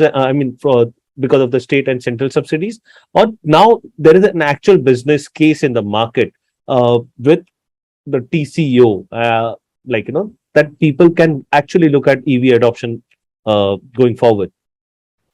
Yeah, I think it's clear. I have to give full credit to the government for realizing the need of providing these subsidies. I think FAME has benefited immensely. The industry has benefited immensely from the FAME subsidy. States are only adding more and more to it. So there's no doubt in my mind that you need that little bit of fuel to start a fire, and I think that has been provided by FAME. As people start using these vehicles, you realize the benefit. Like, I'll give you an example. Today, our vehicle is being used in 2 shifts. Right, so they do a regular shift with an e-commerce player, and then they possibly do a half-day shift or a full-day shift at Porter, for example. Right. I was asking one of these guys in Delhi why he does this and why he couldn't do that for with a diesel vehicle. He said, "Sir, thakan nahi hoti." After the first shift, he does not feel tired because there is no fatigue, there is no noise, there's no vibration in that vehicle. He doesn't have that, right? So he feels that, hey, I can easily do another 3 to 4 hours more. He earns more money. He doesn't have to drink. He doesn't have to go and beat his family when he goes back home frustrated. These are improvements that are happening through people. Because of the subsidy, they have had vehicles that are cheaper. They're being able to try them out, and hence they start seeing the benefits. I think that is why 2 thumbs up for that fuel that got added. Going forward, people are realizing, hey, this is really good TCO benefit. If I can compare myself against a diesel 3V0, there might be a TCO benefit of, let's say, 46, 47, 48%. If the subsidy were to go away, that TCO benefit would probably come down to 28, 29, 30%, but hey, that's still a significant benefit. I'm talking about apples to apples battery prices remaining same. Right, so there would still be a significant amount of TCO benefit that you could get without the subsidy. Over a period of time, the subsidy to date, I think, will last us till 2024 or something. By then, I'm hoping the PLI schemes and the battery manufacturers start manufacturing cells in India. Newer kinds of cell technologies and the cell chemistries are emerging. So it's not just going to be lithium, there's going to be sodium, there's going to be aluminum, there's all kinds of things that are going on. They might not have reached commercial grade, but I think by then lithium prices would have come down to a certain extent where I do feel that. Plus, the other thing that will also play a key role is OEMs like us would have reached a certain volume. Volume also brings the price down, right? So when I start feeling comfortable with those volumes coming in and I start making margins, right now we might be losing money. But as those margins start improving, we feel better, we get more financing into the business, there are new business models that have emerged, you will see a huge benefit. So I think subsidy is only a very good lighter fuel. Beyond that, I think we will have capability to stand on our own 2 feet, possibly 24 or thereabouts. Yes. Saurav? So yeah, agreed on the points. I think that's correct. So FAME subsidy has definitely, I think, helped. Center subsidy I mean, and I think you compare on China as well. So I'll also take on, I give my take on that one. So in short term, I think what the FAME subsidy has done is made the product, which was a bit more expensive, accessible to a lot of different customers so that they can realize the value and they can consider sort of converting the fleets, whether it's your e-commerce of the world or the institutional player or the retail customers, right?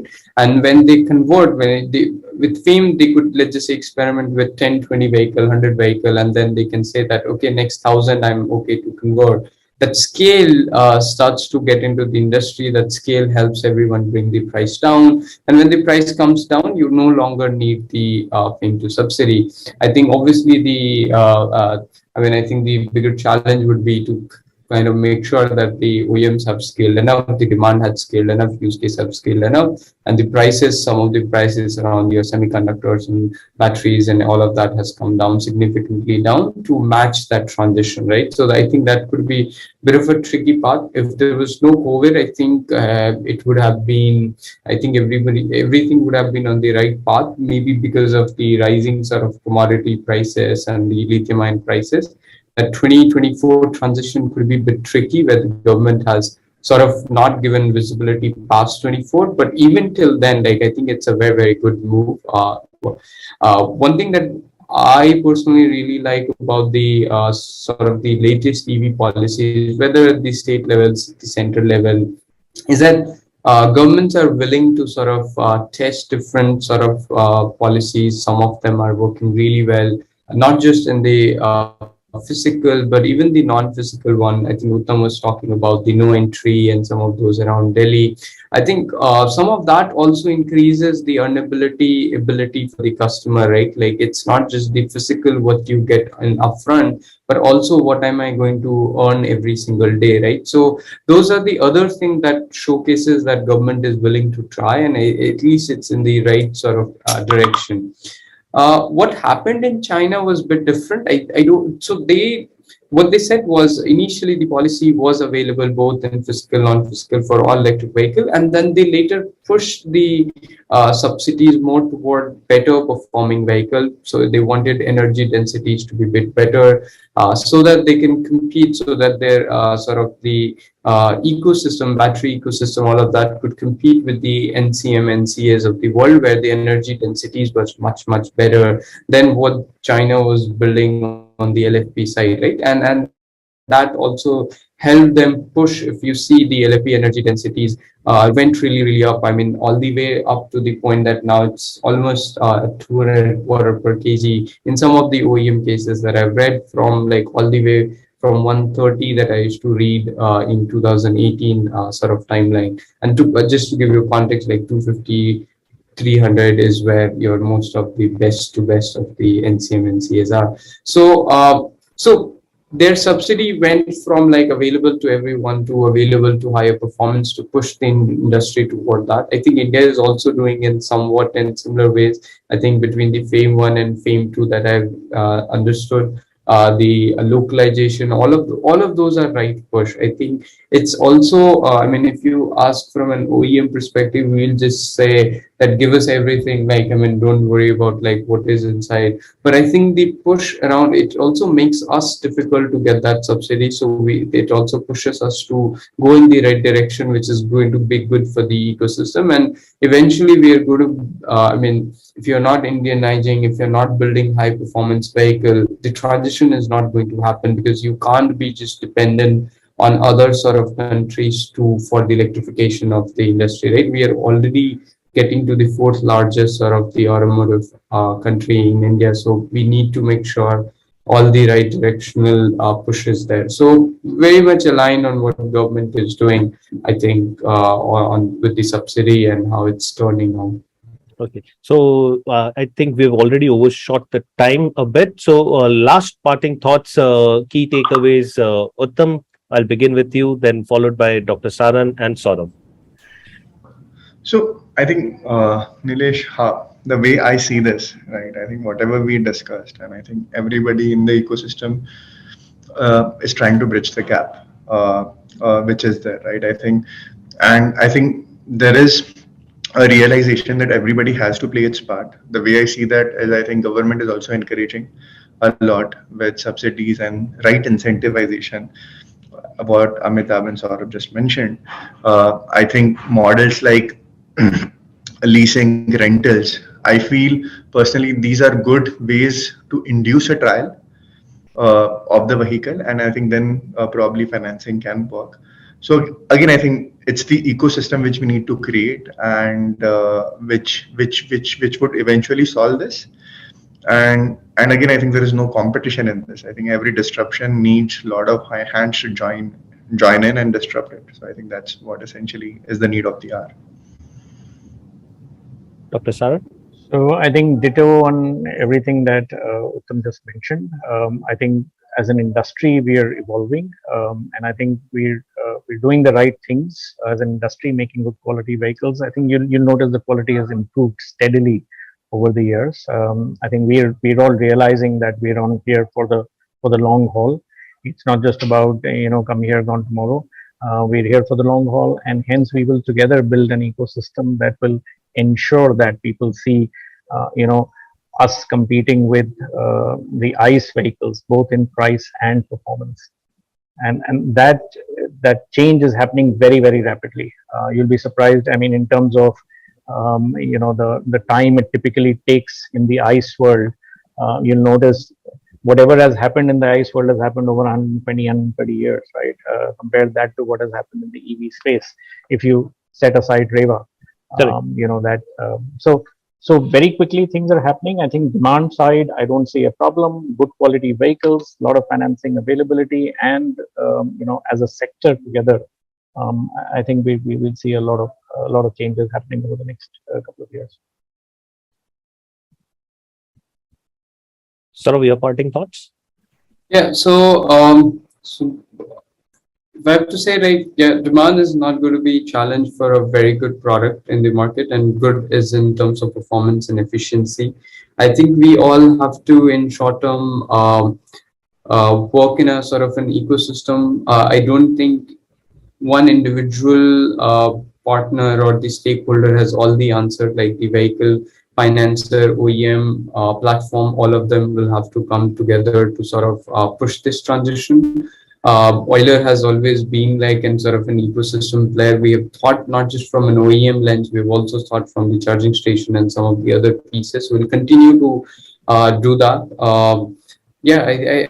I think the next 5 years are going to be very different from the last 5 years. And I mean, you can always say that usually, but what I mean here is that in the next 5 years, you would see a complete reversal of the purchase trend of the electric vehicle. I mean, every year we would see more number of electric, percentage wise more, and some of the segments would have hit the tipping point. That's what I think will happen in the next 5 years. So 2018 to 2023 has been a very different journey. I think it was more about educating, getting everyone along, our own understanding, engineering, a lot of those. I think 23 to 28 is going to be very, very different one, where we think that we will, together the EV companies would change the pecking order in which all the OEMs, ICE OEMs at least exist. Okay. Thanks a lot, everyone. Thank you for sparing your time. Thank you, Saurav, Dr. Saran, Uttam, and Uday, who has left for another meeting. So I'll see you again soon. Take care. Thank you. Thank you very much. Well, that session surely sheds light on an often overlooked aspect of increasing adoption of EVs, and we are grateful for all the insights shared by our wonderful guests. With this, we are almost at the end of the first and last mile mobility conclave 2022, but we cannot end today's program without a word from Roshan Pavaya, editor, FE Digital, The Financial Express. Roshan, please take the stage for your vote of thanks. Thank you.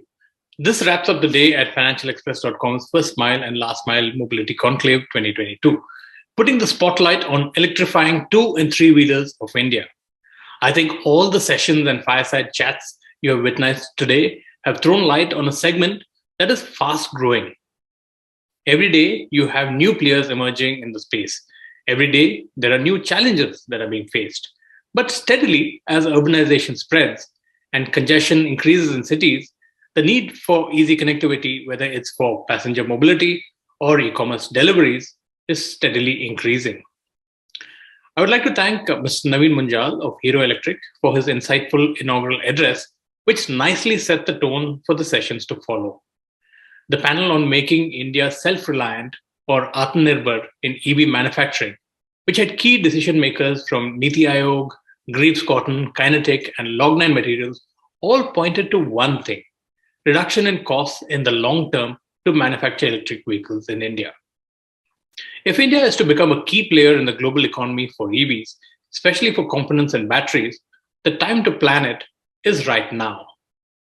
I would also like to thank Sri Ashish Kundra, Principal Secretary, Government of Delhi, for being a part of this event and highlighting norms for battery-powered three-wheelers, which were previously unavailable to internal combustion engine vehicles. I would also like to thank some of the industry leaders driving from the front when it comes to electrification, like Mr. Rakesh Sharma from Bajaj Auto, Chetan Maini from Sun Mobility, and industry veteran Arun Malhotra for moderating the sessions. We also had an interesting session on how one can ensure faster adoption of electric and hybrid vehicles, going beyond FAME 2. I would like to thank the panelists, Ms. Mahua Acharya, Mr. Soinder Gill, Ms. Suman Mishra, Mr. Vinkesh Gulati, and of course, Vikram for moderating it. The panel on the road to climate conscious delivery put the focus on e-commerce delivery companies who have already started making progress in using electric mobility in their business mix. The session on whether India can achieve its EV targets in 2030 had insights from the senior leaders at Okinawa, Torque, and Simple Energy in conversation with Arup Das of Express Drives. I would also like to thank all the panelists who are part of the emerging business models in the EV ecosystem, a new way of buying two-wheelers, for their ideas and their insights.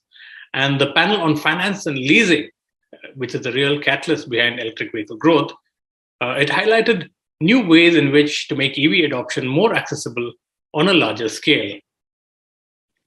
I would also take this opportunity to thank my colleagues, Dipanshu, Arup, Nilesh, and Vikram, as well as Mr. Som Kapoor from EY and Sheetal Bail of GrowX Ventures for helping make this a great, insightful event. Keep reading financialexpress.com to stay abreast of more such events. Thanks for watching and stay safe. See you soon. As always, thanks a lot, Roshan, for giving us the closing comments. And I would also like to thank all the esteemed guests for devoting their precious time to talk about the various raging issues and topics related to first and last mile connectivity in the context of electric two and three wheelers. There is no denying that electrification is the way forward, and not just because it makes sense in terms of economic growth, but also has a positive impact on the environment. There are many hurdles to still go over, but with a united front, nothing is impossible. As for all the lovely viewers that tuned in for the event, we thank you from the bottom of our hearts and hope that you found the various panels and the intelligent conversations interesting and informational.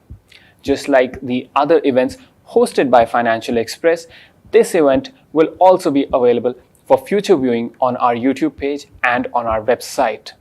With that, I, Akash S. Paul, shall be taking your leave. Until the next time we meet again, take care and stay safe.